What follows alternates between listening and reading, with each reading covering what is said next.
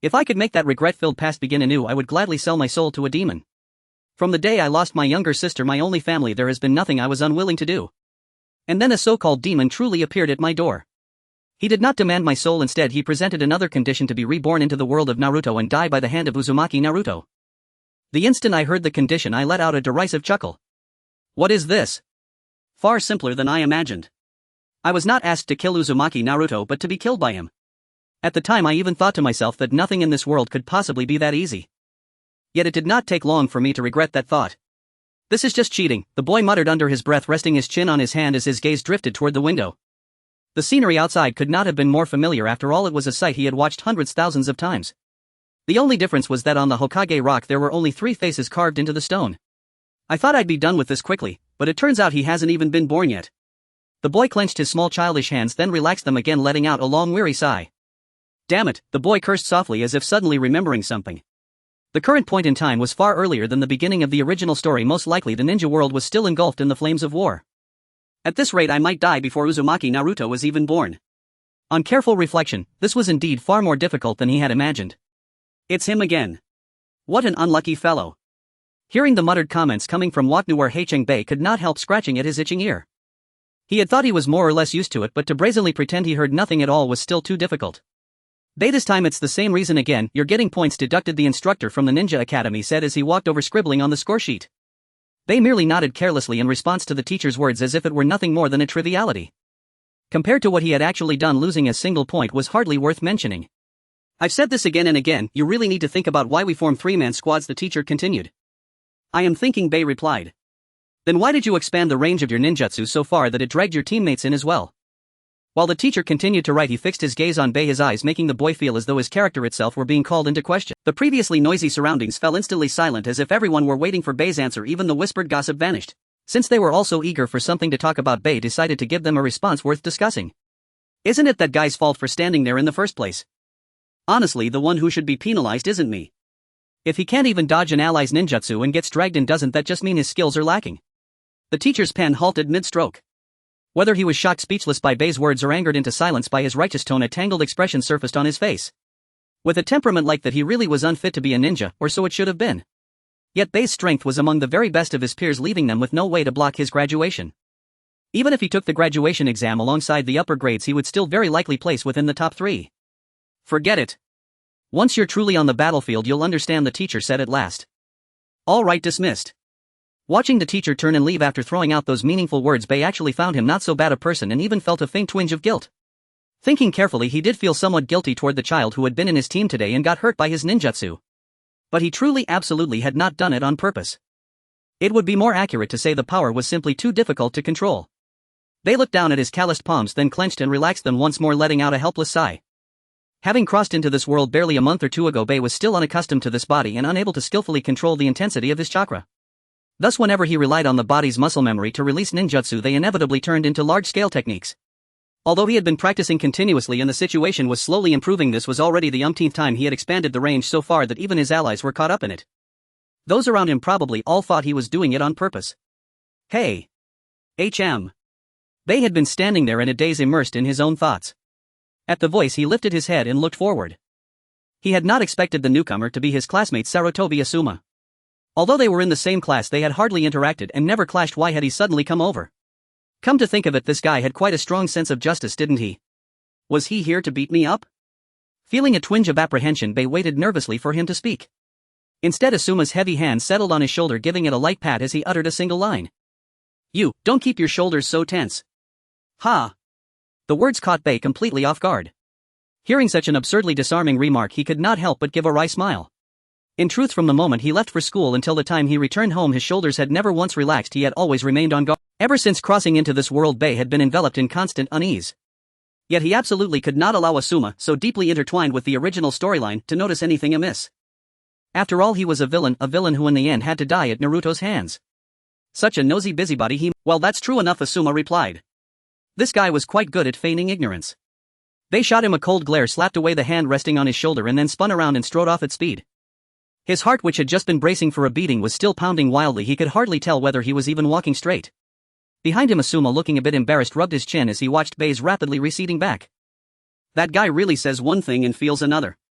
In truth, in that moment, Bei's dominant emotion had not been guilt over injuring an ally but sheer panic. He had kept his eyes fixed on the child heading off to have his injuries treated, watching until the figure disappeared from sight. Though he deliberately crafted a bad image for himself, his shoulders had been rigid with tension. Originally, Asama had only planned to tell him to show a bit more restraint, which was why he had placed a hand on his shoulder. Yet the vivid tension he felt beneath his palm had unconsciously drawn out those words telling Bei to relax. One way or another, Bei was a strangely compelling person. With that thought, Asama turned and walked toward the classroom for their next lesson. This is really a tough one to handle. Isn't it? To dock his points like this does feel a little unreasonable. Two teachers from the Ninja Academy sat side by side, their faces lined with worry. In terms of strength and chakra reserves, Bai Yi had already surpassed Chunin, yet his complete disregard for his allies was a serious problem. How about sending him to the ANBU? Do you not know what the ANBU is like now? The bonds between comrades there are valued even more. If we really have to send him somewhere, that would be the only place. But that would be far too much. In the end, the teacher who had not voiced the word root simply shook his head and stood up. After all, camaraderie had never been included in the criteria for the graduation exam. Sooner or later the boy would graduate and become a full-fledged ninja. Once he's assigned to a Jonin squad leader, he should be able to learn a thing or two and understand the importance of comrades. Then it's decided, we'll let him graduate ahead of schedule. Yes, it's still better than keeping him here at the academy and letting him cause trouble. We'll do it that way then. Yet the decision they had just made was clearly no perfect solution either. The two of them exchanged a silent glance in unison and once more sank into distress. Soon, however, both of them let out a dry chuckle and spoke as though nothing were wrong. Well, even if we submit the request, it might not necessarily get approved. True enough. Let's submit the application first, we can't just leave things as they are. If this continued, someone might very well die in a practical combat exercise. This situation could not be allowed to drag on. Finding a solution was in the end the responsibility of the academy teachers. Do you think a guy like that is acceptable? If someone like him becomes a ninja, then anyone on a mission with him would basically be facing twice as many enemies, right? I heard he even steals things. They say the academy's going to let him graduate early and send him into the ANBU. That actually suits him pretty well. So rumors were really this easy to spread. Bai Yi stared blankly up at the sky, trying his best to ignore the voices of gossip swirling around him. Graduate early, huh?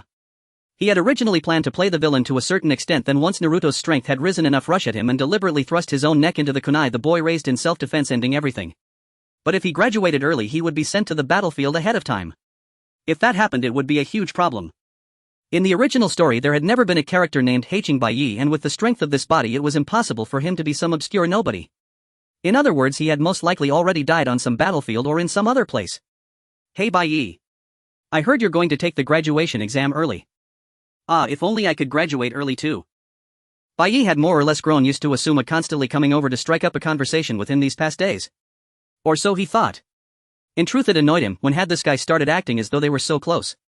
Bai Yi gave Asama a once-over with a speechless look, then even turned his body away, doing his utmost to show he didn't want to talk. But with someone as thick-skinned as Asama, it had absolutely no effect. So when are you taking the exam? Once you pass, you'll be the youngest ninja, right? I'm not taking it. Ha! Whether because Bai Yi had finally opened his mouth or because of what he said, Asuma's eyes widened slightly in surprise. Bai Yi stood up, fixing him with an extremely impatient expression. And stop acting like we're so close, will you? Ah. Was he hurt by that? Bai Yi stole a brief glance at Asuma's expression, then, afraid his own face might betray something, quickly turned away and strode off. The thought that Asama might never again come over to chat with him made Bai Yi feel an inexplicable twinge of reluctance. Why won't you take it? It's such a great opportunity. This guy, clearly the harsh words he just said had gone in one ear and out the other. Bai Yi couldn't help showing a genuinely annoyed expression as he looked at him, but in the end decided that ignoring him was the best option. He simply gave up resisting and quickened his pace. Yet the persistent Asama actually chased after him, repeatedly asking why he refused to take the graduation exam. Because of this, the students around them, hearing their conversation, seemed to become extremely interested in his refusal to graduate early, all turning their gazes toward him. If he explained everything in one go, he could probably ruin his image completely, and the gossip about his early graduation would disappear. With that thought, Bai Yi abruptly halted, turned and looked at Asama, who was still bombarding him with questions as he walked over. But what am I supposed to say? So it was this hard to spit out cruel words. Without realizing it, Bai Yi had plunged the entire classroom into dead silence, a tremendous pressure crashing down on him. Since he had already stopped, he had to say something.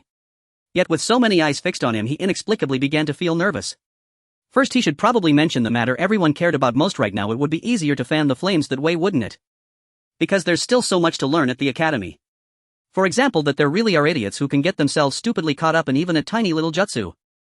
You bastard. It seemed the malicious act he had forced out was working.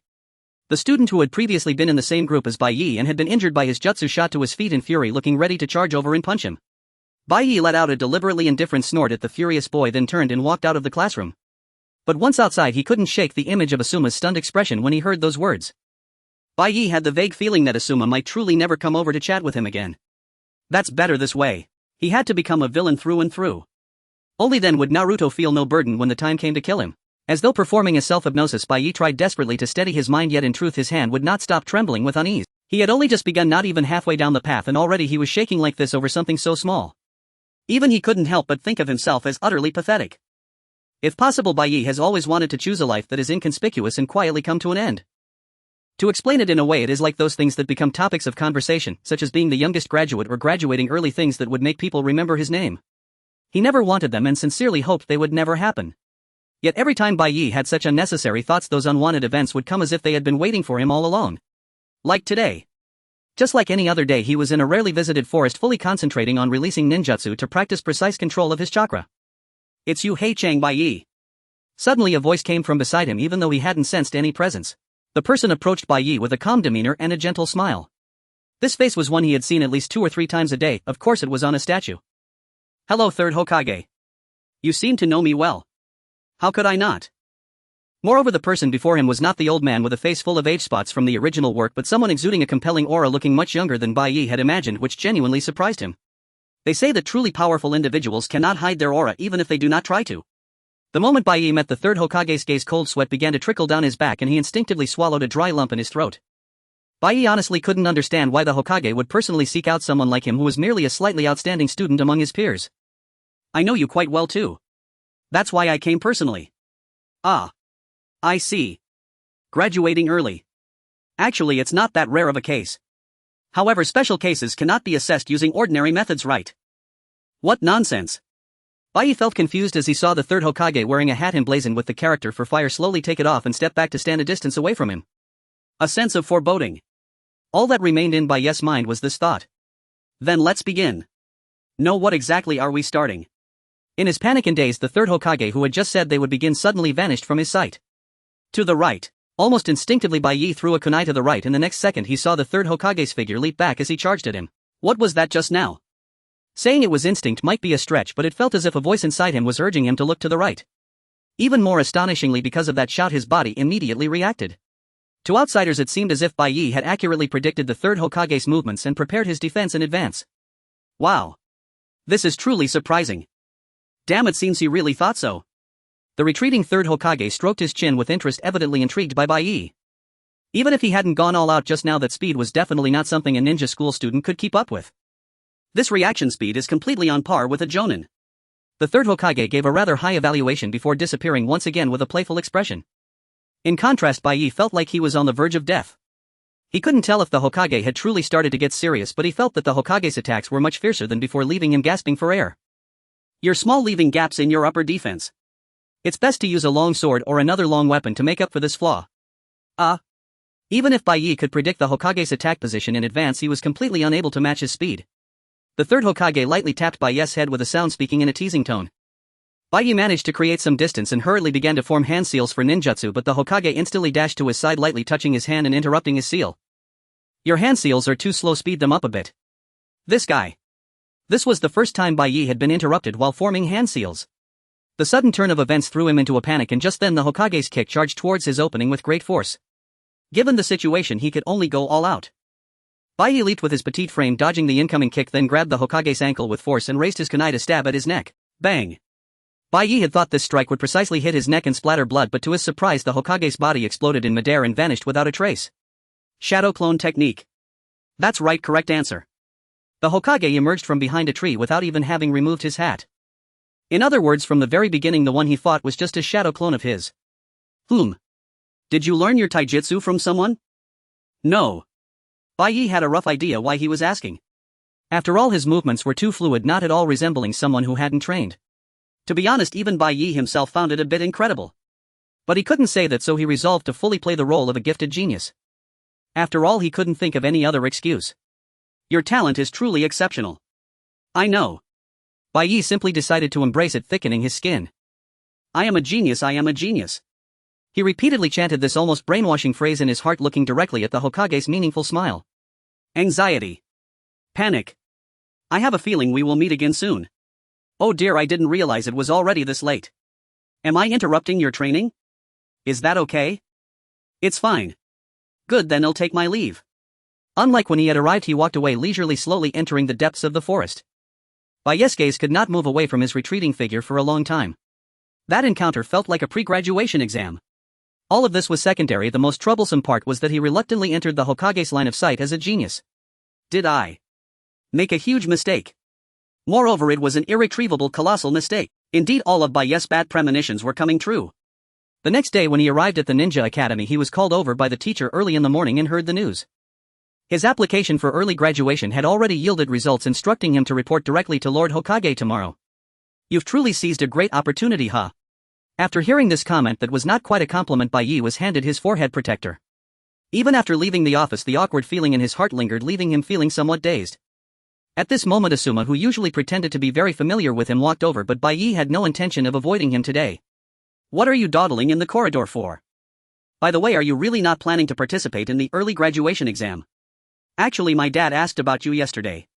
I spoke highly of you, so don't worry. Did this matter involve you as well? Baye cast a resentful glance at Asuma while also noticing another person closely following him. Another familiar face from the original work. With sharp cat-like eyes, Yuhi Kurenai seemed to hold Baye in disdain, tugging at Asuma's sleeve with a cold gaze. If you don't hurry, you'll be late for class. Let's go. Ah. Ah ha ha ha. Then I'll be off first, goodbye. As he watched the two rush past him, Baye was about to ignore them and continue walking when Kurenai's voice, perfectly hitting his ears, rang. Don't talk to that kind of guy anymore, Asuma. Be careful or you'll end up hated too. Ah. But that guy. Stop talking. That kind of unpleasant guy, it's best to just ignore him. Baye could understand being called a bad person, but being said to be unpleasant. That was quite hurtful. Baye was momentarily taken aback by this unexpected blow, instinctively turning to look at Kurenai and Asuma. Just then Kurenai, who had turned to look this way, met his gaze. Her brows instantly furrowed deeply and she abruptly turned her face away. Clearly needing Baye's gaze displeased her greatly, she tugged at Asuma and hurriedly disappeared down the corridor. Maybe I should leave early today. With less than 7 hours left in his Ninja Academy life, Baye already felt utterly exhausted. Perhaps as a character with little strength it would be easier to survive in the world of Naruto. Also, it's unrealistic for everything to go smoothly. Baye thought to himself. Indeed, even if things became slightly complicated, it wouldn't change the final conclusion. As long as he could achieve the goal of ultimately dying at Naruto's hands, even if the process had some twists and turns, it shouldn't be a problem. Baye held on to this thought, calming the chaotic emotions brought on by early graduation. Today we will have class with Class 3. Afterwards there will be practice matches according to class rankings, so everyone be prepared. Class rankings, huh? Then isn't our class Baye's class? Class 3, isn't that the one that guy is in? As soon as the teacher finished speaking, all eyes turned to Baye. He was puzzled about what was happening, but upon listening closely he finally understood the situation.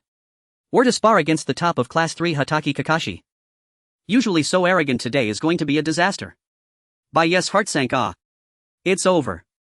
Not far away, Kakashi with his calm and emotionless black eyes revealed no hint of feeling. He never clustered with anyone, and with his half-covered face and white hair he was hard to miss even without trying. Moreover, Kakashi was a significant character occupying a large portion of the original work. Should I deliberately throw the match to lose? Baye mused within. While preparing for the spar he fell into deep thought. What should he do to benefit his future more? Originally this was supposed to be his last day at the Ninja Academy, yet he happened to have class with Class 3, which seemed a bit absurd. Absurd enough that Baye couldn't help but wonder if someone was manipulating this world to deliberately bring him misfortune. If everyone is ready, come forward in the order called. First up, Hatake Kakashi Heichang Baye. This was undoubtedly someone's scheme, but in this desperate situation there was nothing he could do. To be honest, Baye's first impression of Kakashi was that he was still quite small with a youthful face that even seemed a bit cute. He couldn't help but start to worry about whether it was really appropriate to fight against such a little kid. You can use some low-level ninjutsu, just go easy on each other, the rules are clear, right? Before the spar the teacher briefly explained the rules, but Baye didn't catch a single word. His mind was filled with concern about whether he might accidentally hurt Kakashi, and without realizing it he earnestly blurted out, I can't control my strength well right now. So please be careful. Even though he had been practicing chakra control all along, using ninjutsu was not as easy to manipulate as he imagined. But to those unaware of the situation this was undoubtedly arrogance and provocation. Kakashi, who had shown no emotion before, instantly turned cold. Baye, save the arrogance for after you win the match. Now step back from each other and I will signal you. Ha! Bai Yi hadn't even had time to ask the teacher what he just said when he saw him and Kakashi turn and step back. No, it seems I've caused a huge misunderstanding. That statement was not at all out of arrogance. He fervently defended himself in his mind but had no opportunity to voice it. Then the match begins. Bai Yi hadn't even had time to argue when the match swiftly commenced and Kakashi threw a shuriken directly at Bai Yi. Dodge. Or block. Bai Yi hadn't made up his mind yet when Kakashi used the distraction of the shuriken to conceal his movements, disappearing from his view. Clang. Clang. Bai Yi blocked the incoming shuriken but couldn't perceive Kakashi's hidden presence. At this moment he could only rely on that vague intuition. A thought flashed through his mind above. Bai Yi looked up and saw Kakashi holding the shuriken diving down towards him. He quickly dodged aside and while Kakashi was landing he pressed one hand to the ground and swiftly formed hand seals. Earth-style body binding technique. Bai Yi's original plan was quite simple: to use Earth-style to create a small amount of mud to bind Kakashi's ankles, then rush up to subdue him. But the problem was that he still couldn't control his chakra properly, and as a result he accidentally created a massive mound of earth, causing a flustered Kakashi to be directly buried in the soil, disappearing from sight. Stop. Seeing the students had created such a large mound of earth during their practice, the teacher hurried over to call for a halt, looking exhausted as he supported his forehead while staring at the mound, which was taller than himself. I did say you could use low-level ninjutsu, but this is a bit too much, Bai Yi. It was an oversight. Bai Yi replied softly. This was not something that could be brushed off with just a tongue out and an apology, especially since one student had been buried underneath the earth. The urgent task was to rescue him immediately. But Bai Yi could only use ninjutsu and had no idea how to clear the piled-up earth. Stop the practice, everyone, come here, let's rescue Kakashi together. The teacher calmly directed the students to start digging while Bai Yi awkwardly joined in beside them. Everyone worked hard and after a long time they finally saw Kakashi buried underneath. He lay there dazed, likely immobilized by the weight of the earth covered in mud, and it took considerable effort for him to prop himself up. Sigh. Bai Yi's actions during this match severely exceeded the safety limits and could have led to serious injuries for Kakashi. Therefore Bai Yi is disqualified and the winner is Kakashi. Fortunately Kakashi was fine and the teacher did not harshly scold him. The problem was that the gazes of those around Bai Yi had become increasingly unfriendly. Wait, maybe this is actually better. Bai Yi couldn't help but think to himself. As Kakashi was helped towards the infirmary, this class, which had ended up digging for half a day without doing anything else, was bound to spread throughout the school. Sigh. Bai Yi couldn't help but let out a sigh. As expected, stable days were an impossible goal for him. Kakashi was lost in thought. He had to admit that he had shown a flaw before the other party used earth release. If Bai Yi's physical skills had been good enough back then, he could have easily subdued him through that flaw and won the match. The real problem was that the scale of that earth release jutsu was far larger than he had imagined. If I had also used ninjutsu at that time, I definitely could have won. Although the practice yesterday was officially judged in favor of Kakashi, everyone present, including Kakashi himself, did not think so. It was precisely for this reason that this long-awaited and heart-wrenching defeat left an uncomfortable mark in Kakashi's heart, lingering unshakably. Kakashi was stuck in this awkward thought for quite a while, unknowingly walking towards the class where Bai Yi was. Hey! A rare visitor, what brings you here? The first to greet Kakashi was Asama, who he had met a few times before. Kakashi pretended to be calm as he looked around, subtly revealing that he seemed to be looking for someone. Asama saw right through him and smiled slightly, showing a hint of regret. If you're looking for Bai Yi, he's not here. Where did he go? That guy graduated early. What? Even if Kakashi usually paid little attention to things around him, he had heard rumors of early graduations. But he never expected that the one who graduated early would be Bai Yi, and his face couldn't hide his surprise. Did he go to the Hokage's place? Kakashi asked. How would I know? Asama shrugged, telling him that class was about to start and to hurry back. Kakashi looked at him, hesitated for a moment, and ultimately turned to head towards his own class. No matter how reluctant he was, Bai Yi eventually arrived here. He hesitated for a long time in front of the Hokage's office door before finally steeling himself and knocking on the door. I've been waiting for you to come in. It seemed that as soon as Bai Yi reached the door, the Hokage had already sensed his presence. Bai Yi felt inexplicably awkward. After a brief exchange of pleasantries, he walked straight to the desk, stopping in front of the table piled high with documents. Regarding your assignment, everyone has discussed it for a long time. Placing you in a regular team is not suitable due to your special circumstances. However, if we send you into the ANBU, there's nothing there that can teach you. Bai Yi was listening seriously to the Hokage's direct words when he suddenly heard footsteps approaching in the hallway. So in the end, we decided to place you in a team to a place that has many things worth observing and learning. Ah. Okay. Bai Yi nodded in response. Just in time, it seems they have arrived. The Hokage smiled slightly, looking towards the door. Bai Yi turned his head and saw the owner of the footsteps from the hallway appear at the entrance. Hey, so you are Bai Yi? You look much younger than I expected. Yeah, you're really small. As soon as these people entered, they began chatting excitedly, coming over to gently pat Bai Yi's shoulder.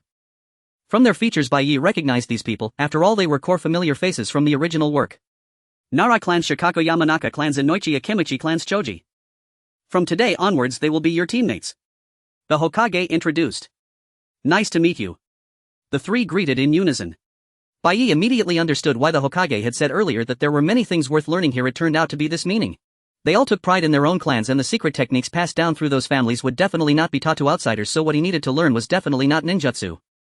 In simple terms, the Hokage wanted Bai Yi to learn what companionship means and what teamwork means. After all, in the entire village no other team could be more harmonious than the combination of the pig, deer and butterfly. But the problem was he originally planned to go to a very ordinary place to gradually diminish his presence, and now that plan was completely disrupted. Looks like this little brother doesn't really like us.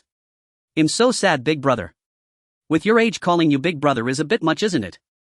Since Bai Yi had no reaction after greeting them, the trio of pig, deer and butterfly began to chatter again.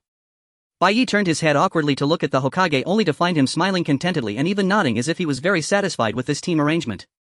Hey, this isn't right. Bai Yi inwardly complained. So it's necessary to test his strength first. Hokage-sama, we will take our leave now. Hachi first proposed. Alright, I'll leave the rest to you. Don't worry. We're off. Hachi looked inexplicably excited, waving at Bai Yi, signaling him to follow. Spare me. Bai Yi slumped his shoulders, trailing behind the three like a dog being dragged to the slaughterhouse, unable to suppress a long sigh. He silently muttered in his heart, how about I just go back to ninja school and repeat a year? Mr. Lu Jiu possesses countless qualities that are worthy of emulation. From head to toe, even his every gesture is worth learning, which in itself is quite remarkable. Of course, the most outstanding aspect is the strategies conjured in his mind. Everyone listens intently to his every word, willingly entrusting their lives to him. Mr. Hai-E embodies a sense of emotion and humanity that is also full of admirable qualities. Responsible for our communications, he always remains in the rear, yet is no different from those standing on the most dangerous front lines. He once said that once he releases his ninjutsu, all his comrades would fall into unrest, so even if the enemy holds a knife to his throat, he would never unseal his techniques. Everyone firmly believes that he is a man of his word. Whether it is the calm and resolute Mr. Lu Jiu or the emotionally driven and responsible Mr. Hai-E, they both embody countless qualities worthy of learning. And lastly, Mr. Ding Zui is the one who is more worthy of admiration than anyone else. Once he steps onto the battlefield, he always stands at the forefront, clearing the path for the team. Thus even the commanding Mr. Lu Jiu and Mr. Hai-E trust Mr. Ding Zui more than anyone else. This is also true for Bai Yi. How realistic. Amidst the scattered bodies stained with blood, Bai Yi looked up to the sky with a sense of loss. To be honest, he was really getting tired of it. He seemed to understand why Luan would envy the clouds drifting in the sky. Haha, I suddenly feel like having ramen tonight, don't you think? Mr. Ding Zui, we're in the middle of a battlefield, where would we find ramen? True, but we can still create the atmosphere, can't we? Mr. Ding Zui, known as the battlefield chef, picked up a handful of wild grass, revealing a cheerful smile. Perhaps it was due to his exceptional culinary skills. Whenever he thought of ramen and set to work, the food truly had the flavor of ramen. Rather than being a battlefield chef, he was more like a magician on the battlefield. Mr. Ding Zui, we should be leaving soon. Let's go. Hearing Mr. Hai-E's voice in his mind, Bai Yi walked over to where Mr. Ding Zui was still rummaging through the grass. He initially thought Mr. Ding Zui was picking wild grass, but unexpectedly he was sorting through the belongings of fallen comrades. What are you collecting these for? After all, even if you return them, you won't hear a single good word. There was never anyone specifically responsible for returning belongings, it had always been the comrades who passed them on. Yet Bai Yi had never seen anyone receive a good word when returning belongings to the bereaved. But looking at Mr. Ding Zui quietly performing this task, Bai Yi could only think that this man was foolishly kind-hearted. These items can sometimes help the living continue on. Mr.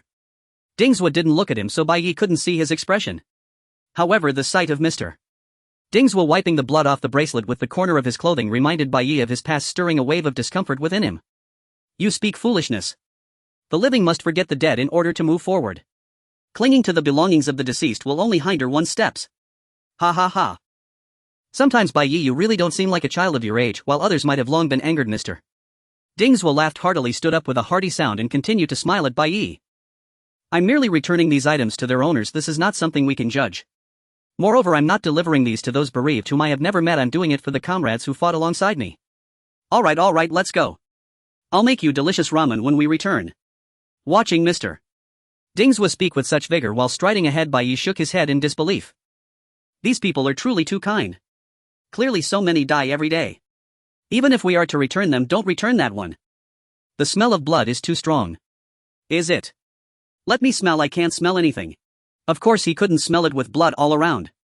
Bai Yi looked at Mr. Dingzhuo with an expression of speechlessness, then quickly turned and leapt to the treetops. From a distance the setting sun radiated an orange glow, slowly sinking toward the horizon. I heard yesterday was the graduation examination. Oh. So that means Bai Yi, your friends are graduating. Bai Yi eating the wild vegetables made with ramen flavor by Mr. Dingzhuo as if it were magic listened disinterestedly to the conversation among Zhu Lu and Dai. He thought time had stopped in this place, but unexpectedly it continued to flow as usual. He was so focused on surviving that he hadn't even noticed time passing. We are currently short on manpower. Will they come? It's probably difficult. After all, once they are assigned to a guiding jonin, they can only start with drank missions. What a pity. Mr. Dingzhuo downed the broth in one gulp, smacking his lips. If he were to become a food streamer, he would definitely be a hit. It's a pity he wasn't born in modern times, Bai Yi thought to himself. Bai Yi, you haven't done a drank mission yet, right? Yeah. As Bai Yi was imagining Mr. Dingzhuo becoming a superstar in the food streaming industry, he heard Mr. Hai speaking to him, so he responded casually and slowly began to tidy up the finished dishes. Lord Hokage must have found it hard to make a decision back then, considering they have always wanted to take Bai Yi over there. Wow, indeed outstanding ability. Everyone is fighting to get him over there. Bai Yi had little interest but still replied absent-mindedly. Yet while cleaning up the utensils, Mr. Lu Zhou's unexpected words caused his hands to stop suddenly. Previously they suddenly clamored to transfer you there. Perhaps Lord Hokage's judgment is correct. It seems they've spoken quite a bit behind our backs, completely disregarding our opinions. Over there must be referring to Danzo's side. Bai Yi surprisingly felt a spark of interest. If he went there he could disappear from everyone's sight. This way it would also be much easier to present his neck before Naruto's kunai in the future. Don't worry, we will definitely not send you over there. Uncertain of how Mr. Lu Zhou interpreted Bai Yi's earlier expression, he spoke with certainty while Bai Yi remained silent and listened. Alright, let's clean up. Tomorrow is the long-awaited day we can return to the village. Finally I can stretch out and sleep well. The first thing we do when we get back is to eat meat. If we don't replenish properly our bodies will deteriorate quickly. As he watched Mr. Dingzhuo patting his stomach claiming he had lost weight, everyone nodded in agreement. Yeah, you have indeed lost some weight. We need to eat at least enough for 20 people when we get back. Mr. Lu Zhou and Mr. Hai both nodded seriously in agreement before they slowly stood up and began to pack their belongings.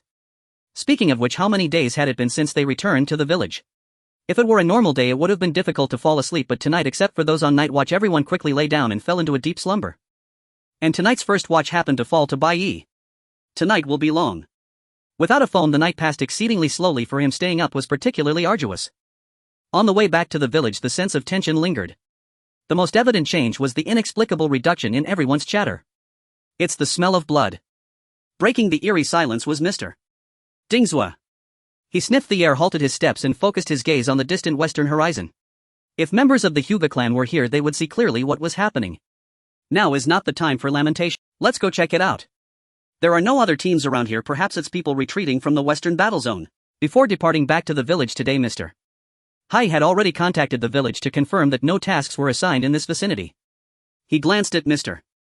Lu Jin. After all, most of the time it was Mr. Lu Jin who made the decisions. Bai Yi, if it were you, what would you do? Mr. Lu Jin suddenly asked Bai Yi. Ha! What's with the sudden QA session? Bai Yi wore a slightly bewildered expression, feigning contemplation. If it were him he certainly wouldn't go. Why? Because he wanted to go home and sleep. But he couldn't say that out loud, he had to package it nicely first. I think it's best not to go. Why? The strong smell of blood indicates severe injuries. The fact that they managed to retreat to the north means they were being pursued. We don't even know the number of enemies, there are only 4 of us, and if we add an injured person it's clear we're at a disadvantage. The analysis is correct. Is the sun setting in the west? Bai Yi thought Mr. Lu Jin would definitely say he was wrong. This was the first time the other party affirmed his words. But Mr. Lu Jin quickly smiled, turned to the direction from which the smell of blood came and spoke, but even so we must go. Do you know why? Who knows? Because perhaps there are injured comrades there. What an impressive statement. Speaking of which, the third generation must have insisted on placing himself in this team for this very reason. But Bai Yi was not a character from a manga, he had to face reality and survive. It was impossible to risk his life based solely on a sense of justice and emotion. Perhaps they are already dead. Bai Yi said, looking at the few who were about to turn and head that way. But such words could not possibly stop them. Perhaps they're still alive. As long as there's a chance, that's enough. Ha ha ha. Mr. Dingswell laughed heartily, turning around and taking the lead. Watching his retreating figure, Bai Yi couldn't help but sigh. They surely understood that not everyone could be saved, yet even so they would always exert their utmost effort. Bai Yi simply couldn't comprehend this. That's why I said we should just go back. Isn't this too many? Haha, I didn't expect it to turn out like this. They spoke lightly, but everyone's faces bore an unusual tension. They were surrounded by a large number of enemies, with only Zhu Lu Dai and Bai Yi consisting of 4 people plus 1 injured. It looked like they had willingly jumped into a grave. Bai Ye's judgment has improved. He completely pinpointed the current situation. What now, Mr. Lu Jin? Bai Yi asked Mr. Lu Jin while checking the injured person's wounds. To be honest, there was a hint of blame in his tone, subtly accusing the other. How's the wound? Very serious. Can you carry him? I'm too small, I can't carry him. Then just try your best. Ha! Is that even human? Bai Yi had a lot to retort, but on the battlefield, orders were orders. If told to do it, he had to do it. He first draped the injured person's arm over his shoulder, straining to help him up. Indeed, with the injured person's feet touching the ground, he could hardly move. But it wasn't entirely impossible to move, he could barely hold on. From now on, we'll hold off the enemies and buy time for Bai Yi to take the injured person to a safe zone. Can we do that? Oh. Given the situation, we have no choice but to do so. This is serious, Bai Yi thought, looking at the figures confronting the enemies ahead. Inside again. Bai Yi, wait for my signal and then run with all your might. Sigh. Understood. He couldn't help but sigh. There were too many enemies. Even if Mr. Lu Jin used ninjutsu to hinder their steps, it wouldn't last long. Eventually some enemies would catch up, and if luck ran out, he might just die here. Truly, he had joined the wrong team and was suffering. Bai Yi looked at their determined figures. At the moment Mr. Lu Jin signaled, he took a step forward. With the injured person in tow, every step he took left a trail of blood on the ground. But right now he had no time to erase the traces before fleeing. He didn't know if it could be considered fortunate, but he felt no one was chasing after him. After running for quite a distance, the injured Konoha ninja seemed to awaken. But Bai Yi had only one thought: to keep running until reaching the safe zone, so he focused solely on moving forward. Wait. Stop. We can't stop, there might be enemies chasing us from behind. So let me stop. The blood flowing from the injured soaked Bai Yi's back. A sense of ominous premonition surged within him. Should he stop and listen to what he had to say now? But what if enemies were to catch up? Countless thoughts tangled in his mind, and he eventually stopped, placing the injured person on the ground. His back was already soaked through, and the cloth strips used to apply pressure for the bleeding were soaking up the blood. Bai Yi tore off his sleeve, intending to bind the injury tighter to stop the bleeding, and walked towards him. Thank you for saving me. But this is truly a foolish choice. I know. After all, Bai Yi was the one who opposed this from the start. He was well aware of such matters. Ha ha ha. The injured person probably found Bai Yi's response amusing, revealing a weak smile as he pulled out a scroll from his pocket and handed it to him. This is the communication letter from Iwagakure. It was originally outside the scope of the mission. I was greedy. I understand my own body best. You just need to take this back. Even without looking, Bai Yi knew he couldn't save him. Even if they reached the village, he couldn't survive. Yet despite this, Bai Yi found it exceedingly difficult to turn around and leave, abandoning this person who lay awake waiting for death. It's all because of my greed that everyone died. I should have listened to Ryoji when he opposed this. Awaiting death, all that remained for him was endless regret. Because of this, Bai Yi found it even harder to leave him behind. There's movement. Let's go quickly. Kid, I warn you, there's no need to pretend to be kind, you're just acting out of spite. My orders were to take the injured to a safe zone. Perhaps being with Mr. Lu Jin and the others for too long had influenced him. Bai Yi grabbed the injured person's arm, hoisting him onto his back, quickly gauging the sounds coming from behind and their distance. Even if he ran now, he would soon be caught. With the injured person, he couldn't pick up speed at all, let alone run while erasing traces. In the end, he had to fight. You'll regret this. The injured person on his back voiced his dissatisfaction as Bai Yi was lost in thought. But he had made one mistake. Regret. That had already begun. Can Byakuya hold on? He's carrying an injured comrade, this could be perilous. Having dispatched the enemies behind them, Roku and his team sprinted forward in pursuit. Spotting vivid bloodstains on the ground, all their brows furrowed in concern.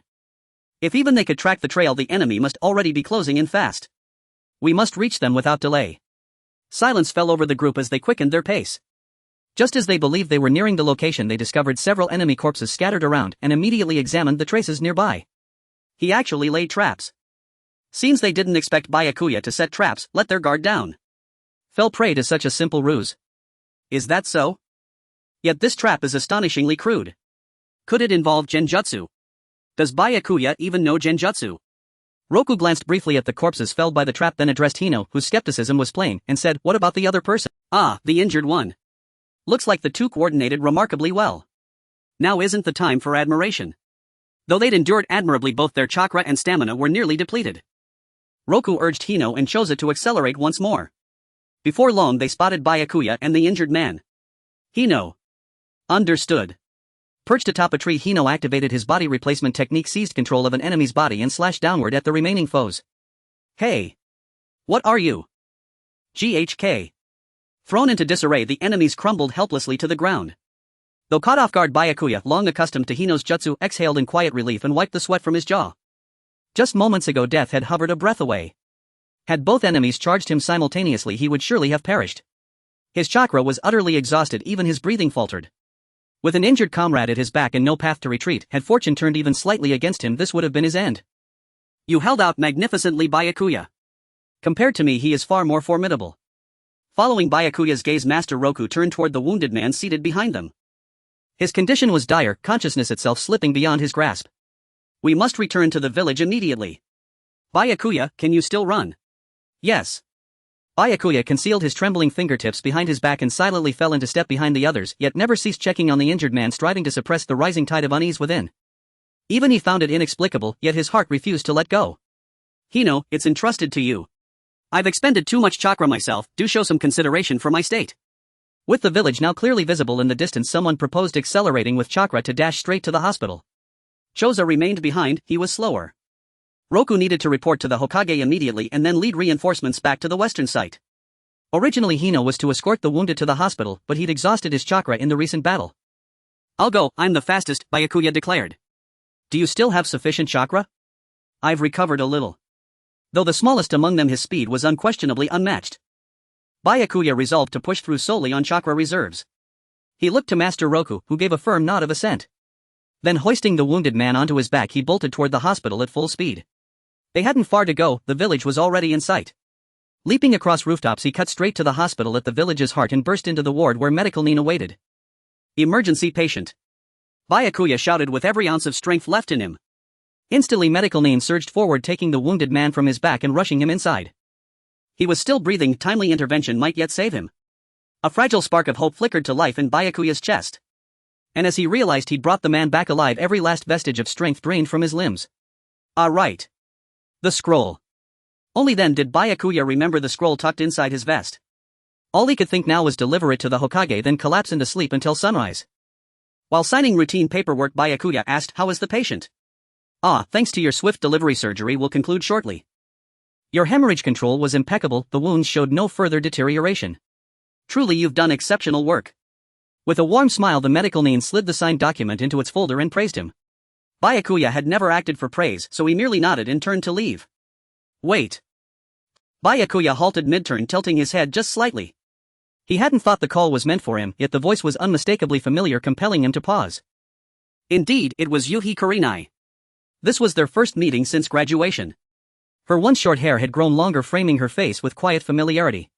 She appeared to have rushed here urgently, sweat glistened faintly along her temples. "That hot is." Her stammering hesitation was wholly uncharacteristic.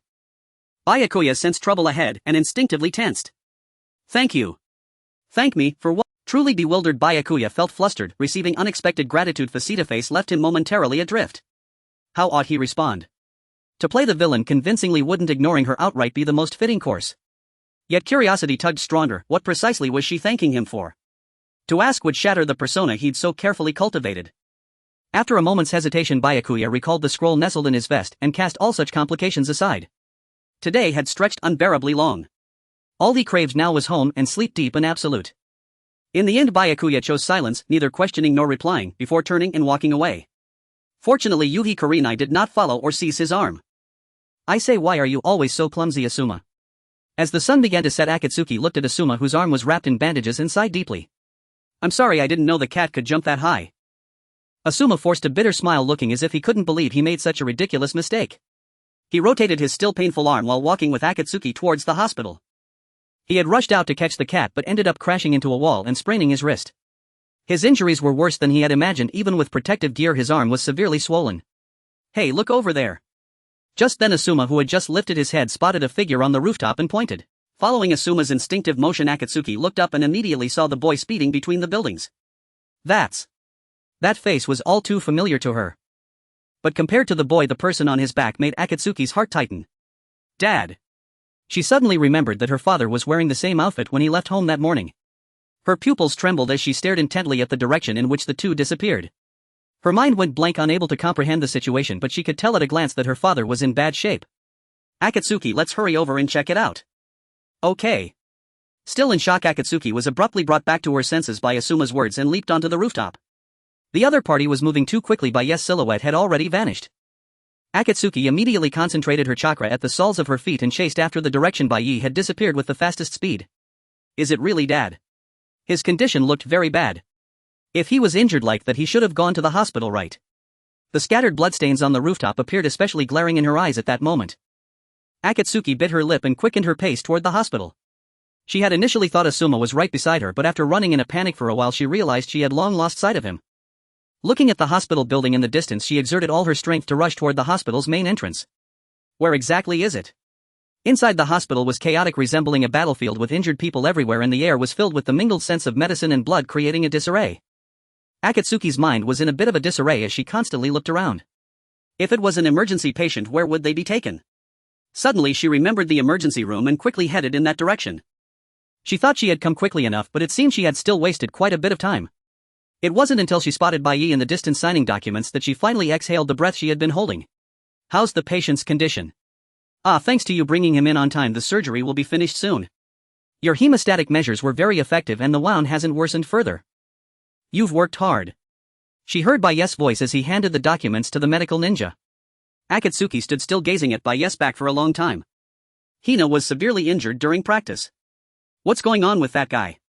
How serious is the injury? They said she needs to stay in the hospital for at least a month. Hina herself is quite scared.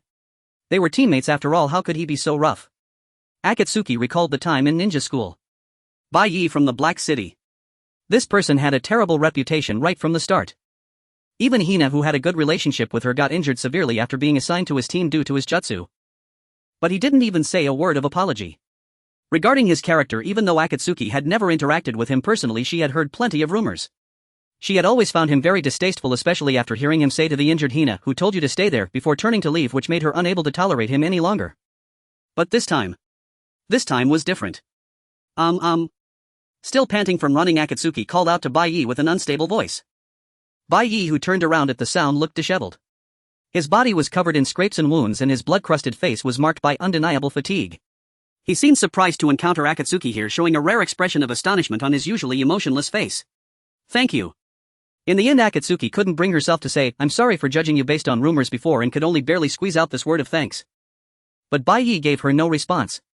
He merely glanced at Akatsuki for a moment before walking straight past her. Akatsuki tightly clenched her fists and looked back at Bai's departing figure, then turned around and approached the medical ninja in front. "Excuse me. How is the condition of patient Akatsuki? Is it serious?" You mean that patient? The surgery will be finished soon. If it weren't for that boy just now, he might have been in danger this time. Okay." Her tense body finally relaxed and Akatsuki let out a long sigh. She looked at the surgical room door still illuminated in the emergency room and bowed her head deeply. "Once Dad is safe, when I next see Bai, I must properly apologize to him. To tell him I'm sorry and that I really appreciate him." Bai, who respectfully handed the scroll to the Hokage and exited the Hokage's residence, was in a good mood. It's been a while since I've felt this relaxed. He could finally say goodbye, albeit temporarily, to the days spent on the battlefield. If there were any minor interruptions along the way, it was just Akatsuki, who he met in the hospital, suddenly saying thank you, but Bai had already pushed that matter to the back of his mind. It seems like no matter what happens today, it can all be forgiven. After all, it had been a while since he had saved someone and he felt inexplicably good. Bai reminded himself not to get used to this feeling while stepping on tree branches heading home. To the left. Whoosh. A sound that usually could only be heard when concentrating suddenly echoed in his mind. Bai instinctively dodged the shuriken flying at him and turned to look in the direction from which the hidden weapon came. Oh. Quick reaction, huh? What was going on again? Bai was starting to feel annoyed. Although he had just thought that he could forgive anything today, that was not the case now. Being attacked for no reason was already frustrating enough to be critiqued by the other party made the anger that usually stayed dormant surge. You must be Bai Yi from the Black City. Nice to meet you, I'm Danzo. I know. You're the leader of Root, right? For someone so young you know quite a bit. Bai Yi felt an inexplicable sense of being graded up. Could it be that they want to recruit me into Root? Bai Yi jumped down from the tree with a hint of excitement standing face to face with Danzo. It seems you've guessed my purpose for coming. You want to recruit me into Root, right? Hurry up, what are you waiting for? I've been waiting for this all along. Bai Yi eagerly anticipated Danzo's next words. As long as he entered Root he would hardly need to meet any characters from the original story and no one would recognize his face. Then he could simply rush in front of Naruto and offer his neck to the shuriken in his hand, ending it all. That's a nice proposal, but I'm here for something else today. No, what's going on here? Bai Yi looked at Danzo in astonishment, speechless. After all that, you ambushed me and tested my strength, but you're not even trying to recruit me into Root. Is this some sort of joke? To the north of the Land of Fire a group of refugees has settled. But their movements are quite suspicious. There's intelligence indicating they possess a large amount of weapons and poison. I mentioned this to the Hokage, but he said to just let them be. So I came looking for you. This is troublesome. If it were to recruit him into Root, things would actually be simpler. But now he sensed Danzo's unabashed killing in. This was no different from a threat saying, if you refuse I'll kill you. By the way. There are quite a few kids graduating from the ninja school, right? You can refuse, but they're just refugees, not any formidable characters. Even a newly graduated genin could handle them. There are plenty of candidates to handle this matter. Danzo had completely misunderstood one thing. I had always wanted to be a villain, and besides I had no feelings for those from the ninja school whatsoever. But Bai Yi was very clear that if he refused now Danzo would definitely kill him. Because Danzo feared he would turn around and inform the Hokage about this. Even if he agreed now it would be impossible to secretly inform the Hokage afterward. There was a well-known curse mark in Root that could directly seal his mouth. In that case it would be better to think carefully. If I go and kill these refugees it would mean breaking the greatest ninja rule, allowing me to fully establish my villain image. They are not even villagers of Konoha, just a group of refugees who don't even know where they belong. Even if I kill them, Konoha has no sufficient reason to judge me. As long as I continue to accumulate infamy like this, one day I can become as notorious as Danzo. So the conclusion is simple. This suits me perfectly. Will those who die become heroes? Nunde Byakuya posed this question. And even Yamato, who usually rushed to speak first, remained silent for once. In the end no one will remember them anyway, and this isn't about drawing boundaries, said Shikaku, running his fingers gently over the countless names carved into the memorial stone for the fallen. To live or to die was never truly significant. And even if everyone else forgets, someone will remember. Someone like us. Though Shikaku spoke thus, Byakuya's expression remained clouded with incomprehension, yet he said nothing more. And Shikaku thought to himself, this Byakuya is far too compassionate. And precisely because of that compassion he sensed, faintly uneasily, that something extraordinary must have occurred to drive such a gentle soul to commit such an act. And what exactly did you do? And the incident had taken place only recently. The moment he saw Byakuya standing motionless before a mountain of corpses, his face calm, his gaze steady and unflinching, he froze, entirely unable to move or react. Did I misjudge everything? And Byakuya murmured softly, lowering his eyes to the child's lifeless body lying at his feet. In the end he had obeyed Danzo's command. Indeed, after Danzo sealed a cursed mark onto his tongue, less than a week passed before he dispatched Shikaku's team and Byakuya with a fabricated urgent mission northward. At the southernmost edge of the Land of Fire even the air hung thick with dampness. Nas Danzo had claimed anomalies had indeed surfaced in the surrounding region, so the team dispersed to investigate. Byakuya arrived at the location Danzo had specified, a gathering point for refugees. And the number was small, scarcely any survivors remained. Yet among them were elders and children. It was precisely this fact that made Byakuya hesitate. And I thought I could do it, and he raised his blade and struck down the elderly man who had spotted him and lunged forward. The old man's untrained clumsy movements were easily evaded, but Byakuya struck anyway. And afterward only screams and chaos remained. Someone hurled poison pouches, others fought back with whatever means they possessed. As Danzo had warned, these people did carry weapons and toxins, evidenced by the several large crates brimming with them. Who ordered you? And Shikaku was no fool. And the scattered poisons and arms bore no resemblance to Byakuya's standard issue gear. Yes, the refugees had attacked armed and poisoned. Yet even had he withdrawn, momentarily assessed the situation and responded deliberately, he would still have had ample time. Byakuya chose not to. He slaughtered every soul present. The conclusion was unmistakable. And who gave the order? Who commanded you? Byakuya and Shikaku's furious roar went unheard. Byakuya absorbed not a single word. Is this even real? And Byakuya asked himself again and again, his gaze locked rigidly upon the corpses strewn at his feet. And how many must you kill to save your sister? Does the sensation of that thrust feel unreal? And your hands are already stained permanently with blood that cannot be washed away. And, I did it. I did it myself. They attacked me, I only defended myself, and Byakuya forced the words out as though squeezing paste from a tube, then dropped his blood-slicked blade onto the ground. The blade struck hard, sinking into the already congealed pool of blood. And, I never imagined it would come to this, that wretched Danzo. En bound to the interrogation chair, cursing Danzo endlessly, changed nothing. What was done was done. The transgression was irrevocable. And what now? And I swore to embrace darkness, to forge my name in infamy, to seek death at Naruto's hands, yet this path grows ever more twisted. Click. And Kuroshiro Byakuya, the Hokage, has arrived, and before interrogation had even begun, Byakuya felt utterly drained. Shikaku-san must be deeply disappointed in me. On the road back to the village, Heiei and Chozo walked in absolute silence.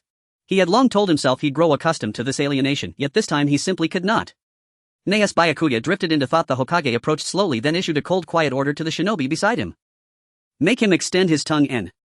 Indeed, the Hokage's perception was unmatched. Byakuya's eyes widened in shock. He clenched his jaw shut, but firm hands seized his cheeks and a tool wrenched his tongue outward. Their clear and undeniable glowed Danzo's cursed seal.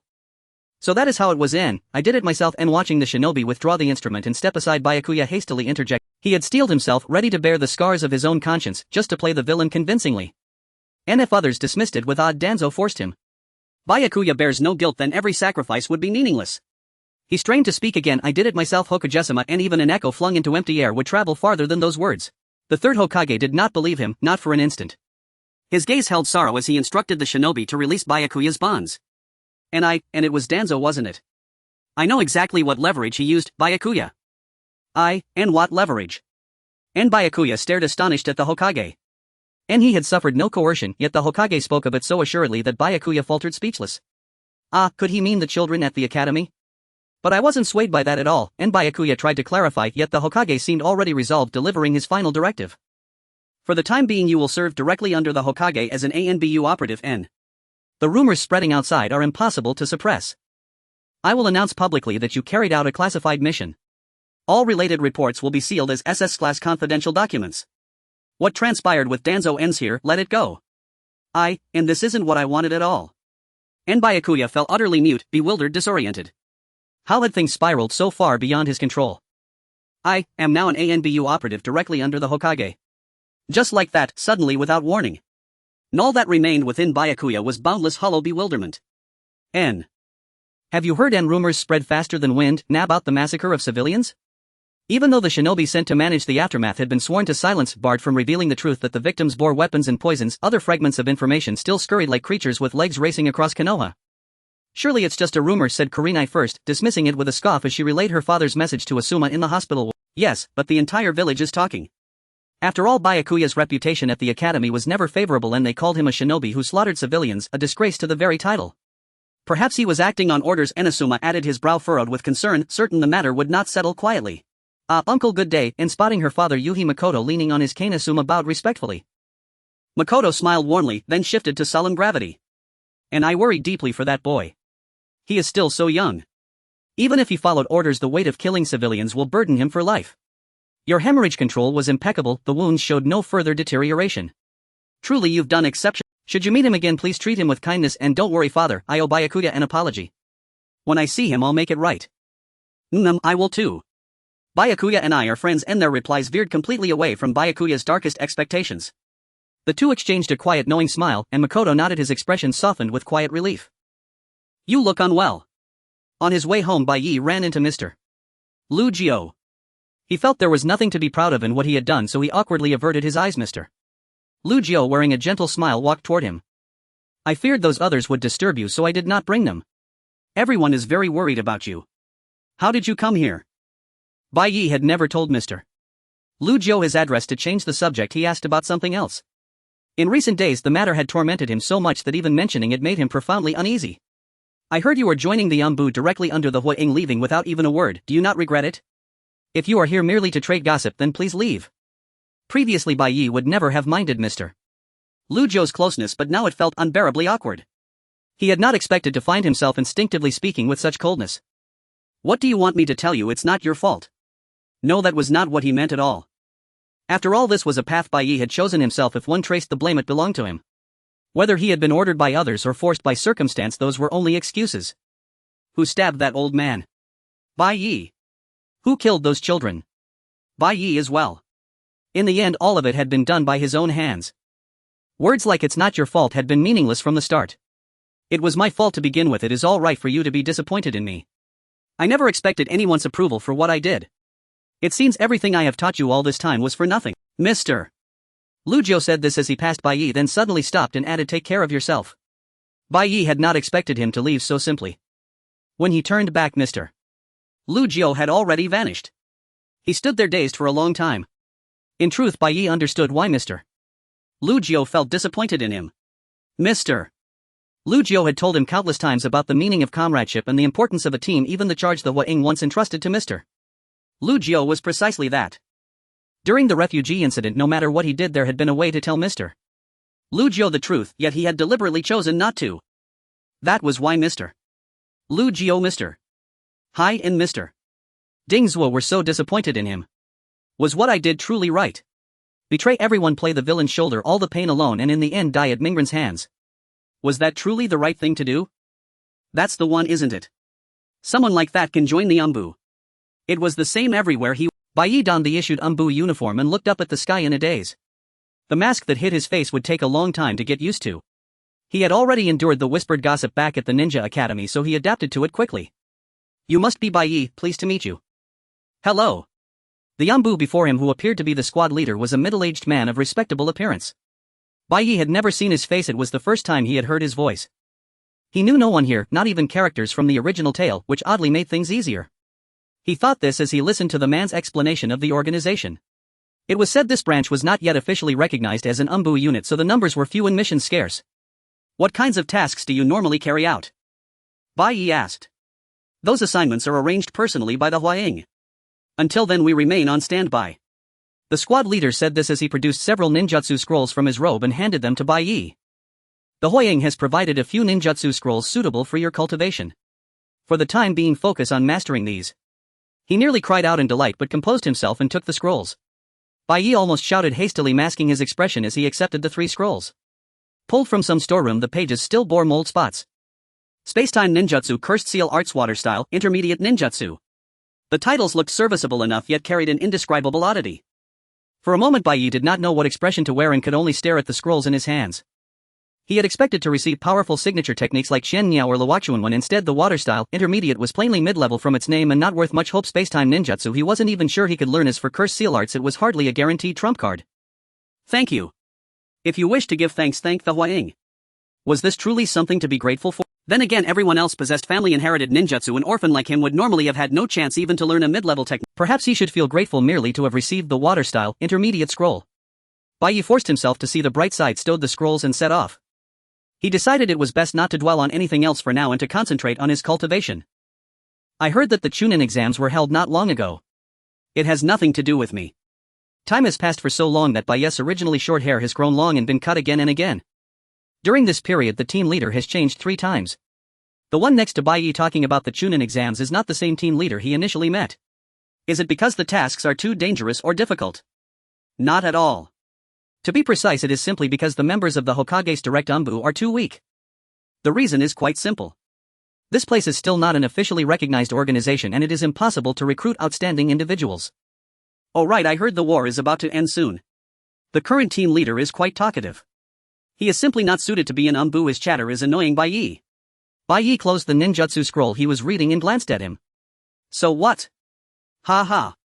I heard that after the war ends, Lord Third Hokage will retire. We will soon welcome a new 4th Hokage. Moreover, I heard that our Hokage's direct ANBU will soon be officially announced as an organization and new members should come in then." "So soon? It seems that time has indeed passed a long time." Bai Yi listened expressionlessly to the team leader's words, tucking the closed ninjutsu scroll into his bosom. Target appears. "Oh really? I must never go on a mission with the team leader again," Bai Yi resolutely decided in his heart while adjusting his mask. He hadn't encountered anyone so talkative during missions for a long time, though there was a Mr. Hyde who talked a lot in the past. "Bai Yi, the right side is yours. There is no need to think of those past events." Bai Yi suppressed the restlessness in his heart and drew the long sword from his back. This was chosen following the Third Hokage's suggestion. He was still short and the long sword could protect his head as well. This sword is different from others as it is engraved with numerous curse seals. With these curse seals, Bai Yi created an entirely new spacetime ninjutsu. Whoosh! Bai Yi leaped from the hidden tree towards the target, raising the long sword high and striking down fiercely. Unexpectedly, the opponent possessed some strength and sensed his presence, quickly drawing a shuriken to block. However, Bai Yi's sword directly passed through the shuriken, hitting the opponent. Ugh. Damn. Take this. What is the team leader doing? Seeing the enemy on the left also casting ninjutsu towards him, Bai Yi turned and dodged, swinging the long sword again. The enemy on the left also drew a short sword to block, but his sword did not collide with Bai Yi's at all, instead passing through and leaving a long gash across the enemy's chest.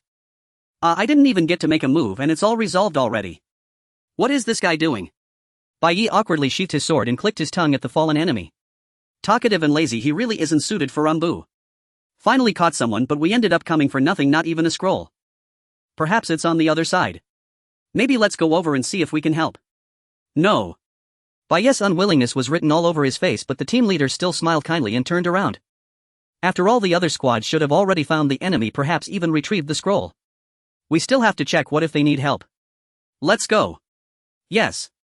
Even if he was reluctant, the team leader was indeed in command. This was an order that he had to follow. Bai Yi followed behind the team leader, hearing the sounds of fighting from somewhere, which the team leader obviously heard as well. It's the sound of fighting, but our squad isn't assigned over there. Is it another battle? The team leader questioned. You don't want to go check it out, do you? This damn ominous hesitation. Bai Yi silently prayed in his heart, hoping the team leader wouldn't make any foolish decisions. Let's go take a look. No, what does this uncle want to do? Bai Yi couldn't help but complain in his heart, but could only helplessly follow the team leader, who had already dashed out. Clang clang. I didn't expect it to turn out like this. Really? Obito, you idiot. It was the voices of a boy and a girl. As Bai Yi approached, hearing that familiar name, he instantly felt drained. There are too many enemies. Teacher Minato. Ah. Bai Yi. As the two approached and saw the situation on the scene, the team leader suddenly called out Bai Yi's name. No, why are you calling me? Bai Yi looked at the team leader in confusion, who awkwardly smiled and pointed towards the girl. You're faster, go save. So you want me to save someone? Bai Yi seemed to finally understand, nodding, drawing the sword from his back and throwing it fiercely at the enemy, who was pointing a sword at Rin, who lay on the ground. You want? Ugh. The enemy sensed the sword flying from behind and hurriedly raised his sword to block, but Bai Yi's sword passed through the sword he was holding and plunged deeply into his back. The enemy staggered and fell to the ground. Well done. Are you just here to watch? Bai Yi silently glanced at the team leader, who was marveling nearby, quickly landing in front of Rin, pulling the sword out of the enemy and rushing towards the other opponents. With a few swift motions, he took down the remaining enemies one by one in the same manner. When Bai Yi came back to his senses, he realized that the kids were all staring at him. What are you looking at? Kids, are you alright? Although the people were saved by Bai Yi, the team leader acted as if it was his accomplishment, removing his mask and reaching out his hand to the sitting Rin with a kind smile. Thank you. Are you alright, Rin? Yes. Yes, I'm fine. Kakashi, how about you? Obito took off his goggles and hurried to Rin's side, asking if she was okay, while Rin also turned to ask Kakashi if he was fine. But Kakashi did not answer, only staring at Bai Yi. Bai Yi noticed his gaze but deliberately ignored it, turning to the team leader. Team leader, let's go, we don't have time. You were just unwilling to go, but don't worry, the other team members will handle it. Not at all, it was clearly you who insisted on going. Bai Yi finally couldn't hold back, almost losing his temper. Is this guy testing when he would defy him? If that's the case, then he is about to succeed. Is your team leader not here? Ah. We were originally stationed at the designated location, and after discovering the enemy we followed. Unlike the flustered and hesitant Dato, Kakashi calmly explained the situation. In other words, the three were waiting patiently at the location requested by Minato, but Dato, seeing a lone ninja from another country passing by, shouted about capturing him and chased after, ultimately running into 6 enemies. Although Kakashi managed to take down 2 of them, the enemy was too numerous and they ultimately became embroiled in chaos. Not bad. Let's head back to the rendezvous point, your team leader should be waiting for you. The squad leader said. Ah ha. Thank you for saving us. Dato feigned calmness, scratching the back of his head, and turned to leave with Rin, but the stubborn Kakashi refused to budge. You? Bai Yi. Kakashi directed his hostility towards Bai Yi without holding back. Bai Yi felt a bit awkward instead. He didn't want to admit it, denying it left him at a loss for words. No. Clearly it is. Is this guy sick? Bai Yi originally intended to pretend he didn't know, choosing the option of denial, but was immediately rebutted by Kakashi, leaving him to give a "what do you want" look. Whether I'm Bai Yi or Night Bai, does it really matter? Do you know each other? This is troublesome. The squad leader looked back and forth between Kakashi's group and Bai Yi, scratching the back of his head. First of all, Bai Yi's involvement with the ANBU was a top secret. Once leaked, the consequences would be dire. After thinking it over, the squad leader looked at Bai Yi with a troubled expression. You should leave first. Bai shot an annoyed glance at the instigator of this farce, the squad leader, and without responding vanished on the spot. Kakashi's gaze followed the suddenly vanished Bai, whose presence had been completely erased, causing Kakashi to furrow his brows. Given his strength as a jonin, he had thought that even if he couldn't catch up he would be able to sense the other's aura, but now he couldn't even capture a trace. What bothered Kakashi even more was that strange knife capable of penetrating enemy blades. What exactly was it? Well, first, this is a confidential matter, you must keep it a secret. What should we do? The squad leader really couldn't think of a suitable countermeasure and could only approach the visibly anxious Dato, ruffling his hair as he said, "Consider it my gratitude for saving you. Can you keep this matter confidential?" We indeed were saved. Dato, who had been nervously thinking that the other party was going to do something to him, instantly sighed in relief and reluctantly nodded. Although he didn't understand why it needed to be kept secret since the other party said it was confidential, he had no intention of probing further. Then this matter is settled. Alright, let's hurry back to the rendezvous point. Your team leader must be anxious. Okay, thank you very much for your help. Rin politely bowed her head in thanks, pulling the motionless Kakashi and Dato to turn and leave. She was well aware that getting involved in such matters would only bring trouble. By the way, why is this a secret? Matters of the ANBU knowing too much is not beneficial. Minato-sensei is still waiting for us, let's go. Rin, aren't you curious? I am curious, but since they said not to inquire we shouldn't pry. Being pulled forward by Rin, Dato speculated in his heart for a long time but couldn't come up with an answer. At this moment Kakashi finally spoke to the two. He has killed civilians so he cannot operate openly as a ninja. That seems reasonable. Dato felt that Kakashi's explanation was quite logical, clapping his hands in but Rin recalled Bai's gaze when he saved her, shaking her head. Hong told me that he must have some compelling reason. Since it's a secret, there must be hidden circumstances we don't know about. Who knows? What kind of person is he, or does he really have a compelling reason? Why does Kakashi have such prejudice against that guy named Bai? Rin shot Kakashi an annoyed glance and firmly said, regardless, he did save us. Can you be a bit more polite? Seriously. More importantly, what's that knife of his? It can actually pass through the enemy's blade. How is that even possible? Even though the enemy was raising their blade to block, it could still penetrate and strike. Truly amazing. Yeah, I feel it might be the effect of a technique inscribed on the blade, just like the technique inscribed on Minato-sensei's kunai. Having reached the rendezvous point, Dato was still discussing this topic, dramatically mimicking the movements of Bai wielding the knife while nodding at Rin's words. Speaking of which, it really resembles the technique inscribed on Minato-sensei's kunai. Could it be some kind of space-time ninjutsu? Oh, how cool. This. Can I learn it too? Dato muttered to himself, pulling out a kunai and mimicking Bai's earlier movements. Rin watched Dato's actions, which looked nothing like Bai's, and turned to look at the unusually silent Kakashi today. Kakashi. What's wrong? It's nothing. Kakashi, who had been thinking about Bai just moments ago, shook his head, shaking off the thoughts in his mind. News spread throughout the village saying the war is about to officially end. Bai felt no waves in his heart. Should he be happy about this? He felt there was nothing to be happy about, yet the village was holding a grand celebration. And the one who felt out of place amid this excitement was Bai. He was undoubtedly the person recognized as being ostracized in the village. Aren't you going out to join the festivities? No interest. Bai turned his head in response, currently serving as the bodyguard of the Hokage overlooking the bustling village from the office. He thought to himself that even the Hokage was still working during such times, but then again, didn't he himself have to be on duty as well? Perhaps it was precisely because the Hokage did not rest that he had to be busy. Your spacetime ninjutsu is quite impressive. This is not something one can learn just by looking at ninjutsu scrolls. Bai did not respond. I will soon retire. Once the fourth Hokage takes office, there probably won't be any more opportunities for us to meet. Is this a lament about never seeing each other again? Bai nodded, putting on a suitably reluctant expression. Regardless, the fourth will pass away soon and the third will soon resume office. Even if he doesn't want to see him, they are destined to meet again. Your talent is quite special. Among your peers few can surpass you. Thank you. A sudden compliment. This inexplicable praise made Bai feel uncomfortable all over. He secretly thought that this old man might be getting senile before retirement. So how about following me to learn ninjutsu? After retirement I will have plenty of time and I can accompany you whenever you want to practice. How about it? Would you like to learn ninjutsu under my guidance? Now that I'm retired I have all the time in the world. Whenever you wish to train I'll be there with you. And really? And he truly intends to teach me? And Bai dropped his usual aloof expression and gazed at the third Hokage with wide-eyed curiosity. Truth be told, he had recently sensed his strength reaching a plateau. In the trials ahead, adversaries of unimaginable power would emerge, one after another, activating their extraordinary abilities in epic clashes. As for him who lacked even a single prestigious secret technique or high-tier ninjutsu, survival through those coming storms would be nearly impossible. One misstep and he might well be slain by some unknown assailant long before Naruto came of age. And come with me, I still have a little time left. And the third Hokage rose from his seat and turned to look at Bai. And Bai Yi hadn't expected instruction to begin, so immediately startled he hurriedly fell into step behind the Hokage. To receive direct tutelage in ninjutsu from the legendary Third Hokage, the man hailed across generations as the strongest, was an opportunity beyond rarity, a once-in-a-lifetime fortune. Yet Bai Yi remained baffled. Why would this man show him such extraordinary favor? Do I truly hold such value? And he wasn't one to refuse unexpected blessings, but he needed to understand the reason. The Third Hokage paused mid-step and turned toward him. Value isn't something one judges for oneself, and so you see value in me. Value isn't quite the right word.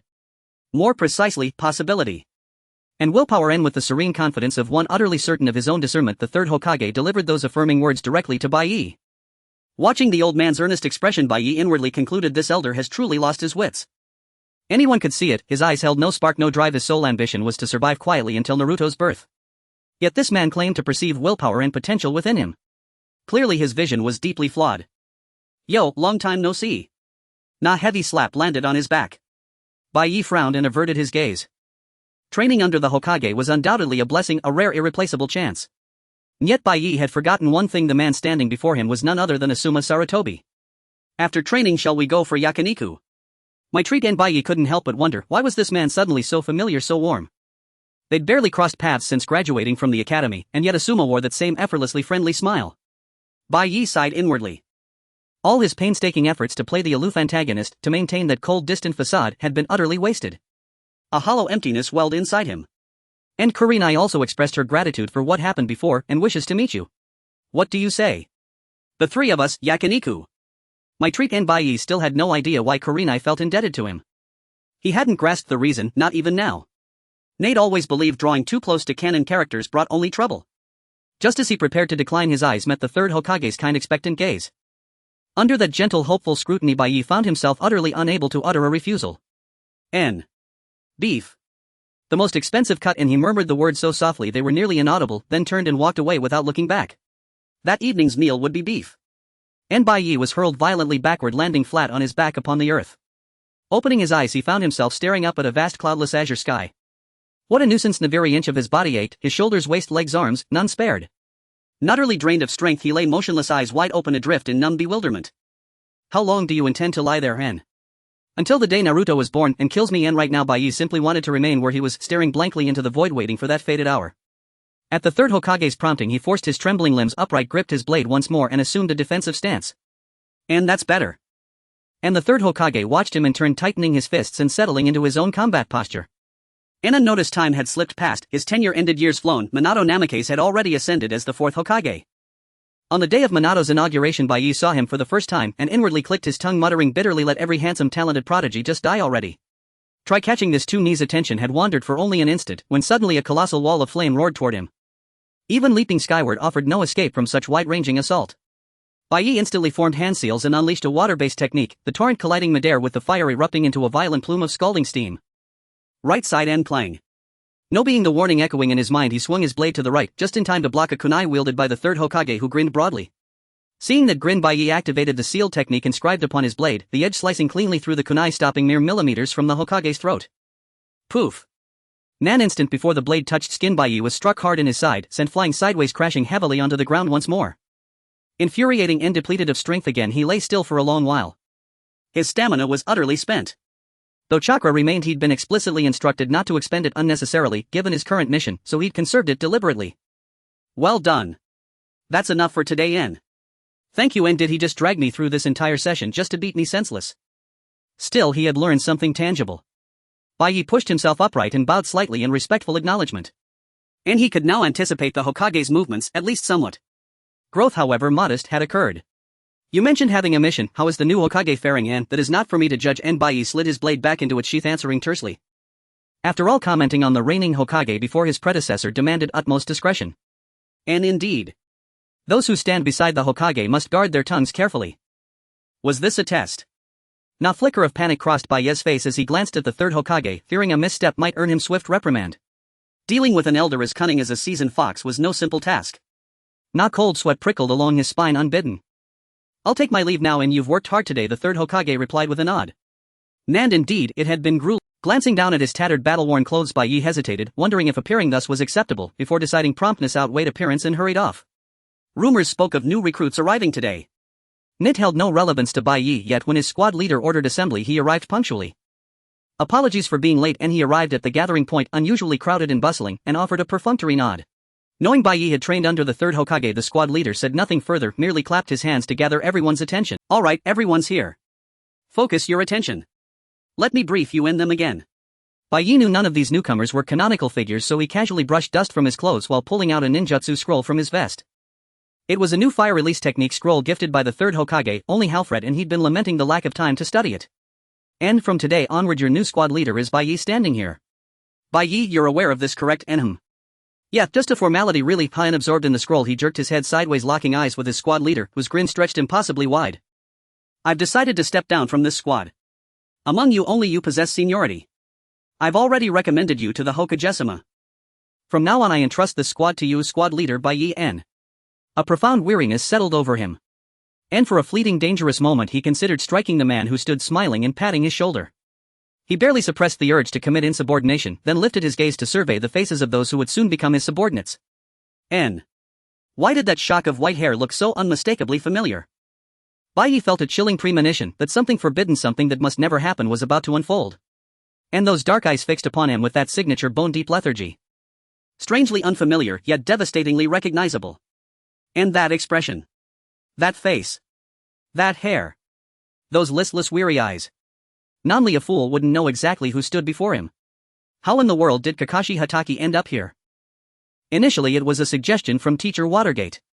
Kakashi thought he would never team up with anyone again, so he considered this to be a good thing.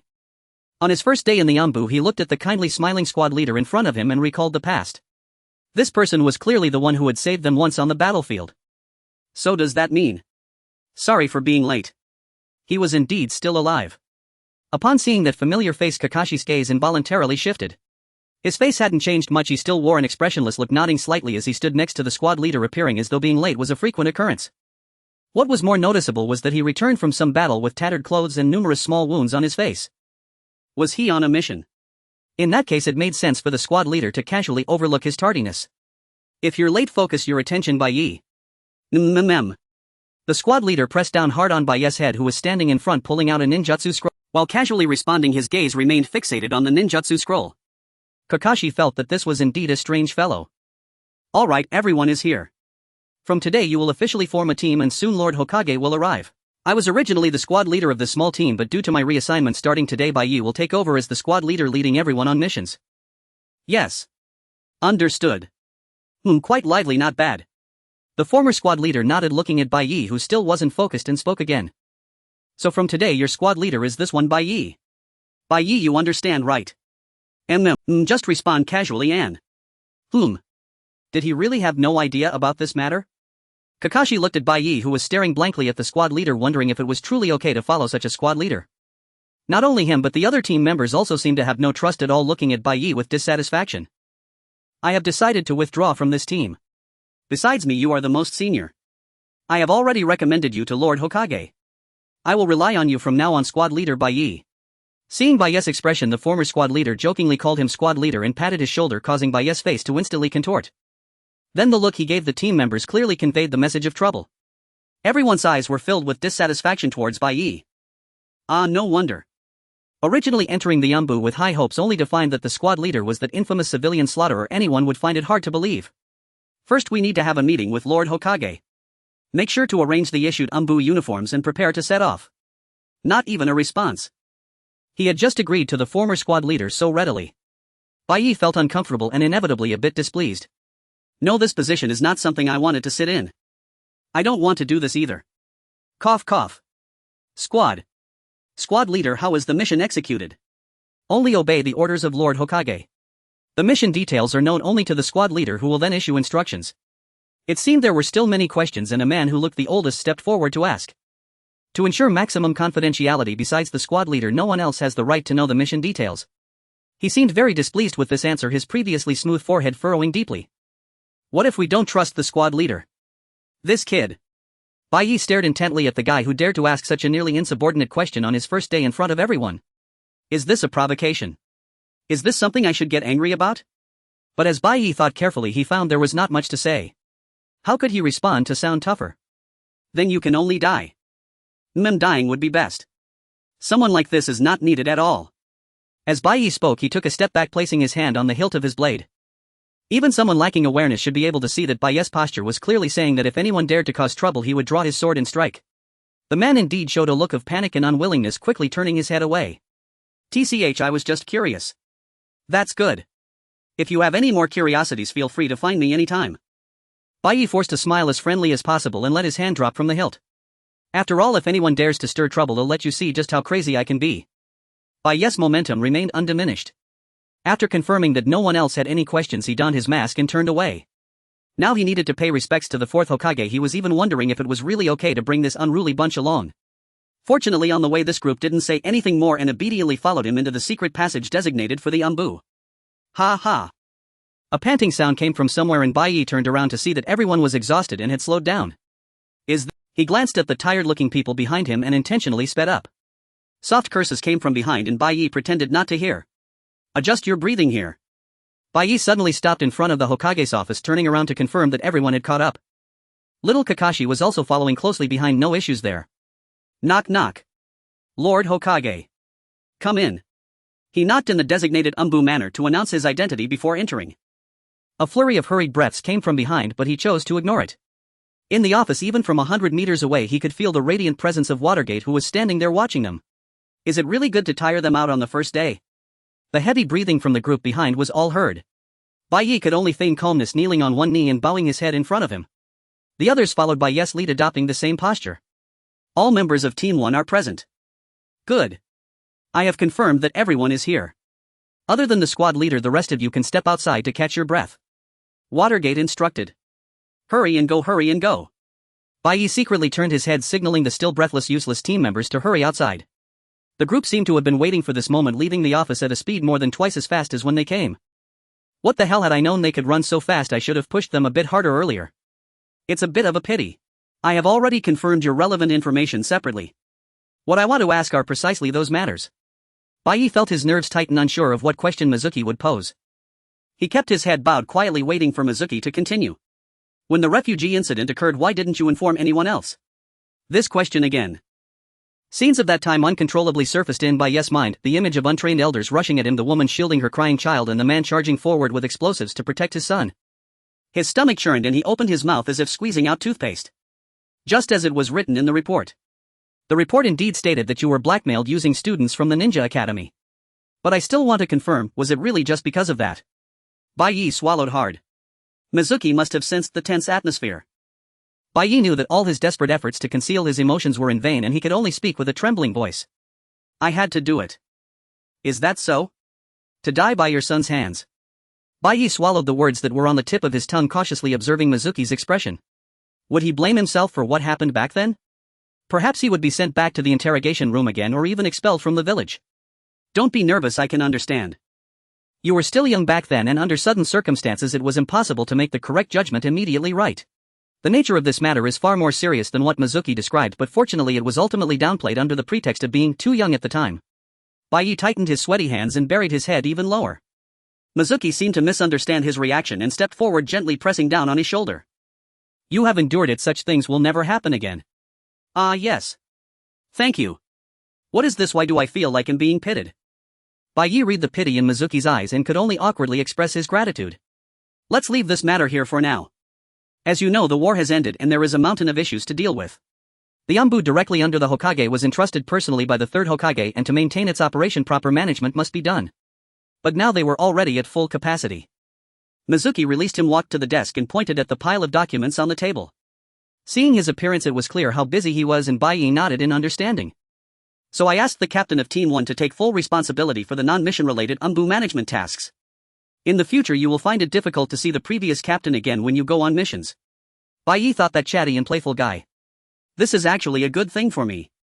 The personnel in Team 1 are quite special, as you can see, with a wide age range, and everyone has their own circumstances. So although I am a bit worried, if it's you, you will definitely manage well. Yes. You have only seen me a few times and you trust me this much. Bai desperately suppressed his dissatisfaction, but found that Mizuki's previously smiling face suddenly darkened, causing him to tilt his head. I have also assigned a disciple I value highly in Team 1. Although I don't know if I can entrust him to you, but... Kakashi, I'll leave him to you. Are you referring to Hatake Kakashi? As Bai Yi spoke, he felt it was simply absurd. Entrust me. What are you entrusting me with? His injuries are too severe. He has lost too much in this war. He will probably never make friends again, never trust anyone again. So I placed him in the same team as you, who is of a similar age. Mizuki probably didn't know how much Kakashi disliked this arrangement. Bai Yi hesitated whether to point out that this decision was very wrong or to simply turn a blind eye. In the end, he decided to nod first. I'll give it a try. Although I have no confidence at all, I might as well agree for now. Bai Yi himself felt this response was insincere, but Mizuki didn't seem to think so. Thank you. I'll leave it to you. By the way, you have an urgent task to do right away, this one. With a loud slap, Mizuki casually tossed over a scroll which Bai Yi caught with one hand and unfolded. The task was quite simple: to scout the village's border area after the war and report any anomalies. This task seemed to take quite a bit of time. Please help Kakashi more. Yes. Will he be willing to accept my help? The words were on the tip of his tongue, but looking at Mizuki's expectant face, Bai Yi ultimately couldn't bring himself to say it. He reluctantly nodded and turned to leave. The members of Team 1 waiting outside finally adjusted their breathing. Damn it! The oldest ANBU in the group cursed fiercely, kicking the wall. It seemed he was quite dissatisfied with the new captain. Kakashi felt somewhat the same and silently watched his actions. Just endure it. Since you joined, the ANBU orders are absolute. Why should I listen to a kid younger than ME's orders? Then what do you want to do? Several people began to argue. The oldest ANBU shrugged and said something like, that kid can't be that strong, and even suggested he would use his strength to push him down and take over as captain. Give me a break. Kakashi thought that in terms of tactical ability, Bai Yi had an overwhelming advantage. Originally, the rumors about Bai Yi's strength had almost been overshadowed by the massacre of refugees. Everyone clearly underestimated his capabilities. As long as I prove to the fourth Hokage that I am stronger than him, this position will naturally be mine. Just don't end up getting arrested for a crime of rebellion later. Just wait and see. What does this guy want to do? As soon as those ominous words were spoken, everyone instinctively fell silent, feeling it unnecessary to provoke trouble. Before long, Bai Yi walked out of the office. Are they talking bad about me behind my back? Seeing the atmosphere suddenly quiet down the moment he appeared, Bai Yi immediately guessed what they had just been discussing. Hasn't it happened to him many times that people have gossiped behind his back? Set off. Bai Yi carefully tucked the scroll into his bosom and turned to leave. He had initially planned to abandon anyone who fell behind without a second thought, so he dashed toward the edge of the village with the utmost speed. The problem was there were indeed people who fell behind. Ha! Ha! This is ridiculous. Seeing everyone panting as if they had barely caught up, Bai Yi gave a brief assessment in his heart. Is this really a ninja? With such little stamina, how can they fight or even stand on two legs? It's simply absurd. Bai Yi looked with interest at the three who could still stand, including Kakashi, before turning away. Leave behind anyone who falls behind and keep running toward the village's outskirts without stopping. Wait a minute. Are you really just going to abandon them like this? After all, they are still part of the same team. This is too much. The oldest ANBU, who had managed to keep up, stepped forward, questioning with a tone of reproach. This is the second time. Bai Yi cast a cold glance at him, resolving in his heart that if there were a third time he would permanently expel this guy, and then spoke, continue to set off. I won't go, I must wait for the others to catch up. Fine. Ha. Speaking of which, didn't I have a ninjutsu scroll that I hadn't finished reading? Bai Yi suddenly remembered. Since he was waiting anyway, he took out the ninjutsu scroll. Then let's wait. After saying that, he found a spot to sit down and began to read. The ANBU didn't expect Bai Yi to agree so easily. He was taken aback for a moment, nodded, and then stepped back. If they don't arrive within 10 minutes, we'll leave them behind. This was already considered a particularly generous notification from Bai Yi, prompting the older ANBU to nod quickly, confident that the others would arrive within 10 minutes. Fortunately, it wasn't long before the two ANBU who had fallen behind found the right path and hurried over. Bai Yi closed the book, stood up, and took another step forward. The next stretch would be a test of endurance, so he slightly adjusted to the team members' stamina. The boundary of the village was too vast and patrolling as a group was inefficient. The best approach was to split into teams. 2 people per team, each patrolling the areas marked on the map. If anything unusual is detected, report immediately to my location. Understood. Everyone disperse. It had been a long time since he had heard such a straightforward response. Watching everyone scatter, Bai Yi turned to Kakashi, waving him over to follow. Since Minato had entrusted him to take Kakashi along, it wasn't such a bad idea. Kakashi's strength was unquestionable, and he could be used during critical moments just like the previous team leaders. Why is it me? Kakashi's deep voice sounded. This guy wants to challenge authority. From the tone, it seemed like he was questioning why he had to team up with him, causing Bai Yi to pause for a moment. What other reason could there be? When it comes to combat, you'll do all the work while I get to slack off. Because you are the strongest here. Bai dropped this brief response and turned to leave. He could feel Kakashi staring at him with a hint of surprise, but he merely waved for Kakashi to hurry up and then quickened his pace. Two taciturn individuals stayed together, making the surroundings feel quiet and desolate. If it had been the previous team leader, he would probably have asked about every little detail for dinner a month from now. For some reason, Bai felt a slight emptiness in his heart. Since they would be working together for a long time, a conversation of this level should be fine, right? With that thought, Bai tentatively spoke to Kakashi. What are we having for dinner tonight?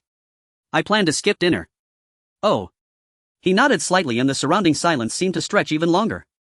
Doing something he wouldn't normally do felt somewhat awkward.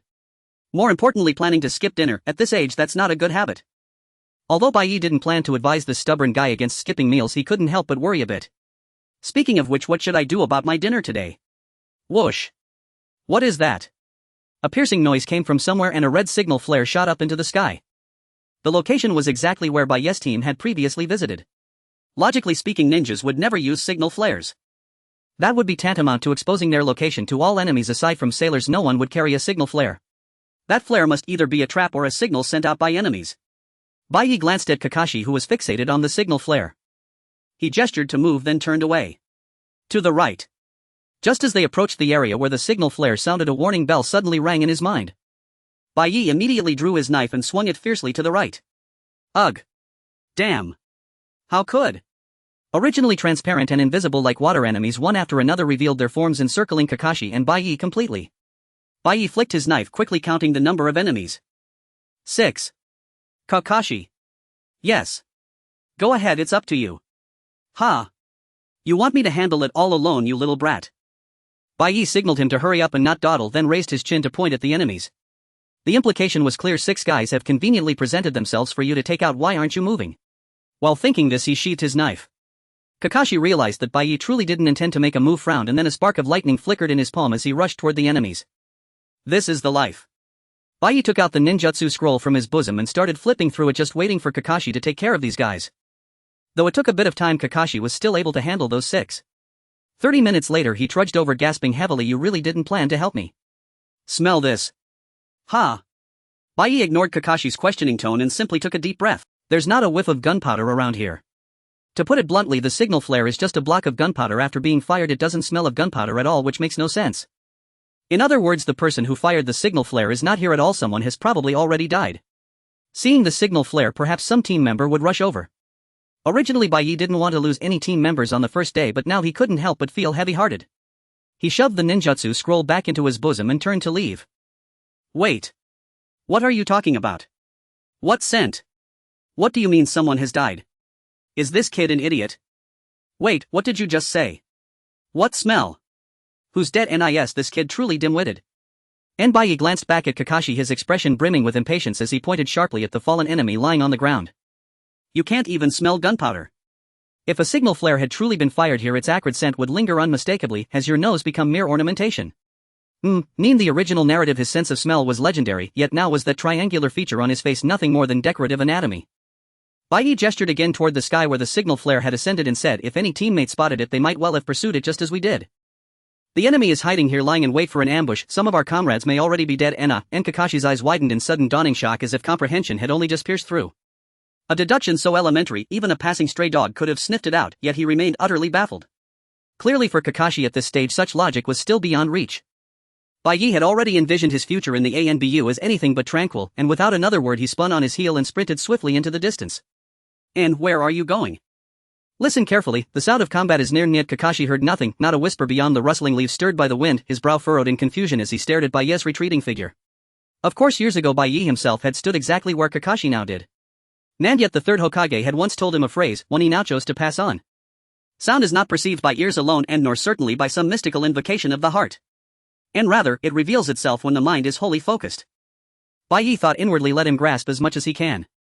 Then without pause he surged forward toward the source of the clashing steel. Rescuing surviving teammates was non-negotiable. Should the entire squad fall here, he would never dare face the Hokage again. And was the path I chose at last truly mistaken? Their squad leader, astonishingly young, had left the unit in disarray. Ryuhei, the eldest among them, parried a kunai strike with trembling arms, even as memories of his own first mission's fatal end flickered through his mind. Fall back now, and damn it, behind us 2 and 6 enemies in total. Ryuhei swept his gaze across the clearing, then pressed back to back with his fellow ANBU operatives. When he first saw the signal flare rise, Ryuhei had merely intended to investigate, never imagining it was a meticulously laid. He was already grievously wounded by invisible assailants, now even standing upright demanded agonizing effort. And what do we do? What now? Behind me, Ni's comrade's voice trembled. Half his mask had shattered, exposing a face etched with raw terror. Ryuhei had no answer, only futile swings of his weapon against advancing foes. Just as resignation began to settle, a blood-curdling scream tore through the air. Grandon enemy at the rear convulsed violently, spewing crimson before collapsing. And Ryuhei's eyes snapped wide open, locking onto the source. Fire release, fire dragon, flame bullet, and calmly spoken the words preceded a torrential blaze, a colossal fire dragon surging forth to engulf the enemy in an instant. ANBU hung sideways from a tree trunk, seals flashing beneath his fingers, then launched himself skyward with a powerful kick blade drawn and gleaming. Earth release, earth flow, river, and incredible speed. And Ryuhei instinctively marveled inwardly as the earth beneath the enemy's feet liquefied into sucking mud, anchoring their ankles fast, his gaze then darting breathless to follow Baiyi's blur. Baiyi streaked across the treetops, closing the distance in a heartbeat. Enemies raised weapons to block, but his blade passed effortlessly through them, cleaving flesh and bone alike. Damn it! It's the invisible blade. Activate jutsu now. GHRRKNN. Invisible blade. Hearing the enemy's cry, Ryuhei whispered the term softly, watching the blade pierce bodies as though they were insubstantial mist, finally grasping why it bore that name. Though undeniably tangible, it moved as if unbound by physical law. And having dispatched 5 foes, Baiyi intercepted the 6th mid-incantation of a water release and severed both wrists in one fluid stroke, silencing the jutsu before it could manifest. You're coming with us, Ineas. The word settled. Baiyi reversed his blade and slammed its hilt hard against the enemy's skull. The man, already shrieking from his severed limbs, went rigid, eyes rolling back, before crashing lifelessly to the ground. Clearing complete. ANBU scanned the clearing in a single swift glance, then fixed his gaze upon the 3 stunned teammates still rooted where they stood. And so, only these 3 confirmed alive. Still, the other 2 had lagged behind earlier due to slower pace. Perhaps by fortune they were still en route and unharmed. Report status. Yais.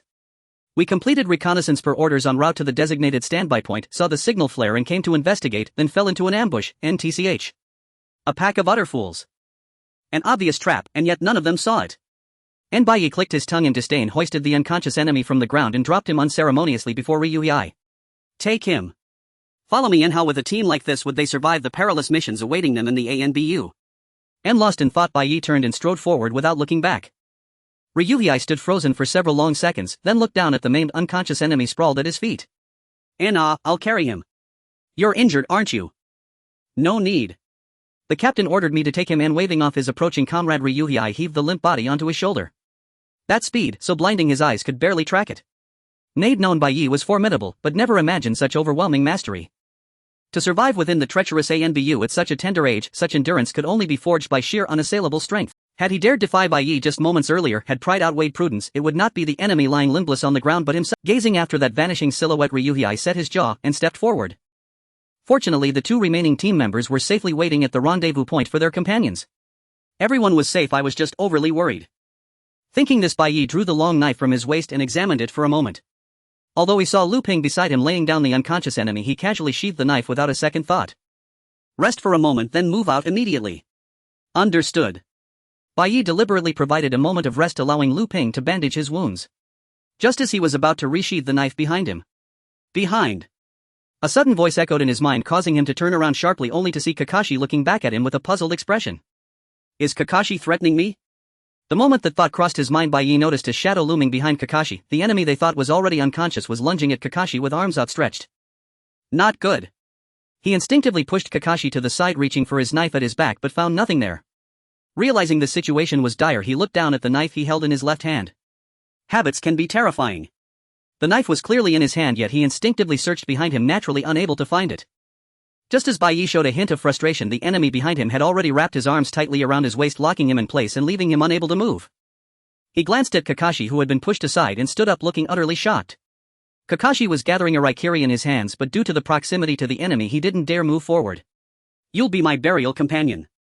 The enemy behind him screamed maniacally, tightening his grip even further around Baiyi's arms, sending a chill up his spine. Is it a self-detonation? Trying to take me down with him. Regardless, the enemy clearly intended to drag Baiyi down with him, and if this continued he would truly become this person's burial companion. Baiyi gritted his teeth, fully drawing the knife from its sheath, casually tossing the sheath to the ground, and assumed a position for seppuku. Don't!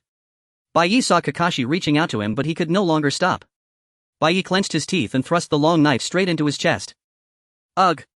The long knife accurately pierced through Baiyi's body while also impaling the enemy behind him. Blood flowed down the blade, dripping onto the back of Bai's hand that gripped the knife. Kakashi gazed at Bai, who was pierced along with the enemy by the long knife, feeling as if time had stopped for a moment. The location where the blade pierced was such that it wouldn't be surprising if he died on the spot.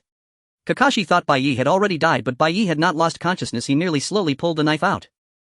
At the same time, the enemy's arms loosened and fell limply to the ground. The wound has disappeared. Kakashi looked at the spot where the blade had passed through, astonished to find that Bai's chest had no wounds at all. He suddenly remembered that Bai was known as the Invisible Sword. His knife could not only pass through the enemy's weapons but even through his own body, only piercing the enemy behind him. Kakashi watched Bai casually confirming the fallen enemy's corpse, picking up the sheath and then looking back at him.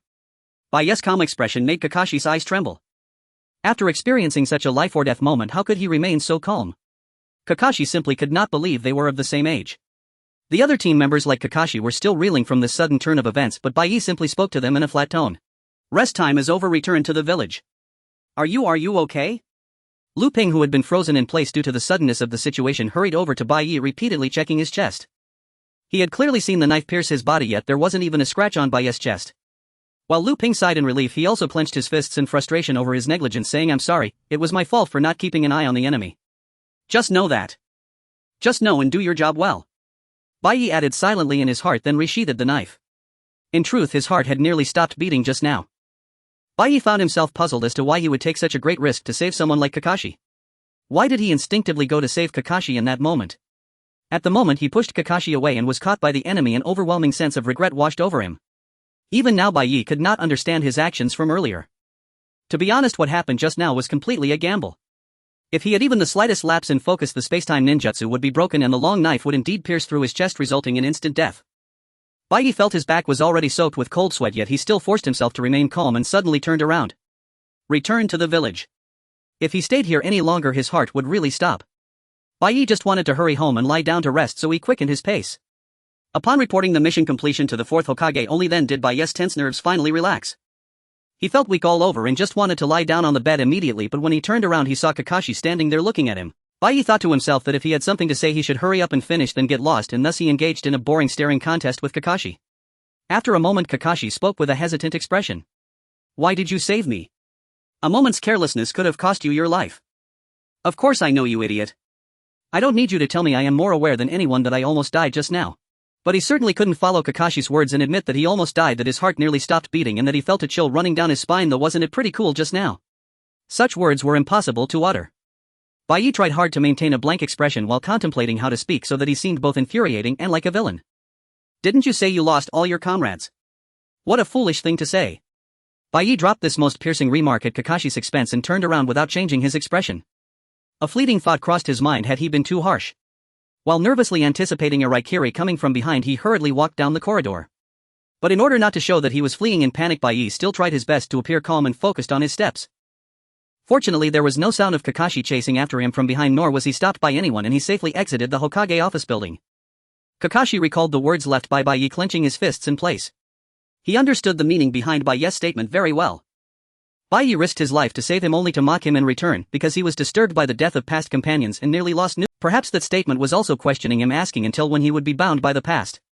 Just as Bai said, he really was a fool.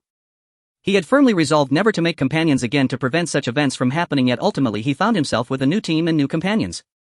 Unlike himself, who stubbornly denied their companionship, Bai truly considered him a companion, which is why he risked his life to save it. Obito. Kakashi always felt that using the Sharingan left behind by Obito was a sin. With that eye he could become stronger, yet he felt a sense of guilt about using it. Perhaps Bai had already seen through his twisted mindset. If it weren't for this guilt holding him back, he could have avoided the enemy's attack just now. No, it wasn't just a possibility, he should have dodged. To ensure that Obito's death didn't become meaningless, he should have used that eye to become stronger. Kakashi seemed to have made a certain resolution, looking in the direction Bai had departed, releasing his clenched fists. From now on he would not hesitate or stagnate. If he encountered a similar situation again, he would be the one to save Bai. For this goal he must train and become stronger than anyone else. Yo Bai sidestepped to avoid Asuma, who was running over loudly, and bowed to the third Hokage behind him. He knew today's training would be arduous, his mood was already not great. Seeing the third Hokage, who usually sat in the corridor drinking tea, now wearing an unusually kind smile, his unease doubled. "I won't be training with you today." "Ha!" This sudden statement left Bai confused. Just then Minato unexpectedly appeared from the door. "The fourth Hokage. Why is he here?" A sense of ominous premonition rose in Bai's heart. I heard you learn spacetime ninjutsu just by reading, that's impressive. As he spoke, his face wore that iconic radiant smile that made one's head spin. Bai nodded reluctantly at Minato's words. Can I see that sword? Minato's eyes were filled with curiosity as he stared at the sword at Bai's waist. Bai drew the sword from his back and handed it to Minato. Minato thanked him, drew the sword and examined the inscriptions carefully. This is truly impressive to achieve this level alone. This is my shuriken, you should take a look too. He casually tossed the shuriken over. Bai caught it and studied the inscriptions on it seriously. Bai also wanted to say something like well done, just like Minato. But he gave up as he couldn't understand it after looking for a long time. People with a talent for spacetime ninjutsu are indeed very rare. So Minato, would you be willing to teach him? It's truly a pity to waste such a good talent. Although he didn't fully understand the conversation between the third and fourth Hokage, Bai grasped the core content. It was about teaching him spacetime ninjutsu. A glint of interest flashed in Bai's eyes as he looked at the two with anticipation. After all, he had already reached a bottleneck with spacetime ninjutsu through the scrolls, and now someone was willing to teach him, which filled him with gratitude. Shall we start now? Minato looked at Bai and asked. Bai's eyes sparkled unusually as he followed behind Minato. Minato is a good person. During the time he trained with him, Bai deeply felt this. Bai, is there something you want to protect? Bai remained silent, afraid that saying nothing special would make him seem too pitiful. Not knowing how Minato interpreted Bai's silence, he smiled and said that he had many things he wanted to protect. And to protect more things, one must become stronger. The more things you want to protect, the more uneasy you will feel. Do even Hokage-sama have fears? Perhaps after all there are too many people I want to protect. Bai understood his ultimate outcome and he felt a tightness in his chest. He desperately suppressed the surging emotions and secretly observed the now dimmed expression of the Hokage. But I think it's okay with you here and with the third Hokage here, the village and everyone are here. As long as we are together we can surely protect everything. Can I really be of help? Bai murmured to himself, I'm super weak. Soon the Nine-Tails incident will happen. Bai knew he wouldn't be able to help at all, which is why he spoke these words. But Minato nodded as if it were natural. I feel at ease with you here, didn't you protect Kakashi before? Although Bai hadn't thought about protecting him at that time, he indeed had. He nodded silently, thinking Namake's Minato is truly a good person. People are often like this. When they see gentle good people they hope they can live well and not die. Bai clearly knew that this emotion, no matter how much he hid it, would one day overflow and ultimately consume him. So he had to shut his heart even more thoroughly and push himself to the edge of a cliff. That's right, even if Minato ultimately dies it has nothing to do with me, Bai. As he thought this, he tried to change the topic and remembered Kakashi. I read Kakashi's mission report and heard that your child is about to be born soon. Yes, we must be on high alert. That he'll arrange for the ANBU with the first and second teams fully deployed. Yes, it must be tighter than ever before. For the past few months Bai had been monitoring reports submitted by Kakashi, who was responsible for guarding Minato's wife Kushina. He had already confirmed the due date with the doctor and knew that the Nine-Tails incident was approaching. Bai, if in case something happens. Bai looked at Minato, who suddenly spoke with an ominous tone and his face instantly tensed. It seemed he also sensed that day would not pass peacefully. No way could he have found out. Bai pondered while waiting for Minato's next words. I entrust the child to you. Bai never expected to hear this, unable to hide the panic on his face. I'm going to die at the hands of this child in the end. No matter what happens, the child comes first, understand? Even if it costs my life, I will definitely prioritize protecting the child. Alright, thank you. In the end, his goal of dying at Naruto's hands did not change at all. As long as Naruto was safe, he would be safe. Bai firmly said this to Minato, who felt relieved and thanked him once again. I had known it would end up like this. Bai gazed at the Nine-Tails incident, which erupted due to his failure to stop Obito, and let out a heavy sigh. All personnel retreat. But all personnel retreat. The other ANBU station near Kushina had already perished. Kushina vanished from sight and Minato chased after her. Before long the Nine-Tails appeared in the very center of the village. Now the ANBU and the ninjas could do nothing. Bai issued his final command, instructing the ANBU to escort the remaining villagers to the shelter, and then prepared to head to the refuge himself. Bai, Lord Third. As the Nine-Tails rampaged through the village, Bai was about to flee to the shelter when he saw the third Hokage appear before him with other ninjas. He set down the two ninjas he had been carrying on his back, grasped Bai's shoulders, and said, Go to the shelter, this is no place for you to enter. Yais understood. I was already planning to go. Who was holding who back? Bai nodded awkwardly and the third pointed to the two ninjas he had just set down, asking him to take them to the shelter for treatment.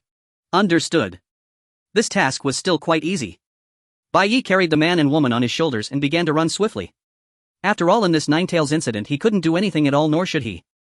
Although he knew the future, since he had decided to be a villain, he shouldn't think about changing anything or waver. Ah. No. The woman on his shoulder woke up and Bai Yi felt her body twitch slightly. However, he did not stop his pace and only glanced back at the still rampaging Nine Tails. Nine Tails. The village. She was wearing a ninja outfit, clearly a ninja herself. Watching the Nine Tails destroy half of the village with a flick of its tail, she couldn't help but shed tears. But even if she went back, she could do nothing, so Bai Yi did not stop. Bai Yi. What are you doing here? Who is that again? Why do so many people know me? Bai Yi cursed himself in his heart for not wearing a mask as he collided with a group of ninjas rushing toward him. They looked familiar. He remembered them as the Jonin who had saved him on the battlefield. The one who used Genjutsu was it the Sunset Jonin? Immediately go to the shelter. Leave this to us. Understood. I was already going to leave. Bai Yi silently prayed that no one else would delay him, but just as he was about to lift his foot, an ominous premonition swept over him. Accompanied by a thunderous roar, he saw the Nine Tails with its mouth wide open gathering a black sphere aimed directly at the heart of the village. The range of that attack was ridiculously vast. Even if he ran desperately now, he could only barely brush the edge of safety. Bai Yi hurriedly looked at the Sunset Jonin only to see his face as grim as iron. Quickly open the barrier. The shelter is right behind you. We must block it. No, can this really block it? It looked absolutely impossible to stop it. Bai Yi watched the crowd desperately trying to open the barrier while trying to block the Nine Tails attack. He decided to run first. Let's go, Bai Yi. Ah. Please tell my daughter I'm sorry. No, has this person lost his mind? Bai Yi's feet halted uncontrollably, unable to utter a single word. What are you doing? Even if you run desperately now, you might not escape, right?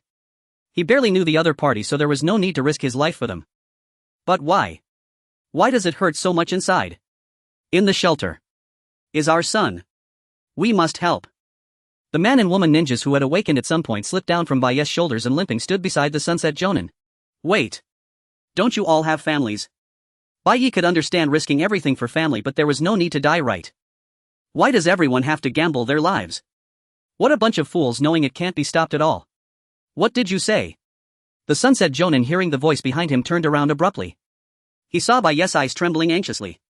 The black sphere hurtling toward them was dark and enormous, as if it would devour the entire village at any moment. Even if he ran now, he wouldn't survive. With a whoosh, Bai Yi pulled out a scroll from his bosom and unfurled it, stepping over the ninjas who were opening the barrier, standing at the forefront to summon countless blades in midair. Each blade bore the same intricate seal. He had never imagined he would use this technique here. After all, he had yet to complete it. No. Bai Yi. Run. The Sunset Jonin shouted at the Bai Yi standing in front. He wanted Bai Yi to run now, but it was already too late. Whatever Bai Yi was about to do, it couldn't possibly counter that massive attack. The Sunset Jonin must have thought, no way. The blades Bai Yi summoned formed a gigantic circle in midair, and the black sphere was being drawn into the space between the blades. Space-time ninjutsu. The Sunset Jonin stared in shock as the sphere vanished before his eyes, unable to close his mouth. The other ninjas around him also wore expressions of disbelief. Was it indeed too much to handle? Had he overstepped? Bai Yi felt blood seeping from the corner of his mouth, biting down hard on his teeth. Having only learned space-time ninjutsu for a few months, he truly couldn't redirect the Nine Tails' full power attack. Chakra was flowing away wildly, and he felt he would lose consciousness in the next moment. Indeed, he was meddling again. He had sworn never to do this again. Why was he doing this? Even if Bai Yi asked himself, he found no answer. The only thing he could confirm was that he was utterly helpless when it came to the word family. In the end, Bai Yi watched the black sphere completely vanish into the space, barely regaining his senses, spreading his hands to form seals toward the Nine Tails. Booming sounds accompanied the enormous noise as the recently vanished black sphere reappeared between the circular array of blades and shot toward the Nine Tails. Awoo! The Nine Tails was hit heated by its own attack and let out a wailing scream. Bai Yi watched the scene with a smile on his lips. Rebound, you bastard! Although he was mentally prepared, Bai Yi couldn't help but feel uncertain inside. As he silently vowed never to do such a thing again, he turned around and saw the Sunagakure Jonin gazing at him with trembling eyes. You should apologize to your daughter yourself. Ha! Bai Yi had no idea about the other person's identity. After saying this, he gradually lost consciousness. It seemed he had indeed exhausted his chakra. The Sunagakure Jonin was amused by Bai Yi's words, but then saw him topple over, quickly rushing forward to support him. How is he? The female Chunin who had come with Bai Yi hurried forward immediately using medical ninjutsu. Fortunately, it was just a simple chakra exhaustion with no major issues. She reassured everyone, saying they could relax, then hoisted Bai Yi onto her back, looking towards the direction of the Nine Tails. That is. It seems the seal has begun. That's great. Looking far away at the nine tails bound by chains released by an unknown person and currently being sealed, the female Chunin turned to face the direction of the shelter. Iruka will be okay, right? Don't worry too much. Didn't we see Zonping take him to the shelter with our own eyes? A man who appeared to be her husband placed a comforting hand on the female Chunin's shoulder. Upon hearing this, she forced a weary smile, glancing at the unconscious Bai Yi, and spoke, I truly owe him a tremendous debt of gratitude. Everyone here feels the same. Can you take him to a nearby hospital? Of course, Sunagakure Jonin. I'll leave this to you. I should be the one asking you. After all, I owe this child a favor too. In this warm atmosphere, the female Chunin took her steps. Of course, had Bai Yi been awake, he would have found this atmosphere quite off-putting. Although Bai Yi was merely suffering from chakra exhaustion, it was better to be safe than sorry. Taking him to the hospital was the prudent choice. The female Chunin silently thought to herself, once they leave the hospital she needed to hurry to the shelter to see if Iruka had not waited too long. After spending some time in the hospital, Bai Yi learned two new things. Thank you so much, this is already the second time. I truly appreciate it. Bai Yi should have noticed when the other party mentioned daughter. He never expected that the girl named Hong was actually Sunagakure Hong. Watching the father and daughter approach him to express their gratitude, Bai Yi stared at the ceiling with a complex expression. Of all the people to save, he had to rescue the father of Sunagakure Hong. Once you're better, I'll treat you to barbecue. Is just eating meat enough? Do you have anything else you'd like to eat? Bai Yi just hoped these two would hurry and leave his hospital room. He randomly nodded and desperately shifted his gaze elsewhere. This father-daughter duo who made him feel uneasy kept insisting on treating him to expensive meals, and Bai Yi felt no happiness at all. Instead, he was quite annoyed. If the other party had never mentioned the word daughter, he wouldn't be in the hospital now, nor would he have been saddled with the troublesome title of savior. Sunagakure Jonin, you've already arrived. Hello, hey Chunin. The other piece of news was, today we brought our son along. He insisted on saying something to you in person. Big brother, thank you for saving my parents. This is a gift for you. The pair of ninja parents that the third Hokage had forced on him were actually Iruka's parents. Moreover, they kept calling him their savior and had been visiting him in the hospital for several days. Bai Yi looked down at the Ichiraku ramen coupon that Iruka had placed on his hospital bed, letting out a long powerless sigh. Congratulations on your discharge. Bai Yi stared expressionlessly at Kakashi, who casually tossed him a banana, unable to help but ponder why he was hospitalized while this guy was unscathed. More puzzling than that, when did he become familiar enough with this guy to receive his banana? Kakashi observed Bai Yi staring blankly at the banana, remaining silent for a while. From the first time he met Bai Yi until now, Kakashi had always found Bai Yi to be quite strange. During his time at the Ninja Academy, he heard tales of Bai Yi's terrible personality, even to the point of injuring teammates, and afterwards he only heard negative rumors about Bai Yi massacring refugees. However, after actually spending time with Bai Yi, he found he was nothing like the rumors described, even to the point of wondering how such rumors had come about. He once doubted whether he had been blinded by the rumors, but after hearing about how Bai Yi had risked his life to protect the shelter during the Nine Tails incident, that doubt finally turned into certainty. He heard that the reason Bai Yi was injured and hospitalized was that he had single-handedly blocked the attack aimed at the shelter. Why was this guy entangled with such strange rumors? Perhaps it was precisely because he was too kind. Take good care of your health, Kakashi said blandly. What kind of nonsense is this? Bai Yi shifted his gaze from the banana to Kakashi. What was he up to? Iruka's parents, the Hei Chunin couple, were chasing after him every day, insisting on treating him to meals, while Sunagakure Hong and Asuma also came daily to pester him about going out for barbecue. Now even Kakashi was here saying inexplicable things, leaving him utterly speechless. Sure enough. Rumors are truly unreliable. What is this guy mumbling about? Has he finally gone mad? Listening to Kakashi's monologue, Bai Yi shook his head repeatedly and turned away. Naruto had already been born, and from now on it wouldn't do to waste time on mischief. Give me the situation. Bai Yi peeled the banana, took a bite, and looked at Kakashi. During his hospital stay, he had already heard that the third Hokage had returned to his position. How was Naruto doing? The third Hokage has dispatched ANBU to monitor the Jinchuriki. Indeed, after all, it is an unstable Jinchuriki, so it seems a special person has been assigned to take care of him while ANBU is tasked with monitoring him. Bai Yi easily accepted this fact, and after confirming that the person in charge was called Lu Ping, turned away. Regardless, out of courtesy, he should go greet the third Hokage and take a look at Naruto. Where is the third Hokage? At the Hokage mansion. Bai Yi handed the banana peel to Kakashi and turned to leave. Kakashi looked down at the banana peel. He had unconsciously caught the image of Bai Yi's disappearing back flashing in his mind. Going straight to work right after being discharged, how impressive.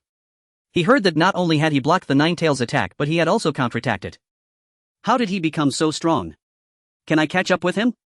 Kakashi had originally wanted to repay his debt to Bai Yi, but in the end he was saved by him and had no opportunity to help. Since he started using the Sharingan, Kakashi's abilities had significantly improved, but Bai Yi had already reached a height he could only look up to. If it really came to a fight, he would undoubtedly lose. Kakashi thought this, tossing the banana peel into the trash can and raising his head. However, perhaps it was precisely because of this that this guy was worth trusting. Don't you feel his aura has changed?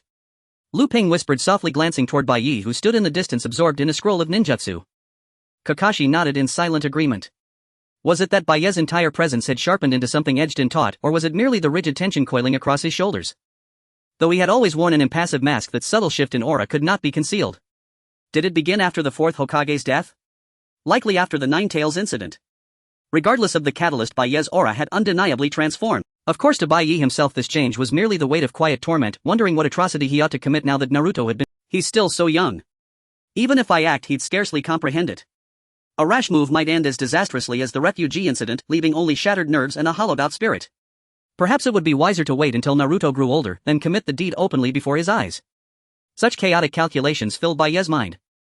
Squad captain, did you assign a shadow clone to the Jinchuriki again today? Lu Ping asked, curiously eyeing Bai Yi, who had grown inexplicably fixated on the boy.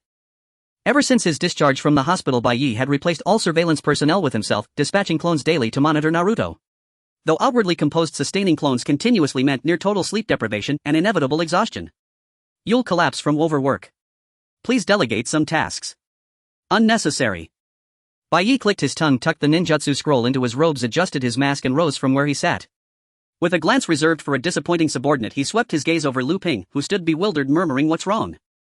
Then in one fluid motion he drew the blade strapped across his back and hurled it, true and swift, toward a distant point. Damn. He spotted me. The target was the fugitive, supposedly locked in the interrogation chamber, and their mission's objective that day. As Bai Yi's blade embedded itself precisely beside the fugitive's foot, Lu Ping frantically drew his shuriken, stunned. He hadn't sensed a trace of chakra yet. Bai Yi, maintaining clones and studying a ninjutsu scroll, had detected the anomaly first. Squad captain, capture him alive. Gah. Lu Ping watched, heart-lurching, as Bai Yi vanished, reappearing instantly before the fugitive blade drawn to pierce his heart. Desperate, he shouted the mission's stipulation. But even as the words left his lips, the fugitive crumpled lifelessly to the ground. Lu Ping sighed, shoulders slumping in resignation. Is he dead? Kakashi, handle the rest. Bai Yi had forgotten the order to capture alive and killed the target by mistake, yet he made no admission of error.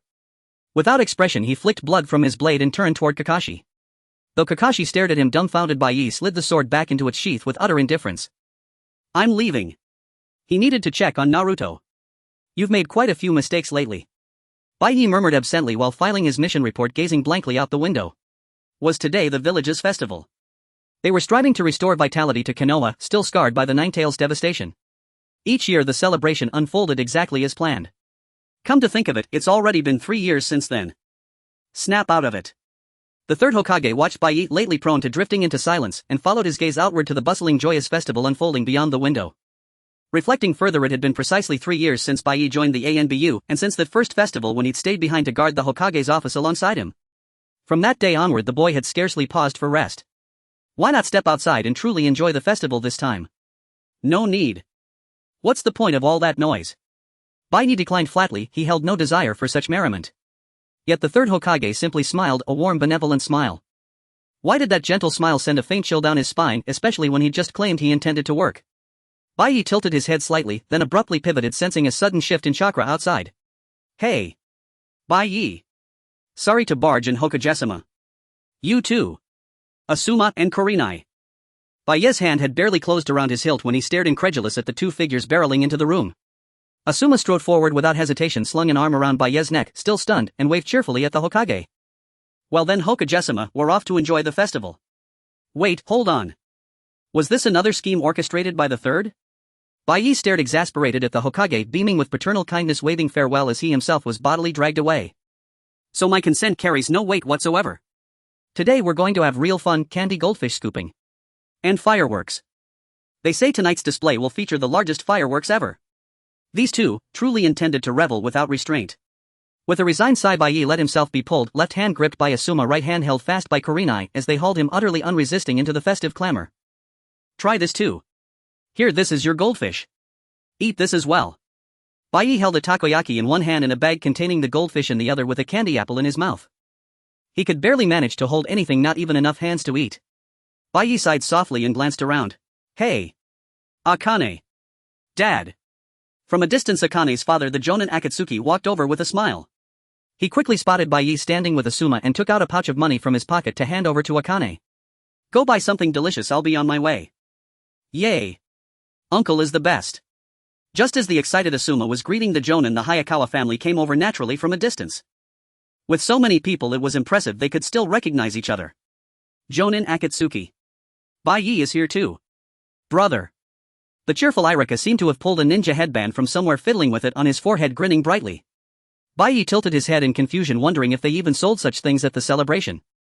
Irika is going to become a genin. Although the ninja academy is temporarily closed, they still held a graduation exam. Oh. I want to be a ninja who can save people like my brother. Hearing the word save people, Bai-Yi's eyebrows twitched slightly. This could be tricky. Bai-Yi showed a troubled expression as he looked at the cheerful Hayakawa family. According to the original trajectory, Irika was supposed to become a gloomy child, losing his parents and harboring resentment towards the world. But now he was smiling so happily, and next he would have dinner with his family, using the excuse of a walk to enjoy the celebration and watch fireworks before heading home. It's so nice. The bustling crowd gathered together, all trying to emerge from the shadow of the Ninetales incident through this celebration. At first Bai-Yi didn't want to come at all, but looking at the scene before him at this moment, he suddenly felt that seeing it wasn't such a bad thing. Here, this is Konoha Mochi. You have to wait in a long line to buy it. Since it's for you, Bai-Yi, it's no problem. Share it with your friends. Wow. This is the famous Konoha village specialty mochi I've only heard about but never tried. Thank you so much. Oh my, can you really give it to us? Asuma and Akane took the mochi from Bai-Yi, who was unable to take it himself, looking at Hayakawa Chunin in surprise. This thing was limited to 1 box per person and was already rare, yet they were just given it. Of course it's no problem to give it to Bai-Yi. He is someone Irika respects a lot, right Irika? Yeah. Irika smiled and said it was fine to give it to his brother, and the Hayakawa couple looked at him with a sense of relief, saying they had to leave first before turning away. Asuma turned to Bai-Yi and said, "You're quite popular, Bai-Yi. Come on, let's eat the mochi." He felt a strange feeling in his heart. He even had a thought, is it okay to just relax a bit today? After all, today is a celebration, just today to play a little more freely. Yo, long time no see. A heavy hand suddenly landed on Bai-Yi's shoulder and a strong smell of alcohol washed over him. He wondered who this was, turned around and saw a familiar face he hadn't seen in a long time. Out having fun with friends. Mr. Rokuju. We're here too. There were also Mr. Hachichi and Mr. Tizo. It seemed they had drunk quite a bit at the celebration, their faces flushed with the effects of alcohol. Bai-Yi instinctively averted his gaze from these people he felt too embarrassed to face. You're being too distant. Rokuju looked at Bai-Yi's expression and stretched out both hands to press down on his head, forcibly turning his face to make him look at him.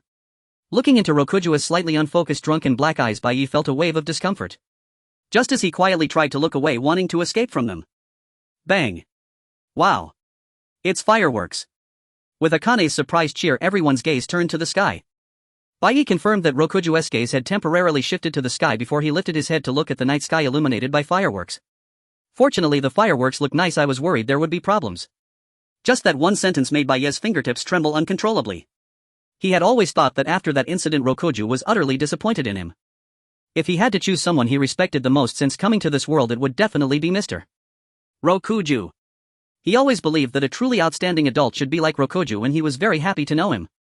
Just the thought that the person he respected was disappointed in him made Bai-Yi feel a constant heaviness in his heart. But that recent statement made him realize that this person had been worried about him all along. How to say it, there was an indescribable feeling in his heart.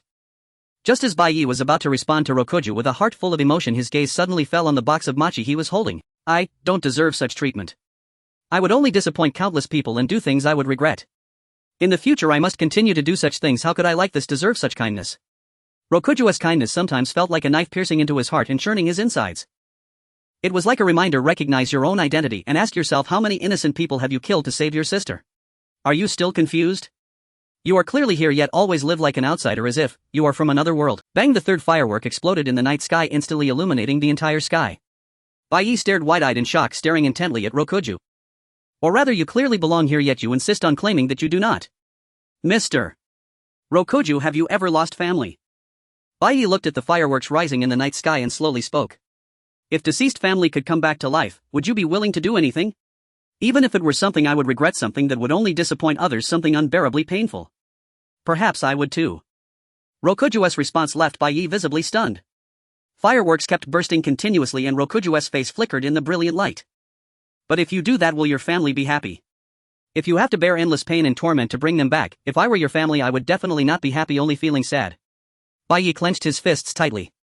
You don't understand anything. What do you know? How dare you say such things? He thought to himself, yet he lacked the courage to refute Rokuju. He loosened his grip and the machi in the bag containing the goldfish fell heavily to the ground. Bai glanced blankly at the things on the ground before turning and leaving. Hey! Bai! Where are you going? Hey! Asuma's voice called out from behind, but Bai didn't stop at all. I felt a rush of exhilaration. For a moment the festival's lively atmosphere and the laughter of the crowd swept me away and I almost forgot the purpose I had come for. Don't kill anyone this time. Hey, did you hear me? In my momentary laxity I had carelessly spoken more than necessary to Mr. Lu Jio. Now I truly had to be on full alert. Hey Bai hey. I resolved never to attend another festival again. To say the atmosphere muddled my head and then actually let me grow boastful, so much so that I did not even notice myself, was mortifying. Idiot fool stinking dog. Bai quietly averted his gaze and happened to meet Kakashi's eyes. Seeing the panic in that man's look, it was clear the insult had been aimed at him. Bai thumped Kakashi on the head and rose to his feet. You circle to the right, I'll go left and we'll meet in the middle. Who was that who didn't answer earlier? Got it. Kakashi rubbed the place he'd been struck, muttered his displeasure and turned away. This fellow has been getting increasingly insolent lately. Bai watched Kakashi's retreating back, contemplating whether to teach him a lesson, then turned and walked left. A shinobi wearing a Muyi ninja uniform had infiltrated the village. Once his identity was exposed he fled in panic, though he did not seem to have gotten far. Bai swept his gaze across the surroundings, searching for traces the intruder might have left. A broken branch snapped underfoot during the escape soon caught his eye. At that moment a voice sounded in his mind above. Without raising his head he drew his blade and held it over his crown. Clang! An adversary armed with shuriken dove down from above. When his attack was blocked he clicked his tongue in displeasure and immediately drew back. Muyi uniform, green eyes, scar on the left cheek. The description matched the mission dossier to the letter and the man had even struck first. There was no doubt this was the target of the assignment. Bai made his assessment and held his blade across his front. Damn you! I'll kill you! Hearing such a cliché villainous line, Bai swung his sword and cut the rushing enemy down cleanly as if slicing tofu. That was too easy. Just as the thought crossed his mind his chest tightened and he stared dumbfounded at the enemy lying on the ground. Don't kill this time, the voice had said. He was supposed to capture him alive. Right, the mission demanded a live apprehension. Bai pressed a hand to his forehead, annoyed at himself for yet again failing in killing someone. It was also the fault of how weak the man had been. Head rushed forward with such menace, yet a single flash of steel ended him. Straight ahead. Ha! The instantaneous voice in his head made him instinctively hold the blade horizontal, bracing with both hands. Ya! Someone slammed a foot hard against the blade. Just as Bai was about to relax his grip and form a hand seal, another kick followed in quick succession, again striking the blade. Ugh!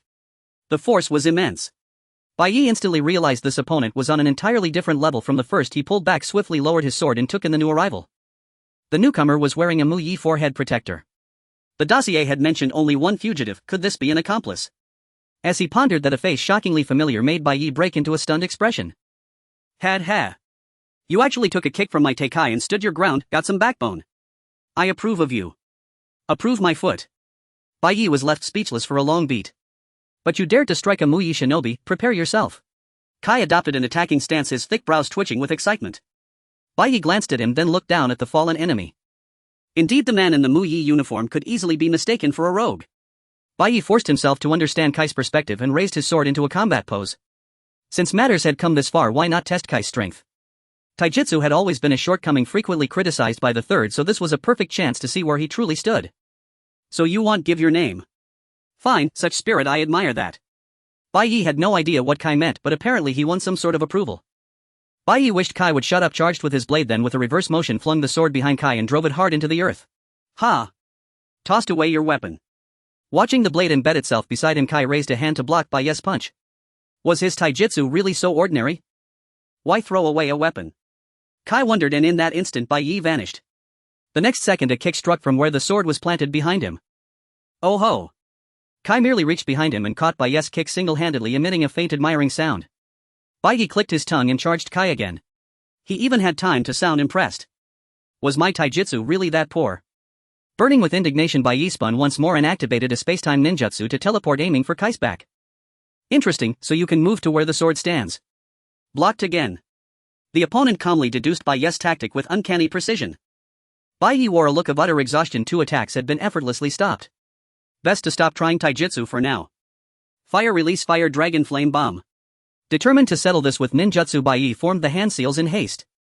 With a deafening roar, a colossal fire dragon split into 3 torrents and surged toward Kai. Amid the thunderous explosion, Kai nimbly burst through the gaps in the blaze and hurled himself at Bai Yi, a fist aimed straight for his face. Ninjutsu. Bai Yi pushed his blade forward and completed the seal. The next instant, Kai's fist vanished in front of Bai Yi's eyes. Kai's punch cut through empty air. He stumbled back abruptly. He had been certain he would land the blow yet before Bai Yi had struck nothing, as if a separate pocket of space hung in front of him. Kai looked at his unharmed fist and smiled a smile whose meaning Bai Yi could not fathom.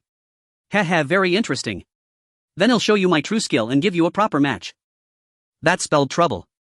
Bai Yi scratched his cheek, gripped his sword anew, and took his stance, resolved to respond decisively should Kai charge again.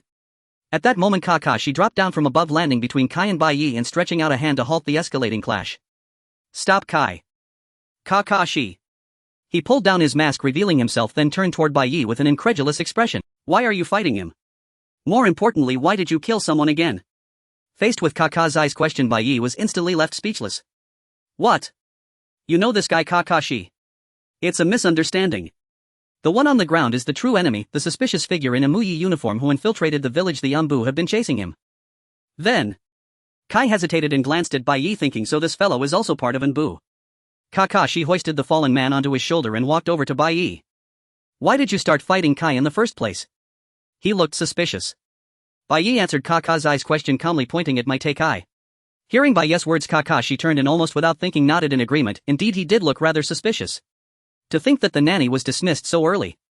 Bai Yi squatted on the tree, observing Naruto, who was living alone, scrutinizing his disheveled state of life. Can he possibly have any strength eating this?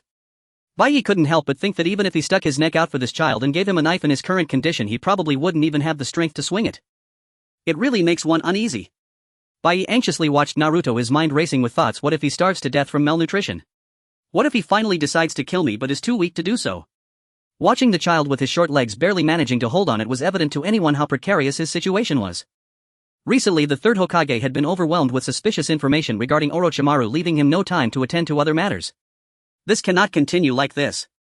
In Naruto's current state, let alone killing me, it's uncertain whether he can muster any strength at all. Bai Yi immediately created a shadow clone to rush home and prepare a meal. He brought the bento to Naruto's doorstep, feeling pleased. With so many vegetables in the bento, the nutrition should certainly be sufficient. He placed the bento at the door, rang the doorbell, and quickly left. Who is it? Ha! Seeing Naruto open the door and discovering the bento, Bai Yi couldn't help but clench his fists, eagerly hoping he would eat it quickly to replenish his nutrients. Ah! It's all vegetables. Watching Naruto gaze at the bento filled with vegetable side dishes, cautiously recovering it, a look of disappointment appeared on Bai Yi's face. Next time, I should at least add some egg rolls. The village had been in chaos for several days. It seemed they had finally discovered Orochimaru's suspicious activities. Bai Yi confirmed the notice for the gathering of all members and set off towards the third Hokage's location. I will take charge personally. Assign Team 1 and Team 2 to all escape routes. Now things have become problematic. Bai Yi nodded, watching the third Hokage walk out first, taking out a map. The area is vast. Assign one person to each route. Oni alone cannot possibly stop Orochimaru. You should know that very well. At least 2 people per team.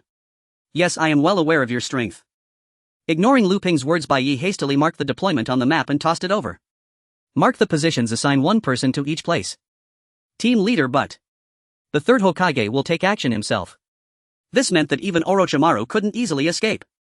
Although Lu Ping was not fully convinced, he still nodded as if he understood. Having long been familiar with the original plot, Bai Yi knew that Orochimaru would ultimately succeed in escaping and that he would happen to flee along the route guarded by Kakashi, confronting him directly. However, he felt it was unnecessary to change the original plot. Even if we discover Orochimaru, we should avoid engaging him, just follow him. Unless you want to die for nothing. Bai Yi left this remark and was the first to turn and walk away. You seem to be in a good mood today, team leader. Indeed. Kakashi glanced at the map and Lu Ping's hands, echoing his sentiment. Although everyone was in a tense atmosphere, why did he look so cheerful today?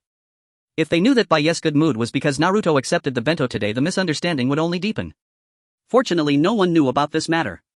Bai Yi sensed an explosion from somewhere. So it has failed again. Orochimaru must have been seriously injured and escaped, and Kakashi guarding that route must have been hurt as well. He stuffed the ninjutsu scroll he had been reading into his clothing and stood up. It was rare to have such leisurely reading time, but he was still on a mission and had to maintain appearances.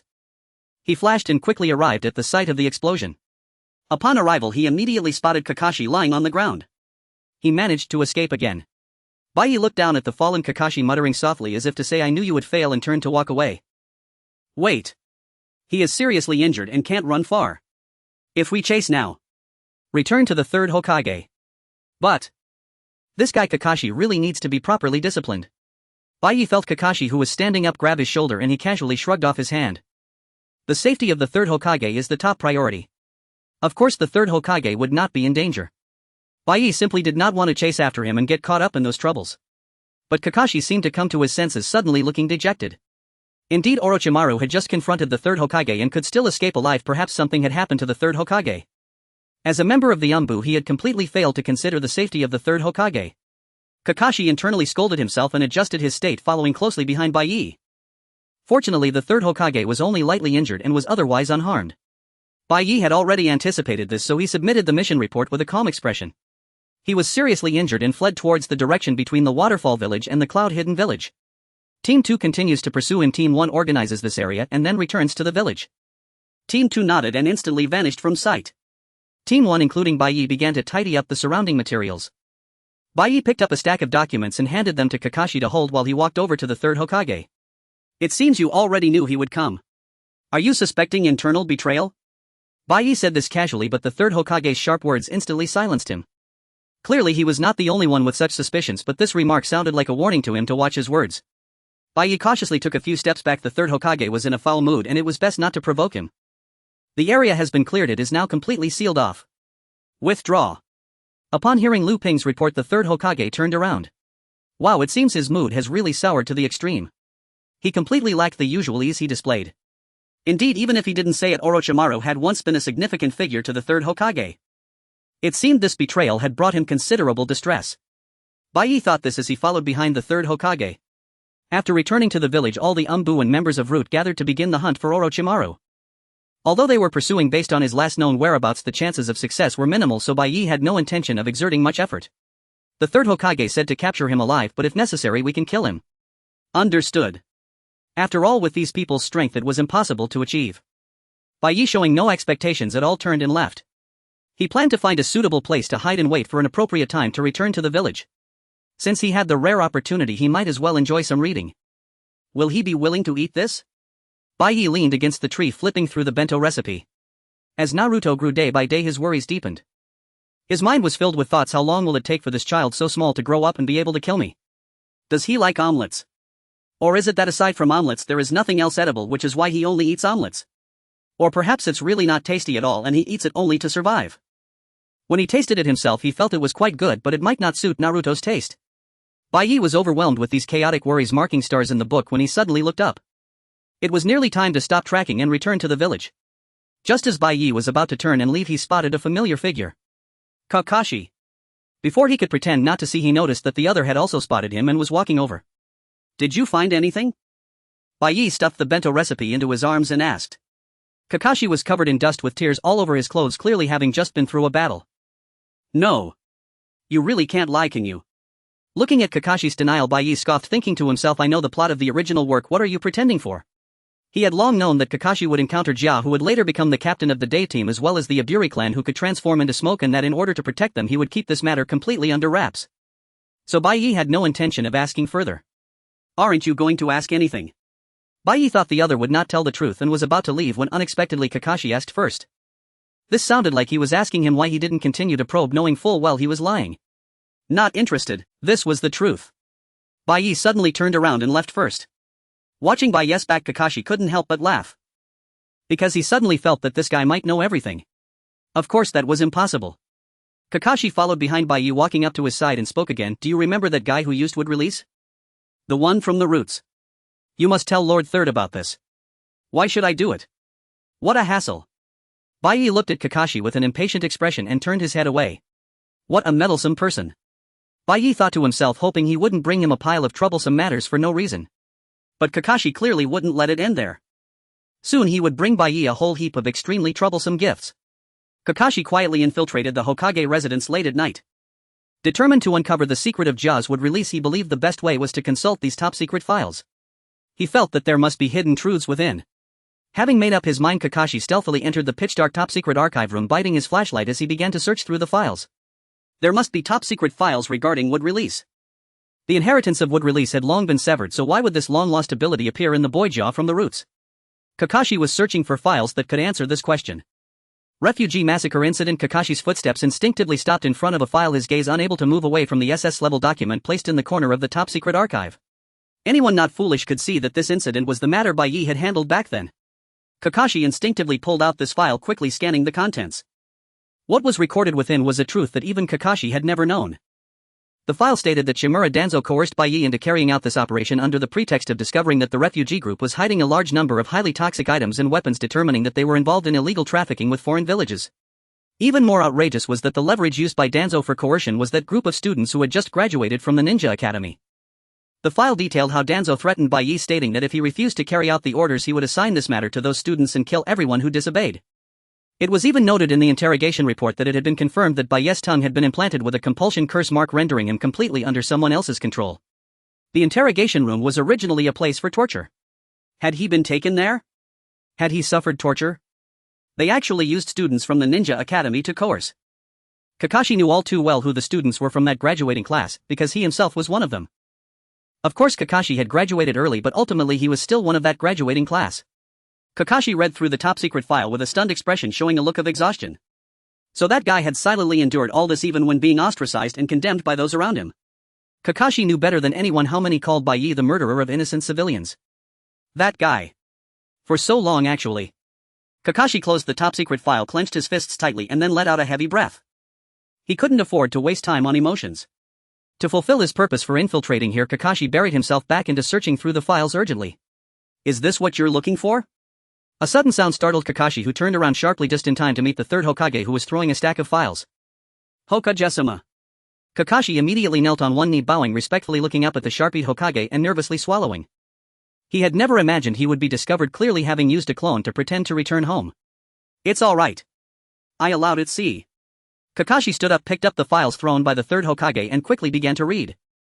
The files recorded the experimental content using the cells of the first Hokage, Senju Hashirama, the only one who could use wood release, and the details of this experiment that caused countless casualties and was ultimately forced to halt. But Ja could clearly use wood release. Kakashi put down the files with questions and looked up at the third Hokage. More than 60 people already know about this matter. And among these people there must still be some secretly continuing the cell transplant experiments. After all, many incidents of baby abduction had occurred in the village back then. If there really were babies who survived after having Hashirama's cells transplanted, what would you do? The third Hokage slowly closed his eyes after hearing Kakashi's words and spoke calmly. Transplanting cells to babies is an unforgivable crime. Moreover, even if someone did do such a thing, experiments that even adults cannot survive would be impossible for babies to endure. Even if someone did successfully experiment on the babies who were abducted back then, the child should be 10 years old now. But such a thing is nearly impossible. The third Hokage said decisively and then turned to leave. However, before leaving, he slightly turned his head to glance at the top-secret file regarding the refugee incident that Kakashi had pulled out. Regarding Bai Yi, you should pretend you didn't see anything. Why do you insist on hiding all the truths? This village may appear to be a whole, but inside it relies on countless opposing forces to maintain a delicate balance. Are you covering for Shimura Danzo? Bai Yi sacrificed himself to protect those students from the Ninja Academy. Kakashi clenched his fists, questioning the third Hokage as if demanding an answer. He had no reason to sacrifice himself. If he were to reveal all the truths, Kakashi at this point bringing this matter back up is not what Bai Yi wanted, but that. He wanted to say, how could he not want that? But then he thought perhaps the third Hokage was right. Kakashi silently closed his mouth, slightly lowered his head, and quickly left the place. After learning all the truths, his mind was in disarray, unable to make sense of it all. Why did that guy sacrifice himself to such an extent for others? Senior Kakashi and chasing after Kakashi was a newly assigned ANBU operative fresh from training. Among his juniors stood a kunoichi named Chihiro, who followed Kakashi relentlessly, addressing him with deference at every turn. Suddenly, with a soft snap, Byakuya closed the character-themed bento cookbook he had been reading and rose to his feet, holding an apple hat. He extended the apple core toward Kakashi, who watched puzzled, and then spun sharply on his heel and strode away. Kakashi stared down at the core resting in his palm while Chihiro pouted beside him, muttering under her breath. Honestly, does he treat senior operatives like trash bins? Senior Kakashi, that man is truly bizarre, and he's always been like this. Calmly, Kakashi dropped the apple core into a nearby bin, soothing Chihiro as his gaze lingered on Byakuya's retreating figure. And off to see Naruto again. He spends all his time monitoring the Jinchuriki, even dispatches shadow clones during missions. In my opinion, he's utterly neglecting his duties. She wasn't wrong, not entirely. At least regarding his lack of focus on official assignments, she was absolutely correct. Kakashi offered a faint smile, gently patting Chihiro's shoulder to calm her rising agitation. I have a mission, I must go, and yes sir. Please be safe, senior. Byakuya's bentos for Naruto were always arranged in 3 tiers. To prevent spoilage in summer heat, he used only shelf-stable ingredients, sandwiches, salads and fried rice, all cooled completely before packing to avoid condensation with careful separation of components. Even with ice packs, preservation remained limited, so meticulous attention was essential. Watching Naruto eat until his belly swelled, Byakuya felt a quiet private satisfaction. Though he often found himself thinking how foolishly the boy behaved, he also understood this was Naruto's desperate solitary struggle for acknowledgement. Compassion inevitably stirred within him. Still on surveillance today, N. Hokagesama and the Hokage had appeared soundlessly behind him and spoken without warning. Byakuya stiffened, instantly dropping to one knee and bowing deeply. His mind raced. Why had the Hokage come here unannounced? Had his idleness been discovered? His heart hammered fiercely. And thanks to you, Naruto lives in peace, Anne. I've done nothing worthy of such praise. Do you believe I've treated him too harshly? Nas perceptive as ever? Though he bore no defiance, meeting the third Hokage's icy gaze made him instinctively draw his shoulders inward. After all, he'd endured more than his share of the Hokage's fists over the years, and the thought of another blow sent involuntary tension rippling. Fortunately, no fist came this time. And Danzo has kept close watch on Naruto. It seems he hasn't abandoned his plan to weaponize the Jinchuriki. Naruto's caretaker was murdered. No one dares take up the role now. If left unchecked, darkness will fester in Naruto's heart, and Danzo stands ready to pull him into root. Your assignment, to monitor the Jinchuriki, is in truth also to protect and guard him. Byakuya Eni understood the logic, but hearing it aloud he couldn't help but regard it as mere justification. Like the Uchiha incident, this Hokage merely acquiesced, silent witness to unfolding tragedy. And you still can't hide your feelings.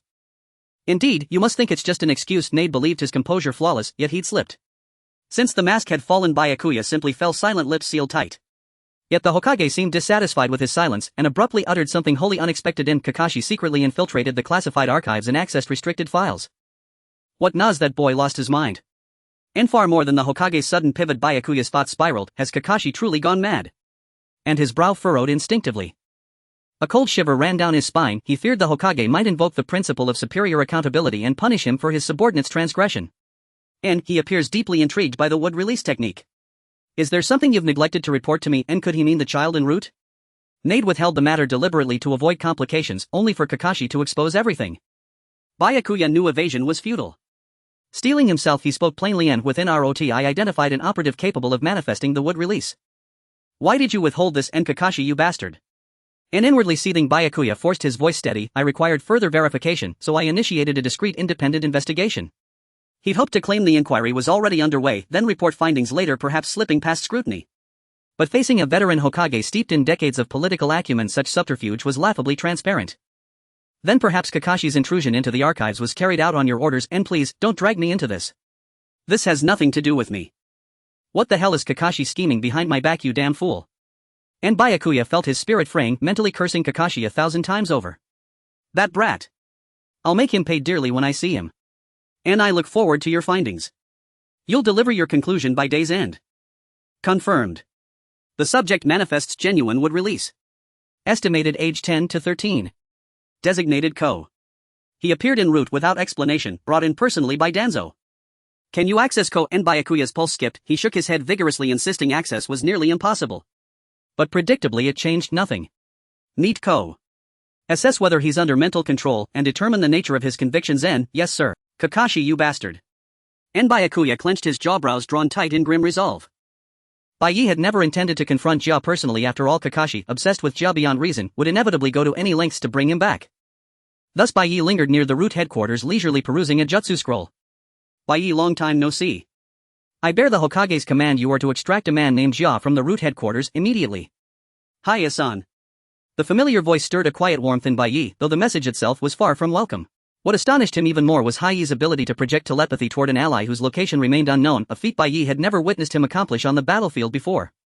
Clearly his ninjutsu had advanced significantly in recent times. Ah, what a nuisance. Warmth and inconvenience were two entirely separate matters. Bai adjusted his ANBU mask and tucked the jutsu scroll back into his robe. In the end he still had to step into the root headquarters, a place he instinctively recoiled from. He deliberately delayed, feigning profound reluctance until dusk bled into nightfall. Since nighttime infiltration suited his purpose best, Bai prepared to move only to hear commotion erupting at the compound's entrance. Was that Chiharu and Kakashi? As expected, Kakashi, consumed by an unfathomable obsession with Jia, had stormed the root headquarters in full force. Bai Yi sees the chaos as cover slipping silently into the compound's depths. Now what do I do? The interior resembled a labyrinthine ant colony, endless twisting corridors utterly disorienting. He had no sense of direction. Finding anyone here felt nearly impossible. Wandering aimlessly, Bai Yi accidentally stumbled upon a corridor, of all places the very one where Kakashi fleeing with Jia had confronted Danzo hidden. Crouching beside a windowsill, he suddenly heard fresh commotion outside, and glanced out just in time to see the third Hokage arrive. This was disastrous. The Hokage's order to rescue Jia had been issued long ago. If he lingered any longer, the third Hokage might well rebuke him for inadequate cultivation and incompetence.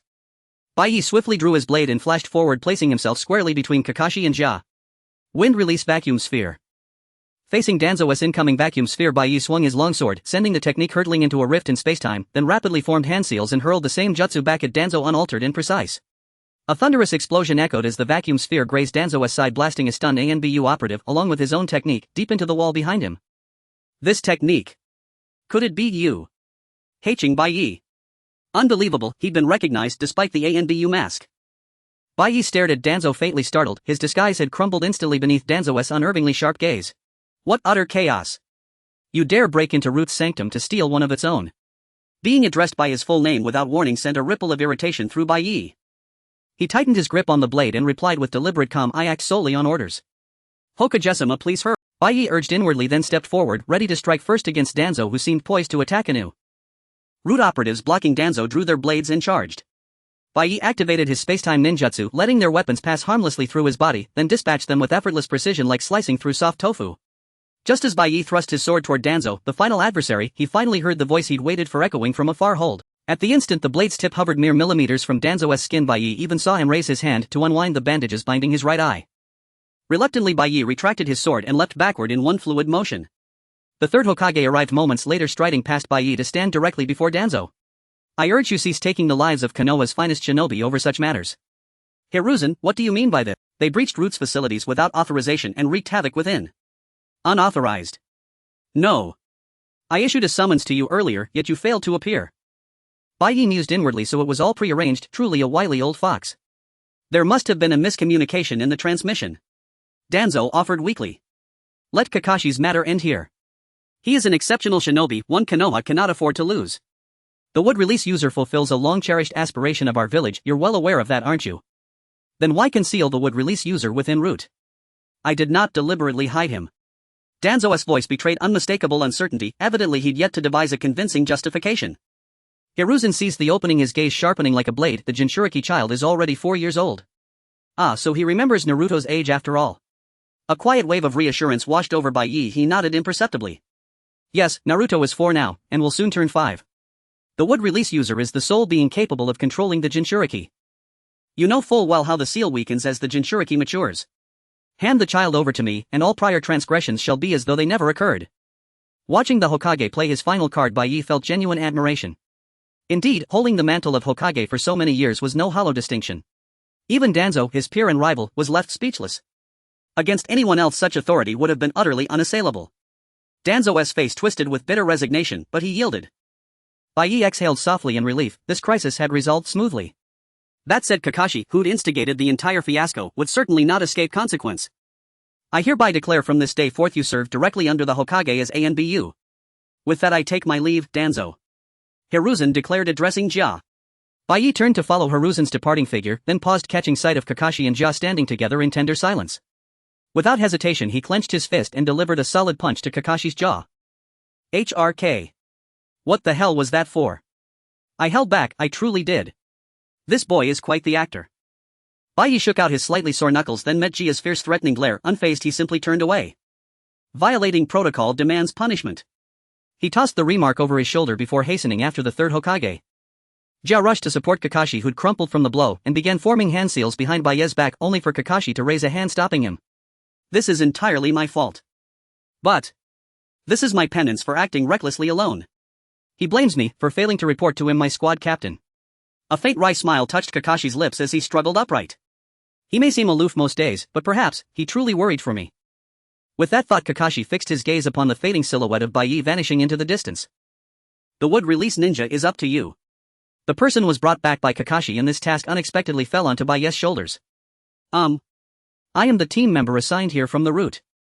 Bai casually glanced at the team member assigned to him, then chose to ignore him and turned his attention back to the ninjutsu scroll.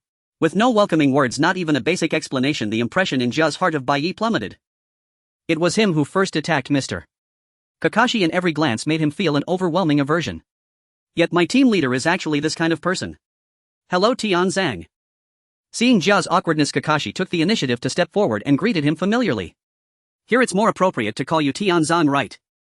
You can trust everyone's strength, they'll guarantee it. Since it's Kakashi vouching for you, then there's naturally no problem. Hearing Kakashi deliberately call his name Tian Zhang revealed a happy expression.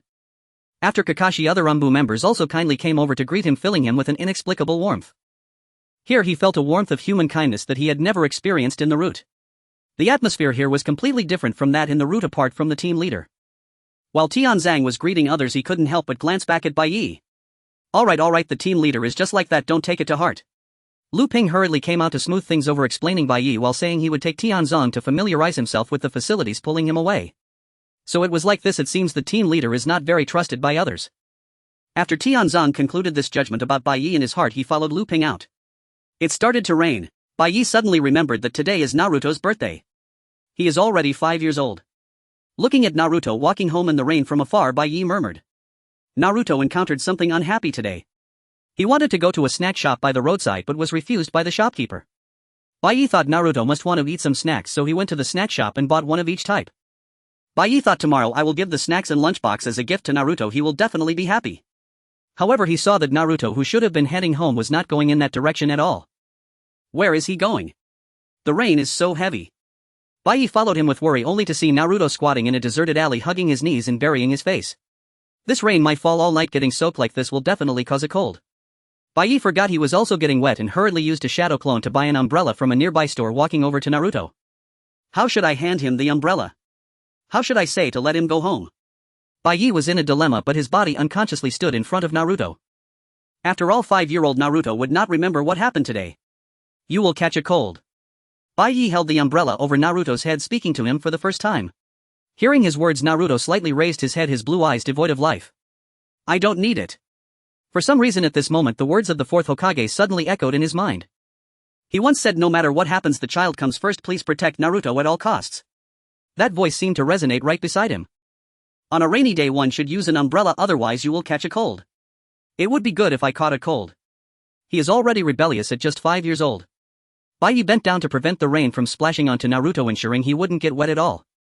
Everyone hates. I clearly did nothing wrong. Everyone hates me and doesn't like me. They just don't understand you. In the future they will all like you a lot. Bai recalled the future from the original story and spoke softly. Although it would take a long time, in the end everyone would love Naruto. Then, after everyone understands me, will they like me? That's impossible. If it were like that. From the very beginning. They just don't understand you. You see, I like you very much. Bai placed the umbrella into Naruto's small hand. It turned out that after being drenched for too long his hands were icy. Bai was very worried that Naruto would catch a cold. For a 5-year-old child, a cold is not a trivial matter. If something happens here, it would be troublesome for him. Uncle. Do you know me? That's why you like me. As long as you understand Naruto, everyone will like you. Anyway, in the end everyone will be like this. Bai took out the large bag of snacks he had just bought from his pocket and stuffed it into Naruto's other hand. You will catch a cold, hurry home. Naruto's eyes widened, seemingly realizing what he was holding. Indeed, children love snacks even though they are bad for their teeth and have no benefits for their health. Uncle, who are you? A person you will hate in the future. Bai ruffled Naruto's rain-soaked hair and spoke. There is no way in this life I am destined to live as a villain. When Naruto grows up a bit more, I will become the most evil villain in his eyes. I won't. I will never hate Uncle. I will never hate Uncle. That would be troublesome. Bai forced a faint smile, not taking this 5-year-old's promise to heart. After all, when he grows up he won't remember someone like me. Bai knew this very well, for even he himself did not remember what happened when he was 5. People are inherently like this. I will never hate Uncle. I promise. You will catch a cold, hurry home. Bai stood up and turned to leave. Naruto watched Bai, who was about to walk far away in the rain, and cautiously spoke. Uncle. I don't like eating broccoli. How did he know? Bai was somewhat surprised and turned back to find out that Naruto was talking about the side dish in today's lunchbox, and he nodded gently. I will pay attention to it in the future. Unexpectedly he hated broccoli, no wonder he only took one bite. Baiyi finally understood the confusion from the morning and then turned to leave. Naruto stared at the direction Baiyi had disappeared for a long time before holding the umbrella and running home in small steps. Baiyi watched his back from afar, took out his notebook and marked a cross next to broccoli. Today's lunchbox also failed. Tian Song, who had been silently observing, increasingly felt that his squad leader was unreliable. Squad leader. His character is extremely poor. It would be better to let Senior Kakashi take over as the squad leader, as his reputation is already terrible. He asked the female ninja Qianshi, who was around the same age as him, and received this kind of response. Qianshi, who idolized Senior Kakashi, said with sparkling eyes that Senior Kakashi should indeed be the squad leader. Of course, Tian Song somewhat agreed with this statement. Senior Kakashi was indeed a bit more reliable. He got along well with other team members and was powerful. Previously, when he asked Senior Lu Ping who was the strongest in the team, Senior Lu Ping also answered that it was Senior Kakashi, which surely could not be wrong. As Tian Song thought this, he fixed his gaze on the squad leader sitting in the corner, who was reading recipes for picky eaters. Why on earth was he reading such a book? Before Tian Song could ponder further, Baiyi closed the book and stood up. Once everyone is here, we will depart.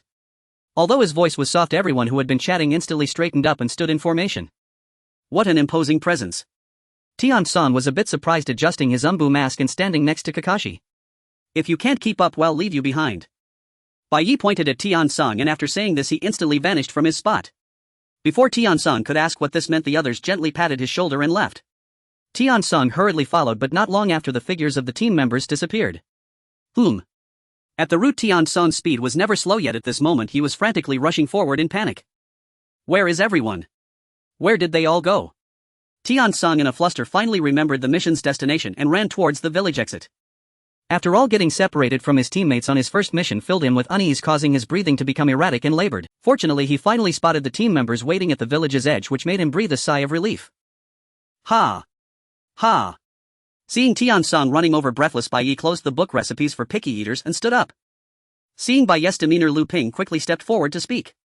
Hey, wait a moment, squad leader. It's his first time, let's wait a little longer. This is really unreasonable. Lu Ping, with a thick face, tried to smooth things over. Baiyi looked at Tian Song, who was still catching his breath, lightly clicked his tongue and dropped a cold remark before returning to his seat with the book. Seizing the opportunity, Lu Ping pulled out a water bottle from his pocket and handed it to Tian Song, gently patting his back. Are you okay, Tian Song? Yes. Ha. I'm sorry. Breathe slowly, well, wait until you've rested enough before we leave. Kakashi also came over to comfort Tian Song and added quietly, he is just like that. Not really, isn't just like that his exclusive label. Tian Song felt that since arriving here he had heard this phrase countless times. Just run slower, after all he is still young, isn't he? Hearing Lu Ping's words, Baiyi shifted his gaze from the book to Tian Song.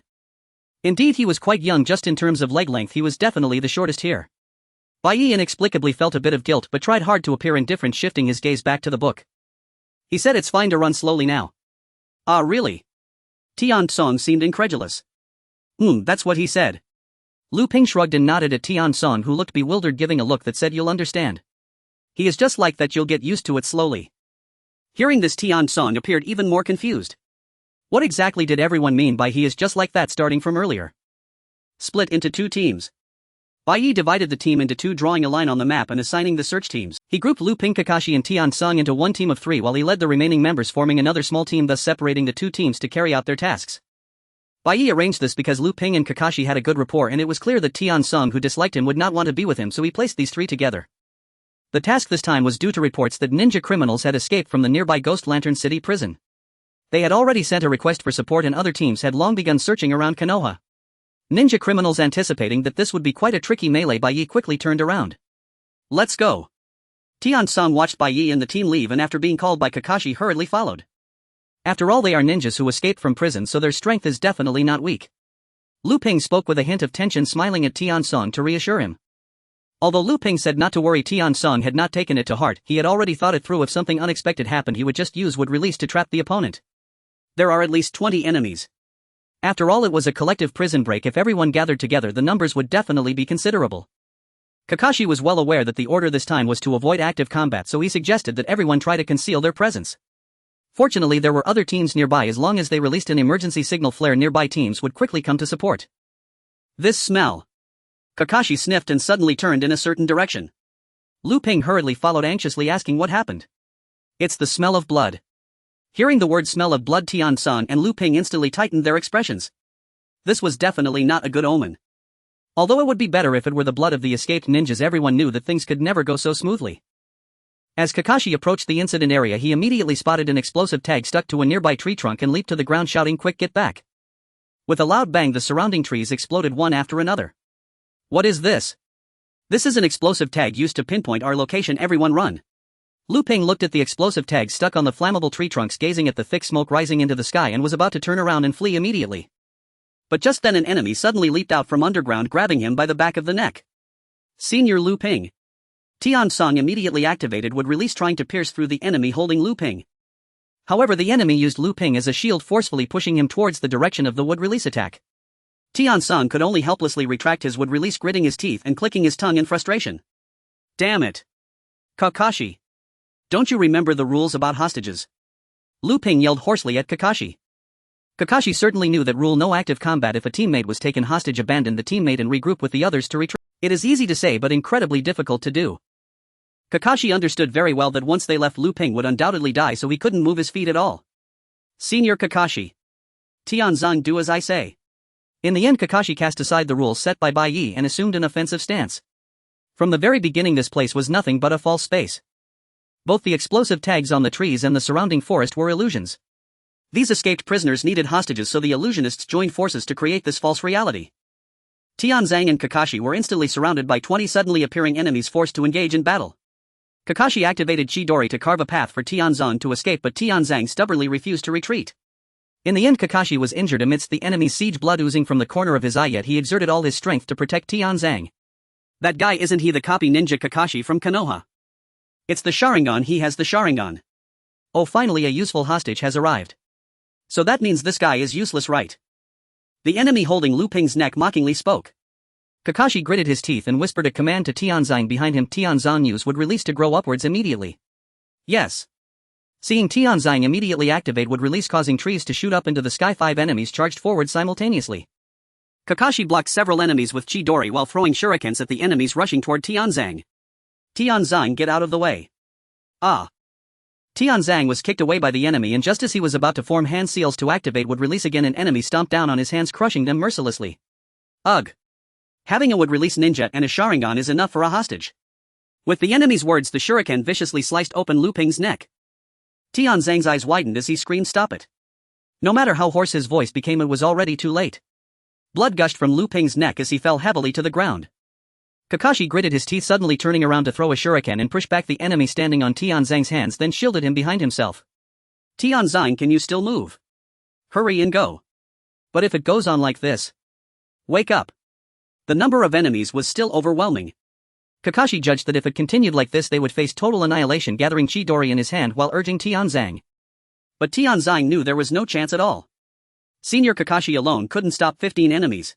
Even if he managed to escape, someone would definitely chase after him. Moreover, his fingers were already broken, unable to form seals, so he couldn't help at all. What should I do? What should I do now? Hey, step aside. Ugh. Tianzang felt someone brush past him. Bai Yi reached out and grabbed Kakashi's shoulder, pushing him aside, slowly drawing the sword from his back. His gaze was fixed on the fallen Lu Ping. There were still 15 enemies, all of whom were capable of combat. He quickly calculated the distances to all the enemies in his mind, took out a scroll from his pocket and threw it overhead. Who is this guy again? An enemy with his foot on Lu Ping's corpse mockingly looked at Bai Yi. Several long knives flew out of the scroll, landing sparsely around the ground. The enemies looked at the knives that barely touched the ground and began to laugh mockingly, openly taunting Bai Yi. What are you doing? You didn't hit anything. Ugh. The next second, a cold glint flashed in Bai Yi's eyes and his figure instantly disappeared from the spot. In an instant, he appeared at the location where the knife was stuck, slashing down and decapitating the still laughing enemy. The enemy didn't even have a chance to react, his body slumping to the ground. Damn it. Everyone attacked together. Earth-style earth flow wall. Countless earthen walls rose from all directions, trying to trap Bai Yi. But in that moment, Bai Yi had already teleported behind the enemy, stabbing through the enemy's throat once more, then vanishing without a trace. This was a one-sided massacre. Whether it was blocking with weapons or sealing with ninjutsu, Bai Yi could directly penetrate the obstacles, his figure flickering like a ghost, appearing from nowhere to precisely pierce the enemies' necks. In a brief moment, 13 enemies lay dead. Bai Yi slowly turned his head and walked toward the last 2 remaining individuals. Wait. We surrender. We surrender. No need. Killing you has already been approved as an order. Wait. We surrender. Confirming that the enemies had fallen without resistance, he flicked the blood off the knife, removed the mask stained with the enemy's blood, and slowly walked toward Kakashi and Tianzang. Report the situation. As he approached, Tianzang felt the chilling aura from his gaze, causing him to instinctively tense up, his hands trembling uncontrollably. Kakashi quietly glanced at Bai's expression, cautiously speaking. Mr. Lu Ping has been taken hostage. The enemy also has illusionists. We simply cannot retreat. Bai said nothing, his cold gaze sweeping over Lu Ping's body lying among the corpses of the enemies. It was strange, his mouth inexplicably tasted bitter. The person who had just been alive was now lying cold on the ground, making him feel a heavy weight in his heart. He didn't even particularly like that guy, so why was he feeling so troubled? Bai knew the answer, yet could not help but feel puzzled. Yes, even though he claimed every day that he wanted to be a villain and had done ruthless things, looking at his actual actions, he was still standing still. Delivering meals to Naruto, saving Kakashi, waiting for the exhausted Tianzang. Doing these things yet having no right to mourn Lu Ping's death. How pathetic. Bai gave himself a cold evaluation, sheathing the knife back into its scabbard on his back. He didn't even have the qualification to mourn Lu Ping's death. Though he wanted to be a thoroughly wicked person, in the end he still couldn't treat them coldly. At this point, how could he have the right to cry out of sadness? But we did our best. We fought desperately to save Senior Lu Ping. You don't know anything. Shut up, Tianzang. Kakashi shouted. Perhaps angered by Bai's words, Tianzang yelled at him with reddened eyes. Bai looked at the emotionally agitated Tianzang and simply said, but in the end Lu Ping still died. He died. After speaking this, Bai turned and walked away. Tianzang, who had initially wanted to argue, saw Bai's expression in that moment before he turned away, becoming instantly speechless. You could be a little more candid. Bai was wiping blood from his face when he heard the remark suddenly uttered by Mr. Tsubasa behind him, and turned, tilting his head in quiet bewilderment. Did he think I was wiping away tears? I'm not grieving.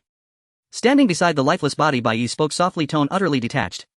His exploding tags had indeed been remarkably effective. Aside from that one regrettable detail, Bai felt no sorrow whatsoever over his death.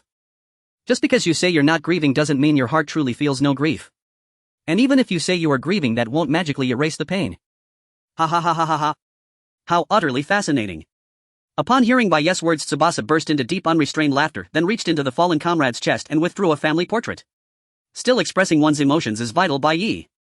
Say I am grieving when grief strikes, say I am joyful when joy arises, that is how one endures, how one lives long. Mr. Tsubasa, do you grieve? Well now.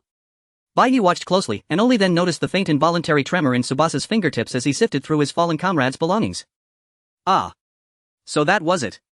Understanding dawned quietly within him, and his gaze drifted gently across the family portrait Tsubasa had placed upon the ground.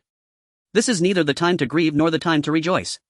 When I die and meet Naruto again, then I shall grieve properly. When I reunite with my family once more, only then will I allow myself to speak. Bai resolved this silently, in his heart, clenching his fists tightly. Tsubasa glanced back at him and with visible effort forced a fragile smile.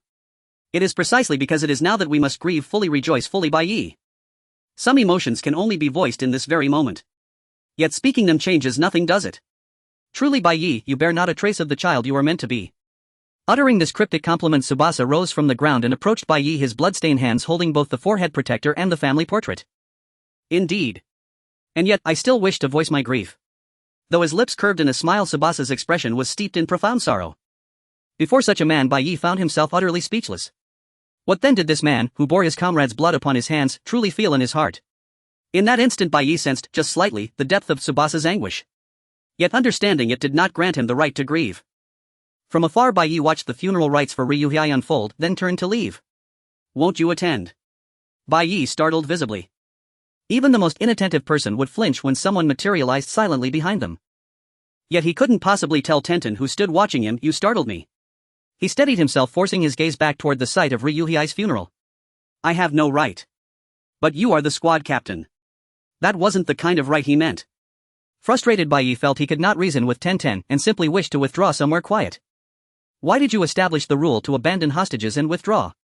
Tenten remembered Ryuhei's ragged, desperate cry, the very words that had compelled Kakashi to flee and leave him behind. Tenten also knew Bai was the one who had instituted that rule. A directive so cold, so ruthlessly pragmatic, it seemed born solely from the shadows of Root. Even Tenten, once a member of Root himself, struggled to comprehend it. Why do enemies seize hostages in the first place? Bai hadn't intended to utter those words, but turning to face Tenten's unyielding gaze, he spoke them anyway. That same rule had originally been set by Mr. Shikaku. It was an act of extraordinary wisdom. Because they cannot win by strength alone, they use hostages to constrain their enemies' movements. Then, so long as they are not fools, they will not hastily execute a hostage they've gone to such lengths to capture. Let the enemy keep the captured comrade alive a little longer so our side may exhaust every possibility, every stratagem to rescue. That was Shikaku's rule. He said stepping back was not retreat, it was the deliberate far-sighted move in a grander plan to save the hostage. If our side withdraws upon learning a comrade has been taken, the enemy recognizes the hostage's value and hesitates before delivering the killing blow. Bai Yi had nearly elaborated further, for Tenten's sake, but stopped himself. He saw no need to voice the unbearable truth. Had you withdrawn, then perhaps Ryuhei might still be alive. Moreover, Tenten clearly grasped the implication already. I simply gave everything I had. I stayed to fight to save senior brother Ryuhei. Senior brother Kakashi must have thought the same. Yet in the end, all those choices proved tragically wrong. Tenten could not voice the truth aloud, and so could only whisper 3 words. I'm sorry. Bai Yi had never sought an apology, but a wave of nausea surged within him nonetheless. He strode away, quickening his pace.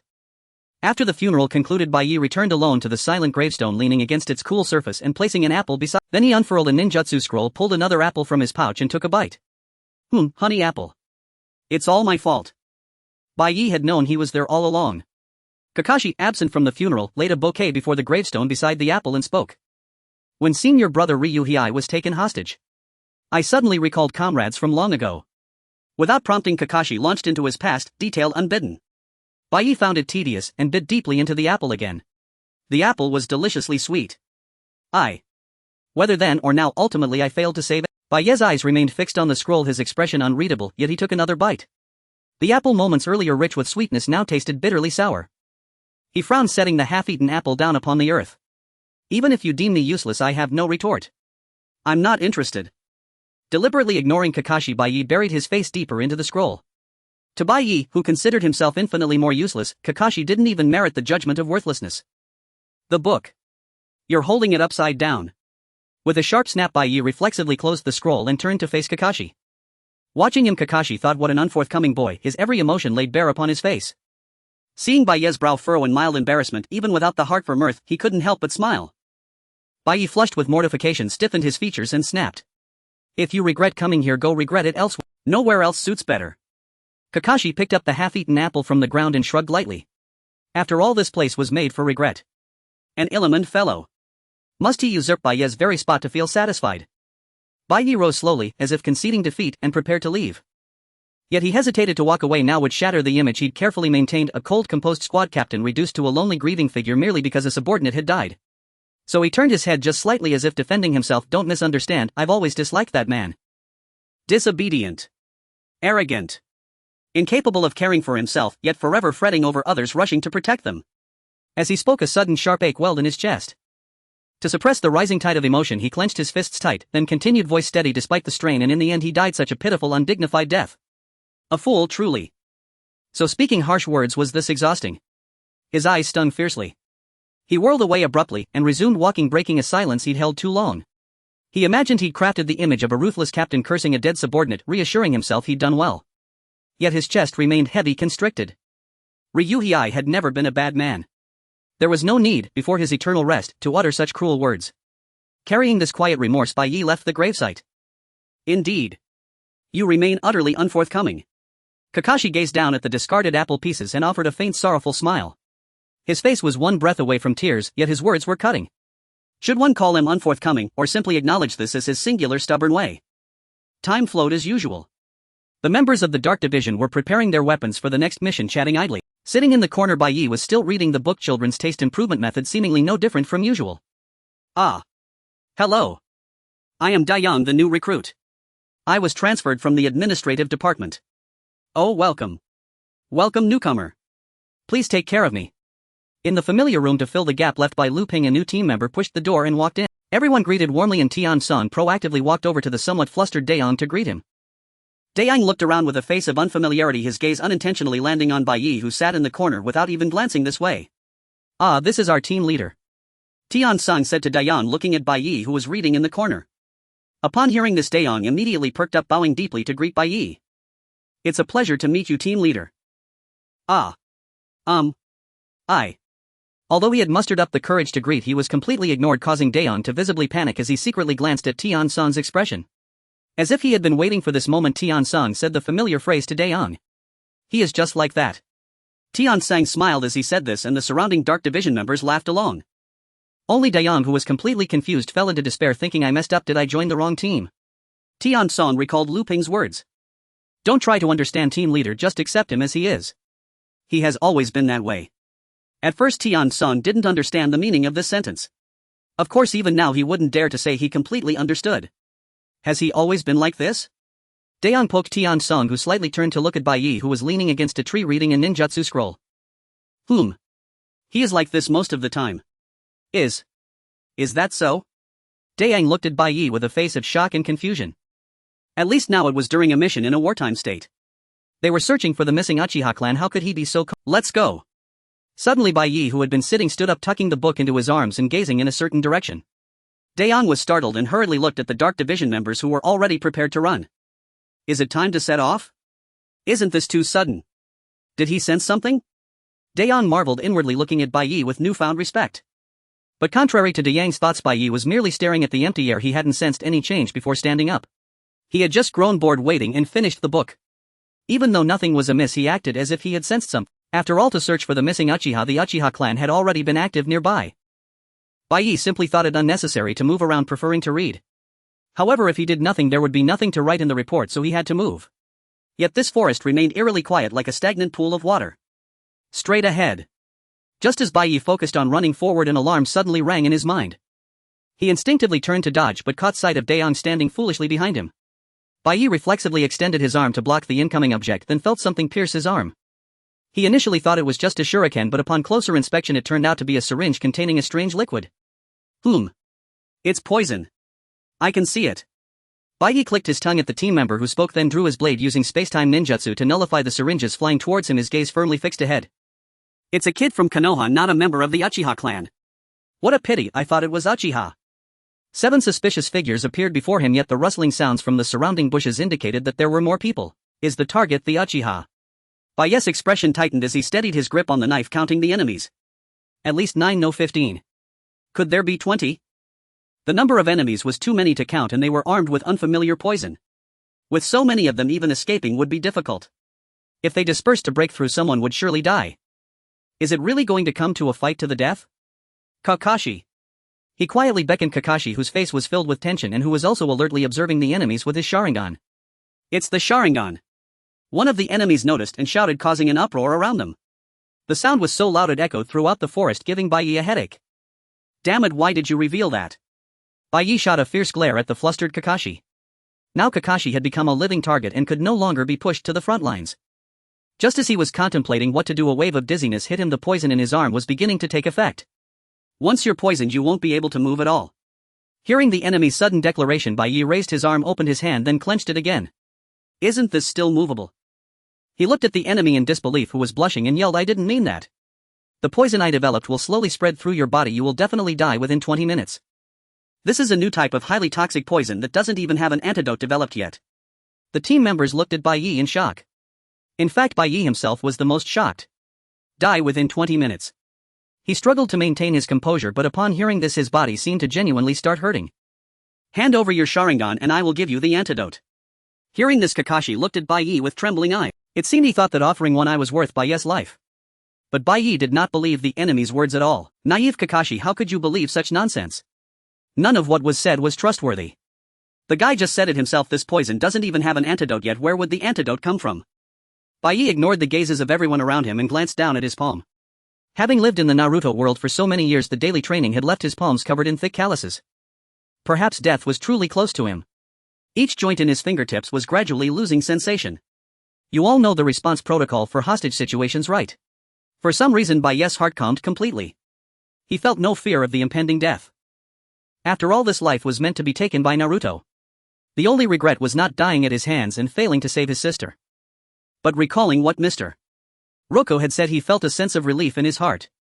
That phrase, if you had to bear endless pain and suffering to save them, would your family be happy?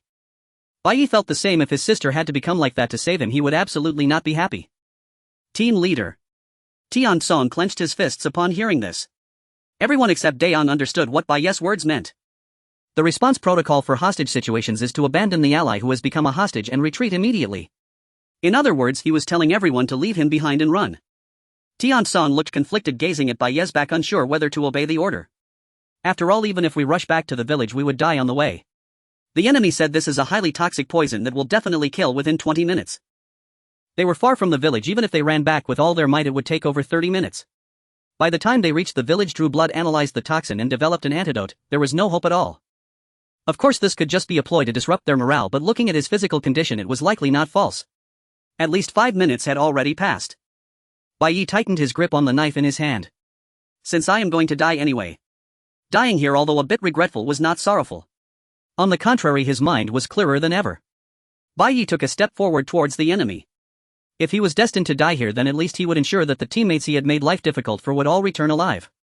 Bai Yi wanted to apologize for his previous harshness, but he feared causing unnecessary trouble for the team and disrupting their morale. After being a harsh superior for so long, saying sorry at the end would only leave them with unshakable burdens. It had already been 6 minutes. Time flew like a knife and Bai Ye's body grew heavier. Soon after, a metallic sweet taste of blood surged in his throat. Bai Yi instinctively realized he didn't have much time left. He slightly turned his head to look at the teammates who were gazing at him. From now on, I will be the hostage. Damn it. Someone among the team let out a furious shout, and in the next second everyone turned and ran frantically. Chase. Watching the enemies move in unison, Bai Yi pulled out a scroll from his pocket, summoning a multitude of blades, forming a circular barrier within the range where he could sense the aura. At the very least, he wanted to vent the resentment for not being able to save his sister before leaving. With that thought, Bai Yi instantly appeared in front of an enemy trying to escape the circular range and decapitated him. Where do you think you're going? Don't you want to play with me? He chuckled lightly, steadying his grip on the knife, and vanished again into thin air. The enemy sensed something was wrong and realized the situation had completely spiraled out of control. But by the time they reacted, it was already too late. Indeed. I cannot just leave like this. Kakashi sensed that there was no longer any movement behind him and came to a halt. He clearly promised to save him, to use the life he saved to help him, yet he ended up in a situation where he had to flee with his tail between his legs.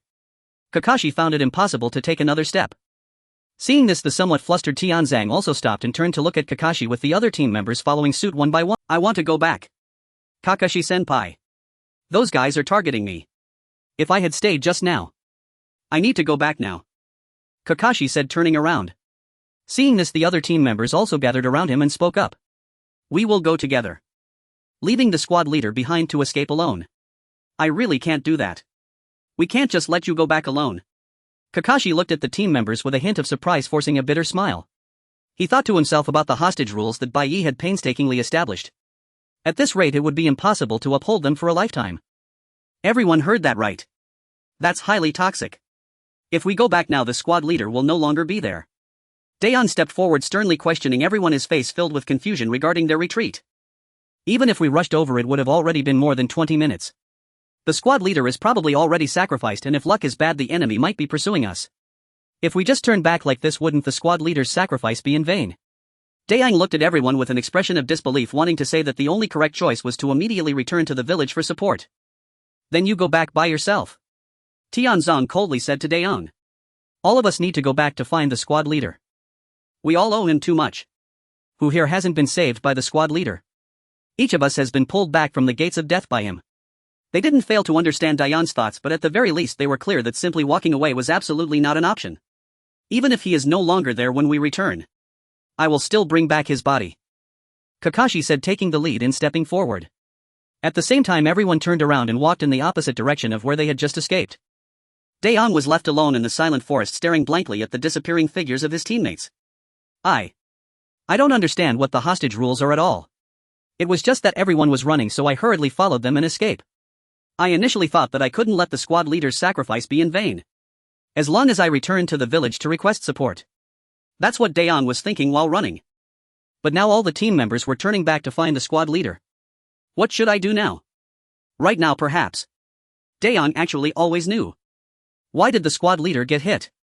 Earlier, the squad leader clearly dodged the syringe coming from the front, yet at that moment he locked eyes with him standing directly behind. It was also at that instant that the squad leader reached out toward the syringe. He must have actively collided with that poison needle to save himself. Damn it! Damn it! Damn it! Daeon cursed into the air a few times, tearing off the mask from his face and throwing it away, suddenly turning around. The direction he turned was precisely the road leading back to the village. Like a lantern show before death. Why did you save me? Silly boy, what reason is needed to save a comrade?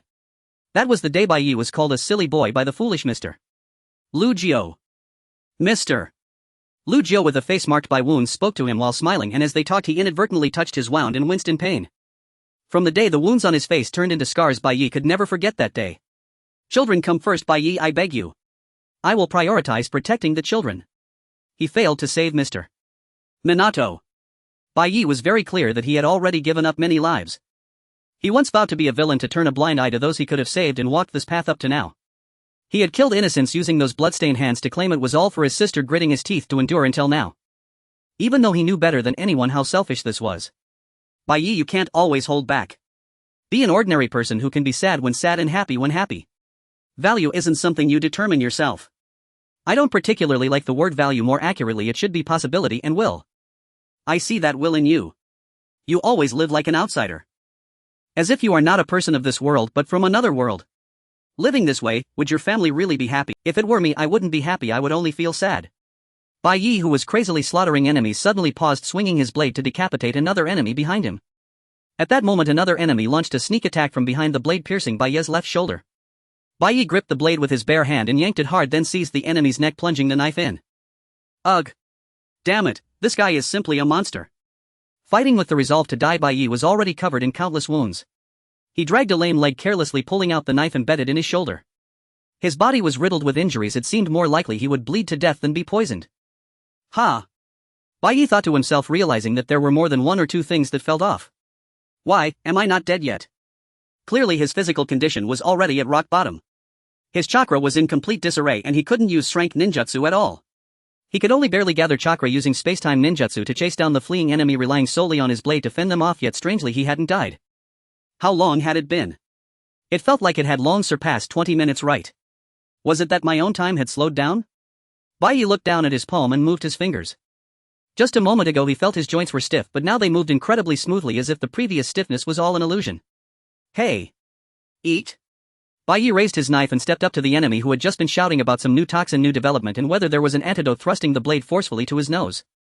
Why? Am I not dead? Bai Yi never imagined he would have a day where he asked such a question. Why am I not dead? Bai Yi never imagined he would one day ask such a question. As he asked, a nagging thought lingered in his mind, could it really be? No way. I must be dead, right? Hurry up. But suddenly the enemy in front of him knelt down, hands pressed to the ground, causing an ominous feeling to surge within him. No way. I'm so sorry. This thing only causes temporary discomfort, it's not a lethal poison at all. Haha, Bai Yi couldn't help but let out a hollow laugh. That's not right, I should be dead. No, that's not it. You won't die. Really? Stop talking nonsense, that can't be right. I'm dying, aren't I? And no, that's not it. A poison that can kill someone within 20 minutes is already very expensive to make. Besides, in this chaotic scene, haven't we been throwing syringes at each other? It's precisely because it's not lethal that we dared to use it recklessly. Don't lie to me, I'm definitely dying, right? Bai Yi's pupils trembled violently, his expression more confused than that of the panicked enemy before him. What was I doing just now? What was that fleeting vision? What about the fierce image of the ruthless squad leader I had been meticulously crafting all this time? If I didn't die like this, then didn't I just let them escape for no reason? How will I go back to the village? What kind of expression should I have when I return? I really must be dying, right? I told you, you won't die. Bai Yi clung to his last shred of hope and asked again, but the enemy's answer remained unchanged. Now even the body that had felt unbearable pain earlier seemed to be slowly returning to normal. Then what was that bloody taste in my mouth? Didn't I spit out blood? Bai Yi moved his tongue, still able to taste the lingering blood in his mouth. What's going on? I thought I was really dying. This poison normally causes minor bleeding, it's not lethal. Then what about the antidote? Didn't you say you had one? Oh, that. It's not a lethal poison, so where would the antidote come from? It was just a trick for negotiating with the enemy. Or to ambush them while they're feeling unwell. This bastard played me. Bai Yi glared fiercely at the trembling enemy, exuding a strong murderous intent. What should I do now? What face should I bring back to the village? Don't think you can die so easily. Please spare me. Bai Yi casually plunged his knife into the neck of the kneeling, begging enemy. The guy who was just gasping for breath finally fell to the side, and the circular blades that had been floating around him clattered to the ground. I was originally planning to die. Now this is a problem. Whatever bleeding this much should still lead to death, right? Bai Yi hadn't even thought about applying pressure to the wound that was oozing blood. He merely glanced at the corpse lying on the ground. At that moment he noticed a glass bottle shining in the arms of the just killed guy. A Sharingan. He picked it up for a closer look, but there was only one and it was severely damaged. This thing is completely useless. Bai Yi guessed it must be the eye of a missing Uchiha clan member. He initially wanted to tuck it away in his clothes but then thought he was about to die anyway, so it would be useless to hold onto it. He just gripped it tightly in his hand. Returning to the village would be too embarrassing. I might as well just die here. After all, I don't have the strength to run anymore. Just as he was thinking this and preparing to relax his body. Squad leader. Bai Yi's body jolted, disbelief written all over his face. After hesitating for a moment, he slowly turned around. Why are they back again? He saw his teammates rushing towards him, all panting heavily. Why did they come back? Suddenly encountering the returning teammates sent Bai Yi into a panic. These guys don't listen to orders at all. Why have they never followed my commands? You all. This bunch of idiots. You're all going to be punished. Before he could finish that last sentence, Bai Yi's body went limp and he fell. Kakashi, who was running in front, immediately stepped forward, catching Bai Yi as he collapsed. Next, the only teammate with some medical ninjutsu rushed forward to urgently check Bai Yi's condition. His state is too poor. With my medical ninjutsu I can barely stop the bleeding. Get back to the village immediately. Kakashi held Bai Yi in his arms, quickly picking up speed. Kakashi looked down at his bloodstained hands. Senpai, it will be fine. After all, he's the squad leader. Looking at Kakashi staring blankly at his hands, Tianzan wanted to offer some comfort but ultimately just bit his lip firmly. Everyone gathered here shared the same unease in their hearts. Even if they rushed over desperately, they couldn't help but fear it would be too late. Kakashi's mind conjured the image of Bai Yi limp in his arms. At that moment he felt incredibly light. Damn it. I shouldn't have left. I should have stayed and fought alongside the squad leader. A teammate punched the wall, venting his frustration. What does it matter if it was an order? Perhaps it's precisely because the squad leader has always been so strong that everyone forgot he is just an ordinary person. They had never seen the squad leader in such a disheveled state. The image of Bai Yi collapsing before them was too vivid, making it impossible for them to divert their gaze from the surgery room door. He himself clearly suffered a lethal poison and was on the brink of death. Yet he still thought of saving us. The teammate reiterated the fact everyone knew, then punched the wall again before slumping down onto the ground in frustration. At least until they heard the news of a successful surgery. No, until Bai Yi woke up safely, no one intended to leave this place. Stop talking, it's useless to regret now. What happened not long ago is clear to all of us. Damn it. Lu Ping's death. Everyone knew why Lu Ping died. It was the price for not adhering to the hostage policy. So when the squad leader shouted the hostage policy, everyone wavered. They never imagined this matter would come to fruition so quickly again on the battlefield. Didn't they say that poison could be lethal within 20 minutes? If the squad leader survives, he must have found the antidote, right? Tianzan carefully voiced his doubts as he looked at the regretful teammates.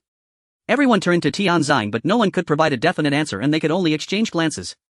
Didn't the enemy have a Sharingan for negotiations? The antidote must be in their hands, they should have obtained it. Then, if we had stayed to fight together. This implied that they could have secured the antidote and provided Bai Yi with it more quickly. Upon reaching this conclusion, everyone's expressions darkened again. Seeing their faces, Kakashi clenched his bloodstained hands. When the squad leader wakes up, are you still planning to wear that face? At least wash off the blood on you first. A teammate who had been quietly leaning against the wall spoke up to Kakashi. Hearing this, everyone looked dazed and slowly headed to the bathroom. Just as Kakashi was also preparing to move, the squad leader saved all of us. Not just once but many times. I respect him a lot. Lu Ping did too. I know. The speaker was the teammate closest in age to Lu Ping. Kakashi nodded, gently agreeing with his words. Who here doesn't admire Bai Yi? We always think he's capable of anything. We should reflect on that. Even the squad leader is ultimately just an ordinary person. From now on I will put my life on the line. He looked at Kakashi with a determined gaze as if he had made up his mind. Kakashi looked at him and couldn't help but smile because it mirrored his own thoughts at that moment. And perhaps everyone here was thinking the same. Is there anyone here who hasn't thought this way? My resolve is different. The teammate stubbornly persisted. Just as he was about to say something else, he suddenly saw the tightly shut door marked surgery in progress swing open. He was startled and immediately rushed towards the doctor. Kakashi also quickly stepped up to the doctor, standing alongside his teammates, all with anxious expressions, waiting for the doctor to speak. Fortunately, the surgery was successful. Phew. With a clatter, the one who had been tense all this time slumped down to the ground. Kakashi felt the tension in his nerves instantly release, and overwhelming fatigue washed over him. Ah, and this is something the patient had been tightly gripping in his hand. This is. Kakashi saw the glass bottle handed over by the doctor containing a Sharingan. It was a severely damaged Sharingan that looked like it could no longer be used. Did they get it from the enemy? Unexpectedly, even the mission was completed. Kakashi felt that although final confirmation was still needed, the Sharingan should be the missing eye of the Uchiha clan they were looking for in this mission. I didn't die. Should I be happy? Bai looked down at his left hand, which was wrapped in bandages. There was no joy in his heart, nor was there sadness. If I had to describe it, it would be a hassle. Are you feeling unwell? Is it your hand that hurts? Should I call a doctor? Wait, let me use my medical ninjutsu to check. Give me your hand. This group is so noisy. Bai looked at the ruckus around him, revealing a weary expression. Well, that last move was indeed quite impressive. It was precisely because he thought he was going to die that he acted that way. Bai admitted that he did look pretty cool at that moment. But the current situation is just too exaggerated. Does it still hurt? Hey, can you even use medical ninjutsu? It's my fault for not practicing enough. I'm sorry. Team leader. Should I go call a doctor now? You idiot. It wasn't hurting much, but now because of your fussing it hurts even more. Isn't that just wasting time? I'm sorry. The only person in the team who could use medical ninjutsu suddenly became the scapegoat, bowing deeply and repeatedly apologizing. Bai looked at this group with discontent and spoke. Why are you back again? You all will face repercussions. You idiots, I am going to punish you for disobeying orders. Bai thought to himself, glaring fiercely at the helpless team members. How could we possibly leave team leader behind? Exactly. Even if we die, we will die with team leader. Ugh. Bai clicked his tongue lightly, but in his heart he thought, what a good bunch of guys. It was precisely because they were such good people that he couldn't get angry at them. He knew better than anyone that these team members were genuinely good. But Bai still deliberately used an angry tone to look at the team members and said, I originally let you go because you would only get in the way. All of you disobeyed orders. We are willing to accept punishment. Yeah. Please punish us. Seeing these guys who still looked cheerful even when facing punishment, Bai showed a fatigued expression. These little brats. Damn it, they really are a good bunch. Knock knock. Suddenly there was a knock on the hospital room door. Even though there was no need for vigilance, everyone instantly showed a cautious expression. Looking toward the door and entering were a group of unexpected police force. Why would they come here? This group of people, who usually had no interaction or relation to him, walked into the ward with their distinctive dark eyes and stood at Bai's bedside. What's going on? What did I do? Bai fixed his gaze on the man at the front named Uchiha Fugaku. Of course, for Bai this was the first time meeting this person. He was anxiously pondering why the other party had come when suddenly the man deeply bowed. All the Uchiha clan members behind him also bent down. On behalf of the Uchiha clan, I express my gratitude to you. The Sharingan you risked your life to retrieve has been confirmed to be the missing eye of our Uchiha clan. Here I thank you in the name of the entire Uchiha clan. Ha! When did I risk my life to retrieve the Sharingan? Bai felt his mind go blank, turning around with a bewildered expression to see his team members looking at him with content smiles. Here we go again, this feeling of the whole world being in the dark except for me. When did I risk my life for the Sharingan? Are these guys looking at me with those our team leader is amazing eyes again? It was just executing a mission. After all, he couldn't say something like, I am indeed impressive. Bai turned his head away, politely declining their gratitude. There was no real reason to accept it either. The Sharingan is the heart of our clan. Even if it has been damaged, it can still carry on our clan's bloodline. Our clan has already decided to regard you as a benefactor of the Uchiha clan. We hope you will accept our invitation soon, as everyone in the clan holds goodwill toward you. No need. No need for any benefactor stuff, just get lost. Bai expressed his refusal to the seriously faced Fugaku with a look of annoyance, but the Uchiha members did not back down. How humble. Once you recover, we will certainly visit again. For now we will take our leave. Resting is the most important thing for a patient. Don't come back, I won't accept.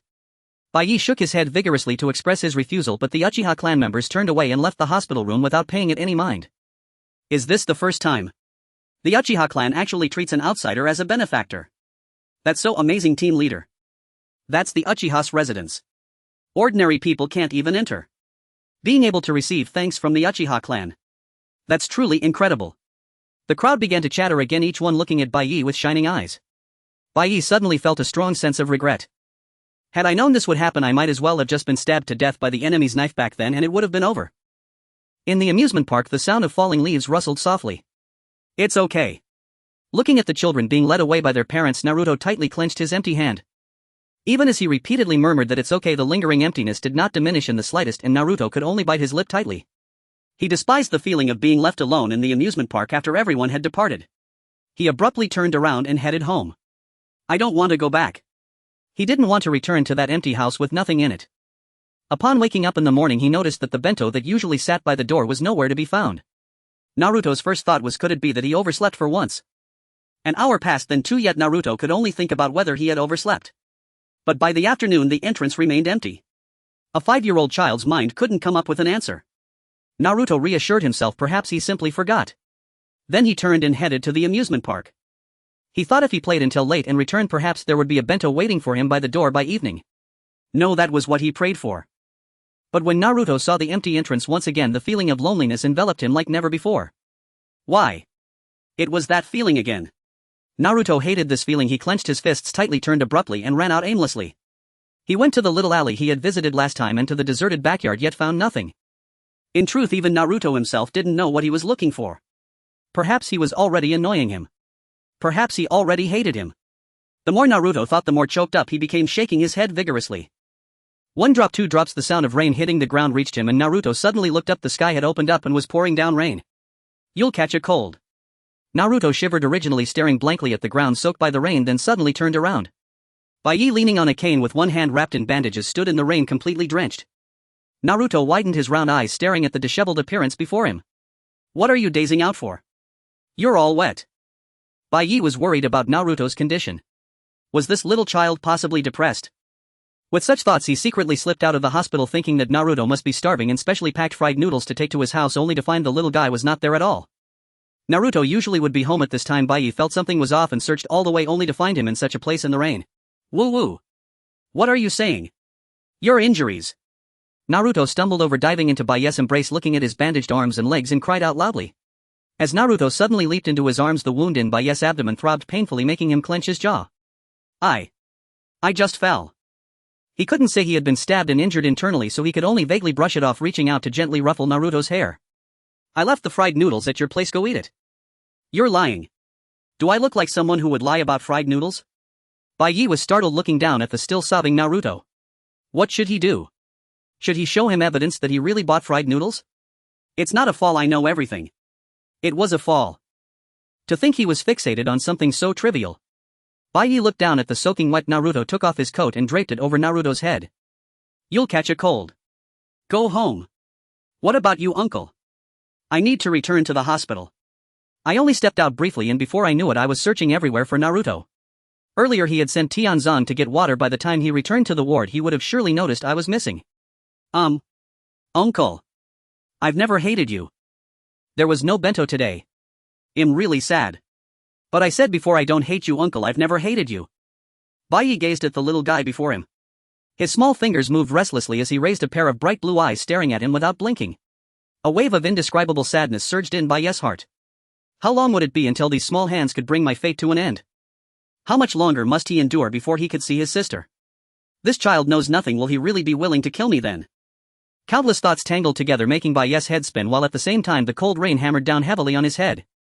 So obedient. Bai looked down at Naruto, whispering softly, his face revealing a pain that was hard to conceal. If Naruto is unwilling to kill me, I don't know what I would do to die at his hands. Perhaps in order to reclaim what I cherish, I would take away everything he holds dear. Even if you come to hate me and resent me later, it's alright. Why? Uncle is so strange, as if begging me to hate him. Naruto looked up through the hazy rain curtain, gazing at the blurred smile on Bai's face. Even if it really comes to that, it will never be your fault, Naruto. It's all my fault. I don't understand what you're saying. The fried noodles will get cold, let's hurry home. Naruto watched Bai's back as he turned to leave, feeling that figure was filled with an inescapable pain, yet he couldn't reach out to stop him. He could only stand there staring blankly and confused for a long time at the distant figure. Dajang had been suffocated by the heavy guilt. That day he only wanted to return to the village to request support. During the time he applied for help, he heard that the team leader had been sent into surgery, injured all over. He only had one thought at that moment: it's good that he's alive, I must go see him. It's really raining heavily. Dajang held an umbrella and walked forward, suddenly seeing someone in front of him leaning on a cane, step by step walking in the rain.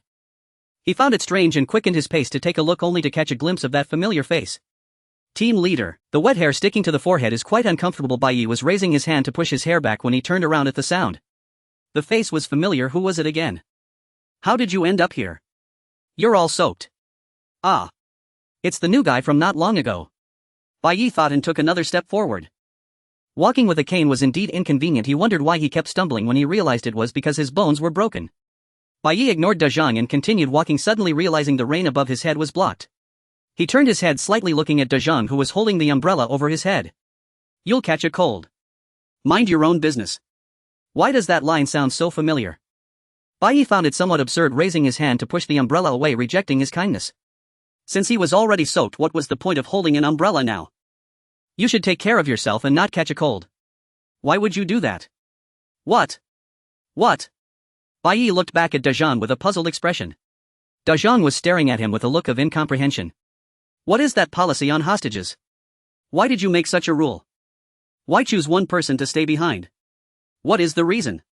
Did you stay behind to save everyone? What was this guy talking about? Through the rain curtain he could only hear him humming something as if questioning, but the rain was too loud to catch the words. What on earth is this guy mumbling about? Do you call this a question? Since he couldn't hear clearly, Bai simply put on a dismissive expression, ignoring it and continuing to walk forward. Dajang watched Bai's indifferent figure with shock in his eyes. For you? Is this matter so natural that it doesn't even warrant questioning? Bai couldn't hear him, the rain was too loud.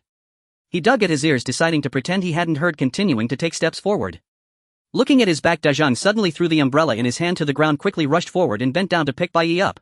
Suddenly lifted off the ground, Bai's cane fell with a clang and he belatedly realized this big Dajang, who was as strong as a mountain, had actually picked him up. What are you doing? I think I understand. Why everyone is willing to turn back. What nonsense is this? Bai looked at the absurdity of Dajang raising his bandaged hand to land a solid punch on his face.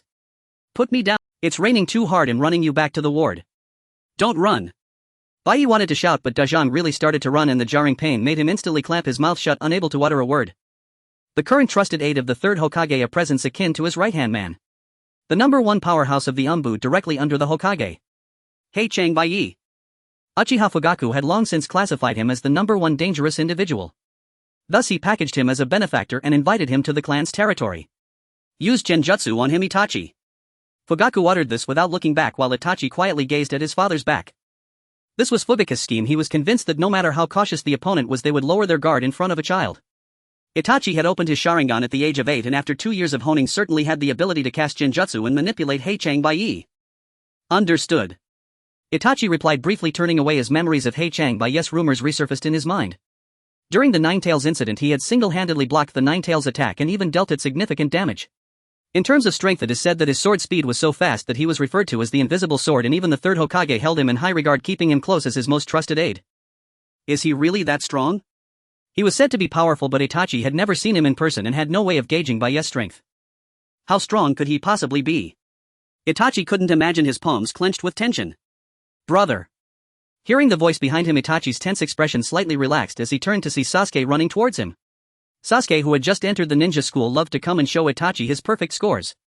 Sorry Sasuke, I don't have time right now. TCH. Before he could finish his sentence, Sasuke was informed by his brother that he had no time, pouting in dissatisfaction. Itachi looked down at his sulking brother, smiled gently and lightly flicked Sasuke's forehead before apologetically turning to leave. In his heart he truly wanted to take a walk with Sasuke, but tomorrow was the day Heichang Bai would arrive and he had to prepare in advance. I got a perfect score of 100. Sasuke looked at his brother's retreating figure, glanced at the test paper in his hand, then turned away dejectedly. Captain. Where are you? Look over there. Daeon. Leave it to me. This group of madmen.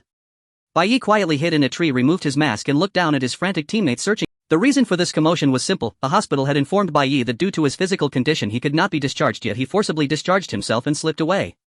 Because of this his teammates were frantically searching for Bai, trying to send him back to the hospital. I don't want to be discharged either. Bai tucked the mask into his clothes, recalling the third Hokage's orders.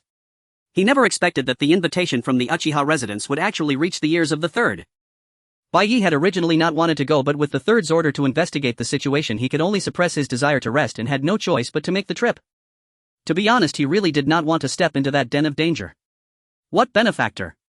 After the Ninetales incident, the Uchiha clan was under 24-hour surveillance by the village and distrust towards the village was growing day by day. At such a critical time, how could they invite someone from the Hokage's ANBU in the name of a benefactor? There must be something fishy going on. Although reluctant, he could not disobey orders and ultimately set off towards the Uchiha residence. Since this was the case, it was a good opportunity to look at the ninjutsu scrolls he had not had a chance to read before. Baiyi thought to himself as he walked into the Uchiha residence, heading straight towards the home of Fugaku, who had invited him. Please come in. Fugaku, dressed appropriately to receive a benefactor, watched as Baiyi flipped through the ninjutsu scrolls. Baiyi slightly bowed to him and walked past him, only to notice someone in front of him pausing his steps. Ah, this is my son Itachi. Hello. Itachi feigned a bow, showing his Sharingan as he looked at Baiyi. Although initially flustered as the other party had been focused on the ninjutsu scrolls, Itachi thought that when he greeted him the other person would surely look into his eyes. But Baiyi completely ignored Itachi, turning to Fugaku and saying, "There's no need for such formalities." He was not there to socialize, he just wanted to quickly get to the point. Baiyi's gaze returned to the ninjutsu scrolls, hoping Fugaku would hurry up and get to the main topic. Fugaku, seeing Baiyi, who hadn't even glanced at Itachi, felt a flicker of panic in his eyes. He never expected the plan to fall apart right at the start. Slightly flustered, Fugaku cleared his throat and led Baiyi to the reception room. Cough, follow me. Was he discovered? Itachi looked at Baiyi's back, which had not glanced at him even once, as he walked away feeling a wave of panic. Fugaku signaled to the flustered Itachi to bring over the tea, then entered the reception room with Baiyi. Receiving Fugaku's signal, Itachi hurried to prepare the tea, feeling his heart race. Did he really see through it? Otherwise he wouldn't have completely ignored him when others greeted him. Itachi gripped the tray, nervously walking into the reception room, occasionally stealing glances at Baiyi, who was still sitting opposite Fugaku, focusing on the ninjutsu scrolls. Itachi, sit beside me. Yes, understood. Just as Itachi placed the tea down and prepared to leave the room, he was called back by Fugaku. Could it be that his father had not given up? Itachi, with a tense expression, sat down next to Baiyi, who was focused on the ninjutsu scrolls, unable to help but steal glances at him. Thank you for coming. For our Uchiha clan, the Sharingan you brought back is a tremendous favor. It is like a rebirth for the Uchiha. If you have any requests, please feel free to speak up without any reservations. It's merely a matter of mutual benefit. Looking at Baiyi, who was still focused on the ninjutsu scroll and drinking tea by himself, a sharp glint flashed in Fugaku's eyes. Could it be that he really saw through it? Fugaku felt the need to confirm this. Mutual benefit. I feel that you haven't gained anything. Completing missions is the primary duty of the ANBU. Is that so? Speaking of which, it seems your body has not fully healed yet. In that case, you may not be able to exert your full strength. Fugaku's words, laced with a threat and seemingly insight into Baiyi's physical condition, caused Baiyi's hand, which was reaching for the snacks, to freeze instantly. Fuyu's words, laced with a threat and seemingly aware of Baiyi's physical condition, made Baiyi's hand, which was about to reach for the snacks, freeze in an instant. Fuyu subtly glanced at Itachi beside him and nodded. Itachi immediately activated his Sharingan, fixating his gaze on Baiyi, waiting for him to shift his attention away from the ninjutsu scroll. What does that mean? No matter how one looked at it, it didn't seem like the leader of the Uchiha clan was genuinely worried about his health. Or could it be that he truly cared for him? The surroundings were silent, not resembling a situation where one would take advantage of him being unable to exert his strength to kill him. Could this really be a banquet set up to thank a benefactor? Baiyi even felt a twinge of guilt, wondering if he had judged the Uchiha clan too harshly. Yet at this point it would be too strange to change his attitude, so to cover up this awkwardness, Baiyi buried his head deeper into the ninjutsu scroll. As expected. Has he seen through everything? Fuyu murmured softly as he watched Baiyi bury his head even deeper. It seemed he had seen through our intentions from the very beginning. You will report to the third Hokage, right? Fuyu thought to himself, if Baiyi returned to report, then their planned coup would likely have to be initiated earlier than expected. With a dejected expression, he asked Baiyi. Itachi was also thrown off by the unusual atmosphere, retracting his Sharingan and looking toward Baiyi. No, there's no need for that. Doesn't he know that I came here under the orders of the third Hokage? Truly, he is worthy of being the leader of the Uchiha. But if he truly sensed something amiss, he should have acted long ago, yet throughout there had been no ambush or murderous intent. It seems that both the third Hokage and I have indeed overthought things. Since there seems to be nothing wrong, it would be better to head home quickly. Baiyi thought this as he stood up, gently placed the ninjutsu scroll down and looked at Fuyu and Itachi, who were staring at him in shock. No need. What he means is that he can deal with the Uchiha leader right here without needing to report. Under the cold gaze of Baiyi, Itachi instinctively tensed up and was about to pull out a shuriken from his pocket. But Fuyu immediately reached out to hold him back, then with a tense expression he spoke to Baiyi as if to defend himself. He's still young, he momentarily lost his composure. As a father, I apologize to you. Please be more forgiving. Itachi quickly apologized. Sorry. So that's how it is. Even a genius can have moments of tension. Upon hearing Fuyu's words, Baiyi found himself understanding Itachi better. An outsider stepping into the Uchiha residence for the first time, even having a private meeting with his father, the clan leader. It's no wonder he was uneasy, unwilling to leave his seat. Just a small action from him made him so nervous that he almost pulled out a shuriken. He remembered that Itachi was only 10 years old. He truly was still a child. Still young, quite naive. Bai expressed his genuine thoughts, wanting them to know that he wasn't taking it to heart. But looking at Itachi and Fuyu's increasingly bewildered expressions, Bai thought he had misspoken and hurriedly added, "I'll consider it a child's innocent mistake. Thank you very much." After all, he himself had had unnecessary misunderstandings, and it would be best to resolve things peacefully. Bai felt there was no need to linger here any longer. After all, the suspicious signs that the third Hokage was worried about were completely absent, and they had not revealed any ulterior motives toward him. They clearly had many opportunities to act against him, yet they had not done so from start to finish. Perhaps he truly had misunderstood the Uchiha clan. Bai thought as he turned around, glanced back at Fuyua and said, "No need to thank me. What benefactor? I don't want to be involved with the Uchiha clan any further. I just hope they won't come to me under the guise of gratitude in the future." With these thoughts in mind, Bai turned and left. Fuyua, having neither reason nor position to call out to the departing Bai, could only watch his retreating figure with genuine fear growing in his heart. This man with precise judgment had completely avoided the Sharingan, and in every action there were flaws he could exploit instantly, yet he moved with such grace that it was flawless. Even if he saw through their ulterior motives, he still maintained a composure that suggested he could take their lives at any moment, simply saying, "Consider it an innocent mistake, no need to thank me," before leaving directly. These words sounded extremely arrogant, but having witnessed his actions firsthand, one could only regard this attitude as natural. This man is too dangerous even for the revival of the Uchiha clan. He must be eliminated. Fuyu made up his mind and clenched his fists tightly. The relationship between the village and the Uchiha clan has reached its end. A coup is now inevitable. Leader, the Uchiha and the village can never walk hand in hand towards the future. In the event of any major changes in the village, the first to be suspected will always be the Uchiha. After the Ninetales incident, without a shred of concrete evidence, they still insisted on implementing 24-hour surveillance on us. Isn't that the best proof? Fuyu understood better than anyone. The atmosphere during Minato's time as Hokage was long gone. Wait a little longer. At least until my children grow up. No, at least until the village welcomes. Wait a little longer. At least until my children grow up. No, at least until the village welcomes a new Hokage. Fuyu knew that the patience of his clansmen had long been exhausted, yet he still repeatedly urged them to wait. He understood better than anyone that even as the clan leader he could no longer stop this tide. From today on, you will serve as a bridge connecting the clan and the village's core. Fuyu ultimately decided to let Itachi enter the ANBU. Although he was only 11 years old, stepping into the realm of the ANBU, Fuyu trusted this son more than anyone in the clan. From now on, Itachi will witness all the undercurrents between the village and the Uchiha. And within this narrow gap he will find the ultimate answer. Is it opposition or reconciliation? Everything seems to rest in Itachi's hands. There is one thing you must remember: if you ever have the chance, you must kill Bai. Why? Itachi initially thought that his father sent him into the ANBU to improve the relationship between the clan and the village. Itachi recalled that day when Bai, who had not even glanced at his Sharingan, showed no sign of relaxation throughout, completely grasping the clan's internal dynamics before turning to leave. Itachi also understood that inviting Bai that day was the Uchiha's biggest misstep. He is an extremely dangerous man. If the village decides to act against the Uchiha, the first to lead the charge will definitely be Bai. Fuyu had already made up his mind that the ultimate outcome would be a confrontation between the Uchiha and the village. This was something that Itachi understood all too well. He lightly nodded at his father's words and turned to leave. In truth, even Itachi himself couldn't be certain if he would have the chance to kill Bai. Ever since he faced that man and parted ways, he had been unable to shake off thoughts of him. The first time Uchiha Itachi encountered a man who rendered him immobile with just a brief meeting. It was the first time Itachi truly understood what genuine strength meant. Indeed. That man is quite dangerous. Bai looked down at himself, his eyes empty as he muttered, "Still young, rather immature." He clearly exuded an aura that suggested he was about to annihilate the clan leader himself and the entire Uchiha clan, yet he suddenly turned away as if losing interest. It felt as if he was too weak and immature to even be worthy of a confrontation. If he truly fought him, would he stand a chance? Oh, a newcomer has arrived. Come, hurry over. Joining the ANBU at 11 years old. Based on his preconceived notions of the ANBU, Itachi had thought the atmosphere here would be oppressive and cold and that no one would welcome his arrival. Oh, a newcomer has arrived. Come, hurry over. Joining the ANBU at 11 years old. That's impressive. Wow, he looks quite handsome. To his surprise, everyone excitedly gathered around Itachi, showering him with compliments. Itachi, somewhat bewildered, nodded, repeatedly uttering words of gratitude. You won't be leaving, right? Ha!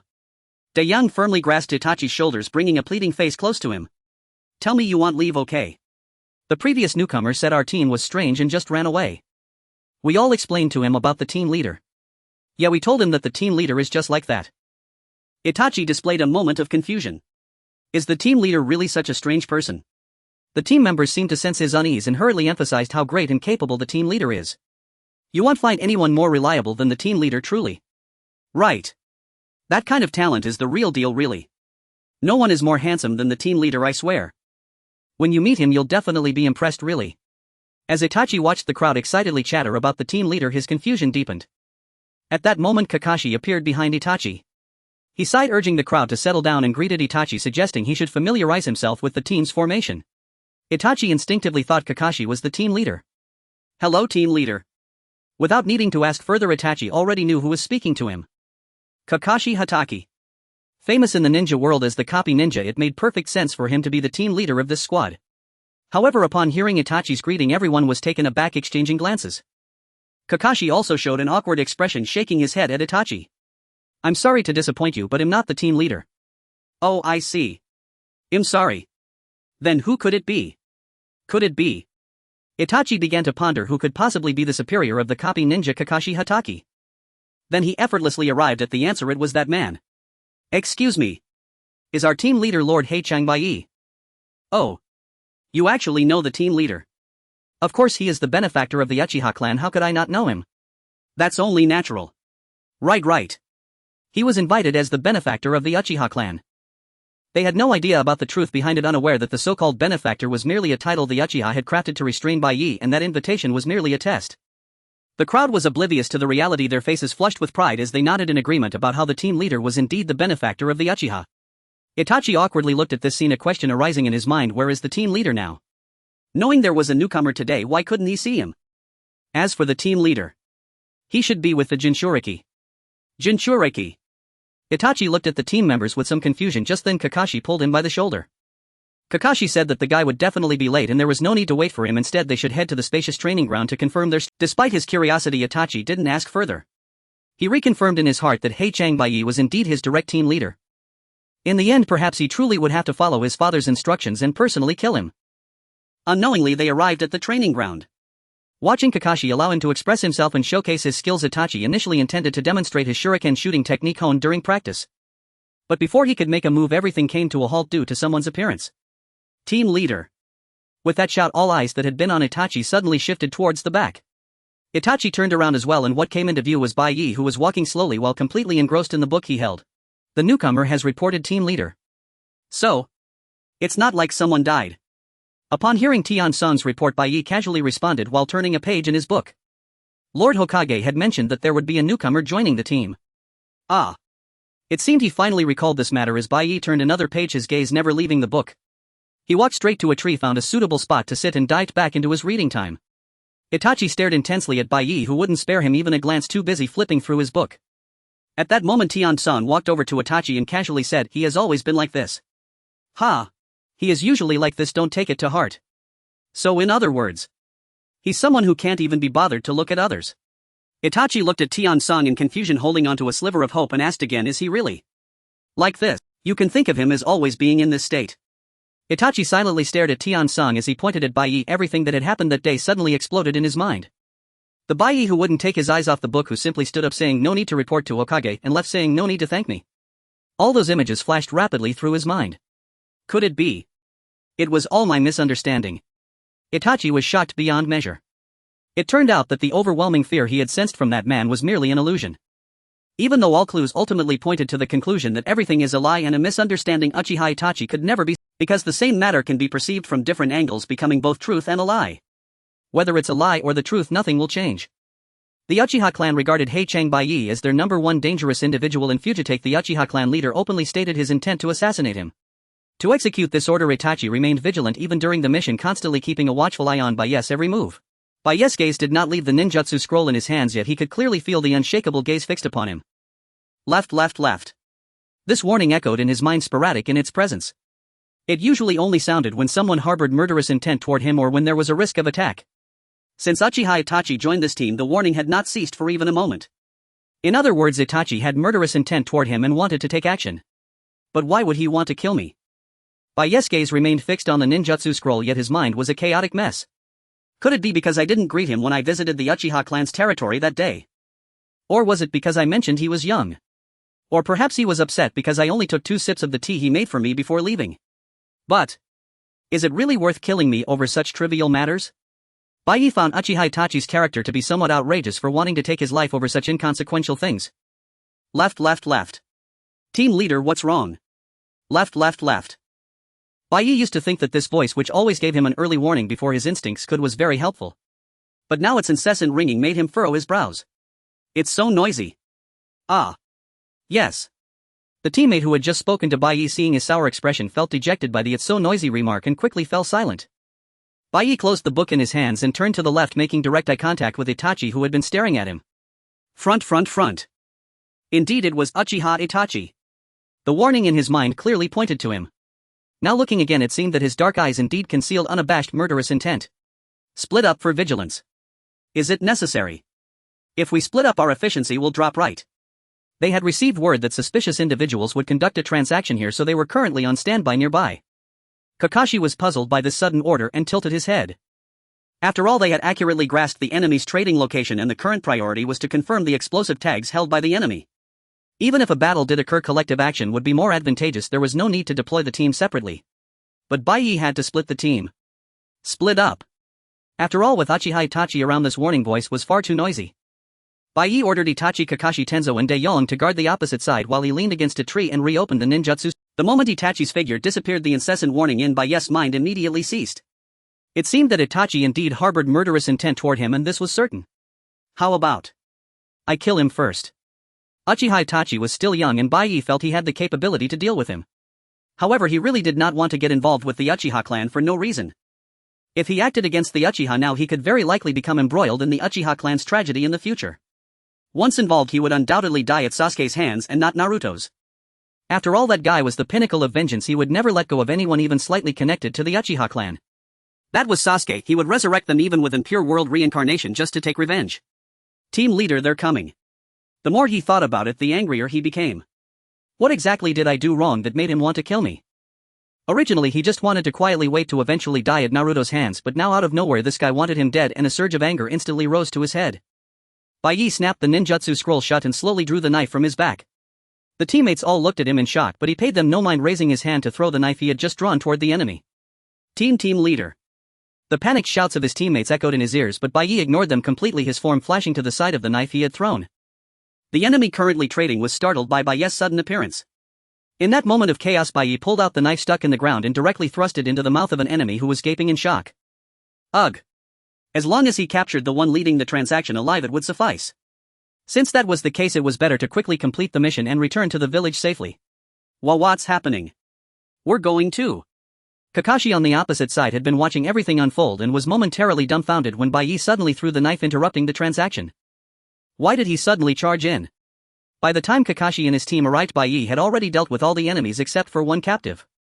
Kakashi sheathed his knife and looked speechlessly at Bai, who was squatting on the ground opening the black backpack. In the black backpack was the target of this mission, the specially designed explosive tags created by the ninjas of Konohagakure. Damn it. Die. At that moment, the remaining captive suddenly tore open his clothes, revealing the numerous explosive tags strapped to his body, and charged at Bai with a roar. Judging by how the explosive tags were connected to the caster, if he stabbed him with a knife, it would immediately trigger an explosion. Just as Bai was about to use his space-time ninjutsu to evade the attack, Itachi, who had originally been standing behind Kakashi, suddenly stepped forward and threw a shuriken at the caster. Boom. The moment the shuriken struck the caster, the explosive tags indeed detonated immediately. Seeing this, Bai quickly threw the knife behind him, using the technique to instantaneously shift his position. The explosion before him engulfed everything, and everyone present was thrown back by the shockwave. Bai, who had avoided the explosion using space-time ninjutsu, turned around and glanced at Itachi, who had just thrown the shuriken. Front. This guy was just trying to find an opportunity to kill me. Even now his murderous intent has not diminished in the slightest. Wait, if you want to kill me, at least tell me why. Bai's heart was full of grievances, but he still forcibly suppressed it and threw the black backpack he had just packed down in front of Itachi. Mission accomplished. Return to the village. He definitely realized it. Itachi understood that he had been too hasty just now. But this team leader said nothing and turned to leave first. Itachi had thought that the other party would at least say something about the earlier incident, but he left as if nothing had happened. Why? Did he realize it from the very beginning? Was what happened at the Uchiha clan's territory really not a misunderstanding at all? Itachi increasingly found Bai incomprehensible. This person's thoughts were indeed too difficult to grasp. If he didn't know everything, then why hadn't he mentioned what had just happened? Could it be that he was already fully aware of everything when he was at the Uchiha clan? Itachi felt he had to confirm this once more. This team leader, is he really just someone living in a web of misunderstandings as I thought, or has he already anticipated everything? When reporting the mission to the Hokage, Bai was severely reprimanded. Do you really want to kill everyone?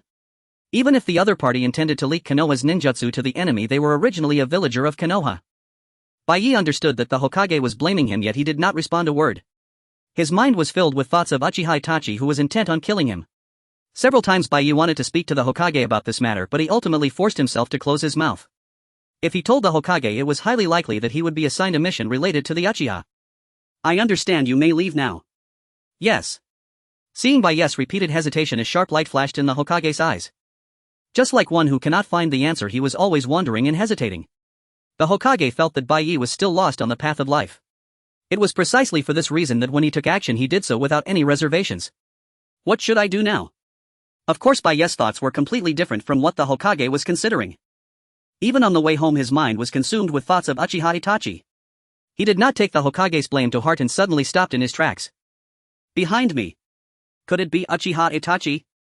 Bai suddenly turned around, expecting that the person coming out from behind the tree would be Uchiha Itachi. To his surprise, the person revealing themselves from behind the tree was someone who made him feel uncomfortable. Long time no see. Shinomiya Danzo. Bai tensed up. He let out a breath of relief, looking expressionlessly at Danzo before him, completely unaware of what he wanted. Having just been threatened by the ruthless Uchiha Itachi, now looking at Shinomiya Danzo somehow. Well, how should he put it? It felt rather trivial. Since that incident, I have felt guilty towards you. But you know, it was all for the village. I know. The matter Danzo referred to was the previous refugee incident. Bai recalled that event, and he grew increasingly displeased with Danzo's expression. The reason I came to find you this time is also for the village's sake. You should understand that the relationship between the Uchiha clan and the village has been deteriorating. The Uchiha clan might soon instigate a coup. A civil war is a deadly risk for any village. Especially the Uchiha, who possess great strength. Once a civil war breaks out, the village will lose the majority of its combat power, leaving it vulnerable to other nations' covetous eyes. If that time comes, Konoha will be finished. Bai understood very well what Danzo was worried about. He was merely recalling the events surrounding Uchiha Madara from years past. To this point, Bai actually agreed to some extent. However, he was all too aware of Danzo's intentions in sharing this with him. He simply wanted to assign him some troublesome task. That won't happen. Bai replied indifferently. How can you be so certain? The Uchiha clan will not instigate a coup. Bai recalled the original plot he knew, and though he couldn't explain why, he spoke with conviction. Do you believe in them? No, it's that Uchiha Itachi will kill them all they want, even have the opportunity to instigate a coup. What a surprise! I didn't expect you to have such views on the Uchiha clan. This trust of yours. Could it be related to the time you desperately fought to reclaim your Sharingan and became a benefactor of the Uchiha clan? This has nothing to do with that. I simply believe that the Uchiha clan absolutely will not instigate a coup. So please don't create unnecessary troubles for me. Bai slightly turned to leave, but Danzo called out to him again.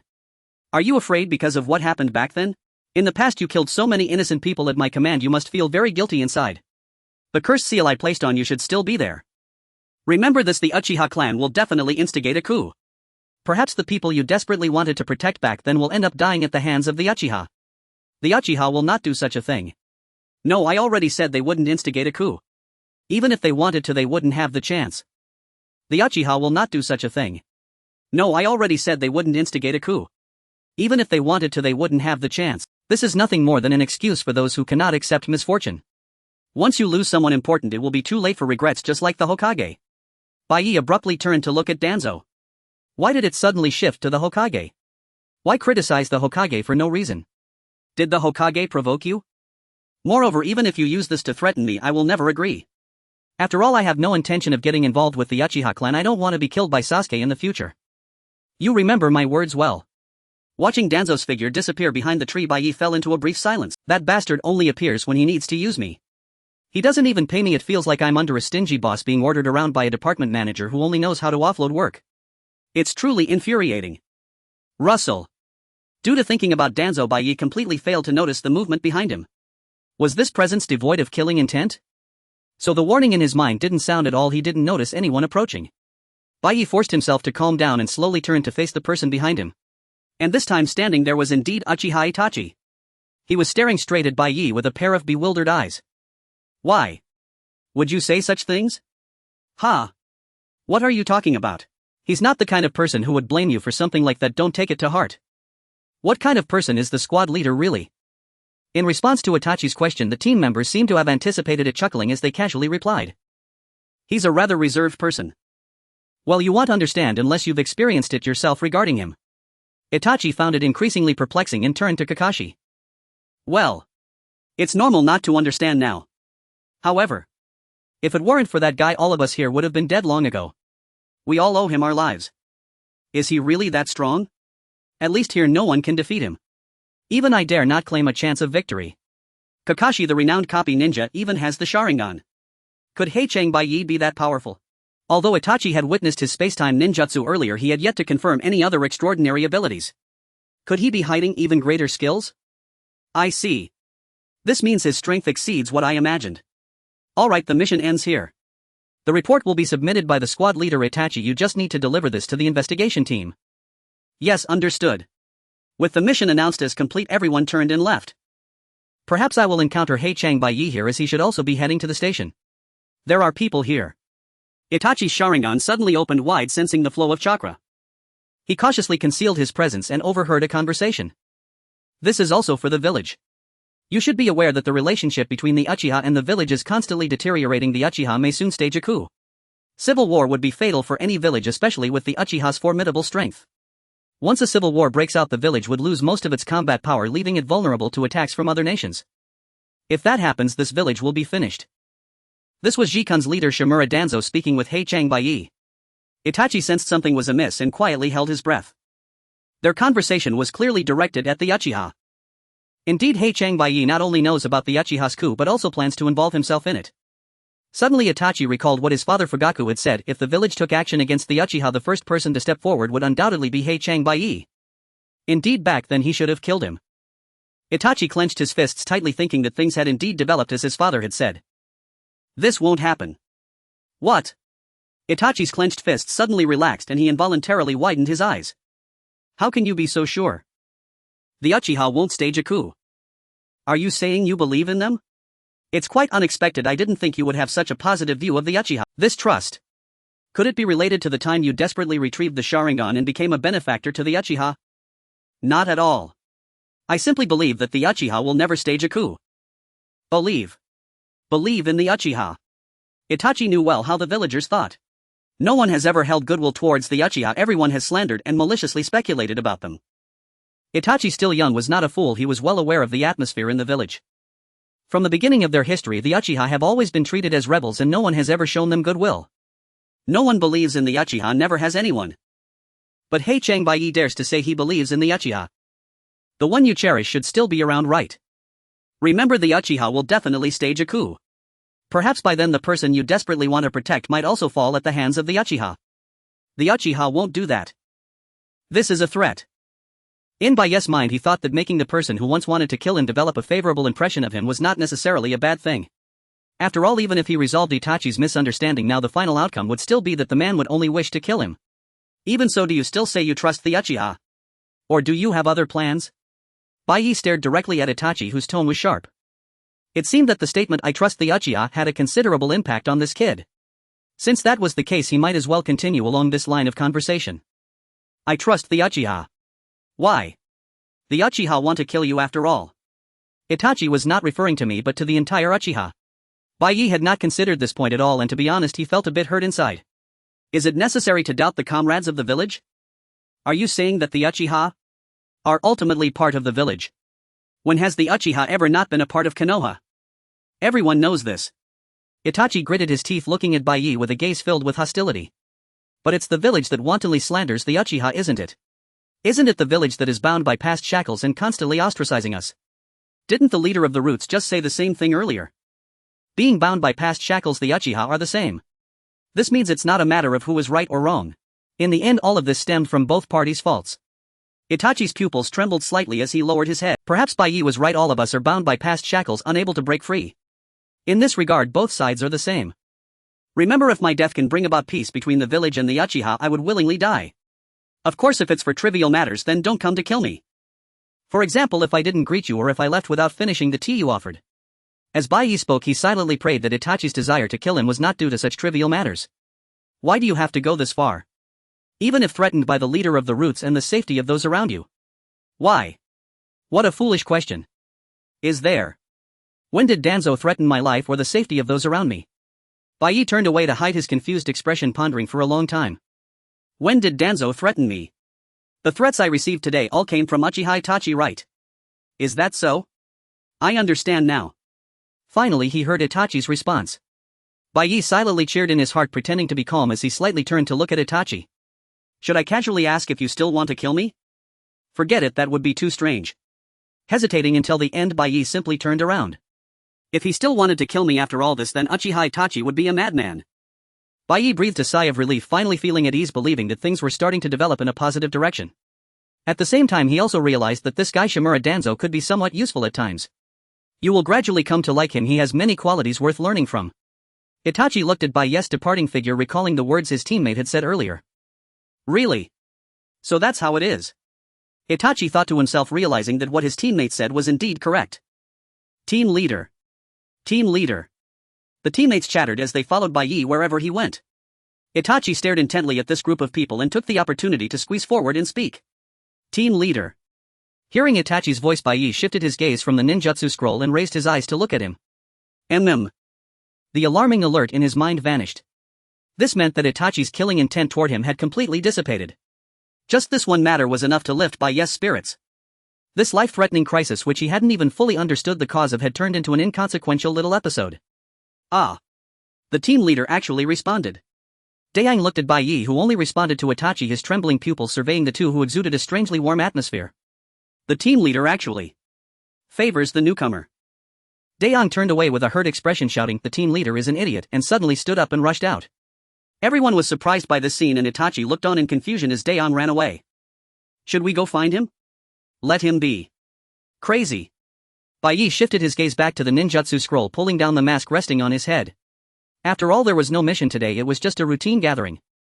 They had received orders to keep the minimum personnel monitoring the Uchiha 24 hours a day while the rest stayed on standby in the village. The suspicious movements of the Uchiha were evidently nearing their conclusion. Everyone should have noticed this unsettling atmosphere. Forget it, it has nothing to do with me. Did I do something wrong? The teammates either cleaned their weapons as usual or chatted idly while Itachi walked over to Tenzo's side, cautiously asking. Tenzo revealed a slightly troubled smile and shook his head, saying it was definitely not like that. Dayang. Just don't mind him. It's not your fault, so don't take it to heart. Alright. By the way, what happened between you and the team leader? It feels a bit strange. Kakashi walked over, casually asking Itachi. But Itachi could clearly feel that everyone's gaze was inexplicably focused on him. Nothing happened. I guess I think he's a really good person. Well, that's not wrong. Itachi watched Kakashi, who chuckled lightly and then turned to leave his gaze falling on Bai, who was reading in the corner. Unrelated to Itachi's feelings, the relationship between the Uchiha and the village was heading down the worst path. The police force was controlling the villagers more strictly than ever, venting their dissatisfaction with the village, and negative evaluations of the police force began circulating within the village. Itachi sensed that if things continued like this, it would be impossible to stop a coup from happening. What would the team leader do? He once said that even if it meant sacrificing himself, he would believe in and protect both the village and the Uchiha. Itachi thought that perhaps soon he would also face the day he must make a choice.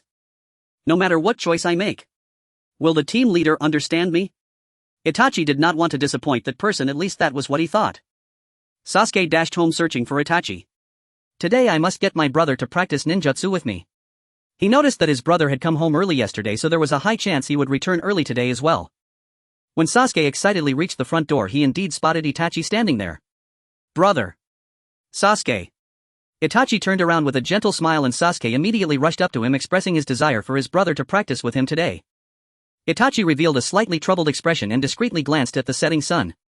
Just practice with him for a little while.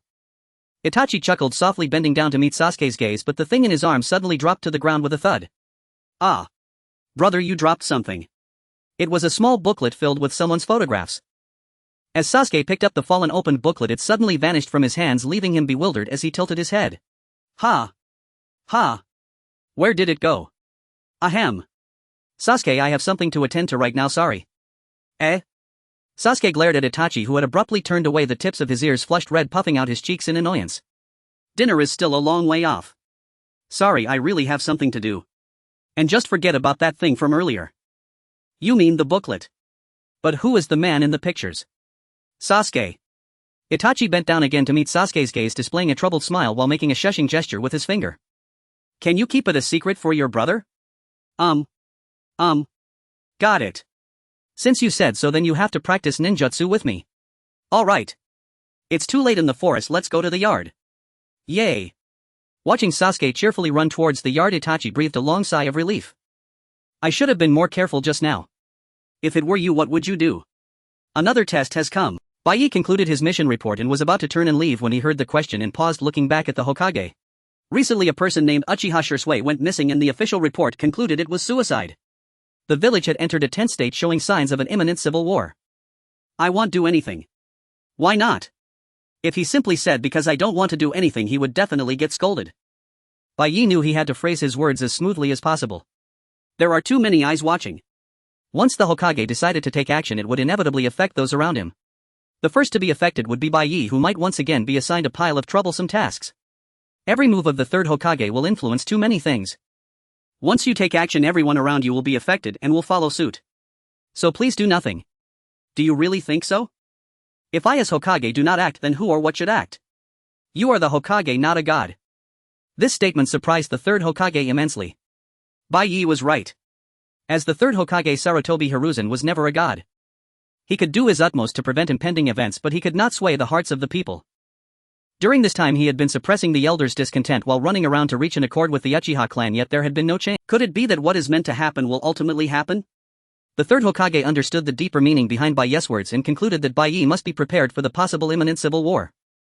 I understand. Bai, you don't need to carry out missions for now. Yes. Why? Although he couldn't grasp the reason, he felt relieved nonetheless. Bai was afraid the Hokage would change his mind, quickly nodded and used space-time ninjutsu to leave. Uchiha Itachi bowed to Bai, thanking him for his care over the past 2 years. He truly did not expect that in the blink of an eye 2 years had passed.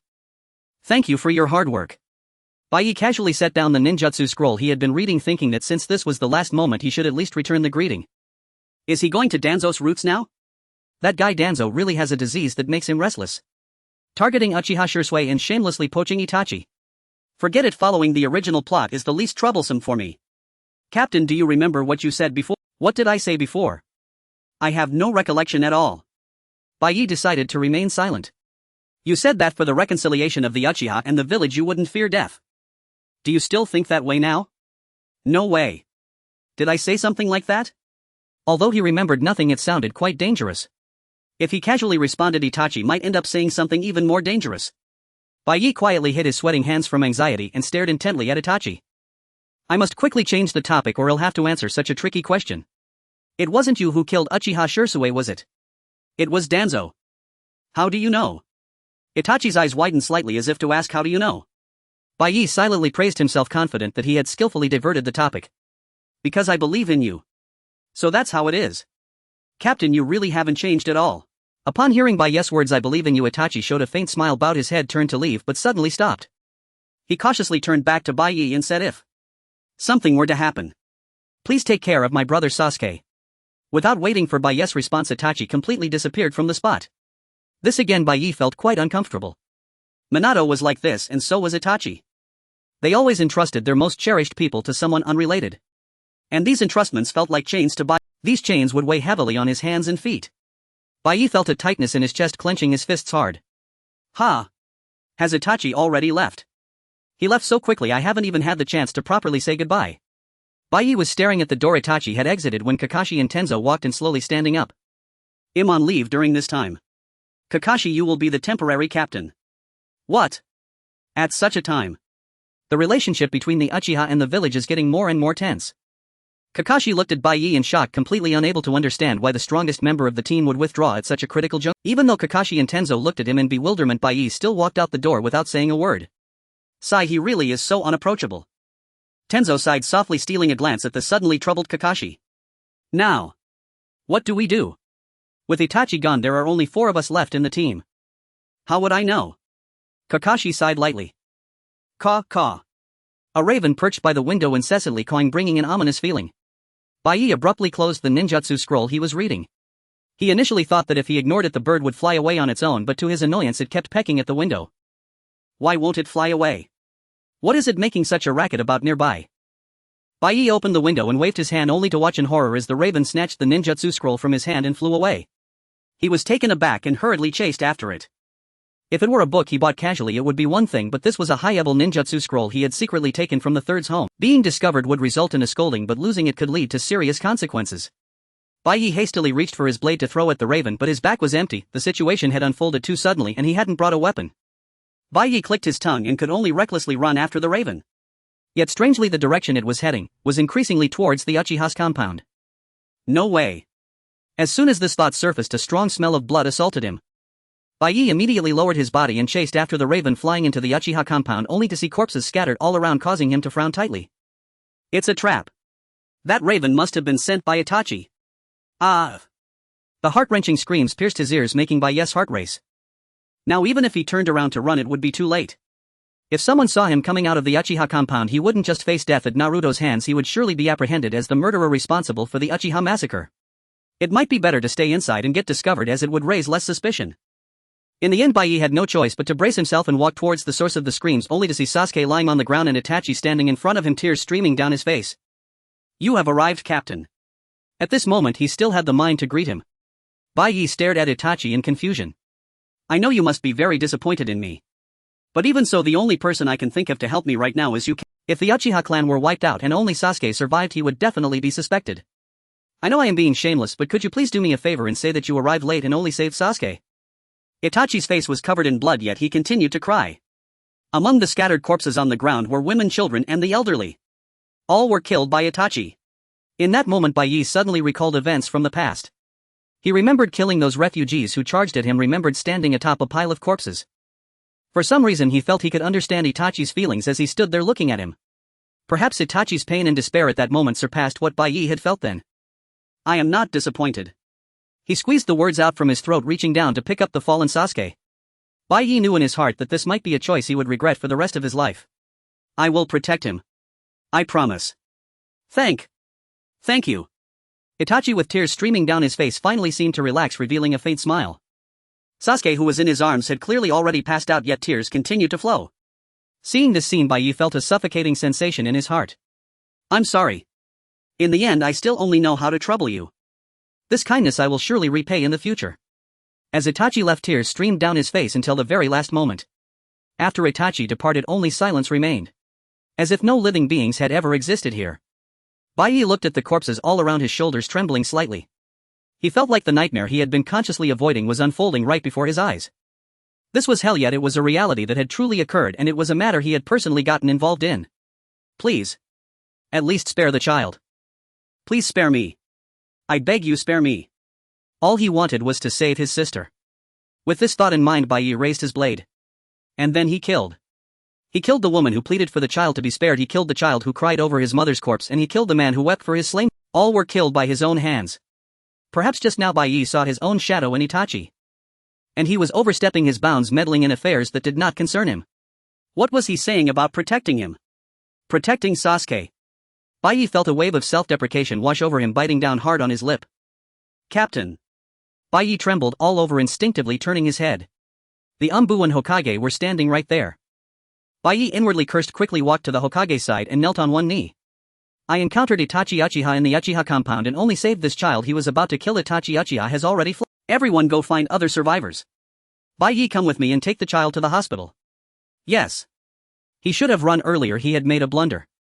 Bai belatedly realized he had once again gotten entangled in trouble. Following the Hokage, Bai's hands trembled slightly. Captain. Tianzan looked down at the child he was holding, thinking that the child really resembled Itachi. Another person. Kakashi murmured, watching Bai's departing figure. A soft-hearted fool, after all. He couldn't resist intervening. The Hokage suddenly understood why Byakuya had earlier told him to do nothing at all. Byakuya must have seen through Itachi's intentions even before he did, and sought to act first. Otherwise he could never have arrived at the Uchiha compound before him. Blaming yourself again. You were just the same during the refugee incident. You told no one and tried to resolve everything alone. Byakuya couldn't tell whether the third Hokage's words carried reprimand or quiet absolution. His gaze flickered rapidly. Failing to prevent the Uchiha tragedy was no one's fault. Failing to prevent the Uchiha tragedy was everyone's fault. Byakuya interjected abruptly.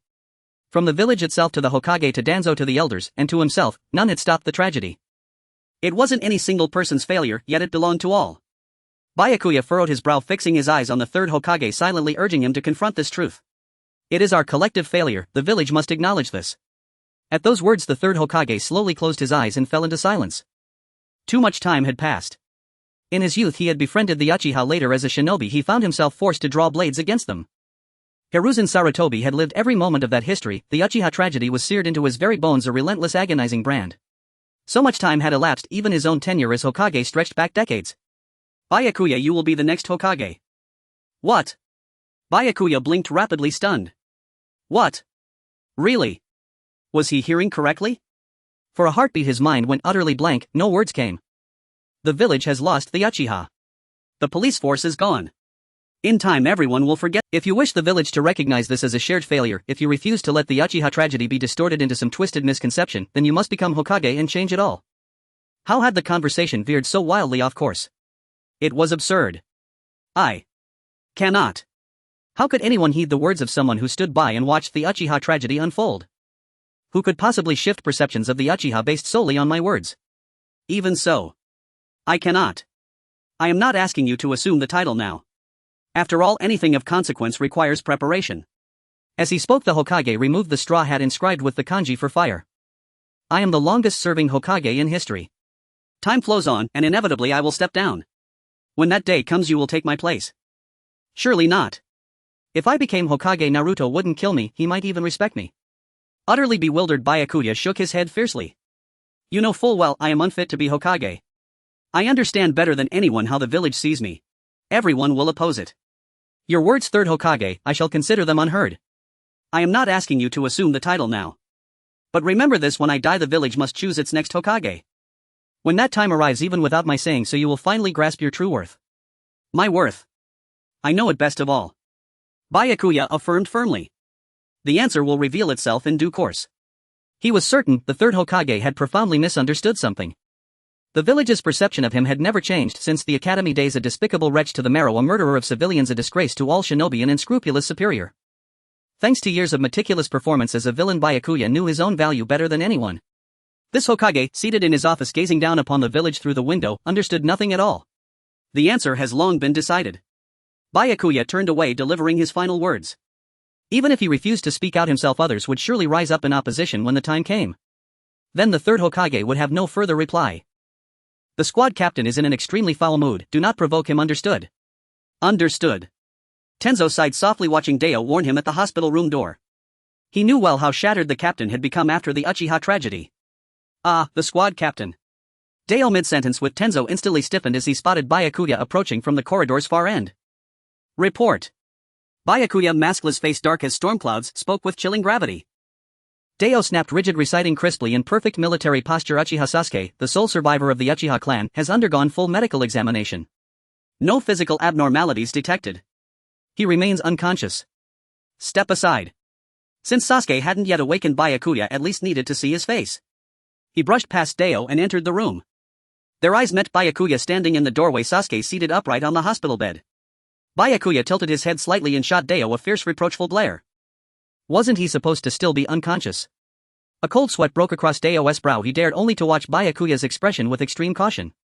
Where is Uchiha? Itachi. Sasuke's voice emerged with unnatural weight, utterly unlike that of a 7-year-old child.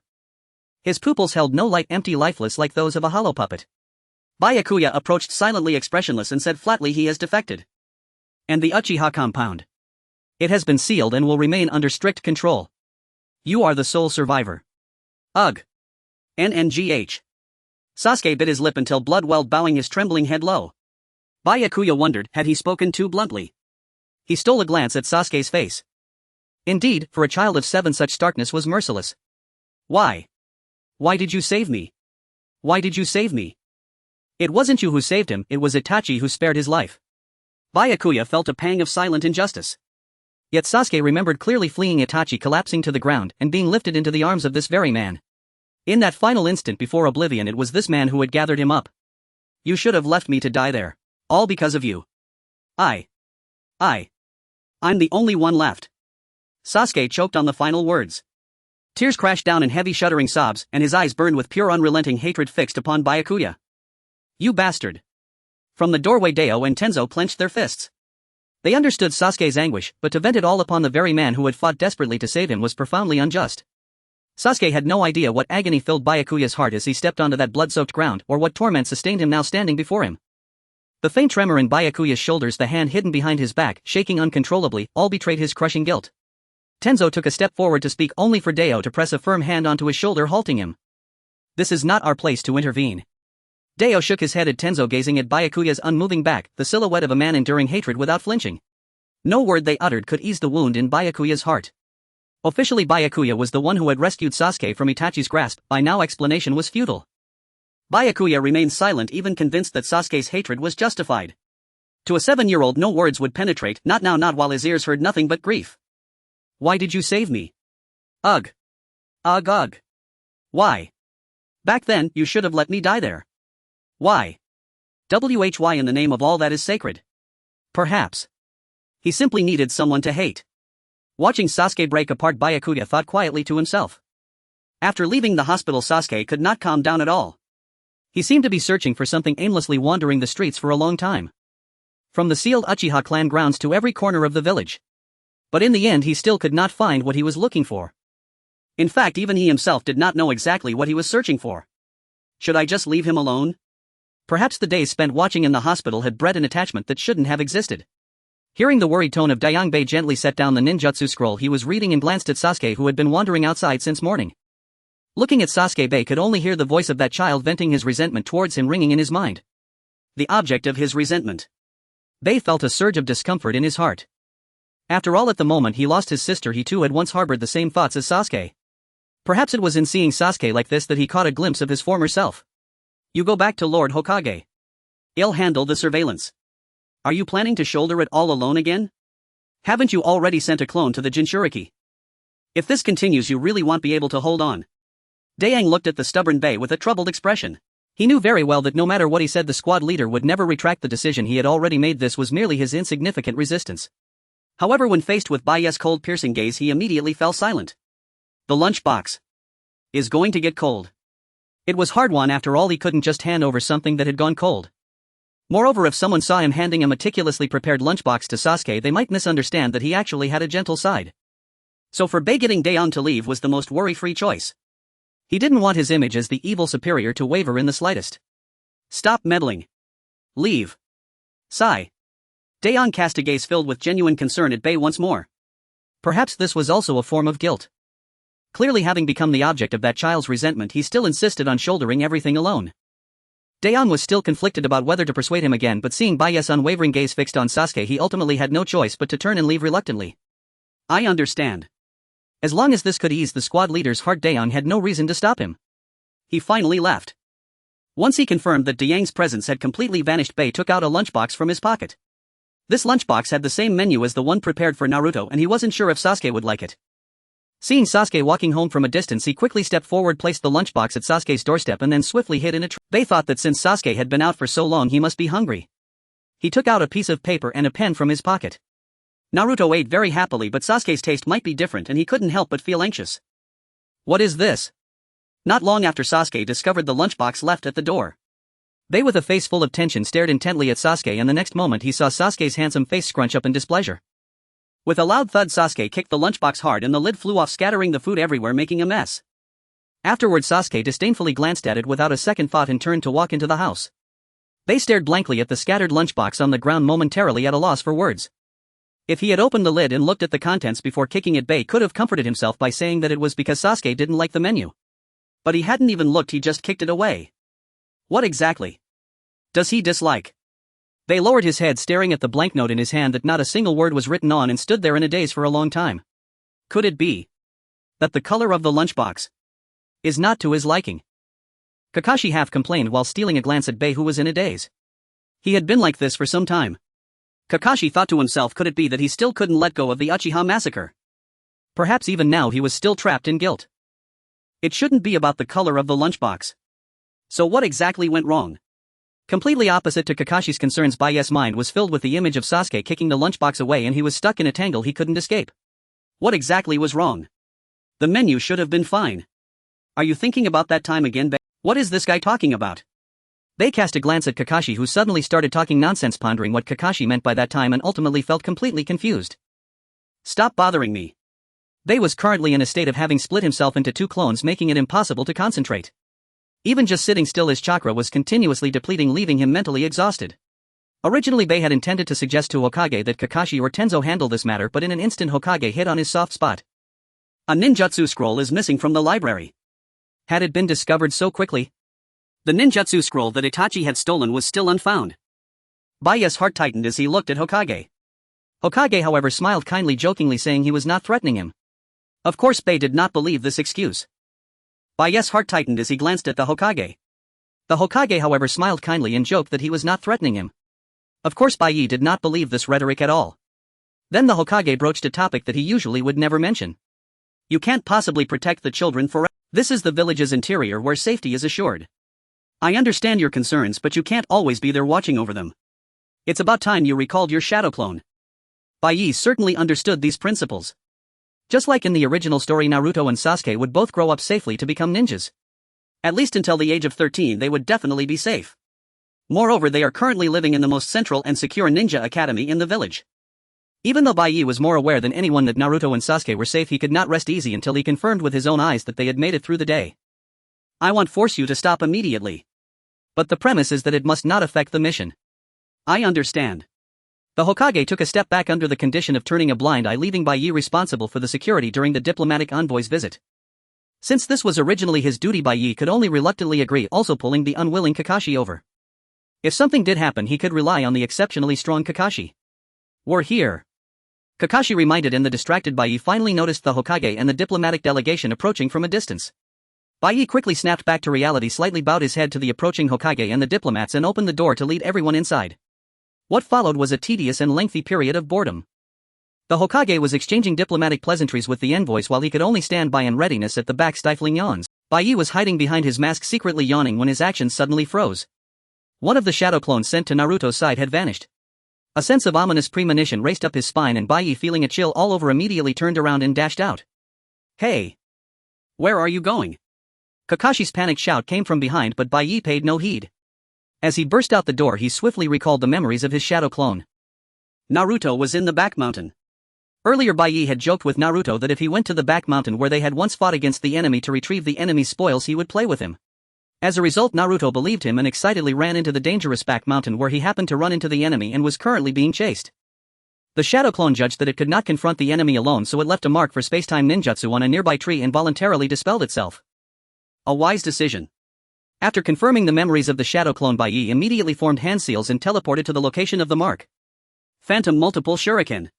Just as he completed the teleportation, countless shuriken came raining down towards Naruto. Damn! He cursed under his breath. Without a moment's hesitation, he flew forward and tightly shielded Naruto in his arms. Uncle! He could have just drawn his sword to block them. With his mind solely focused on protecting Naruto, Bai made a critical judgment error. He could feel the shuriken grazing his cheek and tearing the mask, but fearing that the shuriken grazing his shoulder would injure Naruto, he could only hold the child in his arms even tighter. Naruto! Bai caught a glimpse of Irika, who was rushing over, slightly delayed. He looked down at Naruto, who was staring at him with wide frightened eyes, and immediately noticed the small cut on his cheek, his brows furrowing. Seeing Bai's expression, Naruto wanted to say something, but suddenly startled, he tightly pressed his lips together. How did you end up here? Bai completely ignored Irika's shocked question, walked to him and carefully set Naruto. Irika. This was the first time Bai had called his name. Irika's body trembled at the sound of Bai's low and suppressed voice, feeling an instinctive fear. Bai, emanating a chilling, killing intent, did not even glance this way, his gaze firmly locked on the enemy across from him. Cover Naruto's eyes. Bai turned around, slowly drawing the knife from his back, and took a step forward. Seeing his menacing silhouette, Irika instinctively used his trembling hand to tightly cover Naruto's eyes. There were a total of 3 enemies. Bai estimated the distance to the enemies. In fact, just based on their aura, he had already determined that these enemies had no real strength. However, the fact that they had harmed Naruto had completely driven him mad. How dare they lay a hand on someone else's child? Run! The enemies, meeting Bai's gaze filled with murderous intent, found their feet rooted to the spot, unable to move. They were completely paralyzed by fear, unable to move at all. And such stunned prey was incredibly easy to handle. Bai swung his knife faster than the act of drawing the blade itself, effortlessly slicing open the throats of the 3 enemies. Dealing with these enemies who were too scared to even move was ridiculously easy. He found it utterly uninteresting lightly clicking his tongue. TSK. As expected. This scene was far too unsuitable for the still young Naruto. Baiyi expressionless glanced at the corpses of the enemies, suddenly remembering why Naruto had come to the back mountain, and picked up the weapon pouch from the body, slowly walking towards Naruto and Irika. As he approached, he saw Naruto's small hands tightly gripping a shuriken he had picked up from the enemies. Quite skilled, he had managed to retrieve one. Baiyi's face darkened and he found himself seriously pondering should he just lean in and let Naruto cut his neck. After all, he was still young. Even if he pretended to accidentally lean in, nothing should happen, right? Woo! That sobbing sound pulled Baiyi back from his chaotic thoughts. He crouched down to be at eye level with Naruto, reaching out to directly pull away Irika's hand covering his eyes. Woo! Naruto bit his lip tightly, desperately holding back tears, his eyes brimming with unshed tears, and to keep from crying he was squeezing his eyes so hard that the corners turned red. In truth, Naruto was very clear in his heart that he had made a mistake. He just never expected things would escalate this much. His uncle had come to save him, and though he was very happy, his uncle frowned at him because of his injury, revealing a cold expression. He had never seen his uncle with such a face, and it made him feel uneasy, thinking that maybe his uncle hated him or that he was a nuisance. The moment he thought of this, Naruto couldn't help but let the tears flow. Upon thinking of this, tears welled up in Naruto's eyes. Yet he felt that if he cried, his uncle might dislike him even more, so he could only hold back the tears with all his might. Is it because of the blood? Sure enough, even if he covered his eyes, it was impossible to be completely unaware.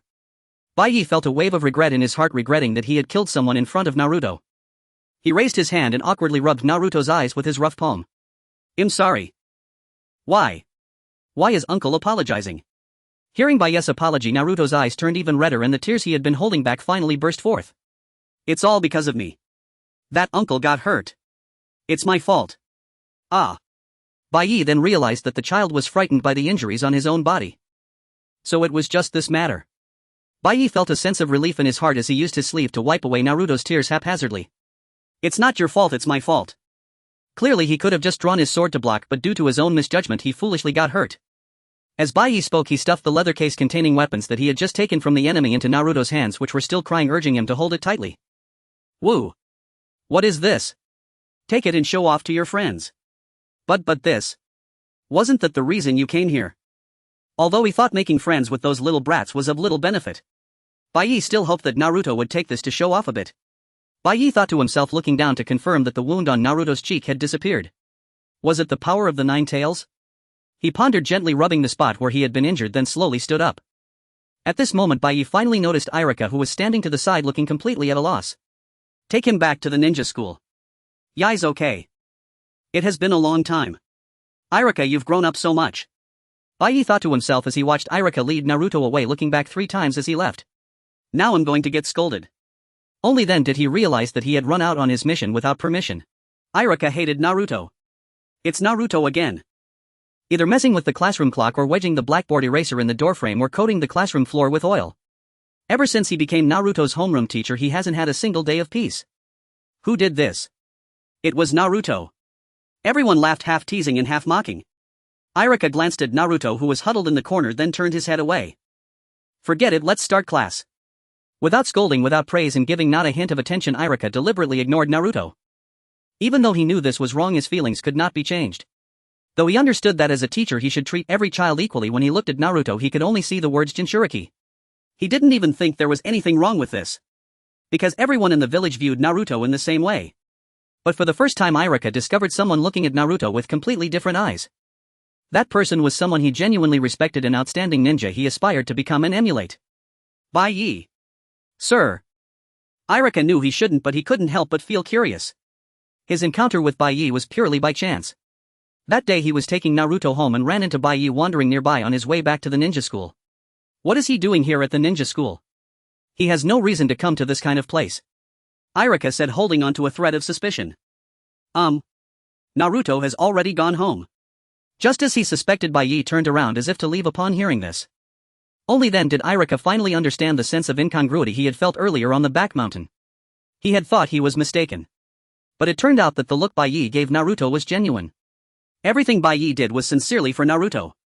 Baiyi, sir, why would you go to such lengths for Naruto? On Baiyi's injured arm the blood scab had dried and hardened. Irika's gaze was fixed on that wound as he looked up at Baiyi and asked. Baiyi displayed a bewildered expression. He completely did not understand why Irika was asking him such a question. Disliked Naruto. He was always mischievous, disrupting the rhythm of the class, causing trouble every day. I always found him troublesome. Yet I had never scolded him even once. Just like most people in the village, I only viewed him as a Jinchuriki. As a teacher, I am completely unqualified. I understand all this, but my heart simply cannot easily change. Why are you telling me all this? Bai looked at Irika with a puzzled expression. In the end, you will become the one who trusts and cares for Naruto more than anyone else. What use is it to say this now? Bai simply found it immensely bothersome and didn't even want to reply. I was just following orders. Bai recalled Minato and casually brushed it off. That person had said that no matter what happens, Naruto must be placed first. Though that statement resembled a request, it carried more weight than any command. Is that the order from the current Hokage? That person had already sacrificed himself during the Ninetales incident. Bai said this plainly without much thought. However, to Bai's surprise, Irika's eyes widened in shock. Even now, still abiding by the orders of the deceased, Irika suddenly realized that this might not be a command at all, but rather a heavy entrustment. The person you are speaking of. Are they Naruto's parents? Wow, how did he know? Bai was surprised in his heart. It wasn't difficult to deduce. Anyone who has seen Naruto's information would know that he was born on the very day of the Ninetales incident.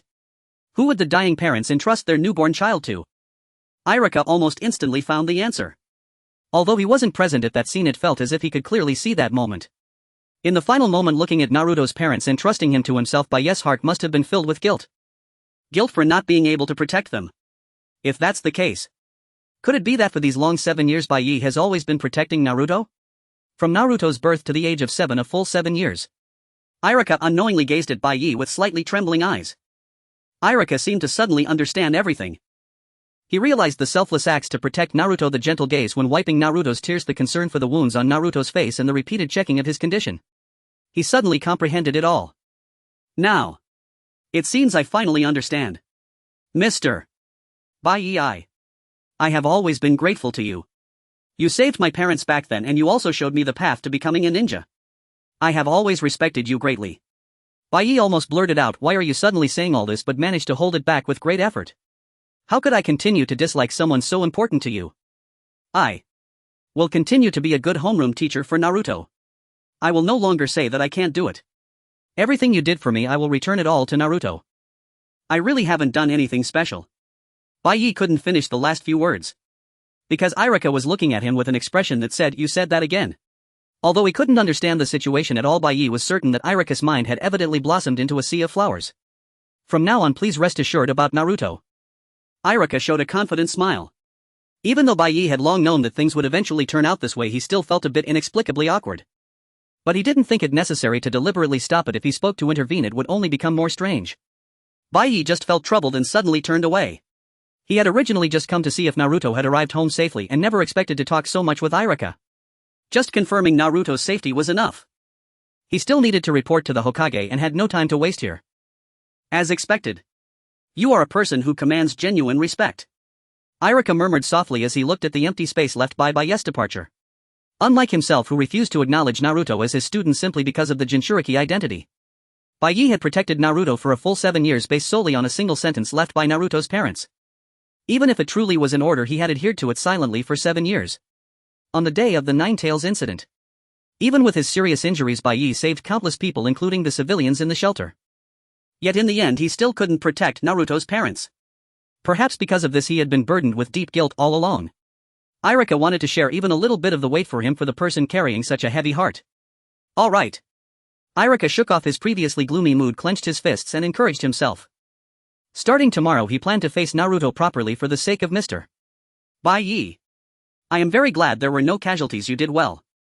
Watching Bai report his work, yet still hesitating to leave, the third Hokage remained silent. The two of them exchanged long looks without uttering a word. Though he bit his tongue and pretended not to know, the third Hokage was well aware of what Bai wanted. Just a short while ago he had told Bai that there would be no threats to Naruto, yet unexpectedly such an incident occurred. The Hokage had not anticipated things would turn out this way. I only want to take on tasks related to Naruto. In the end, it was Bai who couldn't endure the silence and spoke up first. The third Hokage pondered for a moment.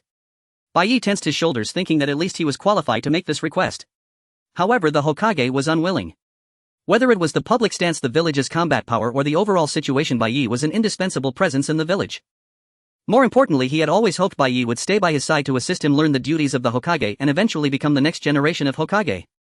If Bai Yi were to focus all his energy on monitoring a child, it would be too great a loss for the village. I will arrange for someone else to do it. Upon hearing the Hokage's words, Bai Yi frowned, showing no attempt to hide his dissatisfaction. But the Hokage pretended not to see and shifted his gaze away. TCH, it seems this is the only way. Bai Yi thought to himself, ultimately nodding. At least he wouldn't have to rely on shadow clones to manage both sides at the same time. After all, in a few years Naruto would graduate from the Ninja Academy and become a ninja. By that time it would be fine to place his neck before Naruto's kunai. For these decades he had endured just to die at Naruto's hands. If he were to die at someone else's hands while executing a task due to a mere difference in chakra, that would be truly not worth it. I understand. From now on you need not worry about Naruto's matters. How could he not worry? Even now he still couldn't rest easy. But Bai Yi did not voice this sentiment, turning to leave the room, and the Hokage did not try to retain him. It must be because of Minato. In the Hokage's eyes, Bai Yi had always been a soft-hearted person. Perhaps the guilt of not being able to protect Minato had been shackling his steps all along. Clearly no one blamed him, yet he continued to blame himself and silently cared for Naruto. He thought he had hidden it well without leaving a trace, but in fact his thoughts were all written on his face. Just a moment ago when he told him not to worry, he instinctively frowned, his face full of concern. The Hokage couldn't help but think this was indeed something Bai Yi would do. Without the squad captain, I just can't muster the energy. Hearing Teo's dejected words, the others nodded in silent shared resignation. Only Yugao Yuhi, who had recently joined the squad, was an exception. Without the squad captain, I just can't muster. Yugao Yuhi had been assigned to the first squad as a replacement after Uchiha Itachi's defection. From the very beginning she had regarded Byakuya with open disdain. She had been dissatisfied ever since the squad captain ceased to be Kakashi-senpai. In Yugao's eyes, having joined the ANBU precisely out of admiration for Kakashi, Byakuya was hardly a reliable leader. The Hokage has been keeping the squad captain close lately. Let me tell you a secret. It's rumored he's being considered for the next Hokage. Ah, really? Enough. Yugao watched this group of ANBU operatives, supposedly trained in silence and shadow, chattering incessantly, and pressed her lips tightly shut. Him. As Hokage. Preposterous. The squad captain is going to become Hokage. After all, he was a disciple of both the third and fourth Hokage. Perhaps it isn't entirely implausible. That makes sense, no wonder. An elder ANBU member quietly unveiled intelligence he'd gathered in secret, and the conversation grew increasingly animated. Teo and Tenzo also nodded along, exchanging rapid speculative remarks, until a sensor-type operative crouched low and murmured, "Chakra signatures detected." Instantly all voices ceased. Weapons tightened in gloved hands. Though their captain was absent, none wished to tarnish the first squad's honor and resolved to carry out their mission with unwavering discipline. The sensor operative's expression darkened slightly upon confirming 10 hostile targets converging simultaneously. Worse still, not only was the squad captain away, but Kakashi was too. Both were escorting foreign dignitaries standing guard beside the Hokage. What do we do? If it were the squad captain, he'd charge straight in. 1. Hearing those weighty words, every operative nodded solemnly. Yes, if it were the squad captain, that would be his choice. With resolve crystallized, they emerged before the 10 enemies, blocking their path without hesitation. Damn. It's the Konoha ANBU. At the enemy's cry, chaos erupted. The battle proved far more grueling than anticipated. Each fighter struggled fiercely, yet gradually whittled down their foes. Unbeknownst to them, their strength had deepened considerably. Cough. Teo. In the thick of combat, a kunai pierced Teo's chest deep, and he collapsed. Tenzo instantly ensnared the attacker with wood release, then rushed forward to catch Teo's falling form. No diagnosis was needed, the kunai had penetrated fatally. We need medical ninjutsu. Cradling the fallen Teo, Tenzo called urgently to the sole medic Nin in the squad. As the battle neared its end, the others swiftly dispatched their opponents and converged around Teo. He removed his mask, grimacing in pain, yet shook his head at the approaching medic Nin. Cough. I'm fine. The wound's severe, I'll extract the kunai now. No, truly, it's alright. With that, Teo casually pulled the kunai from his chest and dropped it to the ground, then withdrew a book from his vest. It saved my life. That's. The book, pierced cleanly through its center, was Teo's self-made photo album. He offered a wry, bitter smile, gazing down at its battered cover. Even though you weren't here, you still saved me. Phew, thank goodness. Without this album, it really would have been fatal. The others familiar with the album relaxed visibly and chuckled in relief, except Yugo, who stood flustered and blurted, "What is that?" "A photo album." At her question, the operatives exchanged hesitant glances, unsure whether to enlighten her. Since Yugao's arrival, the squad captain had been repeatedly summoned by the Hokage, scarcely sharing a single mission with her. But Teo, the album's obsessive creator, couldn't resist. Excitedly, he thrust the book into Yugao's hands. "Just take a look, you'll understand." Yugao instinctively recoiled, her fingers trembling as if touching something forbidden, yet accepted the album. Even now she often reflects. I wish I'd never known. When did it all begin? Naruto picked up the bento left outside the door and subconsciously started to recall the memories of the past. Everyone just doesn't understand you. Look, I like you a lot. As long as you understand Naruto, everyone will like you. The tone was filled with affirmation and the gentle gaze. It was too warm for Naruto, warming his heart and making it difficult to calm down. Even when faced with sad events, as long as he had this bento, his mood would unconsciously improve. Because of this warmth brought by the bento, he had long since grown accustomed to it. Perhaps Naruto had never harbored even the slightest doubt about it. Can't you stay with me forever? As he lifted the lid of the warm bento box, he gazed at the steaming white rice. This bento contains so much thought. The person must have started preparing it early in the morning, calculating the time he would go to the ninja school, and quietly left it at the door. Naruto vaguely guessed this as he took a big bite of the warm and crispy fried chicken pieces in the bento. Chew chew chew. Iruka-sensei. Do you know that uncle? Suddenly Naruto recalled what happened on the back mountain. The image of the uncle sticking out his tongue with a cold expression flashed in his mind, and he unconsciously whimpered, slumping his shoulders. Even though the person had immediately helped wipe his tears and said it wasn't his fault, that icy expression could never be erased from his mind. No, that's not the point. After that, Iruka-sensei came, and that uncle even called out Iruka-sensei's name. Should I go ask him? Now that he thought about it, why had he never asked for the person's name? This question popped into Naruto's mind as he quickly finished the remaining bento and suddenly stood up. Today, I'll ask Iruka-sensei. If he doesn't tell me, I'll keep bothering him until he does. With this determination, Naruto set off towards the ninja school. Naruto, what's going on with you today? You're not late at all. Iruka-sensei was different from usual, smiling as he gently ruffled Naruto's hair, his tone soft and gentle, causing Naruto to widen his round eyes in surprise. What's this about? Why the sudden change? Naruto stepped back in confusion, tilting his. Seeing Naruto's expression, Iruka seemed a bit embarrassed, smiling awkwardly as he scratched his cheek. It's nothing, I just decided to treat you with more patience from now on. Ah. Hearing you say that makes me want to come to school even less. Don't talk nonsense. Also, you should know how dangerous it was yesterday, right? Just wait and see, you'll be cleaning the bathroom for a while. Eh? I shouldn't have come so early. Naruto felt a vague sense of regret as he sat there, suddenly sensing something was off.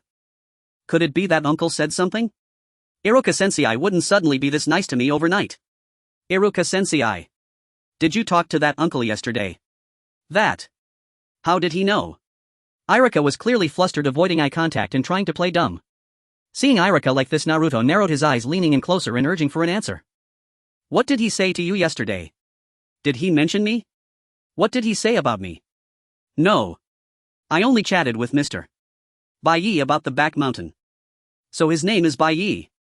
Naruto stared blankly, clenching his fists, feeling a surge of joy at this first break. Finally, I know the uncle's name. Iruka-sensei. Naruto swayed his body, starting to act cute. Seeing Naruto's not so cute attempt at acting cute, Iruka took a step back with a look of disdain, avoiding Naruto's attempts to get close. What's going on? Where can I see that uncle? You must know, right, Iruka-sensei? Actually, Iruka didn't know either. As a member of the ANBU meeting, Bai was already difficult, and ever since becoming a genin, yesterday was the first time he had seen him. Iruka looked troubled, pushing Naruto's face away and shaking his head. To even want to meet Mr. Bai of the ANBU was impossible. Moreover, there was no benefit in letting Naruto understand ANBU matters. You better not try to understand him. Even I can't just meet him. Why? Is he a super powerful person? Is he hiding some secret? For the first time, Naruto felt the urge to understand Bai. Who exactly is he? What kind of person is he?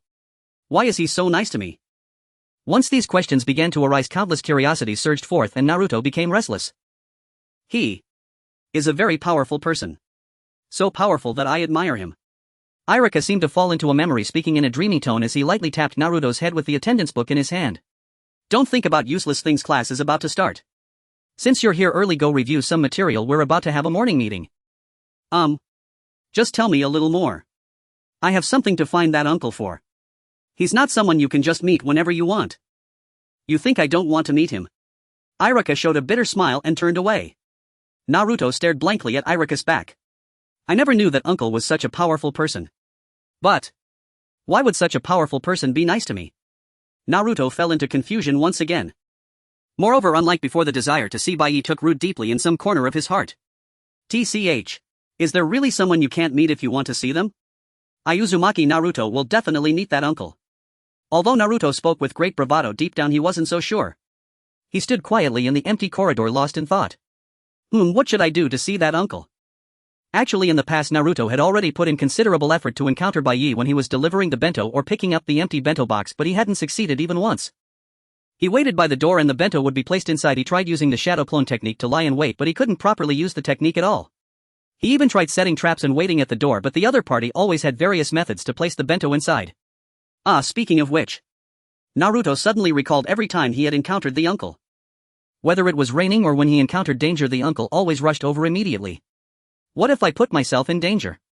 Would he come to save me again? Thinking this way, Naruto revealed a mischievous smile, opened the corridor window and placed one foot on the window frame. Alright, let's do something dangerous. With this childish thought, Naruto became the earliest arrival at school today and also the first to leave. Is anyone going to save me? Naruto pressed a kunai against his throat for a long while, only to realize the stunt was utterly futile. He promptly dashed to the Hokage monument, tied a rope around himself and shouted again at the top of his lungs. Is anyone going to save me? TCH, still no response. Naruto clicked his tongue and shifted his position once more. What if he went to the mountains behind the village instead? Naruto set off toward the mountains once more. The hushed stillness of the forest made him swallow hard, a nervous dry gulp. Things are about to get dangerous now, huh? I might actually die, uncle. I know you're watching, right? Uncle. Even as he screamed until his voice cracked in the silent woods, not a single sound answered him. No movement. No one came. Apparently this level of peril wasn't enough to draw his uncle's attention. Naruto's shoulders finally slumped and he turned to leave the mountains. Just how grave a danger would it take before uncle finally appeared? Naruto sank deep into this tormenting question. Rustle. Uncle. In an instant his drooping shoulders snapped upright. His eyes sparkled as he fixed his gaze on the rustling thicket. Someone seemed to be approaching. Then a black figure burst from the undergrowth. You brat. Naruto. Wah! The figure who'd leapt from the bushes was none other than Irika, fuming, furious and unmistakably livid. Naruto yelped and tumbled backward onto his rear, patting his chest to catch his breath as he gazed up at Irika. Why, you scared the life out of me. You caused trouble yesterday, and today you show up here again. What is wrong with you? You were even at school this morning, so why skip class again? And you didn't clean the toilets either. You'll scrub them for a whole month. I thought it was uncle. Even as Irika ranted beside him, Naruto remained distracted, his shoulders sagging, his spirit dimmed. He had truly believed that if he expressed his longing so openly, uncle would surely appear. He sat there on the ground, head bowed low, and asked Irika in a voice hollow with exhaustion. Iroka-sensei, what kind of person is uncle really? To him, am I just someone utterly insignificant? You? We've known each other for so long, yet I know nothing about uncle. Am I truly important to him? A thought surfaced in Naruto's mind, one he'd long refused to acknowledge. Even if uncle brought him bento boxes, held an umbrella over him in the rain, or wiped away his tears, that didn't necessarily mean he held Naruto close to his heart. If he truly valued me so much, why do I always stand alone? Why won't he stay by my side? Why, does he never appear when I yearn for him most? At last Naruto confronted the questions he'd buried deep within himself. Lately he'd avoided these thoughts entirely, glancing at the bento box by the door, whispering to himself, it can't possibly be like that, yet all the while unease had festered quietly inside him. He feared, what if to that person he meant absolutely nothing? What if he truly mattered not at all? Naruto.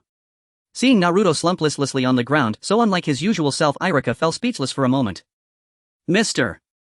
Byakuya clearly cherishes you deeply. Yet these matters cannot be explained in a few words. Truth be told, what right did he have to explain them at all? Still, Mr. Byakuya's feelings for Naruto must run far deeper than even Irika could imagine. That was why yesterday, the moment he sensed danger looming over Naruto, he abandoned his mission mid-execution and rushed straight to him. After a pause, hesitant then resolute, Irika spoke slowly. Mr. Byakuya, yesterday he deserted his team midway through an active mission. In truth, Irika knew no details. He'd merely overheard the Hokage murmuring softly during a report, so that's why he bolted from the mission halfway through, and from that single phrase he'd pieced it together. The missions he undertakes are of such extraordinary rank, far beyond your comprehension. Yet this man, so burdened, so indispensable, cast aside every duty, every order from the Hokage, every bond with his comrades, all for you alone. For me. Naruto stared wide-eyed as Irika's words washed over him. Just for me, he abandoned his mission, he rushed to me. Naruto repeated the words silently, a slow involuntary smile blooming across his lips. The mere knowledge that uncle would cast aside everything to race toward him sent tremors through Naruto's heart. Joy swelled within him, nearly overwhelming his control. Knowing only that uncle would drop everything to come to him, every trace of anxiety he'd carried all day dissolved into thin air. You can rest easy now, right? Yeah. I never doubted him. 2 was just imagining things, that's all. Alright, so you know what you need to do now, don't you? Ha. Do. What do I need to do? Nothing's happening right now. Oh, do I go home for lunch? Naruto tilted his head puzzled until he caught sight of Irika's furrowed brow and instinctively took a step back. Back to afternoon classes, and you'll scrub the toilets for 2 months. Eh? At the words 2 months, Naruto paled, his shoulders collapsing instantly. Irika watched him with a gentle smile, then turned to lead the way back. Come on, let's go. Iroka-sensei, thank you for telling me all this. It's nothing, just seeing you look so glum earlier, cough cough. Anyway, Mr. Byakuya definitely values you highly. Don't worry so much. But I still want to see Uncle. Still on that. Irika halted mid-step toward the academy and turned back to face Naruto. I want to thank him face to face. He isn't someone you can meet simply because you wish to, but I'll support you. Gazing into Naruto's eyes alight with quiet unshakable resolve, Irika reached out and ruffled his hair. Even he, if given the chance, would dearly love to speak with him longer, yet truly it was almost impossible. After all, he's an extraordinarily busy man. The fire burned fiercely. Come on, Sasuke, open your mouth. Sasuke coughed violently, curling up. Are you still cold? Itachi, go get another blanket. He hazily heard a gentle voice. It was the voice he missed dearly, the one who had been by his side not long ago. Sasuke held back tears, burying himself deeper into the blanket. His head throbbed painfully, probably from coughing too hard. His throat was dry and sore. At that moment he suddenly sensed someone approaching and sat up abruptly. It was that man again. Sasuke looked at the man entering his home holding a bento with a wary gaze before breaking into another fit of coughs. Cough cough. The coughing wouldn't stop and the man set the bento aside, walking over with an expressionless face, reaching out as if to check his forehead. You don't need to worry about me. With a sharp motion he swatted the hand away, which then fell back limply. Sasuke breathed heavily, glaring at the man with hostility. The man lowered the hand that had been rudely swatted away, then pulled out a medicine pouch from his bosom. Upon seeing this, Sasuke froze for a moment, then his gaze sharpened as he grabbed a nearby pillow and hurled it at the man. Don't meddle in my affairs, get out. The pillow hit the man squarely in the face and then fell to the ground, a soft heap. The man silently glanced at the pillow on the floor and continued to approach him with the medicine pouch while Sasuke looked at him with evident disgust. Why? Why are you still here? Why? Do you keep coming near me? Why do you keep coming near me? No matter how many times I kick the bento over, how many times I shout at you, why do you still come? The man's incomprehensible behavior only caused Sasuke to feel anguish. Clearly he could have just left me alone like everyone else in the village, calling me Uchiha, saying I'm unlucky, avoiding me. It would have been fine to ignore me, so why do you come to find me again and again? You are also just like them. You hate me too, don't you? So why do you still come? After all, everyone in the village despises the Uchiha. Sasuke was very clear in his heart he had heard too many people whispering behind his back. They said he was the only one who survived, that he was unlucky. Those who knew nothing were all whispering behind him, saying he brought misfortune. Everyone avoided him. So Sasuke was certain that the man in front of him felt the same. He had shouted at him repeatedly, pushed him away, even kicked over his bento. He must have hated him long ago. I don't hate you. The man spoke for the first time. Sasuke's black eyes widened, suddenly staring at him in disbelief. If you hated me, I wouldn't come back, but you must take the medicine. The man placed the medicine pouch on the bed and carefully turned to leave. Sasuke hesitated for a moment, watching the man who was truly about to leave, instinctively reaching out his hand. He longed for the other to stay, yet he deeply resisted. But that longing was too intense, so intense that he couldn't forgive himself. Don't go. His head hurt and his throat felt like it was on fire. The high fever made it impossible for him to confirm whether he had really reached out his hand. He tightly grasped the man's clothing, deeply lowering his head. This weight and pain were too much for a 7-year-old child to bear. He didn't know how to express it. Sasuke wanted to be alone, yet he was afraid of being all alone. Everyone had left, there was no adult to confide in, he didn't know what to do, nor did he know who to trust. Yet even so, Sasuke's longing was still too overwhelming. I was wrong. Don't go. Sasuke's voice, tinged with tears, reached the man's ears. The man looked at the small hand that clutched his clothing tightly and finally stopped. He hesitated for a moment, turned back and placed his hand on Sasuke's forehead. Then Sasuke unknowingly slowly fell into a deep sleep. What happened? Bai wondered why today he hadn't come out like usual, angrily overturning the bento. Peeking through the window, he discovered that the boy had actually caught a cold. His flushed cheeks, rapid breathing, and the unstoppable violent cough told him he was ill. Bai stood up, ending his observation, then split off a shadow clone to buy children's cold medicine. Fortunately, there was a pharmacy not far away. After the clone bought the medicine, Bai took it, picked up the bento placed at the door and walked into Sasuke's room. Actually, he had thought that Sasuke wrapped in the blanket was asleep. He hadn't expected to be noticed as soon as he entered the room. Bai composed himself, suppressing the surprise in his heart, and instinctively reached out to check the boy's temperature, seeing him cough violently. "You don't need to worry about me." With a sharp motion he swatted the hand away. "This little one certainly has a temper. Don't meddle in my affairs, get out." Sasuke threw the pillow at Bai, who stood motionless. The throw was quite accurate, hitting him squarely in the face, and the pillow fell weakly to the ground. Bai hesitated, moving 2 steps forward. Holding the medicine pouch, he stood for a moment before carefully extending the medicine toward Sasuke. "Hey! Why do you still come? Why? Do you keep coming near me? Itachi! Why did you entrust this troublesome kid to me?" Bai felt a pang of grievance in his heart. To settle this with just a favor feels too much. It seems I would need to repay at least 3 times to balance it out. "You too. You are just like them. You hate me too, don't you? So why do you still come? How did this guy know? I clearly didn't show it." Sasuke's words tightened Bai's heart. He placed the medicine on Sasuke's bed, and for this explanation that hardly counted as a defense, he spoke up, "I don't hate you." The dark eyes widened, suddenly staring at him in shock. "If you hated me, I wouldn't come back, but you must take the medicine." Sasuke remained silent. Bai thought, sure enough, he still hates me, and turned to leave. Since he had already given the medicine, he felt there was nothing else he could do. This should be enough for Sasuke. But just as he stepped out, Bai suddenly felt a light tug from behind. The force was so light that it could easily be overlooked. Bai turned back, instinctively filled with confusion. Don't go. I was wrong. Don't go." Just moments ago he had told him to leave. Sasuke's indecisive attitude made Bai pause for a moment. He then walked over to him and reached out to touch his forehead. No wonder. The fever was so high for a 7-year-old child. This temperature was already dangerous. With this in mind, Bai used a sleep genjutsu to let Sasuke drift off. Sasuke's eyes slowly closed. Ha! Bai sat down beside the sleeping Sasuke, letting out a rare sigh. It's truly troubling. If it were Naruto, it would be easier to handle. At least that kid has no guard against me. But this child who resembles an injured little wildcat leaves Bai utterly clueless on how to deal with him. He was overwhelmed by this sudden parenting dilemma, glancing down at the sleeping Sasuke. Woo.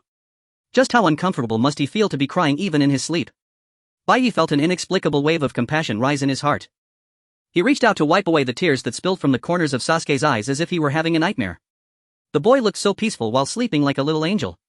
As Bai was lost in these useless thoughts, Sasuke suddenly turned over as if sensing his presence and slowly opened his eyes to look at him. Ha! Can the illusion break so quickly?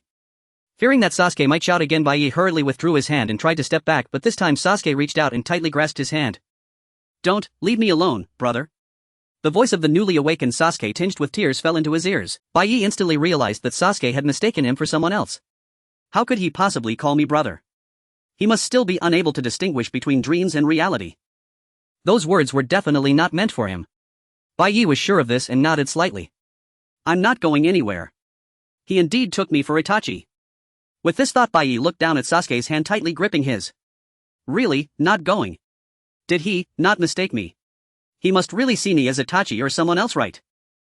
Bai gazed into those slightly trembling eyes, watching as Sasuke confirmed with him again, holding his hand tightly, desperately praying in his heart that he was only mistaking someone in this half-dreaming state. Not going. Promise.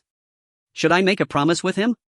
Bai pondered seriously, wondering if he should settle a promise to soothe Sasuke's unease. But those dark eyes staring straight at him made it impossible for Bai to utter a word of rejection. Promise. The words that finally escaped his lips were met with immediate regret.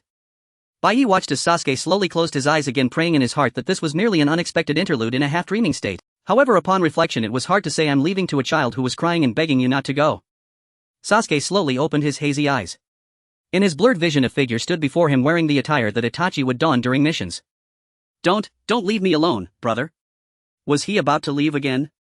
Sasuke murmured with a tearful voice. I'm not going anywhere. With a swish, his blurred vision suddenly became clear. Before he could comprehend that this was not Itachi's voice, he first sensed that the owner of the voice was a man. Sasuke's dark eyes fixed on him, staring blankly at the man who casually wiped away his tears. Really, won't you? Even Sasuke himself didn't understand why he asked such a question. Perhaps it was simply because this man was different from himself, who had repeatedly pushed away the hands of others. He always held onto Sasuke's hand tightly, which intrigued him. Not going. Promise. The man's pupils widened slightly. Promise. Upon hearing this difficultly uttered guarantee, Sasuke felt a sense of inexplicable reassurance and slowly closed his eyes again. In his dreams, Sasuke was running wildly in the Uchiha clan's territory. As he ran, his peripheral vision was filled with scattered corpses and blood, piecing together a scene of unspeakable horror. Sasuke cried, desperately trying to escape from this place. Behind him, Itachi was pursuing him step by step, holding a bloodied knife. Brother! No! Stop! Why is he doing this to me? Sasuke gasped heavily as he ran. Itachi was already very close behind, raising the knife high as if he were about to stab it into Sasuke's body at any moment. Sasuke was so frightened that he tightly shut his eyes. After a brief silence, he felt his body lift off the ground. He opened his eyes hazily, and the face of that man was reflected in his vision. You've come. Captain of the team. He heard Itachi's voice calling out to this man. Soon after, Sasuke lost consciousness and woke up from the dream. He gasped sharply, breathing heavily, and looked around the quiet room. The fever should have subsided. Aside from a slight dryness and pain in his throat, there was no other discomfort. Sasuke propped himself up and instinctively searched for the man's figure. At that moment, he caught a whiff of an enticing aroma wafting from somewhere. Following the scent, Sasuke slowly began to step forward. Yes, and Sasuke's gazes collided. Sasuke instinctively averted his gaze, looking at the meal laid out on the table. Under the strange gaze, Bai inexplicably became nervous and quietly swallowed. Actually, Bai had originally planned to leave before Sasuke woke up, never expecting him to come downstairs so quickly. But why was he staring blankly like that? If it were Naruto, this amount of time would have been enough to finish 3 bowls of rice. Could it be that the food doesn't suit his taste? The more he thought, the more anxious Bai became, his eyes unable to help but move restlessly. Captain of the team. Bai's eyes widened in shock. Hearing this word from Sasuke's mouth was utterly unexpected. Itachi called you that at the end of the dream. You are his former captain, right? So that's why you came to take care of me. Was it out of pity for me? Sasuke's voice was filled with a vulnerable fragility. Trying to act nonchalant, his hands were tightly clenched into fists, already prepared for further hurt. If you find it bothersome, I don't mind leaving. This was a statement that could hardly be called a defense. Bai's words only left Sasuke more confused, as if he were saying, no matter what you say, I will never dislike you. But, you must eat well. After saying this, the man who had just seemed a bit sullen vanished from sight. Sasuke looked down at the meal on the table, dazed for a while. Then he sat down and picked up the chopsticks. This was the first decent meal he had eaten in days. When are we supposed to wait until? Mao Xian confirmed the time once again and asked the other team members, who were silently waiting beside her, filled with dissatisfaction. It is indeed a bit late. A bit? Is that what you call a bit late? Xian frowned and shot a fierce glare at Dayang, who had said a bit. This team is just too strange. Absolutely something is wrong. Kakashi-senpai. Xian turned to Kakashi and called out to him. Kakashi was startled, showing a somewhat awkward expression as he scratched his cheek and spoke as if to comfort her. Without a squad leader, we can't carry out the mission, so let's wait a little longer. Could it be that he's late again because he's off looking for a Jinchuriki? He has always been like this. Xian had heard quite a few rumors about this squad leader Bai from her previous team. It is said that he often sends clones of the Jinchuriki away, and just not long ago he even left the team during a mission, citing the Jinchuriki is in danger as the reason. Xian joined the ANBU out of admiration for the dark forces and respect for Kakashi, but in her eyes this squad leader named Bai had everything about him that she found unlikable. The squad leader is particularly concerned about the Jinchuriki because he is worried about the village. If the Jinchuriki goes berserk or dies and the Nine Tails reappears, there is currently no one in the village who can stop it, so the squad leader needs to personally look after the Jinchuriki. Tianzong explained to the dissatisfied Xian with a calm expression. As a wood-release ninja who was held in high regard, the Hokage had told him more than once that there was no one in the village capable of dealing with the re-emergence of the Nine Tails. The squad leader must be taking action out of concern for this matter. I didn't know all this. I'm sorry. It's fine, I'm not saying this for you to apologize. Xian promptly apologized to Tianzong without hesitation when it was time to admit her mistake. Just as the two were talking, the door was pushed open and Bai Yi walked in. The team members who hadn't seen Bai Yi for a long time showed joyful expressions and rushed over. Squad leader. You finally arrived. It's been so long since we've seen you. I almost forgot what you looked like. Why is everyone so enthusiastic? Bai Yi inwardly sighed, secretly feeling that these people really know how to play along, while also feeling a bit self-deprecating. The rope you caught is a rotten one. These guys still know nothing. During this time we are only responsible for the village's security work. Being stared at intently by these long unseen people, Bai Yi pulled down the mask he had pushed to his forehead to cover his face, then quickly turned around. After the police force composed of the Uchiha clan was destroyed, the reorganization of the police force had been stalled for a long time. Unexpectedly, even such work fell to the ANBU. Bai Yi felt a great deal of impatience and recalled that the area he was assigned to was the center of the village where the Hokage's office was located, unable to suppress a sigh in his heart. This place is clearly the one most prone to trouble. Pair up in twos and act separately. After all, the area for security is quite broad. After pairing up, Bai simply stated that he would take care of the area around the Hokage's office alone, and as soon as he finished speaking he vanished in an instant. Watching Bai, who had just appeared and vanished after saying only 2 sentences, Shien was astonished, but the others quickly paired off and left as if they were already used to it. It's just us 2 left, so let's go. Kakashi confirmed that only the 2 of them remained, walked over to Shien and turned with her towards the area designated by Bai. However, upon arriving they saw that other ANBU from different teams were already stationed there. Kakashi tilted his head in confusion and stopped in front of them. This should be our team's security area, right? How come you are here? Ha! What are you talking about? Are you saying we came to the wrong place? Isn't that the case? The other party's words were clearly provocative, causing Kakashi to frown involuntarily. Shien, observing this suddenly tense atmosphere, instinctively placed her hand on her weapon, though not obvious she had already sensed the smell of conflict. Hey, what do you think you are? This is the task area our team directly received from Lord Hokage. If you have any complaints, why don't you go ask Lord Hokage yourself? It seems that the security work was handed over to the ANBU, which had already angered them. The other team's ANBU patted Kakashi on the shoulder with a fierce tone. Shien panicked and hurriedly stepped forward to stop him. We just want to confirm, please calm down first. Ha! A woman. What has the ANBU become these days? Even women can come in. How could someone like this enter the ANBU? This was the first time Shien had heard such words, and her movement to stop him paused as she instinctively drew her knife and stepped forward. Repeat what you just said. The ANBU was a place she chose to join out of passion and respect. She held enough pride in this work to not tolerate being belittled just because she was female. The ANBU member, who looked to be of considerable age, snickered from behind his mask and drew his weapon. Kakashi did not expect things to escalate to the point of fighting, and he panicked, about to step forward to intervene. Just as his hand was about to reach out, Kakashi saw Bai suddenly appear in front of Shien and the ANBU. Bai lifted his head from the book he was reading and glanced at the other team's ANBU. What are you? The ANBU turned his weapon aimed at Shien towards the suddenly appearing Bai, assuming a threatening posture. Do you want to fight? Bai thought to himself, it has been a long time since he saw a fight. If they wanted, he wouldn't mind being a referee. He closed the book and tucked it into his coat.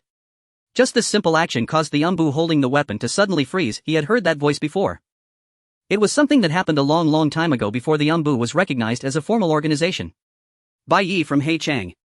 Damn, we're in trouble. The ANBU leader of Team 9 stiffened all over and quickly lowered his weapon. This ANBU, who appeared to be older, had met Bai a long time ago. He was very familiar with the once renowned Bai from Heichang and had even encountered him during missions. When he personally witnessed Bai's terrifying invisible sword back then, all the hair on his body stood on end. He was grateful that the opponent was on his side. Oh dear, I'm really sorry. I didn't recognize your greatness. I am the squad leader of Team 9. Not going to fight? This question directed at him made the squad leader of Team 9 turn as pale as a sheet. Not fighting anymore? This question directed at him caused the face of the squad leader of Team 9 to turn pale instantly. I'm sorry. WWE received the security task for this area and truly did not expect Team 1 to also be assigned here. I thought only the teams after Team 5 would be responsible for security. No, in short, I am very sorry. Let's confirm the security area again right now. Hey! What are you still standing there for? Hurry up. I apologize for today's offense, ha. Then Lord Heichang, we shall take our leave. The others from the team fled as if their lives depended on it. Bai found it somewhat absurd and turned to look at Kakashi and Shien. Next time something like this happens, just fight. That's easy to say. Kakashi shook his head, looking as if it was impossible to actually fight since they were all from the same village as ANBU. However, Shien felt a strange sensation. She stared blankly at Bai, who casually took out a book and turned to leave. Why does everyone treat him this way, even though we are both squad leaders? She had heard that the ANBU teams were ranked starting from Team 1 not by strength but by balanced allocation. The reason she heard for why Bai could be a squad leader was simply that he had spent the longest time in the ANBU. Yet the reaction of the squad leader from Team 9 was completely as if he were facing someone he could never hope to reach. Thinking back, the temporary Team 5 she had been a part of had many rumors about Bai, most of which were derogatory. Now that she thought about it, is it envy or jealousy? Shien reached this conclusion, her face showing surprise. Kakashi-senpai, what kind of person is the squad leader? This question seemed to have been asked many times before. Kakashi looked at Shien, who was gazing at him, and slowly began to speak. I'd say he's a person who says one thing but means another. You'll understand better by observing him than by what I say. I really don't understand. He is completely different from the squad leader I heard about. I also used to judge him based on rumors. Kakashi recalled the past that man called the massacre of the commoners the shame of the ninja. Once you spend more time with him, you will realize that the rumors are all wrong. Kakashi looked at the confused Shien and patted her shoulder with a smile. Shien hesitated for a moment but eventually nodded. Bai Yi, you are summoned. Kakashi spoke while lifting the book that was covering Bai Yi's face. Bai Yi frowned and raised his hand to block the sunlight streaming down. He had originally thought that he would only be assigned to security work during this period. How to Raise Injured Children. Kakashi murmured the title of the book he had just received, tilting his head. Before he could even ponder why the other would read such a book, Bai Yi snatched it from his hand, shaking his hair impatiently. Seeing Bai Yi's demeanor, Kakashi silently lowered his now empty hand, gazed at Bai Yi for a moment and then hesitantly spoke. Bai Yi, there's something I think I should tell you in advance. Lord Hokage wants me to leave the ANBU and take on the role of a leading jonin for the ninja class. To have someone like me become a leading jonin, to be honest, I have no confidence at all. How can I protect those children when I couldn't even protect a single person? Kakashi was filled with hesitation. He could have continued to stay in the ANBU, but Lord Hokage said that life in the ANBU would cause the darkness in his heart to continue to grow. Is that really the case? Does my heart still harbor darkness? I'm not interested. A voice as cold as usual came. Kakashi raised his head to look at Bai Yi, who was standing up. And you don't belong in the ANBU at all. You could be recognized as Hatake Kakashi from 100 meters away. Bai Yi clicked his tongue, meaningfully glancing at his white hair and Sharingan. His face had no anonymity whatsoever. It was as if it should have "I am Hatake Kakashi" written on it. You're not in a position to say that. Can't you also be recognized as Haching Bai Yi from 100 meters away? Kakashi retorted incredulously. Upon hearing this, Bai Yi displayed the same incredulous expression as Kakashi. What nonsense, no one could recognize him. Okay. Bai Yi, I originally thought it would be nice to stay with you in the ANBU. So can you tell me honestly? Am I suited to be a leading jonin? In the end he would agree anyway, yet he was here pretending to hesitate. Bai Yi slightly turned his head to look at Kakashi behind him. Not my problem. After saying that, Bai Yi turned and left. Kakashi stared blankly at Bai Yi's departing figure. Is this implying that I should choose for myself? No, perhaps he had already realized that I actually have an answer. The very fact that I hesitated shows that I wanted to do it. If I really didn't want to, I should have directly refused back then. Kakashi chuckled self-deprecatingly and stepped forward to follow Bai Yi, heading toward the Hokage's office. Team 1 is all present. Once the last arriving Kakashi stood still, Bai Yi confirmed that everyone was accounted for and stepped forward to report to the Hokage. What troublesome task will I be assigned today? Just thinking about it made Bai Yi feel suffocated. Thank you for coming. The Hokage, who had originally been reading documents, raised his head, his gaze slowly sweeping over Bai Yi and the team behind him. Then his expression became serious as he slowly explained the reason for summoning them. Just now, a spy disguised as an ANBU infiltrated Team 3, killed 3 team members and escaped. They have now been captured. Moreover, a similar incident also occurred with Team 2. How could this broken village have someone invading, infiltrating and sneaking in every few days as if it were their own home? Bai Yi was leisurely complaining in his mind when a voice suddenly echoed in his head. Behind you. He instinctively drew his blade and turned to stab fiercely into the shoulder of the masked individual behind. Ugh. Ha. I hit something, but the voice that came was that of a familiar teammate. Did I miss? But the voice in my head could not be wrong. Bai Yi pushed the blade a little deeper into the other's shoulder and reached out to tear off the mask from the person's face. With a thud, the fallen mask revealed a completely unfamiliar face. Damn it. How is that possible? My disguise was flawless. The person who had just emitted the familiar teammate's voice suddenly spoke in a hoarse tone. Indeed it wasn't, thank goodness. Bai Yi breathed a sigh of relief in his heart, took a few steps back and looked impatiently at the person clutching their wounded shoulder, who was pulling out a smoke bomb from their pocket. With a bang, the guy indeed threw the smoke bomb, broke open the door and fled outside. Bai Yi stood still watching his retreating figure before turning to look at the members of Team 1 who had already surrounded the Hokage at some point. Squad leader. I'll chase after him. No need. After the smoke cleared, Tianzong saw the direction in which the enemy fled and immediately volunteered. Bai Yi blocked him, inserting his blade into the floor of the office, and instantly disappeared from the spot. Team leader. I'll go after him. No need. As the smoke dispersed, Tianzong clearly saw the direction in which the enemy fled and immediately requested permission. Bai Yi blocked him, stabbing his knife into the office floor, instantly vanishing from sight. Such a guilty person must have already planned for an escape. Thus, when he was stabbed earlier, Bai Yi had already marked his shoulder. Fortunately, the guy didn't run far. Bai Yi teleported behind him, grabbing the nape of his neck and instantly returning to the office where the knife was planted. Ugh. No way. This is completely unreasonable. Bai Yi casually tossed the guy he had captured onto the ground. The fellow fell clumsily, fear written all over his face as he looked up at Bai Yi. As Bai Yi pondered how to deal with him, he saw the man raise his uninjured left hand, attempting to form seals. Oh. Still trying to play tricks. Bai Yi's eyes widened as he quickly drew the knife and stepped forward, kicking away the man's left hand and then stamping down hard. With a crack, a sickening sound of bone breaking echoed. Ah. Watching the guy scream as his left hand was crushed, Bai Yi felt it was too noisy. Oh right. After going through all this trouble to capture him, what if he bit his tongue to commit suicide? Bai Yi thought for a moment, too lazy to use his hands to stop him, and directly stuffed his knife into the man's wide-open mouth. Don't try anything funny. Ugh. Ah. Spare me.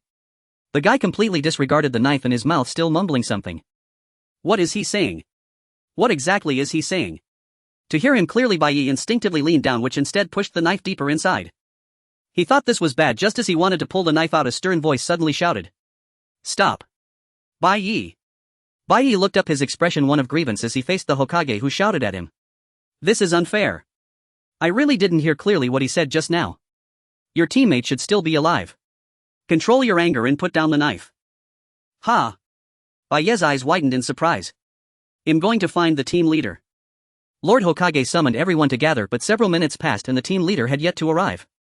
Kakashi took the initiative to get up and look for him, and not long after, Shien saw Bai Yi walk into the office looking as if he hadn't woken up, squinting her eyes. This guy must have been slacking off. All members of Team 1 are present. After confirming all team members were accounted for, Bai Yi stepped forward to report to the Hokage. Shien observed the Hokage, whose usually gentle demeanor was replaced with a grave expression, sensing that something bad had happened. And indeed the situation was as she had feared. The content of the summons was extremely serious. Just now a spy disguised as an ANBU infiltrated Team 3, killing 3 members before fleeing, and has now been captured. Furthermore, the same thing happened to Team 2. As soon as Lord Hokage finished speaking, Bai Yi, who stood at the front, suddenly drew the sword from his back and turned to stab it into a teammate's shoulder. This sudden turn of events left Shien wide-eyed in shock, her mouth agape. What? What is happening? Ugh. The scream that followed was unmistakably that of a familiar teammate. What did the team leader do? Including Shien, everyone else stood frozen, completely unsure of what to do. At that moment, expressionless, Bai Yi pushed the knife further and then reached out to tear off the man's mask. Beneath the mask was a completely unfamiliar face. Damn. How is this possible? My disguise was flawless. Shien's eyes widened in shock, finding it hard to believe. She had been with everyone the whole time, completely unaware of any abnormalities. The others were surely the same, not a single person noticed anything off. But the team leader, who arrived last, just glanced and suspected the person wasn't one of their team members. As soon as Lord Hokage's words fell, he turned and stabbed out his knife as if he had anticipated it. Before the enemy's mask was torn off, she even thought the team leader had gone mad. How did he see through it at a glance? Ah! Zion's attention was entirely on Bai Yi. It took her a moment to realize the other teammates had already gathered around Lord Hokage, and she hurriedly ran over to join them. Everyone had already removed their masks to confirm each other's identities. Shien quickly took off her mask and turned her gaze back to Bai Yi. She saw Bai Yi pull the knife from the enemy's body, then blood splattered onto his face. But he seemed entirely uninterested, just staring at the enemy, intently unmoving. As she stared blankly at this scene, the enemy in front suddenly detonated a smoke bomb and turned to flee. Not good. Team leader, I'll go after him. The sudden smoke made Tian-san cough a few times. He quickly snapped back to reality and was about to get up to chase after him when he was stopped by Bai Yi. No need. He spoke as if it were completely unnecessary, then stabbed the knife into the ground and instantly disappeared from sight. In the blink of an eye, he reappeared, slamming the captured enemy onto the ground, then drew his knife and slowly walked toward the enemy. Ugh. No way. This is completely unreasonable. The enemy trembled in fear, looking up at Bai Yi as he approached with terrified eyes. Clearly the opponent was frightened out of his wits, yet the team leader still kicked the enemy's left hand away and brutally stomped it, then stuffed the knife into the enemy's mouth, slowly pushing it deeper. Watching this scene, Shien couldn't help but feel goosebumps all over. Ugh. Ah. Spare me. Seeing this spectacle, Shien felt the same fear as that enemy. For the first time in her life, she found an enemy pitiful. Stop. Bai Yi. Witnessing the team leader's almost cruel actions, the Hokage could no longer refrain from raising his voice to stop him. The team leader halted the action of pushing the knife into the enemy's mouth, raised his head, and showed an expression of grievance to Lord Hokage, as if asking, "Why are you stopping me? Your teammate should still be alive. Control your anger and put down the knife." These words made the team leader's eyes slowly widen. Ah, so that's it. Upon hearing the Hokage's words, Shien was also shocked in her heart. So this is how it is. She finally understood why seeing an enemy disguised as a teammate would provoke such ruthless actions from the team leader. He thought his comrades had been harmed. So he was this angry. Your comrade is still alive. Quell your fury and lower your blade in. Bai Yi's eyes flew wide open, utterly unprepared for those words. What on earth is he talking about? And anyone unfamiliar with the situation would surely misinterpret this. And Bai Yi thought as much, then lifted his gaze to sweep across the others' expressions. One glance was enough. He could tell they had already drawn the wrong conclusion. And this is bad. And such a misunderstanding would never resolve in his favor. For all anyone knew they might now believe, so the sharp-tongued squad captain actually possesses a gentle side. Baye's brow flickered briefly in distaste. Following the faint vibration trembling up his arm, he looked down at the enemy beneath his feet. And the foe's teeth were chattering against the blade's edge, his eyes brimming with raw terror. The moment their gazes locked, the man flinched, not just his eyes but his entire shoulder recoiled in tremulous fear. NTCH. Baye studied that pitiful shudder, paused, and then tightened his grip on the hilt. Hiruzen Sarutobi did not miss the gesture. Instantly he bellowed, and everyone restrained Baye. Net the Hokage's command. Hesitation flickered across every face, but they surged forward without delay. Tenzo bound Baye's limbs with would release. Kakashi pressed a kunai to his throat and Deo seized his arm. In an instant they surrounded him, closing in from all sides. TCH's luminous eyes went instantly frigid. And with a disapproving glance at the kunai pressed to his nape, Baye reluctantly withdrew from the fallen enemy. Tenzo, bind this one and deliver him to the interrogation division. And yes. Understood. Ni's voice icy. Baye sheathed his blade and turned his gaze toward the Hokage. He had deliberately ignored the Hokage's order, had even dared to defy it outright. Ni's reputation would surely suffer for this. That thought crossed Baye's mind, yet when his eyes met the Hokage's piercing stare, his heart clenched instinctively. And I understand your grief at losing a comrade. Compassion is a virtue reserved for those who possess the luxury of calm. Baye, I will not hold your transgression against you. You still have duties to fulfill, do you not? Wait, was this man truly lucid? And was he implying that grief had clouded Baye's judgment so thoroughly that compassion had become impossible? Baye couldn't fathom how the third Hokage viewed him so charitably. Utterly at a loss, he simply stared blankly at the Hokage, then gave up entirely. Fine, think whatever you like, damn it. And even after the third Hokage's explicit command, the squad captain refused to yield. A tense, fragile silence filled the office. And then, in the next breath, Baye's pupils blazed with glacial light and his fingers closed once more around the hilt. Everyone restrained Baye. No one had anticipated his defiance. Shock rippled across every face. Tenzo swiftly formed hand seals binding Baye's ankles to his waist with would release. Kakashi drew his kunai and angled it sharply against his throat while Deo stepped forward to seize his wrist. In the blink of an eye he was encircled. Baye's gaze returned unwavering to the Hokage. Ni's eyes held nothing but unmasked fury and bewildered disbelief. Why do you stop me? A sharp disgruntled click pierced the air and Baye wrenched free the blade he'd pressed into the enemy's mouth. And Kakashi tensed, then withdrew his kunai. Tenzo and Deo likewise released their grips. The standoff between squad captain and Hokage left every breath suspended. And where their gazes clashed midair, there was no trace of concession, only ironclad resolve. I understand your grief at losing a comrade. Compassion is a virtue reserved for those who possess the luxury of calm. Baye, I will not hold your transgression against you. You still have duties to fulfill, do you not? In the end it was the Hokage who yielded first. Enugao's eyes widened in astonishment. Could it be true? This captain, usually so effortlessly composed, had been driven to such furious loss of control. And so unlike his usual aloof demeanor. He cared for his comrades this deeply, even to the point of defying the Hokage. Go find the missing shinobi. Understood. And with a sigh of quiet resignation the captain turned to Kakashi and murmured brief instructions. Kakashi nodded, summoned his ninkin and departed with Baye. The Hokage followed soon after. And as if accustomed to such scenes, everyone calmly tidied the room and dispersed effortlessly naturally. Yugao watched dazed. And wow, wasn't the squad captain utterly magnificent just now? I honestly can't comprehend it. If he'd slipped even slightly he might have skewered a fellow shinobi. And he openly defied the Hokage's direct order. How on earth is that admirable? The captain only acts when he holds absolute certainty, otherwise he remains still. Truth be told, we never imagined he'd dare defy the Hokage. We never expected him to lose his composure over a comrade. TCH. That moment should have been captured. Deo clenched his fist in regret, his expression wistful. Yugo paid him no mind. Her eyes dropped to the bloodstain on the floor, the same electric chill surging through her again, vivid and visceral. Those eyes burning with frost, driving the blade deep into the enemy's mouth. She couldn't erase that image from her mind. So, it's true, enduring past missions, watching the captain pore over jutsu scrolls the entire time. Yugo had once asked why he never acted. Kakashi-senpai had replied, when he moves the matter is resolved instantly. Now, just as promised, he had moved and everything had ended in an instant. His discernment, seeing through deception, his decisiveness, striking without hesitation, his composure, capturing a fleeing foe, his mastery, solving the crisis in a flash, and even this fierce, unwavering loyalty to his comrades. At last Yugo understood why every member of the team placed such absolute faith in their captain. Indeed, utterly magnificent, and how had he recognized the impostor at a glance?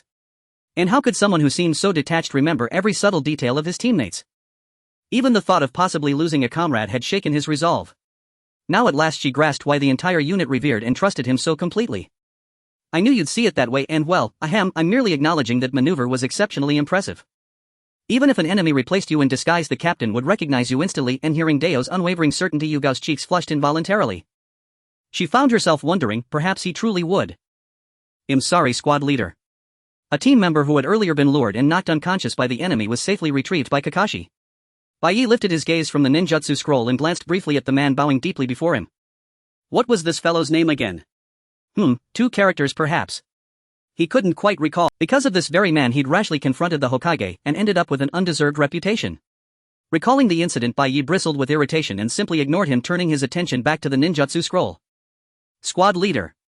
The team member's eyes welled with tears, moved to the core by the fact that his squad leader had dared defy the Hokage himself for his sake. Yet Bai showed no sign of reproach. He'd heard that even when the squad leader feigned indifference, cold aloof, the moment a foe disguised as one of them appeared, Bai saw through the deception instantly and resolved the threat without hesitation. Truly, thank you so much. Even after being deliberately ignored, the man still offered thanks. Bai buried his face behind the scroll, frowning in exasperated distaste. Yet everyone watching Bai, so familiar, so unchanging, found themselves smiling faintly. They all knew, though outwardly reserved, their squad leader held each of them close in his heart. You'll come to respect the squad leader too. Yugao couldn't help but smile along with the others as she turned to Tenzo. These were the words Tenzo had spoken to her on the day she joined Team 1. Tenzo, you were right. You said I'd come to respect him. Ah. Understanding her meaning, Tenzo shifted his gaze back toward Bai. Frowning intently over the ninjutsu scroll, the squad leader looked just as he always did, yet there was something profoundly reassuring about that very expression. I knew you'd say exactly that. Squad leader. Danger. With a sharp ting, a kunai hurtling straight at Bai was deflected with flawless precision by Yugao's own.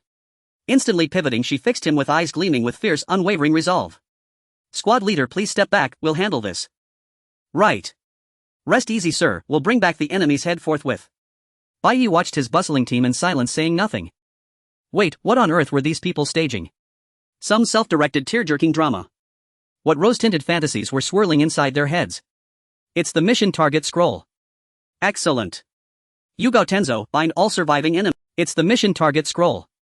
Excellent. Yugao, Tenzo, bind all surviving enemies. Yes. Leave it to us. They were throwing themselves into it with inexplicable fervor. Bai stood frozen, utterly at a loss for expression, until Yugao approached, hands cradling the neatly organized scroll, and extended it to him. Squad leader, the scroll has been recovered. For heaven's sake, could they please rein in those wild, unfounded imaginations? Even as Bai tried to ignore her, her luminous eyes showed no sign of dimming, clearly calm would not return anytime soon. Wearily accepting the scroll, Bai waved vaguely toward his team to handle the aftermath, then turned and strode toward the Hokage's administrative building. What now? Rewriting them all, sigh. Who in the world brought blades into the office? Just as he raised his hand to knock outside the Hokage's door, Bai instinctively froze, startled by the voices drifting from within. That voice was unmistakably familiar. Entering now would surely invite trouble. Looks like the culprit has arrived. Hiruzen Sarutobi addressed the closed door deliberately, his tone pitched just loud enough to carry outside. Bai had already begun to turn away, planning to return later, when he halted mid-step, hesitated, and finally pushed the door open and entered. Was it you? His voice carried a rare blend of exhaustion and bewilderment, tone he'd never once used before. I didn't mean to. The words slipped out unbidden, not quite an excuse yet not quite denial either. His eyes flickered to the stack of documents in Ino-Shika-Cho's hands, bloodstained, smoke-scorched, and deeply gashed by blade marks. A look of profound remorse settled across Bai's face. Truth be told, he was rather unfairly accused. Ah, so it was you. I'd been wondering who'd brought steel into the office. Shika-Cho sighed wistfully at the ruined documents, lamenting their irreparable state. One couldn't possibly summon every author to rewrite them all, someone had to shoulder the responsibility. Their gazes met midair. Bai instinctively studied Shika-Cho's weary eyes and the prominent scar etched across his face. He's definitely doing this on purpose, to make me feel guilty. Shika-Cho-sensei was precisely that kind of man. With resigned acceptance, Bai said, I'll take care of it. Excellent. Then I leave it in your hands. As if waiting for those exact words, Shika-Cho immediately passed over the documents and rose, visibly relieved before departing. Though the task had landed on him unexpectedly, he had borne some responsibility, so Bai had little to protest. Reorganizing documents, he'd done plenty of that in his past life, but truthfully he'd always relied on computers. Handwritten reconstruction. He wasn't confident at all. Your mission is confirmed. If you need a desk, I'll have one arranged. No need. After all, the volume wasn't overwhelming, just restoring already organized files to legibility. Hardly an insurmountable task. Declining the third Hokage's offer, Bai left, swiftly reassembling the documents at a nearby tea house, then returned to Shika-Cho bearing the completed work. Shika-Cho-sensei. Oh. Any questions? Shikaku, who'd been idly twirling a pen, glanced down at the documents placed upon his desk and inwardly marveled, done already. I hadn't expected much at all. What is this? This is yours. Not only were tables and charts meticulously included but every flaw identified and paired with clear actionable solutions, rendering the entire report strikingly lucid. Stunned, Shikaku nearly crumpled the paper in his grip, leaning in repeatedly to scrutinize it anew. Had he done it too poorly? Bai watched the wrinkling document with a pained expression. Back in his modern life, crafting polished reports with Excel or PowerPoint had taken mere mouse clicks. This handwritten version, by comparison, must seem shockingly crude. You, transfer here. Work directly under me. No, better yet, change your vocation entirely. Join my team. Was he being asked to start over from scratch? Or worse, had he gotten everything fundamentally wrong? Misinterpreting Shikaku's awe as dismay, Bai wore a wounded, crestfallen look. He'd drawn charts. He'd labored earnestly. It was truly unfair. I'll take my leave now. Hey, wait. With a sharp thump, Shikaku stared dumbfounded as Bai fled, then hastily snatched up each remaining document to verify them one by one. Every file was impeccably ordered, crystal clear in structure and content. He'd never seen a report of such caliber. That boy must be transferred to the administration division immediately. This was no longer merely a matter of regretting lost talent. Are you really planning to list him as a candidate for Hokage? I should have mentioned that I will not entertain any objections. Remembering the mention of Black City White Knight in the elder meeting, Danzo furrowed his brow. The third Hokage didn't even glance at his old partner, wearing a resolute expression. You will regret this, Hizashi. There is no wiser choice than this. The third Hokage looked at Danzo, who was also listed as a candidate for Hokage, and spoke. Hearing this, Danzo gnashed his teeth in anger and abruptly turned to leave the office. He stormed out, gesturing into thin air. The root ANBU, who had been on standby, immediately approached him and bowed their heads. Execute the plan as discussed. However, under no circumstances are you allowed to harm the hostage. Understood. This is also for the village. Danzo thought to himself, not even glancing at the ANBU who had turned to leave as he silently walked forward. Their choice for a hostage was simple, targeting Uchiha Sasuke. As Sasuke stepped out in the morning to grab the bento placed at the door, he sensed suspicious movements and immediately drew a shuriken, but it was effortlessly blocked by an unknown assailant. Come with us. You. The hooded enemy completely shrouded, bound Sasuke's arms and covered his. Then they deliberately cut Sasuke's arm with a shuriken, letting the blood flow. Watching his blood drip to the ground, Sasuke struggled desperately, but his hands were tightly bound with thick ropes, rendering him completely immobile. The masked enemy slung Sasuke over their shoulder, intentionally letting blood drip as they walked forward. Faced with this sudden change, Sasuke could do nothing, his pupils anxiously darting. They brought Sasuke into a deserted forest, tying him to a chair while all stood at a distance, vigilantly waiting for someone. What could their goal possibly be? Sasuke's eyes darted around. The wound on his arm continued to bleed, gradually pooling on the ground. Accompanied by the sound of dripping blood, the still forest suddenly came to life. They have arrived. As if anticipating the arrival of the awaited individual, the armed enemies all turned their gazes forward. Sasuke, puzzled, followed their gaze and at the end saw a masked figure standing among the ANBU. Is it Itachi? Sasuke instinctively thought of his brother, but then quickly dismissed it, looking closely at the person. It is that man. Do not come any closer. You don't want this kid to die, do you? The enemy forcibly grabbed Sasuke's hair, forcing him to look up, drawing a shuriken to press against Sasuke's neck. Witnessing this scene, the man silently drew his sword from his back, gripping it tightly, and with all his might hurled it towards Sasuke. Why? Watching the knife fly straight towards him, Sasuke's pupils slowly dilated. There was no way to evade it, he would surely die here. Here. Just like this. This thought filled Sasuke's mind, and just then the man suddenly appeared at the position of the knife. Ugh. The man, appearing out of nowhere, caught the knife he had thrown and in one motion stabbed it through the throat of the enemy behind Sasuke.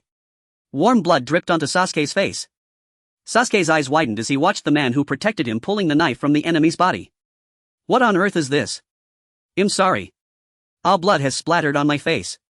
The man untied the ropes around Sasuke and roughly wiped the blood off his face. Then, holding Sasuke with one arm, he gripped the knife with the other and quickly scanned the remaining 13 enemies. Earth-style earth flow wall. Water-style water formation wall. The left side was earth-style, the right side was water-style. The two walls were constantly closing and pressing towards them. Sasuke assessed that these enemies were at least Chunin level, gripping Bai's shirt nervously. 13 people, even if he was strong, there was no way he could defeat so many Chunin level ninjas. Fire-style fire dragon bullet. Bai unleashed fire-style against the water formation wall, using the dispersing water mist to conceal his form as he pulled out a scroll. This should work against them. I can't just leave Sasuke here. If I used a shadow clone to fight the opponents, or at least elite Chunin level, and that would be too dangerous. Tisk, no choice. Bai thought as he summoned a multitude of knives from the scroll. With a swish using the cover of the water mist, countless knives flew out and instantly took down several enemies. Bai seized the opportunity, gripping the knife in his hand, and with Sasuke held close initiated a spacetime ninjutsu. Cough. It's spacetime ninjutsu, cough. Although he instantly teleported next to the knives embedded near the enemies and took down a few more, true to their skills, the remaining enemies immediately distanced themselves from the knives. What now? Ah, so troublesome. Bai thought as he formed seals again. Ninjutsu binding technique. With the calm incantation, the enemies standing still suddenly froze in midair. How is this possible? The enemy's shocked gazes fell upon the numerous knives scattered on the ground. Soon after, countless threads connected to the knives gradually became visible. These threads even reached between the enemy's fingers. If one didn't pay attention, it would be impossible to notice. Could it be that they anticipated us distancing from the knives and prepared in advance? This is impossible. Sasuke.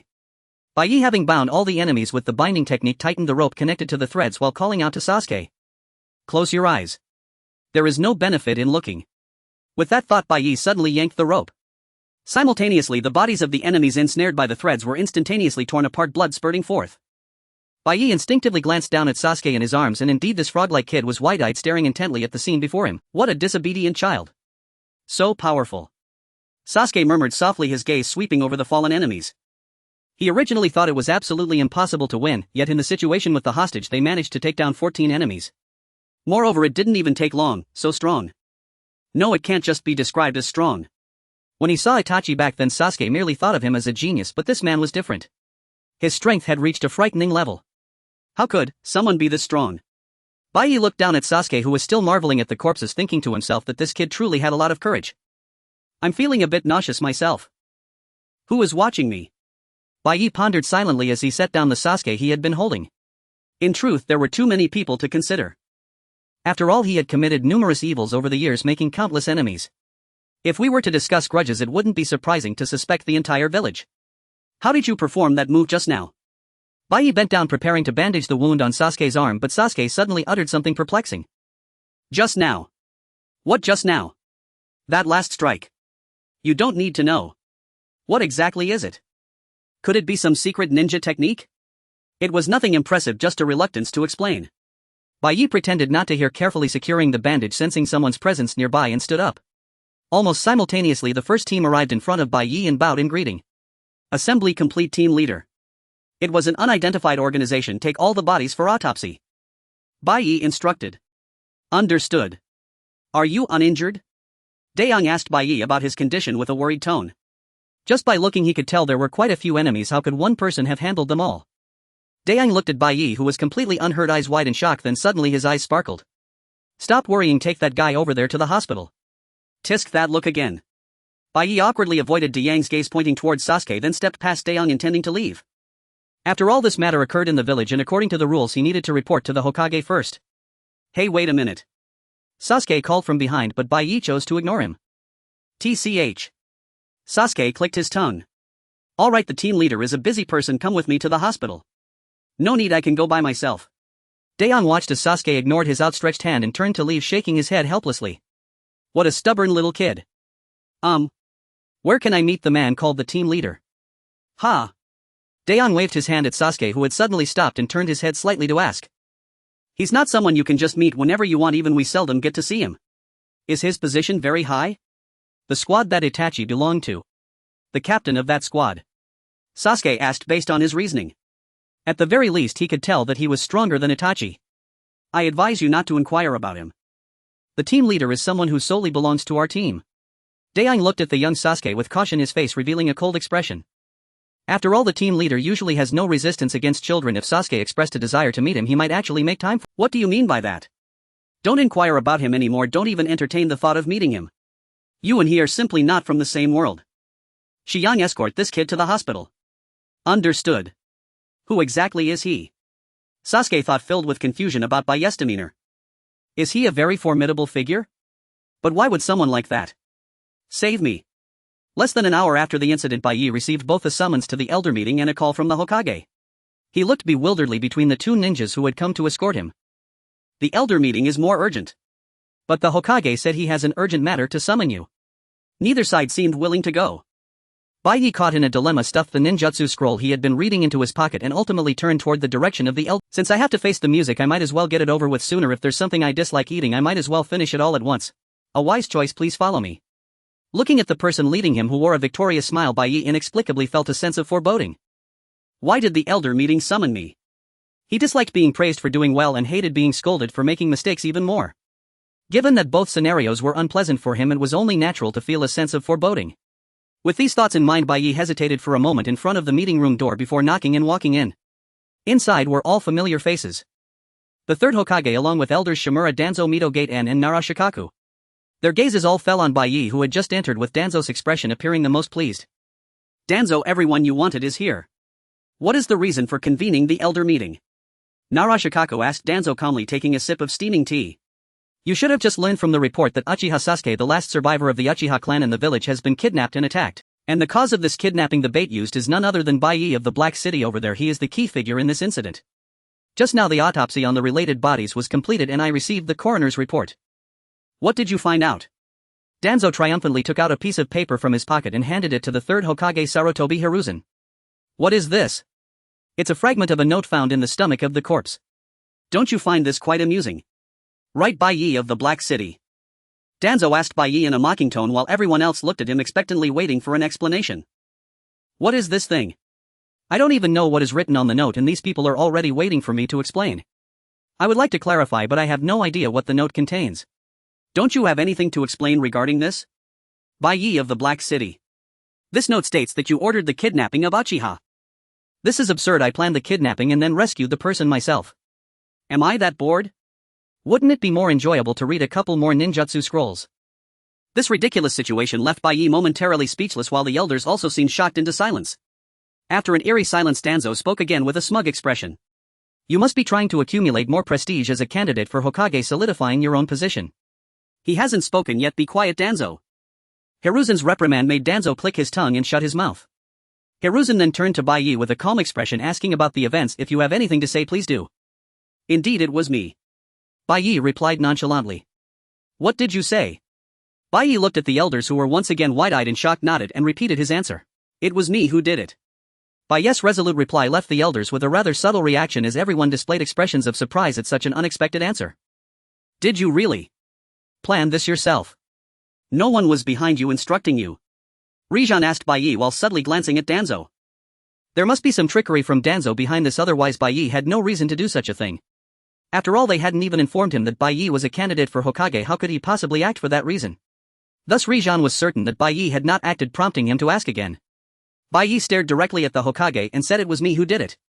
I wrote the note ordering them to kidnap Uchiha. The person has already admitted it. Further questioning is pointless. Tuan Xiaochun shook her head, setting down her teacup and fixed her black eyes intently on Bai Yi. What was the note written with? Damn, I didn't expect such a question to be asked. Bai Yi hesitated for a moment before replying with a brush. Upon hearing Bai Yi's answer, everyone wore subtle expressions. Did he answer incorrectly? Was it written with a pencil? Should he change his answer now and ask for another chance? Wouldn't that be too obvious? No, it was already quite apparent from the moment he answered incorrectly, wasn't it? Just as Bai Yi was contemplating whether to change his answer, the previously silent Tuan Xiaochun spoke. Then let's revoke his Hokage candidacy as punishment. That works too, after all the so-called evidence is full of holes. Hearing Tuan Xiaochun and Midogate N's words, Rijan nodded in agreement. Danzo then revealed a satisfied smile, indicating his approval. Once it was confirmed that everyone agreed, Tuan Xiaochun nodded, signaling Bai Yi that he could leave. Farewell. Was this all the punishment? This was quite disappointing. Bai Yi turned and left with a hint of regret, and the meeting room once again opened a new topic after his departure. So does that mean the only remaining candidate is Danzo? Midogate looked towards Danzo with half-open eyes, addressing the established conclusion. If the only remaining candidate for Hokage was Danzo, then the next Hokage would inevitably be Danzo. Greatly dissatisfied, Rijan frowned, and Tuan Xiaochun also turned her gaze towards Danzo, stating the incident occurred less than an hour ago and a coroner's report has already come out. A note with orders was found intact in the corpse's stomach, and the note targeted one of the Hokage candidates, yet he claims to have written the note but doesn't even know what he wrote it with. Danzo, do you think we are all blind fools? Are you accusing me now? Xiaochun. Speaking recklessly without any evidence. I never intended to target you without proof, it's just that after knowing you for so many years I can't help but be suspicious. This was a reasonable suspicion. Although no one spoke, everyone tacitly accepted this assertion. Tuan Xiaochun slightly turned her head to look at Rijan, saying, "There's no need to report the scandal of the Hokage candidates to the daimyo, it wouldn't benefit Konoha in any way." I also agree with Xiaochun, there's no need to report everything to the daimyo. The selection for the next Hokage should be postponed. The third Hokage said. This is nonsense. Upon hearing Rijan's announcement, Danzo suddenly stood up, gritting his teeth and roaring. How did things turn out like this? He never expected Bai Yi to admit so straightforwardly that he was the one who did it. He had prepared a whole lot of words ready to push Bai Yi into a corner as soon as he claimed innocence. Could it be that Bai Yi had anticipated this, which is why he deliberately admitted it? He had originally intended to use these flimsy pieces of evidence to take him down, yet it backfired and hit him instead. The elders have already agreed. Danzo, you understand what that means, right? Damn. I understand. Danzo turned around angrily, storming out by violently pulling the door open. Tuan Xiaochun watched his back before turning her gaze back to Rijan and saying, his name is Heichang Bai Yi, right? No wonder this name sounds so familiar, he is the child from the refugee incident. That incident was also orchestrated by Danzo, and this time it seems he is involved again. Thinking this, Tuan Xiaochun stood up and left with a final remark. His on-the-spot judgment is quite impressive. If he had denied the evidence earlier, everyone's attention would have been focused on the contradictions in his words and the evidence, and the situation would have only become more chaotic. If things were not handled well, he would be taken to the interrogation room, which was full of Danzo's people, and might even be forced to commit. What a clever child with a strong ability to adapt on the spot. Or perhaps he was truly coerced by someone. Upon hearing Rijan's disagreement, Tuan Xiaochun shook her head. If that were the case, Danzo wouldn't have acted so out of character just now. This child has great potential, he reminds me of the fourth Hokage. Tuan Xiaochun recalled the young Minato who had outstanding judgment and achievements, and a satisfied smile spread across her face. She felt the same sense she had when facing the fourth Hokage all those years ago in this young man named Bai Yi. Perhaps not long from now they would once again see a Hokage like that. The next selection of candidates is certainly something to look forward to. After saying this, Tuan Xiaochun stood up and left. Xiao Li. Run over there. Tian shouted at Liluwaka, who was waiting on the other side as he watched the cat leap into the air. Leave it to me. Xiao Li yelled back at Tian, filled with enthusiasm, but suddenly slipped and fell to the ground. The cat jumped on his head and swiftly escaped.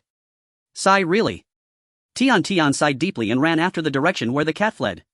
After finally passing the Chunin exam, he received his first rank mission, which was supposed to be the smooth beginning of his ninja career. However, the mission started with the task of finding a cat, which was already frustrating enough. But what annoyed Tian was that with the three of them surrounding it, they still couldn't catch that mere cat. Well done. This passion. This gaze. This intention. As long as you have these three things, there's no cat you can't catch. Really, Teacher Kai? Made Kai more exuberant than Xiao Li laughed heartily as he ran up beside Tian. Watching him like this, Tian could only show a face full of despair and sighed deeply again. This is not the ninja I imagined. It's not at all like this. Tian sighed a sigh that couldn't even be called a lament in his heart, and before he knew it, he had run to the edge of the forest extending from the village. Seeing the cat dart into the woods, she let out a short gasp. What's wrong? Tian, we need to hurry and chase the cat. Well, that's what they say. But look. There's a person standing over there. Tian stopped running, pointing at a member of the ANBU standing at the forest's edge. That ANBU emanated a mysterious aura that made it impossible to approach recklessly. What are you all doing here? Have you finally caught the cat? Teacher Kai, it's not like that. Look over there. Kai, who walked over with Hyugen Niji, squinted his eyes and looked at the ANBU standing in the direction Tian pointed. It was indeed a rare sight to see an ANBU stationed at the forest's edge so brazenly. I think we should leave. It doesn't seem quite right. I'll go see what's happening. There's really no need for this. Tian fidgeted, muttering something about how they could look for the cat tomorrow. But Kai gave her a thumbs up, telling her not to worry, and slowly walked towards the ANBU. Hey, is something going on? Our target has run over there. Can you let us pass through the forest? Kai attempted to initiate conversation with the silent ANBU, leading to a meaningless exchange of glances. Not talking, huh? Very suspicious. Kai scrutinized the other person, secretly thinking. Teacher Kai. We should leave. Don't worry, Tian. I will ensure you successfully complete your first mission. No. Really, there's no need for this. That ANBU. Their aura is terrifying. Tian looked at the ANBU with anxious eyes, then watched in horror as Kai casually walked over and patted the ANBU's shoulder. Please. Stop. Teacher Kai. Thank you for your hard work. We'll just... Before Kai could finish his sentence, the ANBU drew the knife from his back and swung it fiercely at Kai. Kai quickly distanced himself and retreated, instantly locking his sharp gaze onto the ANBU. But the ANBU did not stop their closing in again and throwing a punch at Kai. At the moment Kai blocked the strike with one hand, the ANBU swung the knife towards his side. What are you doing? Kai blocked the incoming knife with his foot and looked at the ANBU asking. The ANBU made a sound as if pondering, then retreated and resumed his stance. Wait. Teacher Kai.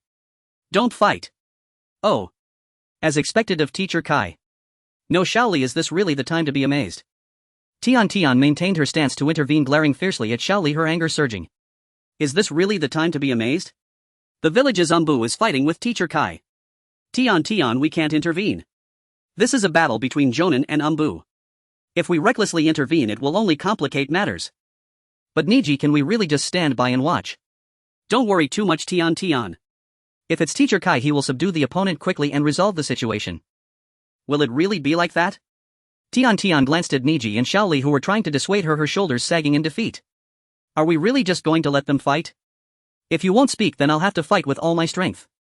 Kai looked at the still silent ANBU and took the initiative to attack. With a smack, the ANBU blocked Kai's kick with the back of his knife while his other empty hand swung a punch at Kai. Kai quickly leaned back to evade the punch and jumped high to avoid a sidekick coming from below, smoothly moving past the ANBU to position himself behind him. Got you. Kai threw a punch at the back of the ANBU, confident that this strike would hit. Got you. Kai swung his fist at the back of the ambush that had circled around, confident that this strike would definitely hit. But in the next moment, his fist along with his entire body surprisingly passed through the ambush's body, propelling him forward. What? Kai displayed a moment of astonishment, and upon hearing the sound of a blade slicing through the air behind him, immediately rolled to evade the attack. Tian's eyes widened as she stared intently at the ambush that had just become incorporeal, allowing Kai to pass through, and was now poised to grip the knife again. Is this the battle between elite shinobi? The fact that they couldn't even touch a finger of Kai while the opponent could match him was truly shocking. Illusion. No, it can't be. If it were an illusion, all of us wouldn't be seeing the same thing. Listening to Niji's reasoning, Tian was filled with confusion. What on earth was that? Alright, finally you're serious about fighting me. Kai clenched his fists tightly, exuding a completely different aura from before. The ambush seemed to have been waiting for this moment, lowering its stance and preparing to launch an attack at any moment. Leaf Great Whirlwind. That was Kai's ultimate technique. Shaoli, fearing he might miss any detail, marveled while keeping his eyes glued to the battlefield. This was Tian's first time witnessing Kai seriously executing a technique, and indeed, it was too fast. At a speed almost impossible for the naked eye to catch, Kai instantly moved to the enemy's blind spot and executed a spinning kick. But the ambush once again let his foot pass through its body, simultaneously rotating its hand to stab at Kai from behind. Too naive. As if having anticipated this move, Kai turned and kicked fiercely, striking the incoming blade squarely. With a clang, the blade snapped in half, the hilt flying into the air. Kai-sensei. You're amazing. Accompanied by Shaoli's exclamation, Kai revealed his teeth and laughed heartily. Tian couldn't help but frown at that smile. He's impressive indeed. But to show that kind of smile during a fight. Kai-sensei. Is really. Sensei. Be careful. Tian was startled by Niji's loud shout, having been distracted by Kai's smile, and hurriedly turned her gaze back to the arena. She saw the ambush actually catching the scattered blades, with bare hands stabbing fiercely towards Kai. If this continued, his shoulder might get pierced. Witnessing this perilous scene, Tian instinctively shut her eyes tightly. Squad leader. Suddenly a shout came from somewhere and the blade halted in midair. The hand holding the blade of the ambush bled drops, falling onto Kai's shoulder, yet the ambush remained unconcerned, maintaining its posture and looking up at another female ambush rushing over. What are you doing? What is going on? What is the situation? Wow, they finally spoke. Tian was first surprised by the unexpected clear and steady voice, then revealed an absurd expression. Wait, you can talk. The person fleeing has been subdued and transferred to the interrogation room. The situation has been successfully handled. The ambush nodded lightly, releasing the blade in his hand and stepping back from Kai. He turned to leave, but the female ambush hurriedly spoke in a flustered tone. Is your hand all right? More importantly, what is going on here? This. Isn't that the elite shinobi Might Guy? Finally. A talking ambush appeared. Ah. The perplexed Yuzuki Yuka was startled back a step by Kai's enthusiastic approach, instinctively retreated. What in the world is going on?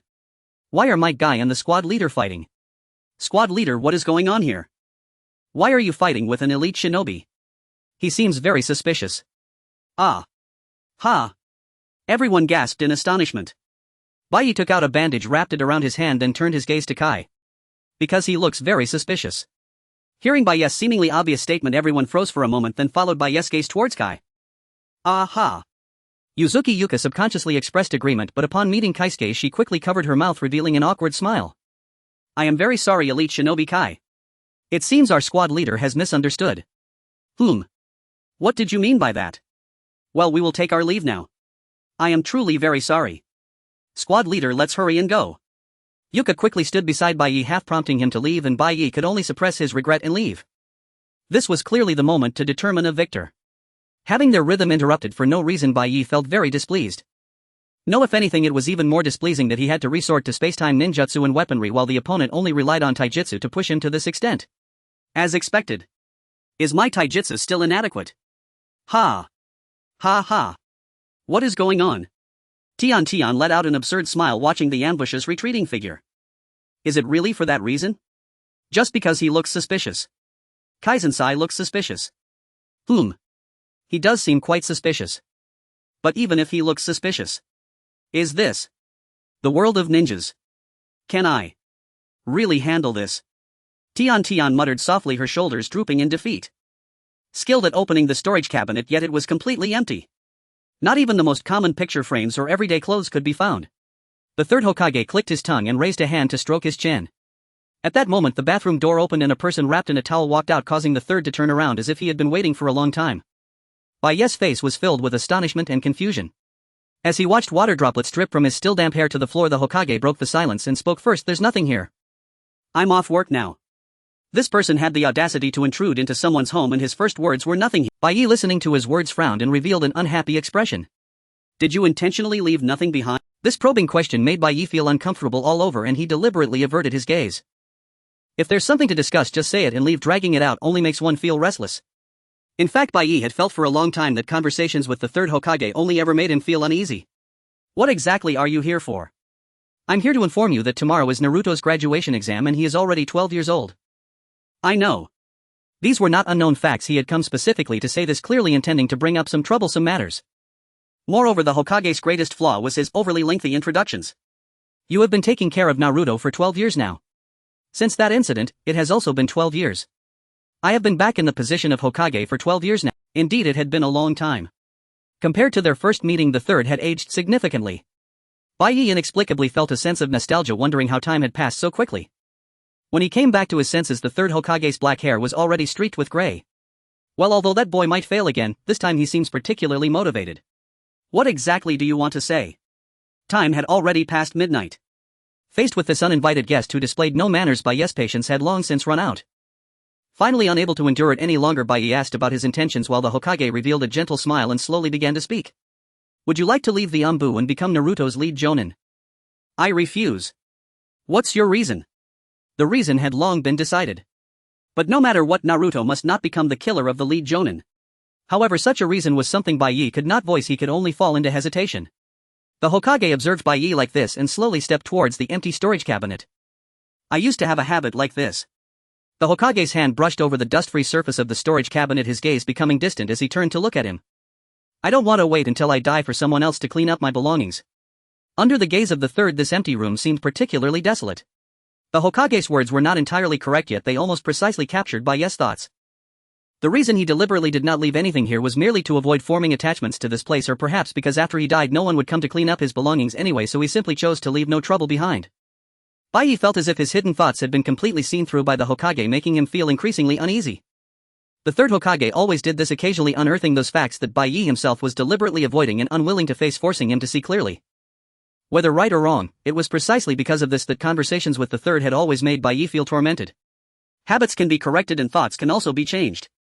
One day your storage cabinet will surely be filled with things just like mine, it won't change.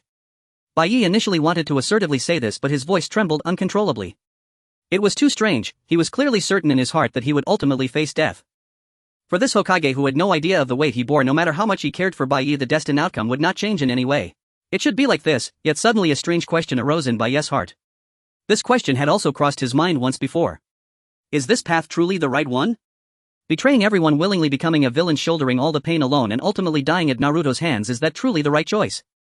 Even if he could start over, could he really live again like before? Forget everything, start anew, pretending as if nothing had happened and continue living. The Hokage's words were like a sharp thorn piercing into the self that had long been avoiding these questions and deliberately turning a blind eye. Ultimately, this is something you have to decide for yourself. Whether to fill it or keep it empty. I've taken up too much of your time. Think carefully about my earlier suggestion. I'm sorry for disturbing you so late. I'll take my leave now.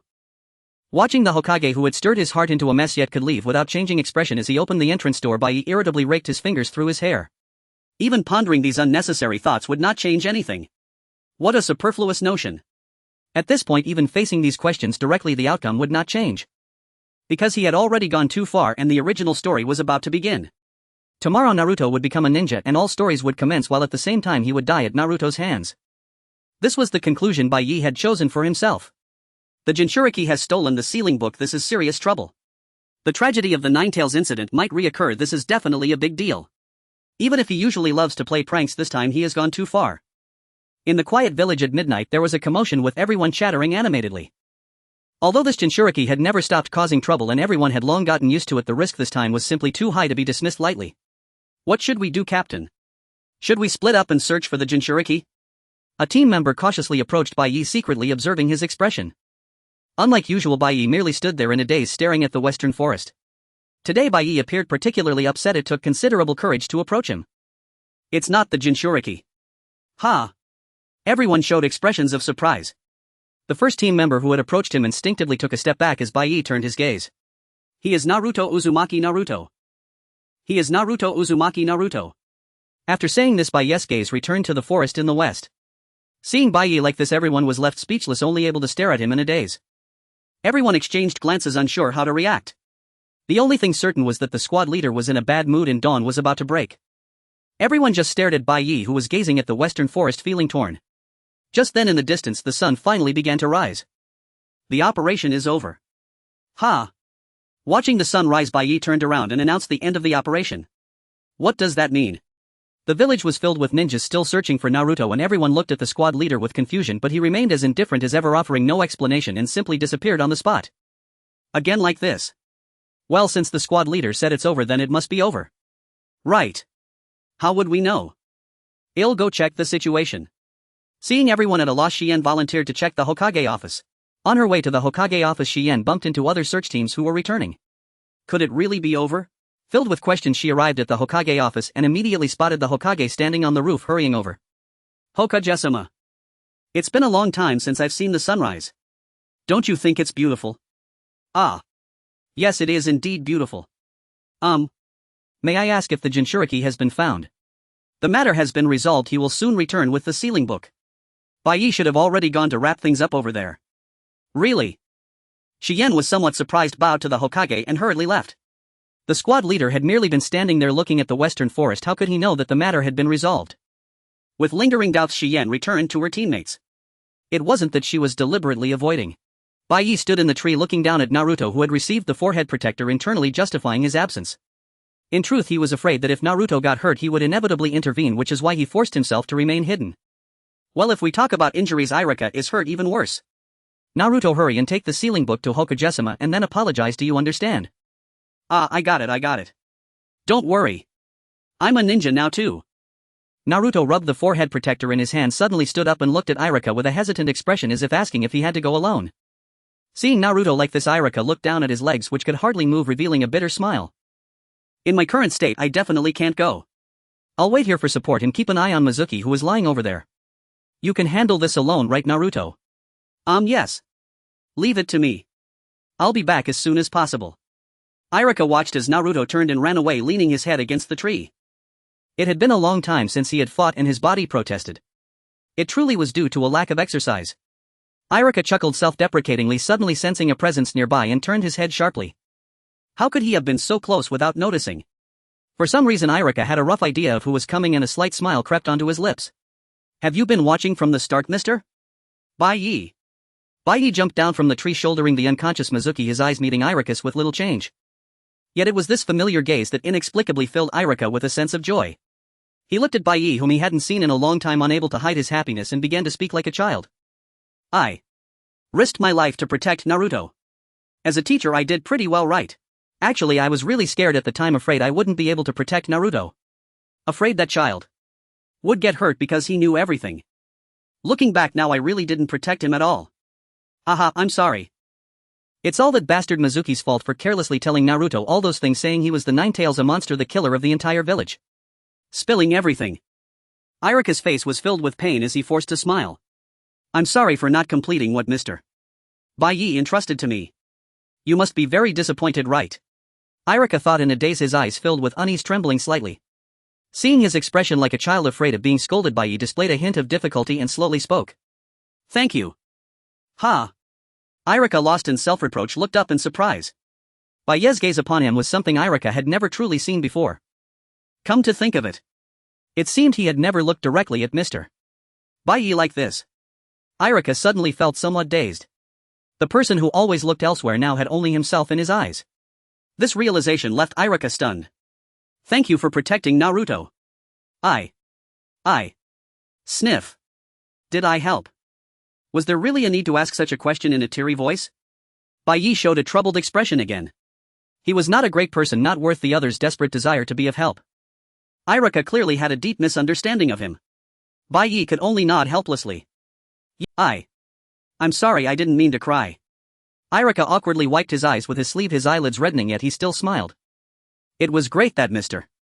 Bai Yi was not disappointed in me. Looking at Irika's relieved expression, Bai Yi felt a pang of guilt. Great. I finally helped you. Hurry to the hospital. Bai Yi awkwardly avoided Irika's gaze, turned his head and created a shadow clone to carry Irika. No need for this. Don't talk nonsense. Watching Bai Yi's clone prepare to pick him up, Irika panicked and waved his hands, but in the end he was still stiffly picked up by Bai Yi. This was the first time Bai Yi had taken the initiative to show kindness to him. So heavy. Bai Yi reached the simple conclusion in his heart, but still pretended to act nonchalant as he turned and walked toward the hospital. The timeline is shortly after chapter 53, the time when the team leader is absent. Senior Kakashi, do you also have that photo collection? Senior Kakashi remained silent. Who could have mentioned that photo collection to Shien? Kakashi was certain it had to be Daeon or Tiansong.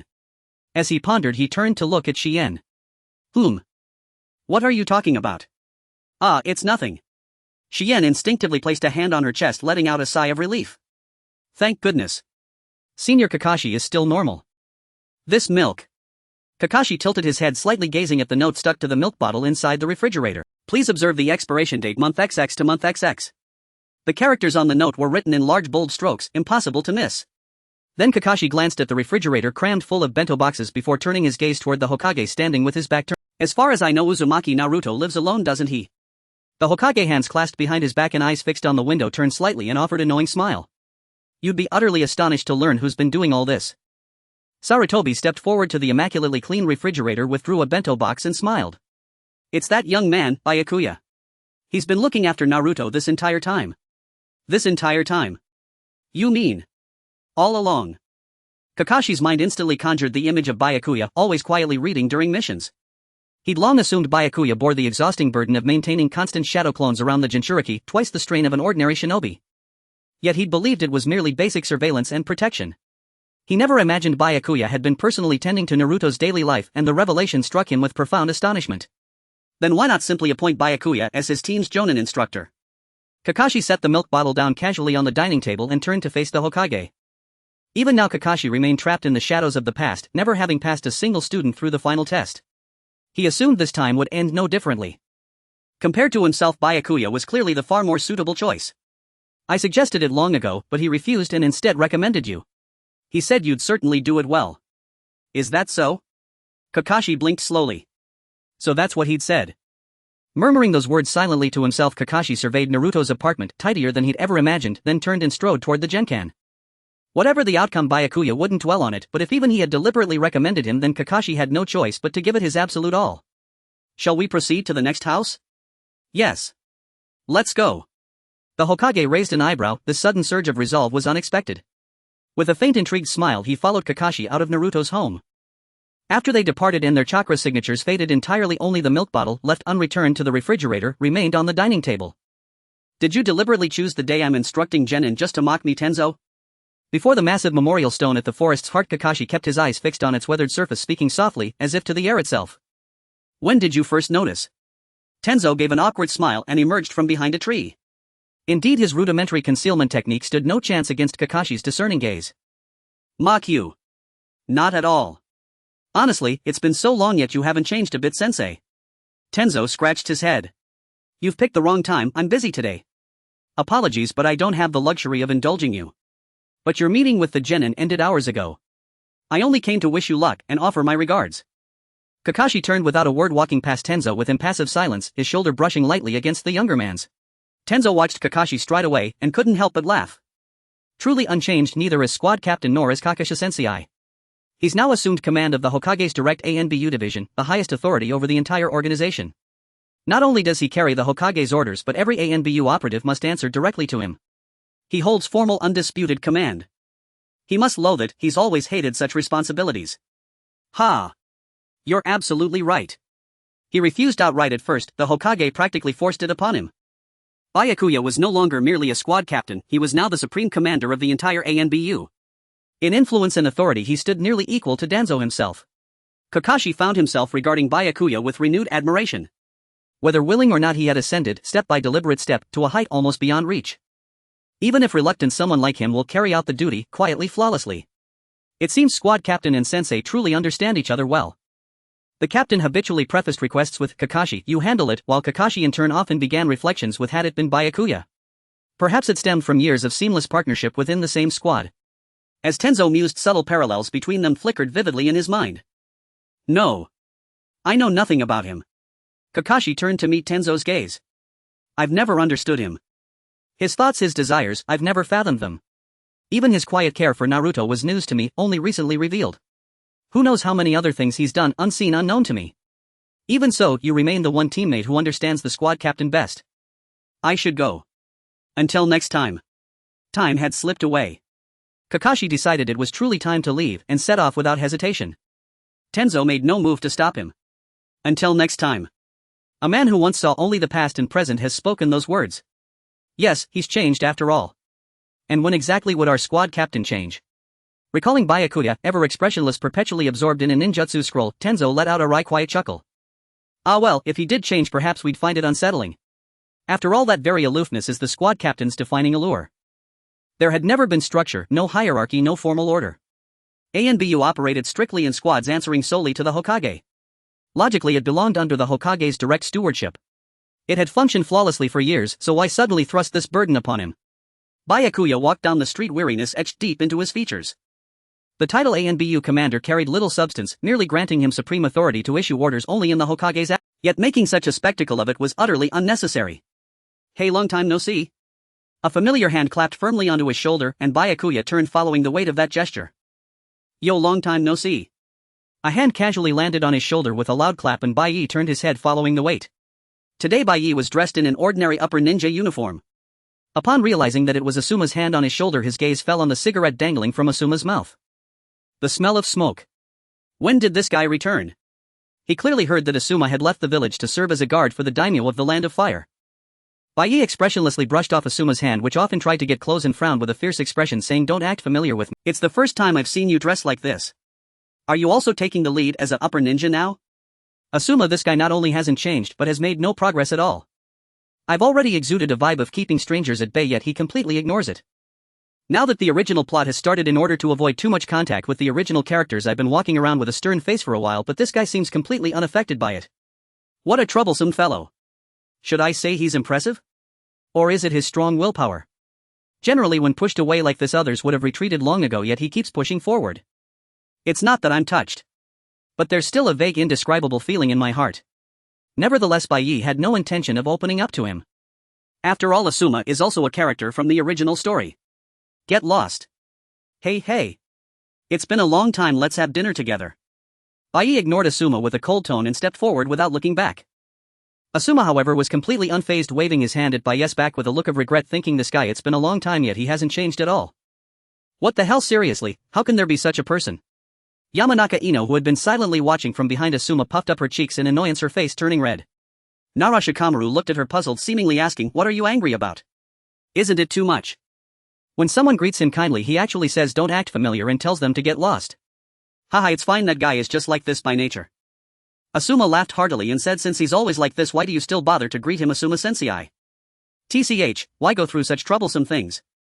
Shikamaru looked at Asuma with an exasperated expression, scratching the back of his neck. He's already disliked by everyone yet he keeps trying to act familiar. Shikamaru recalled Baiye's fierce gaze from earlier, thinking these two neither one is normal. Well, I can only say that guy is a person of contradictory words and actions. Alright, that's it for today's recruitment, let's disperse. Okay. Still fuming, Ino was the first to respond, turning around sharply. Today was filled with troublesome matters. Shikamaru greeted Asuma and turned around to walk home with Choji. Although he had been doing drank missions during this time, he would definitely have to leave the village later and face a pile of troublesome things, right? Just thinking about it was annoying. He even hoped tomorrow wouldn't come as Shikamaru silently sighed. The time in the ninja academy was the best.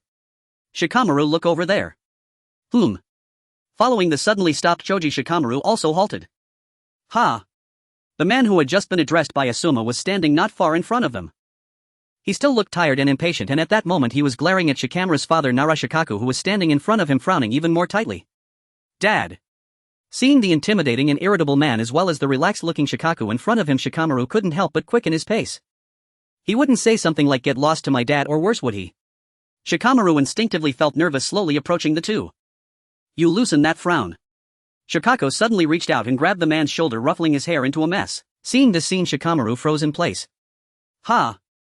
Wait, why didn't they start fighting? Remembering Asuma's earlier words, he's just like this, Shikamaru nervously swallowed. He expected the man to immediately shove Shikaku's hand away or curse at him with worse words, but instead when did I frown? Sigh. Shikamaru couldn't help but let out a tired sigh.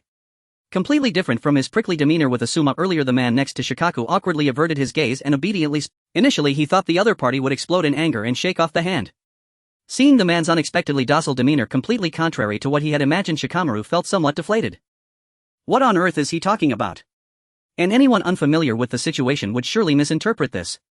And Baiyi thought as much, then lifted his gaze to sweep across, hiding again.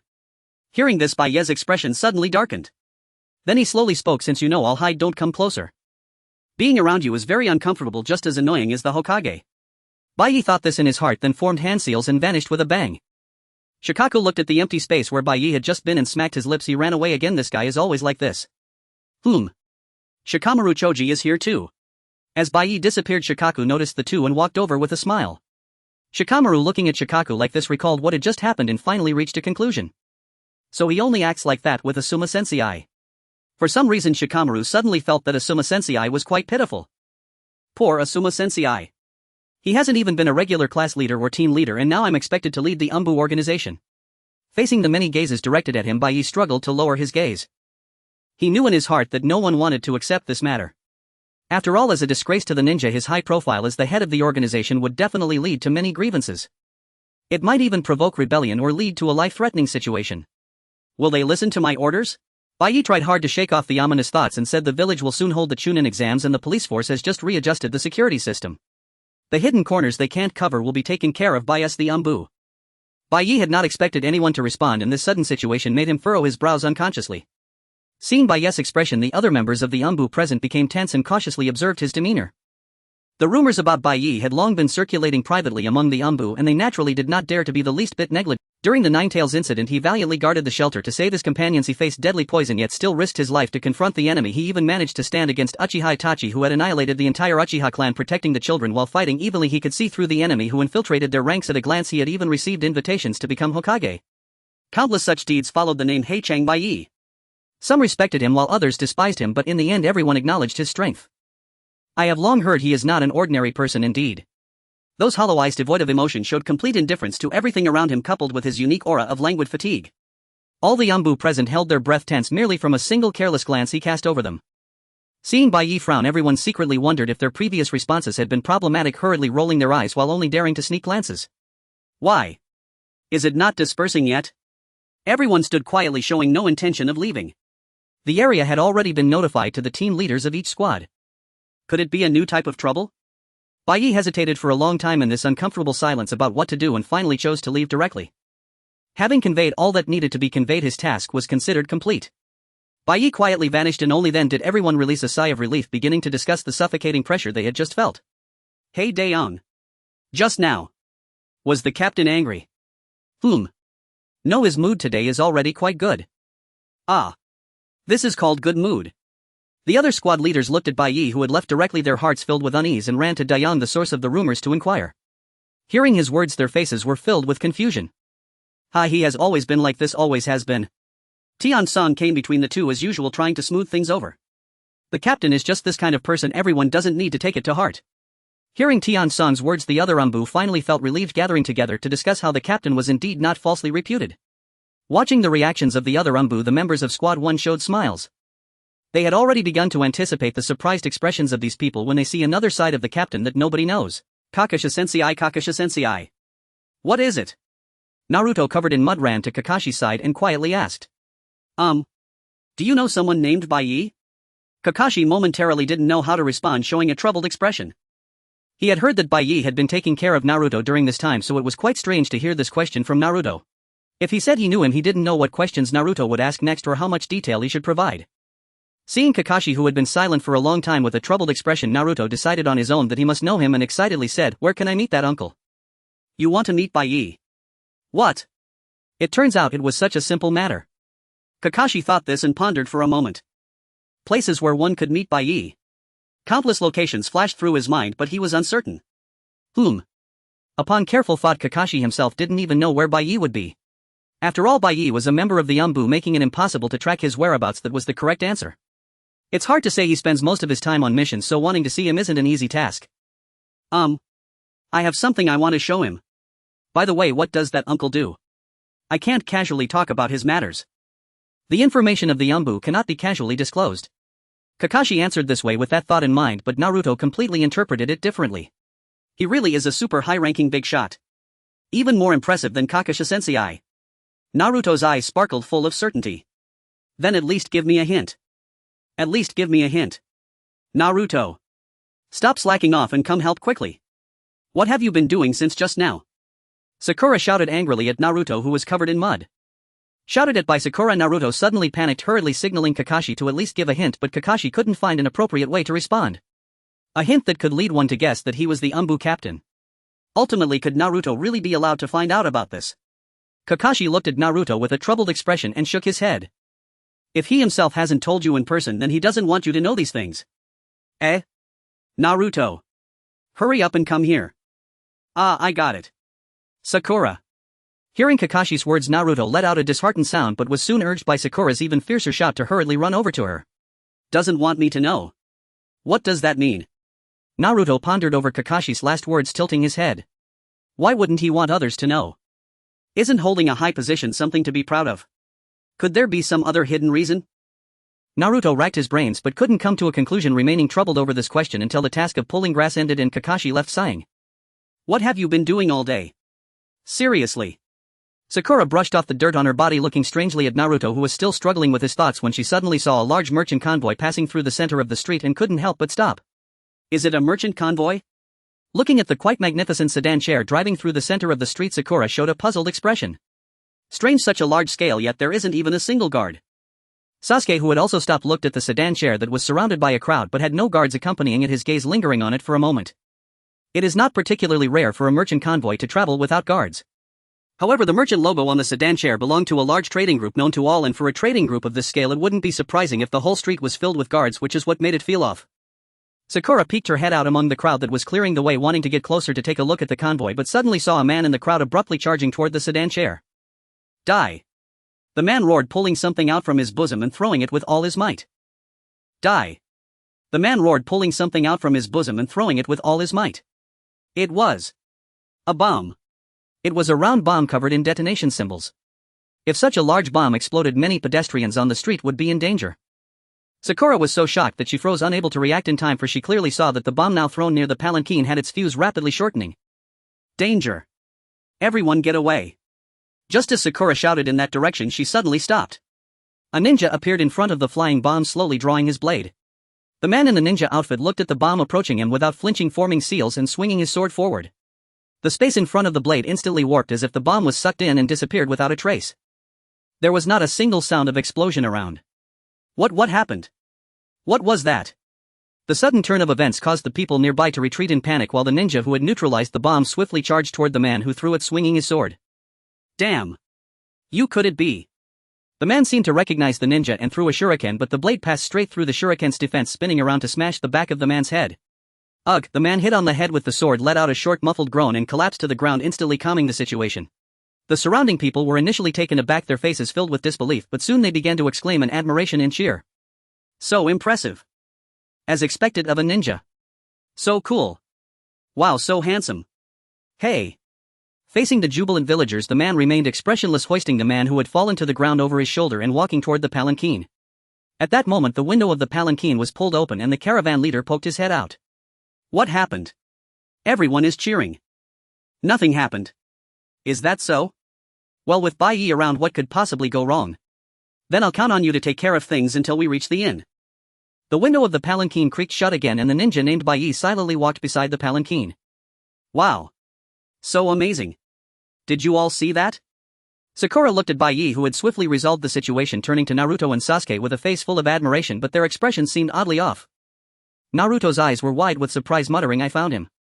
While Sasuke frowned, his gaze fixed intently on the ninja, who was gradually walking away, not shifting for a moment. What's wrong with them? Only Sakura, oblivious to everything, looked at the two in confusion. Naruto, what did you find? I found him. Sakura. I found him. Now is not the time to be amazed. We need to chase after him. That guy, isn't he the one from the rumors? Whom? Just as Naruto was about to dash toward the retreating palanquin, he suddenly stopped dead in his tracks. Sakura and Sasuke were also drawn by the loud discussions around them. A couple of men who looked like ninjas were glaring at Bai Yi, who was being cheered by the crowd with disdain. Yeah, he's the one from the rumors, the disgrace of ninjas. I didn't expect him to still be alive. Hearing these displeased words, Naruto's expression turned to one of shock. The looks from those two ninjas directed at the palanquin were filled with disgust and contempt, a look Naruto was all too familiar with. What was going on with that look? And the disgrace of ninjas. Even if those gazes weren't directed at him, Naruto couldn't help but feel a surge of anger, wanting to confront them, but the next words he heard pinned him in place. The murderer of civilians. How can he still claim to be a ninja with such arrogance? It's unbelievable that someone who violated the iron rules of ninjas can be so shameless. Naruto felt the voices around him fading away. The words murderer of civilians pierced into his mind like nails, refusing to be forgotten. That uncle killed innocent people and violated the rules of ninjas. Naruto repeated those words in his mind, letting his head droop helplessly. Is it really true? Did he really do such a thing? Why? A ninja absolutely cannot harm civilians. Naruto stared in shock at Bai Yi's figure as it vanished into the procession. At that moment he suddenly remembered what Bai Yi had once said to him. Someone you will come to hate in the future. Even if you come to hate me, despise me, it doesn't matter. Even if it really comes to that. It is absolutely not your fault, Naruto. It is all my fault. At that time Naruto hadn't understood what those words meant. But now he seemed to finally grasp their meaning. His uncle might have already known. He knew all too well what kind of person he was in the eyes of others, that everyone despised him. He had also predicted that if Naruto learned of these things he would surely come to hate him. So did he say those words intentionally? Perhaps. Perhaps it was because of this that he kept his distance, silently protecting me from afar. Because he thought that associating with someone despised by everyone would bring no benefit to Naruto. If he hasn't told you personally, then he doesn't want you to know these things. Kakashi Sensei had said the exact same thing. As Naruto thought about how everything fit together so perfectly, he tightly shut his trembling eyes, filled with unease. Idiot. How could that be true? How could I ever hate my uncle? That's absolutely impossible. Naruto murmured softly, lifting his head to hurriedly search for Bai Yi's figure, but he could no longer see him on the street. I must catch up. Naruto looked ahead with anxious eyes, biting his lip tightly. I must hurry and catch up to see my uncle.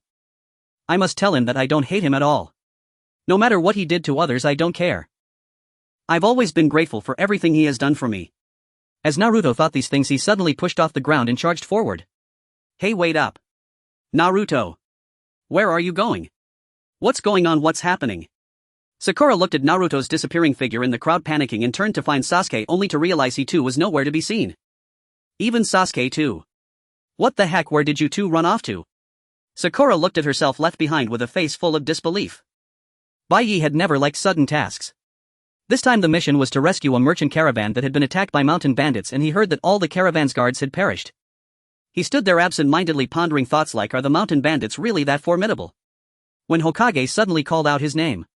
Bai Yi, let's go. Ha! Me. Bai Yi, with an impatient expression, wondered why he was chosen, while the kindly smiling Hokage calmly stated, aren't you the fastest? It was simply because he could reach the destination the quickest. Hokage's blunt conclusion left Bai Yi somewhat speechless, but since it was an order he had no choice but to set off. Reluctantly Bai Yi left the village. Since all the guards had perished, the strength of the mountain bandits must not be underestimated, and he was prepared for a battle at any moment. However, upon arriving at the scene, he realized that there was no need for any considerable fight. This group was merely numerous and hardly qualified as a formidable bandit gang. Bai Yi swiftly dealt with the enemies and rescued the caravan. Just when he thought the matter was settled, the caravan's owner suddenly grasped his hands and pleaded, "Please ensure we are safely escorted to the inn in the village." Bai Yi fell silent. Having just rescued them, they were already demanding more, weren't they? As expected of the owner of a large caravan, this greedy demeanor was quite irritating. However, the responsibility would ultimately fall on Konoha if anything happened to the rescued people due to a lack of protection. Thus Bai Yi suddenly became the only guard for this large caravan. What a hassle. This was Bai Yi's first task. Moreover, the caravan's palanquin was particularly eye-catching, and once they entered the village they would surely attract everyone's attention. Bai Yi wore a troubled expression as he gazed at the approaching village. Indeed, the streets were bustling with people who made way for the palanquin while frequently glancing over. How annoying. Bai Yi unconsciously lowered his head, focusing on the ground as he walked. Originally he thought he could quietly blend in with the large caravan and finish this stretch of the journey, but suddenly someone threw a bomb. Damn, if that thing explodes, everything within a 10-meter radius would likely be blown away. Since he was on guard duty, Bai Yi immediately drew his sword and used space-time ninjutsu to make the bomb disappear. Bai Yi thought he had resolved the situation silently, but suddenly there was an eruption of cheers around him, leaving him somewhat embarrassed. As expected, him not suited for this kind of thing. Bai Yi had originally tried to avoid drawing attention, but now all his plans were in ruins. Lost in thought, he escorted the caravan owner safely to the inn and, exhausted, prepared to turn and leave. But at that moment the caravan owner stepped out of the palanquin to see him off. "Thank you so much. When I was captured by the mountain bandits after all the guards perished, I truly thought I was done for. If it weren't for you, Lord Bai Yi, the consequences would have been unimaginable. After I finish my business, I will personally thank Hokage-sama and offer my gratitude." "There's no need for thanks, I'm just carrying out a mission. Carrying out a mission is one thing, saving my life is another. I am truly grateful to you." Bai Yi looked at the caravan owner, who had turned to return to the inn after expressing his thanks, and thought to himself that this person's stubbornness was quite extraordinary. Having clearly stated that there was no need for thanks, he still insisted on expressing gratitude, making it feel as though he had done something commendable, which only soured Bai Yi's mood. Just as Bai Yi contemplated returning to his leisurely days, another troublesome fellow blocked his path and called out, "Wait." This voice didn't require confirmation of identity. Who else would use such a condescending tone to call out to him other than Uchiha Sasuke? "I haven't forgotten that day for a moment. I've been looking for you. It was you, right? The strongest person in the village now." Bai Yi looked confused, completely unaware of what Sasuke was talking about. Perhaps it was because he had never tried to understand the worldview of someone with a Chinibyu. Then Bai Yi showed an impatient expression as he held the sword with its sheath in hand. "Ah. You must be stronger than that guy, right? After all, you are that guy's leader." With a swift motion, Sasuke's eyes shifted to Sharingan. At the same time, he pulled out a shuriken and hurled it directly at Bai Yi. Sasuke's hand movements were too obvious. Bai Yi had long been on guard. He wielded the sword he had been holding and casually deflected the shuriken coming at him. Clang clang, the shuriken collided with the sword sheath and fell to the ground with a clatter. "What do you want?" "Of course it's to take revenge on the guy who killed my entire clan. For this I must become stronger than that guy." While saying this, Sasuke pulled out a wind shuriken. What the hell is this guy doing? What a complete hassle. Watching Sasuke's reckless demeanor, Bai Yi looked troubled and extended his sword forward. "I must become stronger as soon as possible. Didn't you say you sympathized with me before?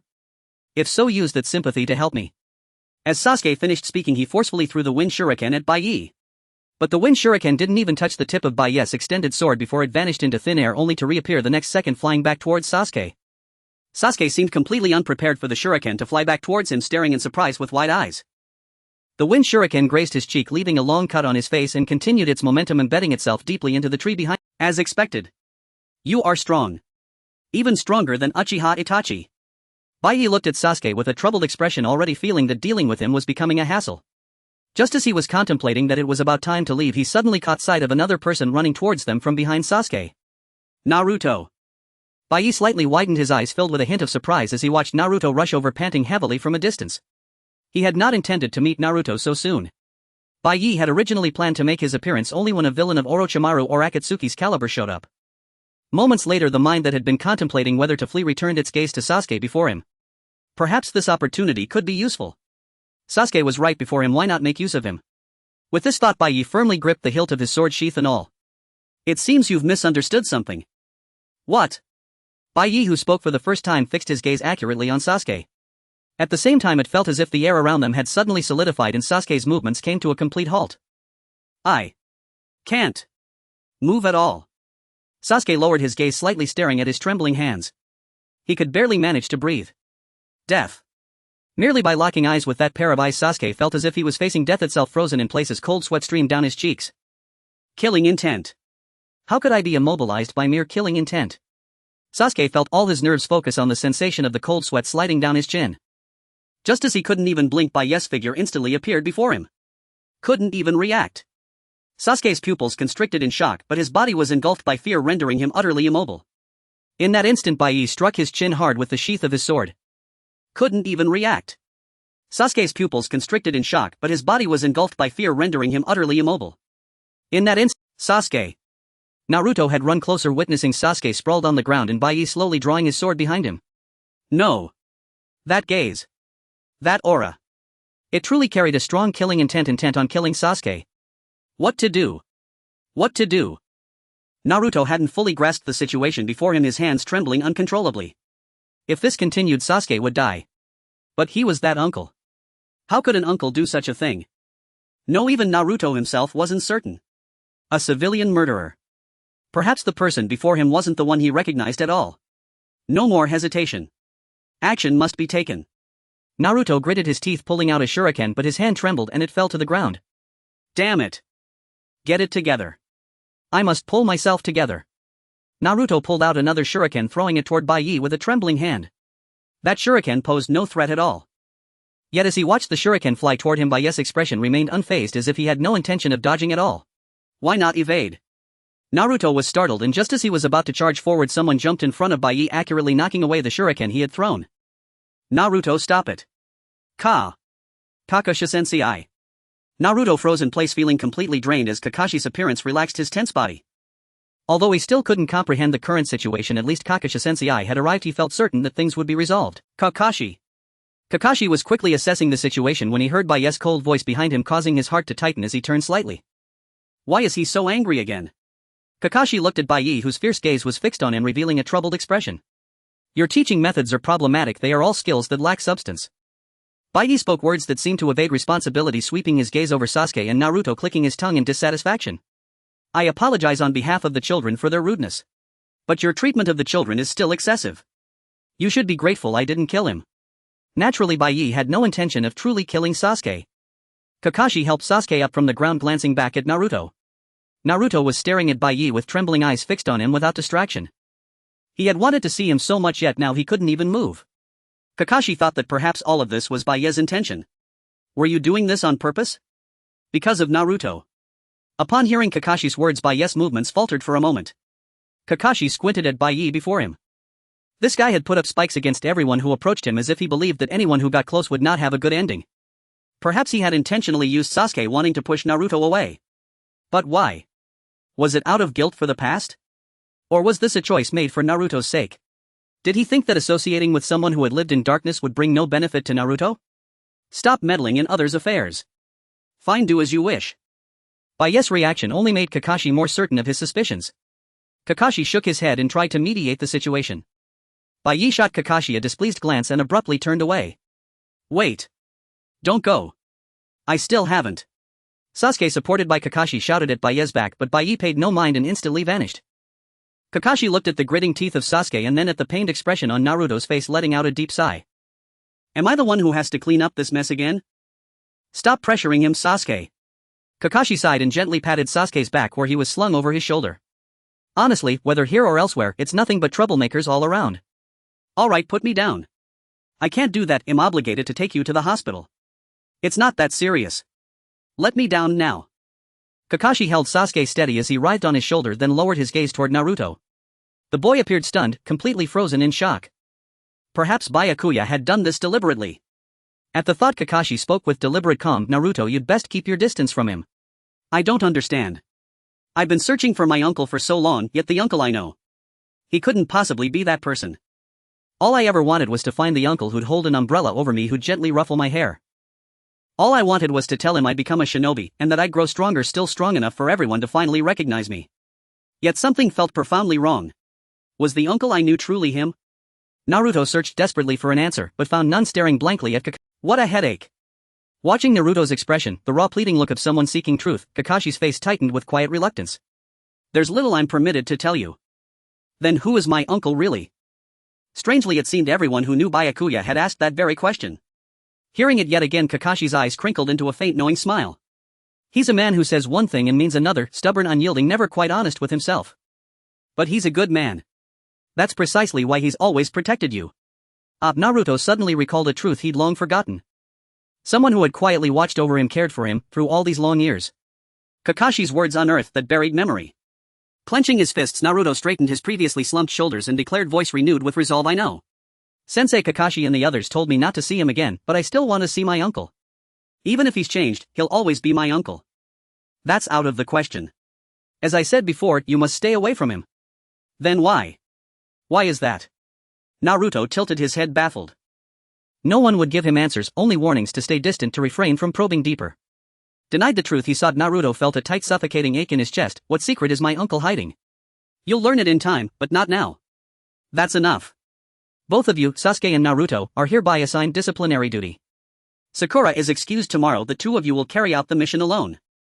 TCH. That's completely unfair. As your Jonin team leader, the decision is mine alone. Dismissed, my shift ended hours ago. Kakashi set Sasuke down, offered a wry smile, and vanished in a blur. Ha! Didn't you just say you'd take Sasuke to the hospital? Naruto shot a deadpan glance at the now liberated Sasuke and mumbled under his breath. I've got to find out how Sasuke even knows my uncle. What do I do?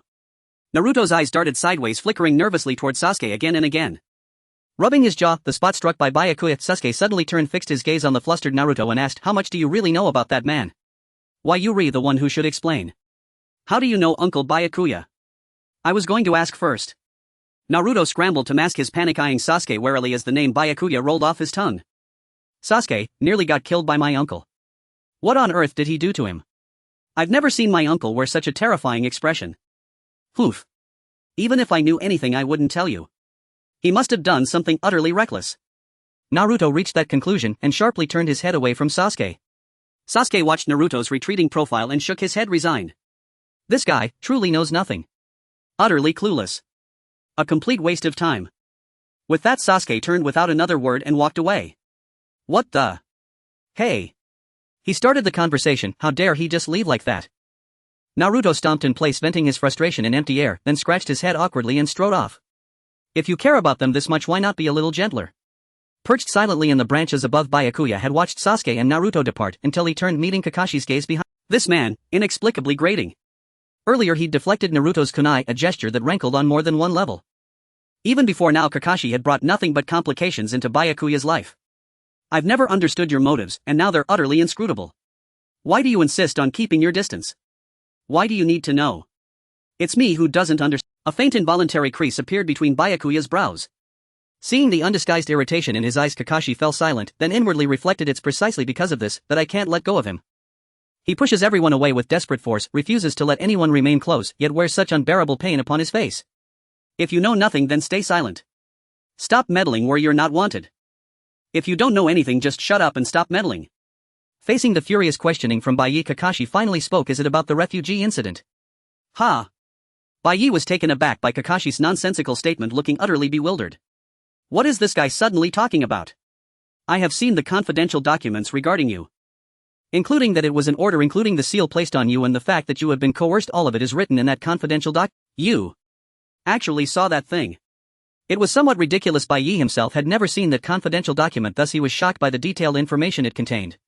However, how could such a classified document be viewed by an ordinary jonin? He silently resolved to dispose of that document himself later, while casting a confused glance at Kakashi. But why bring this up now? Bai genuinely did not understand. If he knows the truth, Naruto will understand. Ha! Does this mean you plan to tell Naruto? Kakashi's sudden, almost threatening statement caught Bai off guard, causing his pupils to tremble as he bit his lip tightly. What did I do that warrants such a threat? What exactly is going on? It was my own choice. That was done under orders and coercion. It's not your fault. What the hell? This madman. Bai's carefully maintained poker face suddenly crumbled. He uncontrollably glared at Kakashi with a chaotic expression, clenching his fists. This guy is now pushing me to comply in an almost threatening manner. To say he would tell Naruto. What does he really want? It was my own willing choice, there were no orders or coercion at all. Oh. Then show me your tongue. If there is no seal on your tongue, then the contents of the confidential document must be incorrect. Kakashi met Bai's trembling gaze with an air of calmness. He merely wanted to tell this guy that there was no need to bear everything alone and pretend it was all his choice suffering this unfairness. But Bai suddenly grabbed Kakashi's shoulder and with a voice almost squeezed out pleaded, "Don't tell Naruto." Instead, Kakashi was taken aback by Bai's words. He glanced at the hand resting on his shoulder and asked, "Why? Why would you go to such lengths?" Naruto absolutely cannot know. In fact, you shouldn't know either. The third Hokage, how exactly do you manage confidential documents? Bai thought of the third Hokage with a heavy heart tightening his grip on Kakashi's shoulder. If Naruto finds out, wouldn't the villainous persona I painstakingly created be completely destroyed? How much effort did I put into establishing this persona only for it to be broken by a single sentence? Absolutely not allowed. Understood, I never intended to speak of it. Really? You really won't say anything?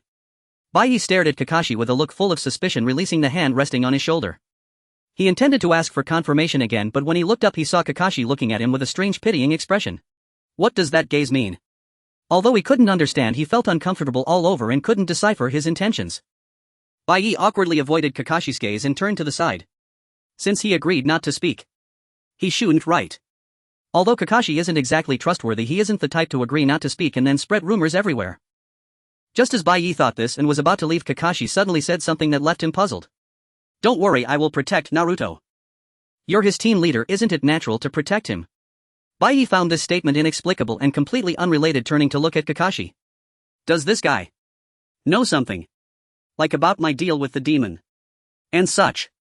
Bai stared at Kakashi skeptically for a moment before shaking his head, deeming it impossible. He had never left any clues about that matter and it was absolutely impossible for anyone to know. So why is that? Why is Kakashi doing this? So he really cares about Naruto. Kakashi watched Bai's retreating figure, revealing a look of pity. He then turned to gaze. So he really cares about Naruto. Kakashi watched Bai's retreating figure, revealing a look of pity. He then turned to gaze at the face of the fourth Hokage, Minato Namikaze, carved into the Hokage rock. It was said that Bai had once received direct guidance from teacher Minato. Does he care for Naruto because of teacher Minato's influence? Kakashi thought this and let out a gentle sigh. He never expected Bai would plead so desperately for him not to reveal this matter to Naruto. He had never seen Bai show such an expression, which left him feeling conflicted inside. Why does Bai want to conceal this from Naruto to such an extent? Although he couldn't ask, for some reason he felt like he somewhat understood that guy's feelings. Byakuya, you've never taken the Chunin exams, have you? Facing Minato's question, Byakuya, still catching his breath, tilted his head slightly. Mid-training, why was this man bringing up something so irrelevant? Wiping sweat from his chin, Byakuya paused briefly to consider, then looked toward Minato and said, "Is it truly necessary? You possess undeniable strength, yet remain a genin. What a profound waste. If death awaited him regardless, what meaning did such distinctions hold?" As Byakuya regulated his breathing, he reflected inwardly. Moreover, the Chunin exams required teams of 3, finding 2 others willing to sit the exam alongside him would prove even more difficult. What do you say? If you wish to take them, I can secure your eligibility. No need. I see. Given you're already a squad captain in the ANBU, I won't press you if you truly object, but this title may yet serve you well in the future. If it is in order, I will take the exams, Byakuya stated plainly. Why must this man rely solely on command to prompt action? Minato sighed faintly, offering a wry, helpless smile as he shook his head. If you feel no necessity, then by all means abstain. Should you ever wish to sit them later, simply let me know. Unless it serves a duty I am sworn to uphold, I will not pursue it. Then tell me, what precisely is that duty? Faced with Minato's gentle, probing question, Byakuya wore an expression of quiet discomfort. He had merely cloaked his refusal in lofty rhetoric, and yet this man refused to let the matter rest.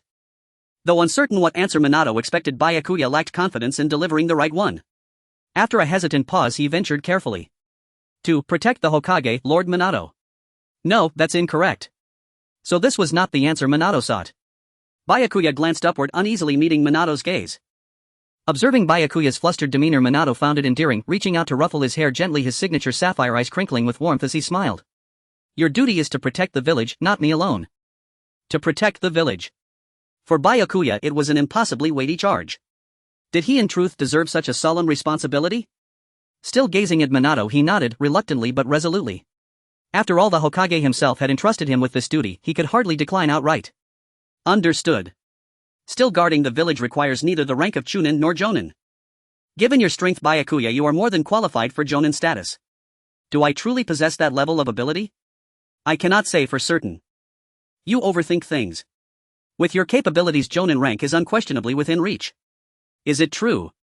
Do I truly measure up to a Jonin? Jonin were shinobi like Shikaku Inoichi and Choza, the very pillars of Konoha. Could he truly stand among them? A flicker of tremulous hope shimmered in Byakuya's eyes as he looked to Minato. After all, Kakashi is a Jonin too. Minato spoke with a gentle knowing smile.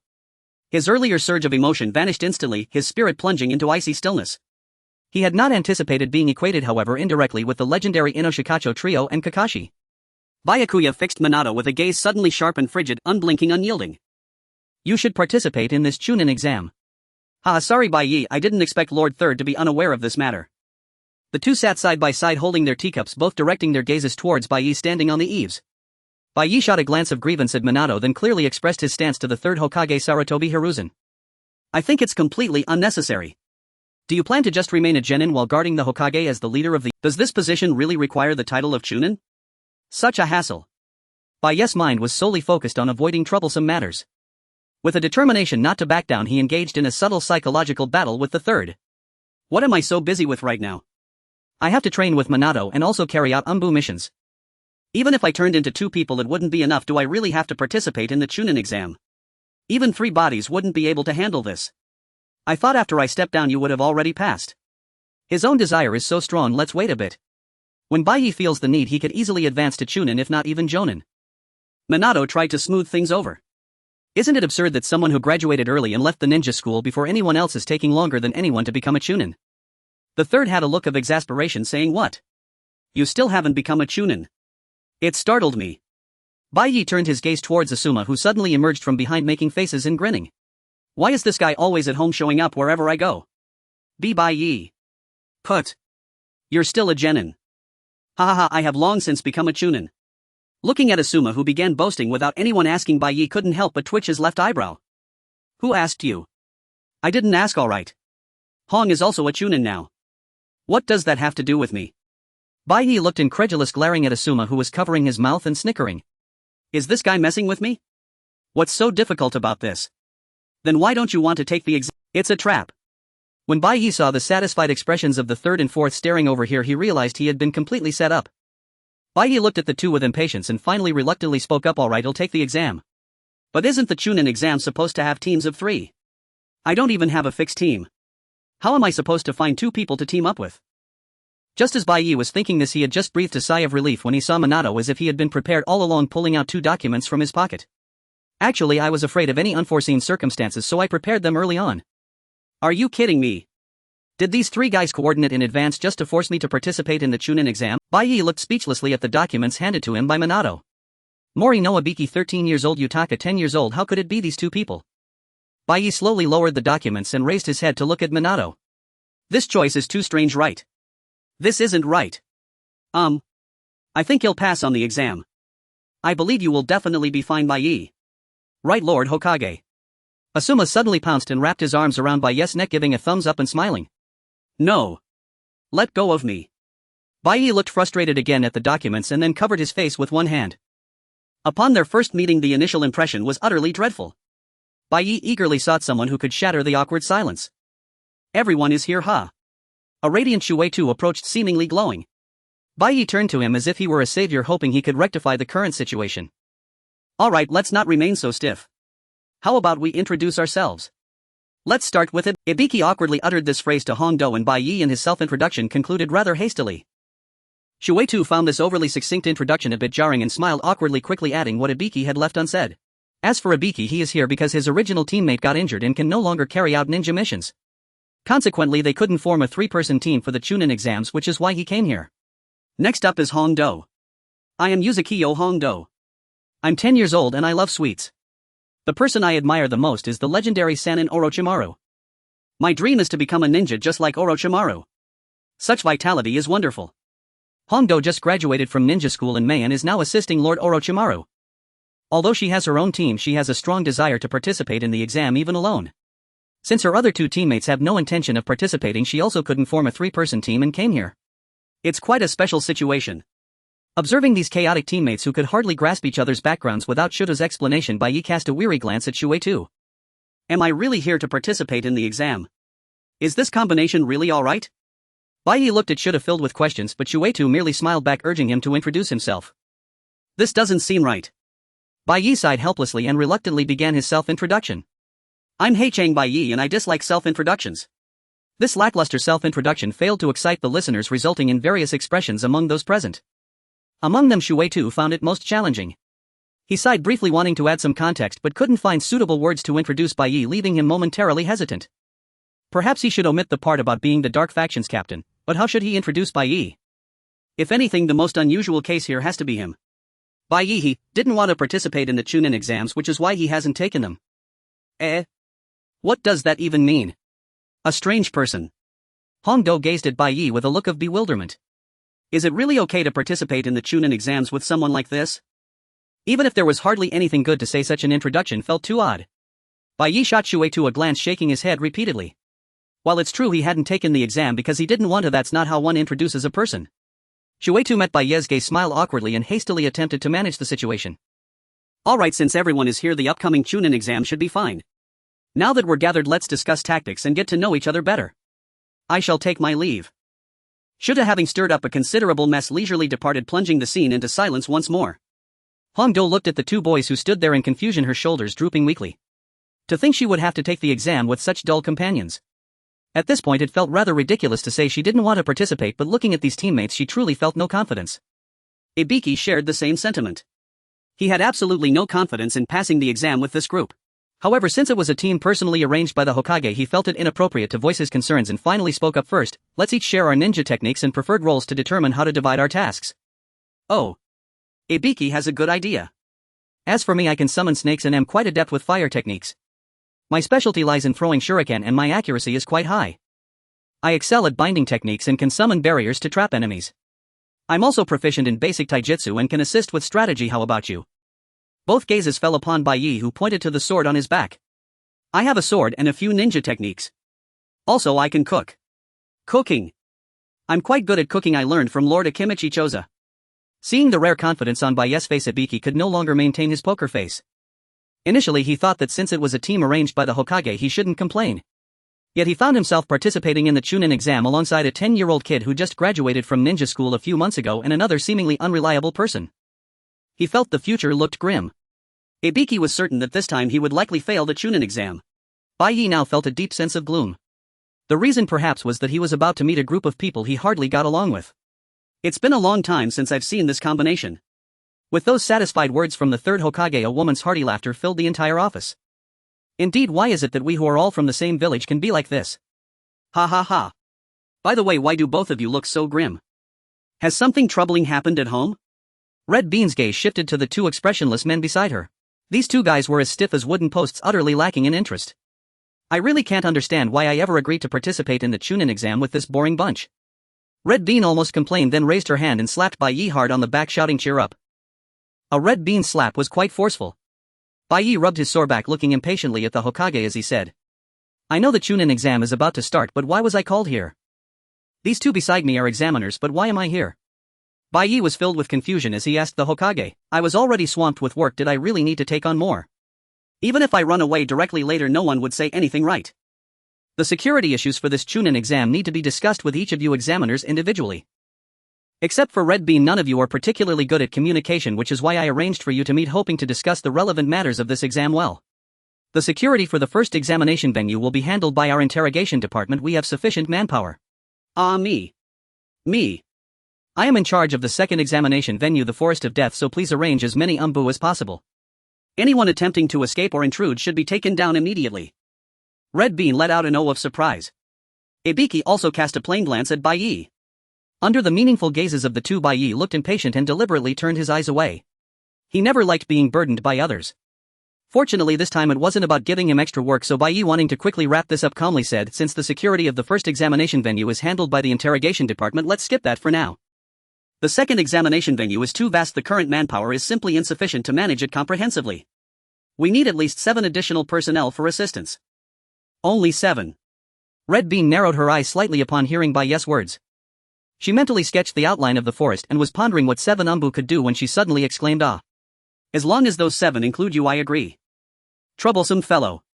Whether in the past or now, you're all the same. Although I have other work, it's not a big deal." Bai could only nod helplessly. Seeing this, Red Bean smiled broadly. "Then I have no objections. Even if it's only 7 people, as long as Bai is here." "Then it's settled. The examiner for the third venue, Moonlight Gale, hasn't arrived yet. I will discuss it with him separately later." Speaking of which, it's rare for everyone to gather like this. It would be nice to catch up and chat about the Chunin exam. As the Hokage, I don't have anything extra to remind you. As always, it is you who are more suited than I to select outstanding talents. Leave it to us. This time we will definitely use strict and fair standards to select qualified talents. Of course, this only applies to those who are saying it. The Hokage glanced at Ibiki, who stood silently, and Bai, who looked bored, shaking his head helplessly. Minato.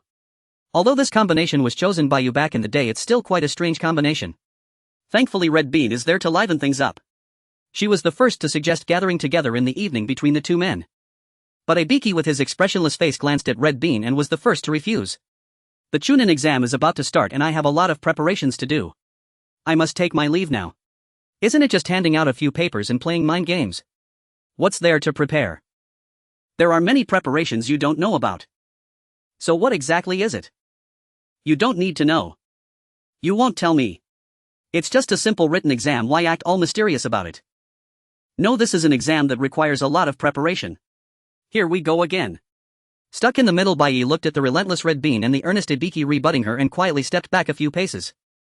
These two often quarreled over meaningless arguments. Bai planned to take advantage of this gap to sneak away, carefully moving his body. He intended to slip away quietly, but Red Bean's gaze shifted from Ibiki to him and she shouted, "Ah!" She immediately reached out and grabbed his shoulder. "Where do you think you're going? You have to come with me. You don't mean to say you have something to prepare too, do you?" "I just don't want to go." Bai simply did not want to go and stated it directly. This response left Red Bean momentarily stunned and at a loss for words. Bai did not miss this opportunity and instantly disappeared from his spot. Damn it. That bastard spacetime ninjutsu. Looking at the spot where Bai had vanished, Red Bean gritted her teeth in anger. This guy named Bai, whenever he encountered troublesome matters or things he didn't want to do, would just run away openly. One day I will develop a technique that can seal spacetime ninjutsu and give him a good lesson. Red Bean silently made this determination. Hokage-sama, why did he suddenly become the head of the ANBU? Ibiki, watching Red Bean fuming over Bai's escape, quietly turned around and posed his question to the Hokage. Not long ago Bai was just a squad leader, but now he had to command the entire ANBU. This meant he held a quasi-military level organization.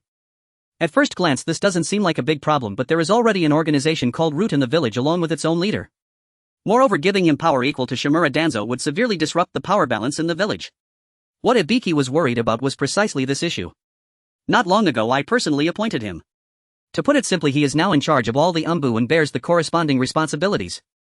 The ANBU was created by my teacher, but it was the 4th Hokage Minato who officially recognized it as an official organization. Merely existing and becoming a formal organization are entirely different dimensions. In simple terms, I have relinquished my command over the ANBU and that power has naturally shifted to him. Ibiki, I know what you are worried about. But this matter has already been unanimously approved by the elders, so you don't need to worry about it. I see now, I understand. This explanation was sufficient. Ibiki easily accepted this reasoning and was about to turn and leave. But the Hokage seemed to suddenly remember something and called out to Ibiki, who was about to leave. "By the way, the interrogation department is actually one of the subordinate branches of the ANBU. According to the organizational structure, Bai is also considered your superior." Red Bean quickly covered her mouth, but the laughter that leaked through her fingers quickly filled the entire office. Put. She desperately tried to stifle her laughter with both hands, but ultimately couldn't hold back, bursting into laughter, guffawing non-stop. Ha ha. Put. Ibiki, the next time you see Bai, you'll have to call him Captain Bai, right? TSK. Looking at the shuriken that missed the target, Ibiki clicked his tongue in dissatisfaction, then looked up at the full moon hanging high in the night sky. He hadn't planned to train so late. It was just that the anxiety about the upcoming Chunin exam tomorrow made him unknowingly practice until deep into the night. It's all because of that teammate. The teamwork in their squad had always been difficult to harmonize. At least Hongdo, with her natural intuition, could serve as the main force against enemies, but the remaining guy named Bei showed no motivation and didn't seem to want to put in any effort. Ibiki really couldn't understand why he even bothered to participate in the Chunin exam. Tomorrow. Preparation. The location. Should be fine, right? Before it gets any later. Hurry up and get it done. The written test. The preparation is already finished. Ibiki paused about to leave when whispers from somewhere made him instinctively perk up his ears. The whispers were too suspicious. Ibiki stepped towards the direction of the sound and bumped into three figures hurriedly running off in a certain direction. This was clearly problematic. Ibiki immediately suppressed his aura and followed behind them. The first examination hall. Peering as those individuals sneaked into the building for the upcoming exam, Ibiki narrowed his eyes. Regardless of their purpose, their actions were evidently ill-intentioned. Ibiki felt he needed to gather concrete evidence, so he quickened his pace to follow. Found it. It's the standard answers for the exam.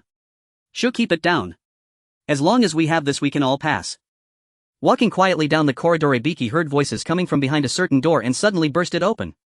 In the next moment, he locked eyes with several shocked individuals in the darkness. They were holding something that looked like paper. Seeing this, Ibiki concluded that he had caught them red-handed and was about to seal them with a summoning cage.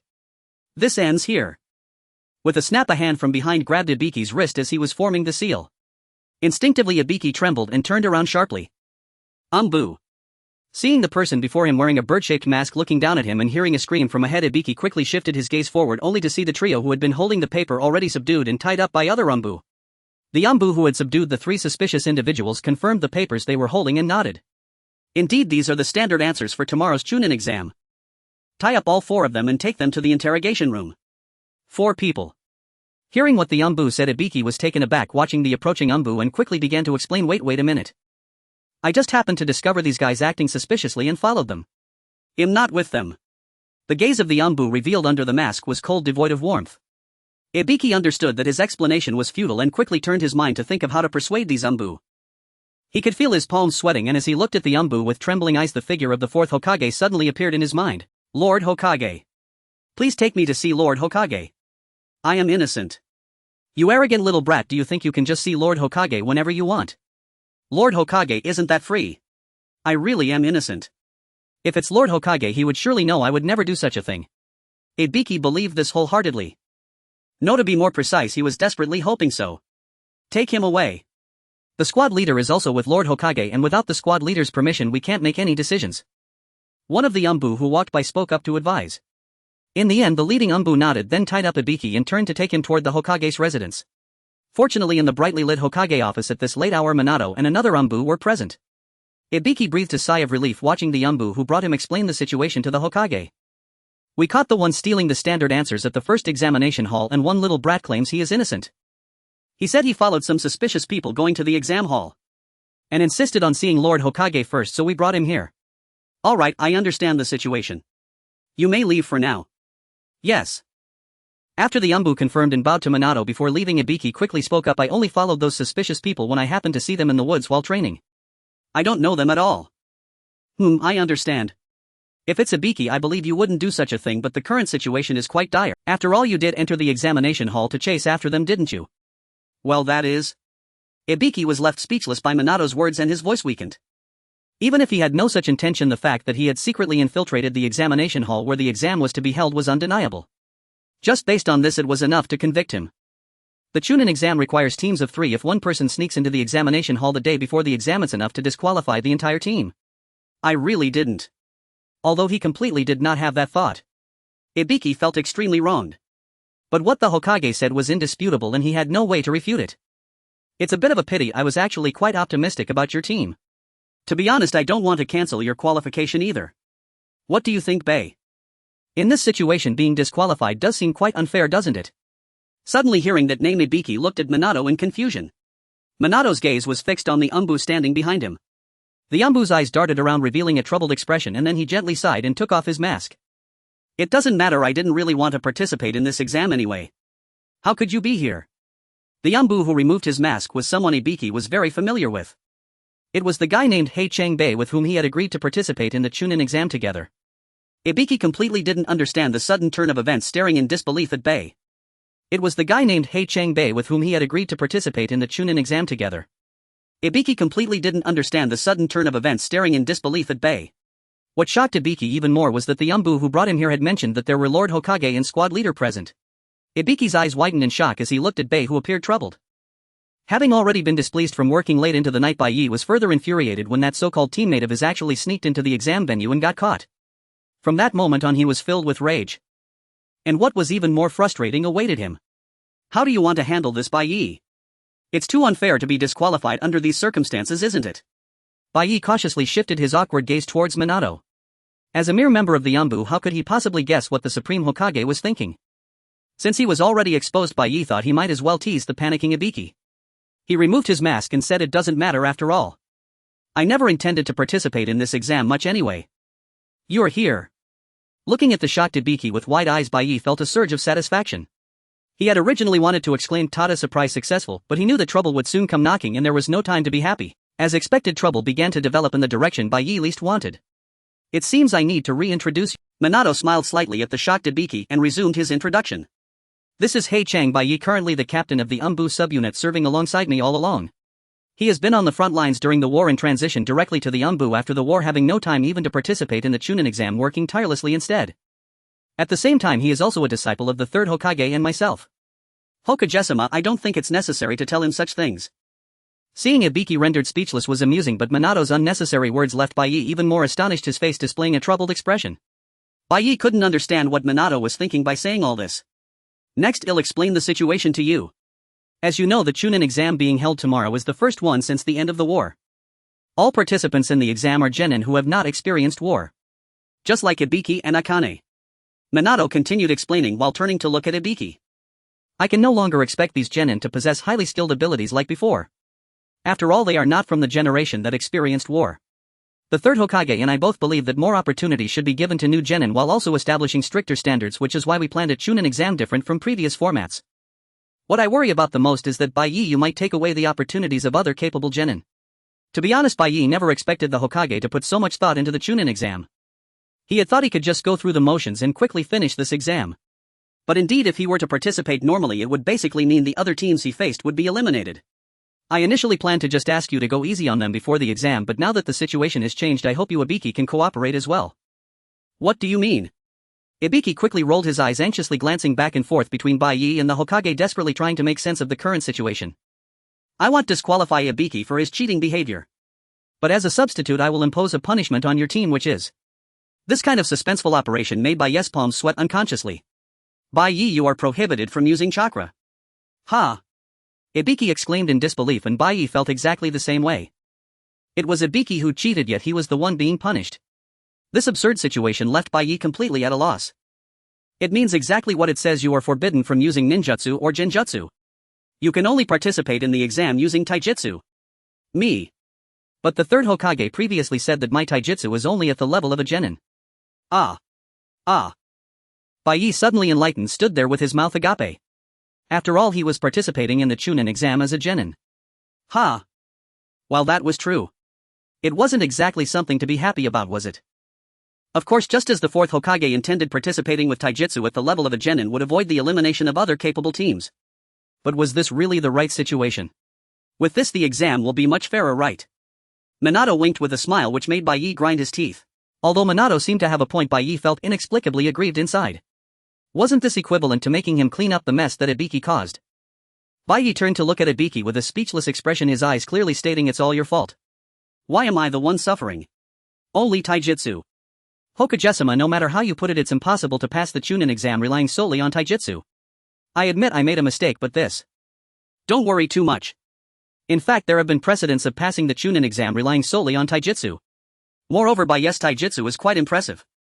Of course, by genin standards. But that. Ibiki's gaze turned towards Bai Yi, his eyes seeming to hope he would do something in this troublesome situation, but Bai Yi had no position to speak. It was Ibiki who had caused this trouble, why should he be expected to solve it? It was truly incomprehensible. Accept this condition and I will allow you to participate in the Chunin exam. If you refuse, you will be disqualified for cheating and won't be able to participate in the Chunin exam for the next 10 years. Then it would be better not to participate at all. The Chunin exam is already a matter of life and death. How could there be a fool who accepts such terms? I accept. What? Ibiki seemed unable to believe Bai Yi would say such foolishness, his gaze suddenly fixed on him. Was he really going to accept this condition? This condition was absurd in itself. The Chunin exam was no joke, it was a situation where lives could be lost, and he was actually being asked to seal away ninjutsu and genjutsu to participate. I will do as Hokage-sama said. Bai Yi's mind raced. Due to Ibiki's cheating, the team faced disqualification, and by accepting the punishment he effectively had a legitimate excuse to slack. He had originally thought this Chunin exam would be a nightmare, but now it seemed like a leisurely picnic. If a real fight broke out, he could just retreat. Thinking this way, Bai Yi readily accepted Minato's proposal. Are you crazy? The Chunin exam is no joke. Doing this could really get you killed. The one who's crazy is you. What? How dare he call him crazy? It was truly infuriating. Bai Yi furrowed his brows as he looked at Ibiki. You idiot who secretly snuck into the exam venue the day before the exam, how dare you call someone else foolish? It's simply outrageous. Did he just call me foolish? Ibiki was taken aback by Bai Yi's words, showing a bewildered expression. Then he seemed to suddenly understand what Bai Yi was trying to say. The Chunin exam was never a joke. From the very beginning it was a trial where ninjas gambled their lives to take a step forward. Indeed, perhaps it was he himself who treated all of this as a joke from the beginning. If he had been more serious, he should have realized that he absolutely couldn't go inside when he chased suspicious individuals to the exam entrance. Right. You're right, the foolish one is me. Ha! Why did he admit it so readily? Has he gone mad? Good, then it's settled. Your team is indeed quite interesting. I'm starting to look forward to looking at Minato, who was inexplicably enjoying himself, and Ibiki, who suddenly looked at him with strange eyes. Bai Yi's face was filled with an expression of this is truly troublesome. He felt that there was not a single matter that could be resolved smoothly. The leader of the Dark Division team, is he really that formidable? Ibiki gazed at the figure of Bai Yi walking ahead, pondering quietly. It can't just be an empty title. He must have earned the position of team leader through his strength. This means he is one of the Dark Division leaders who subdued me in the exam, so his power is undoubtedly above mine. But now all of that has lost its meaning. In the end, all that matters is physical technique. Although I came here pretending to bear a sword with my chakra sealed, the outcome is entirely unpredictable. Ibiki glanced anxiously at the nonchalant Bai Yi, who was yawning, and gently bit her lip. Am I the only one feeling so uneasy? What on earth gives him the composure to be so unflappable? The written exam was absurd. Wow, I thought for sure I was going to fail. It was all thanks to you, Bai Yi. But how did you solve those questions? They were ridiculously difficult. Those types of questions should be easy to solve. TCH. What a bore, just showing off. Hongdo grumbled, clenching her fist, secretly thinking I really want to punch him. It's not showing off, those are just basic concepts. Oof. Even if I don't understand these, I can easily become legendary. Bai Yi looked at Hongdo, who was strutting ahead with disdain, revealing his impatience. Previously he had never considered the concept of a three-person team. Now he realized that it was far more troublesome and intricate than he had imagined. Could it be that this guy is going to cause us to fail? Bai Yi, feeling an ominous premonition, couldn't help but pay attention to Hongdo's actions. Failing the Chunin exam would be the most troublesome thing. As long as I don't have to use chakra. Damn, this is really annoying. Bai Yi, looking impatient, pulled his hood down further. He had no intention of using chakra, but also never thought about failing the exam. If you tell Hongdo the answers, that would be cheating. Well, it only counts if you get caught, just like you. Bai Yi calmly responded to Yabiki's question while following behind Hongdo, who was heading towards the second exam venue, suddenly realizing, unlike Yabiki who knew all the truths, Hongdo was still completely unaware and was laughing and shouting about how she would dominate the next exam. Well, there's no need to tell her specifically. After all, I never intended for the situation to escalate to the point of needing to use chakra. The next second exam is a survival battle. The rule is that each team must gather 2 scrolls, the Book of Heaven and the Book of Earth, and head to the central tower. Just like the setting in the original work.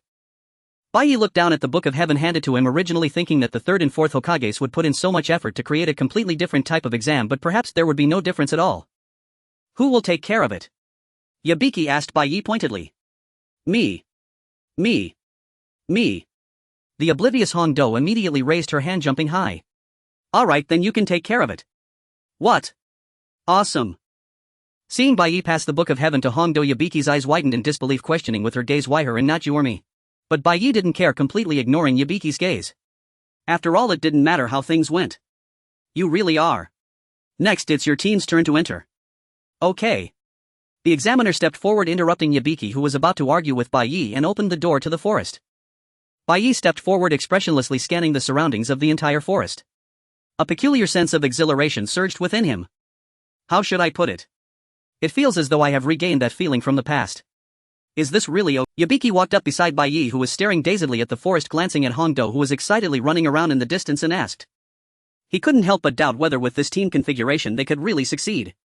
The second round of the Chunin exam involves risking their lives in combat. If luck is bad, it's possible to die here. It doesn't matter. From the gap in his pulled-down hood, a pair of eyes glimmering with unusual light curved slightly. That expression seemed to find the situation before him exceedingly amusing. Yabiki watched Bai Yi like this, momentarily speechless, only able to gaze at him in a daze. If there is one thing the fourth Hokage got wrong, it would be that before Bai became the disciple of the third Hokage, he was already wielding a sword on the front lines fighting bloodily. There were Genin, Chunin and Jonin all crowded on that battlefield. In such a hellish place, Bai survived without relying on any special ninjutsu. What did that expression a moment ago mean? Yabiki's gaze was fixed tightly on the calm Bai's back, nervously swallowing. Moments later, after entering the forest. What do we do now, Yabiki? Hongdo turned to Yabiki and asked.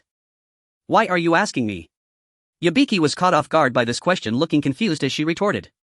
Why ask why? Didn't you say during the team introduction that you were responsible for devising strategies? I actually said such nonsense back then.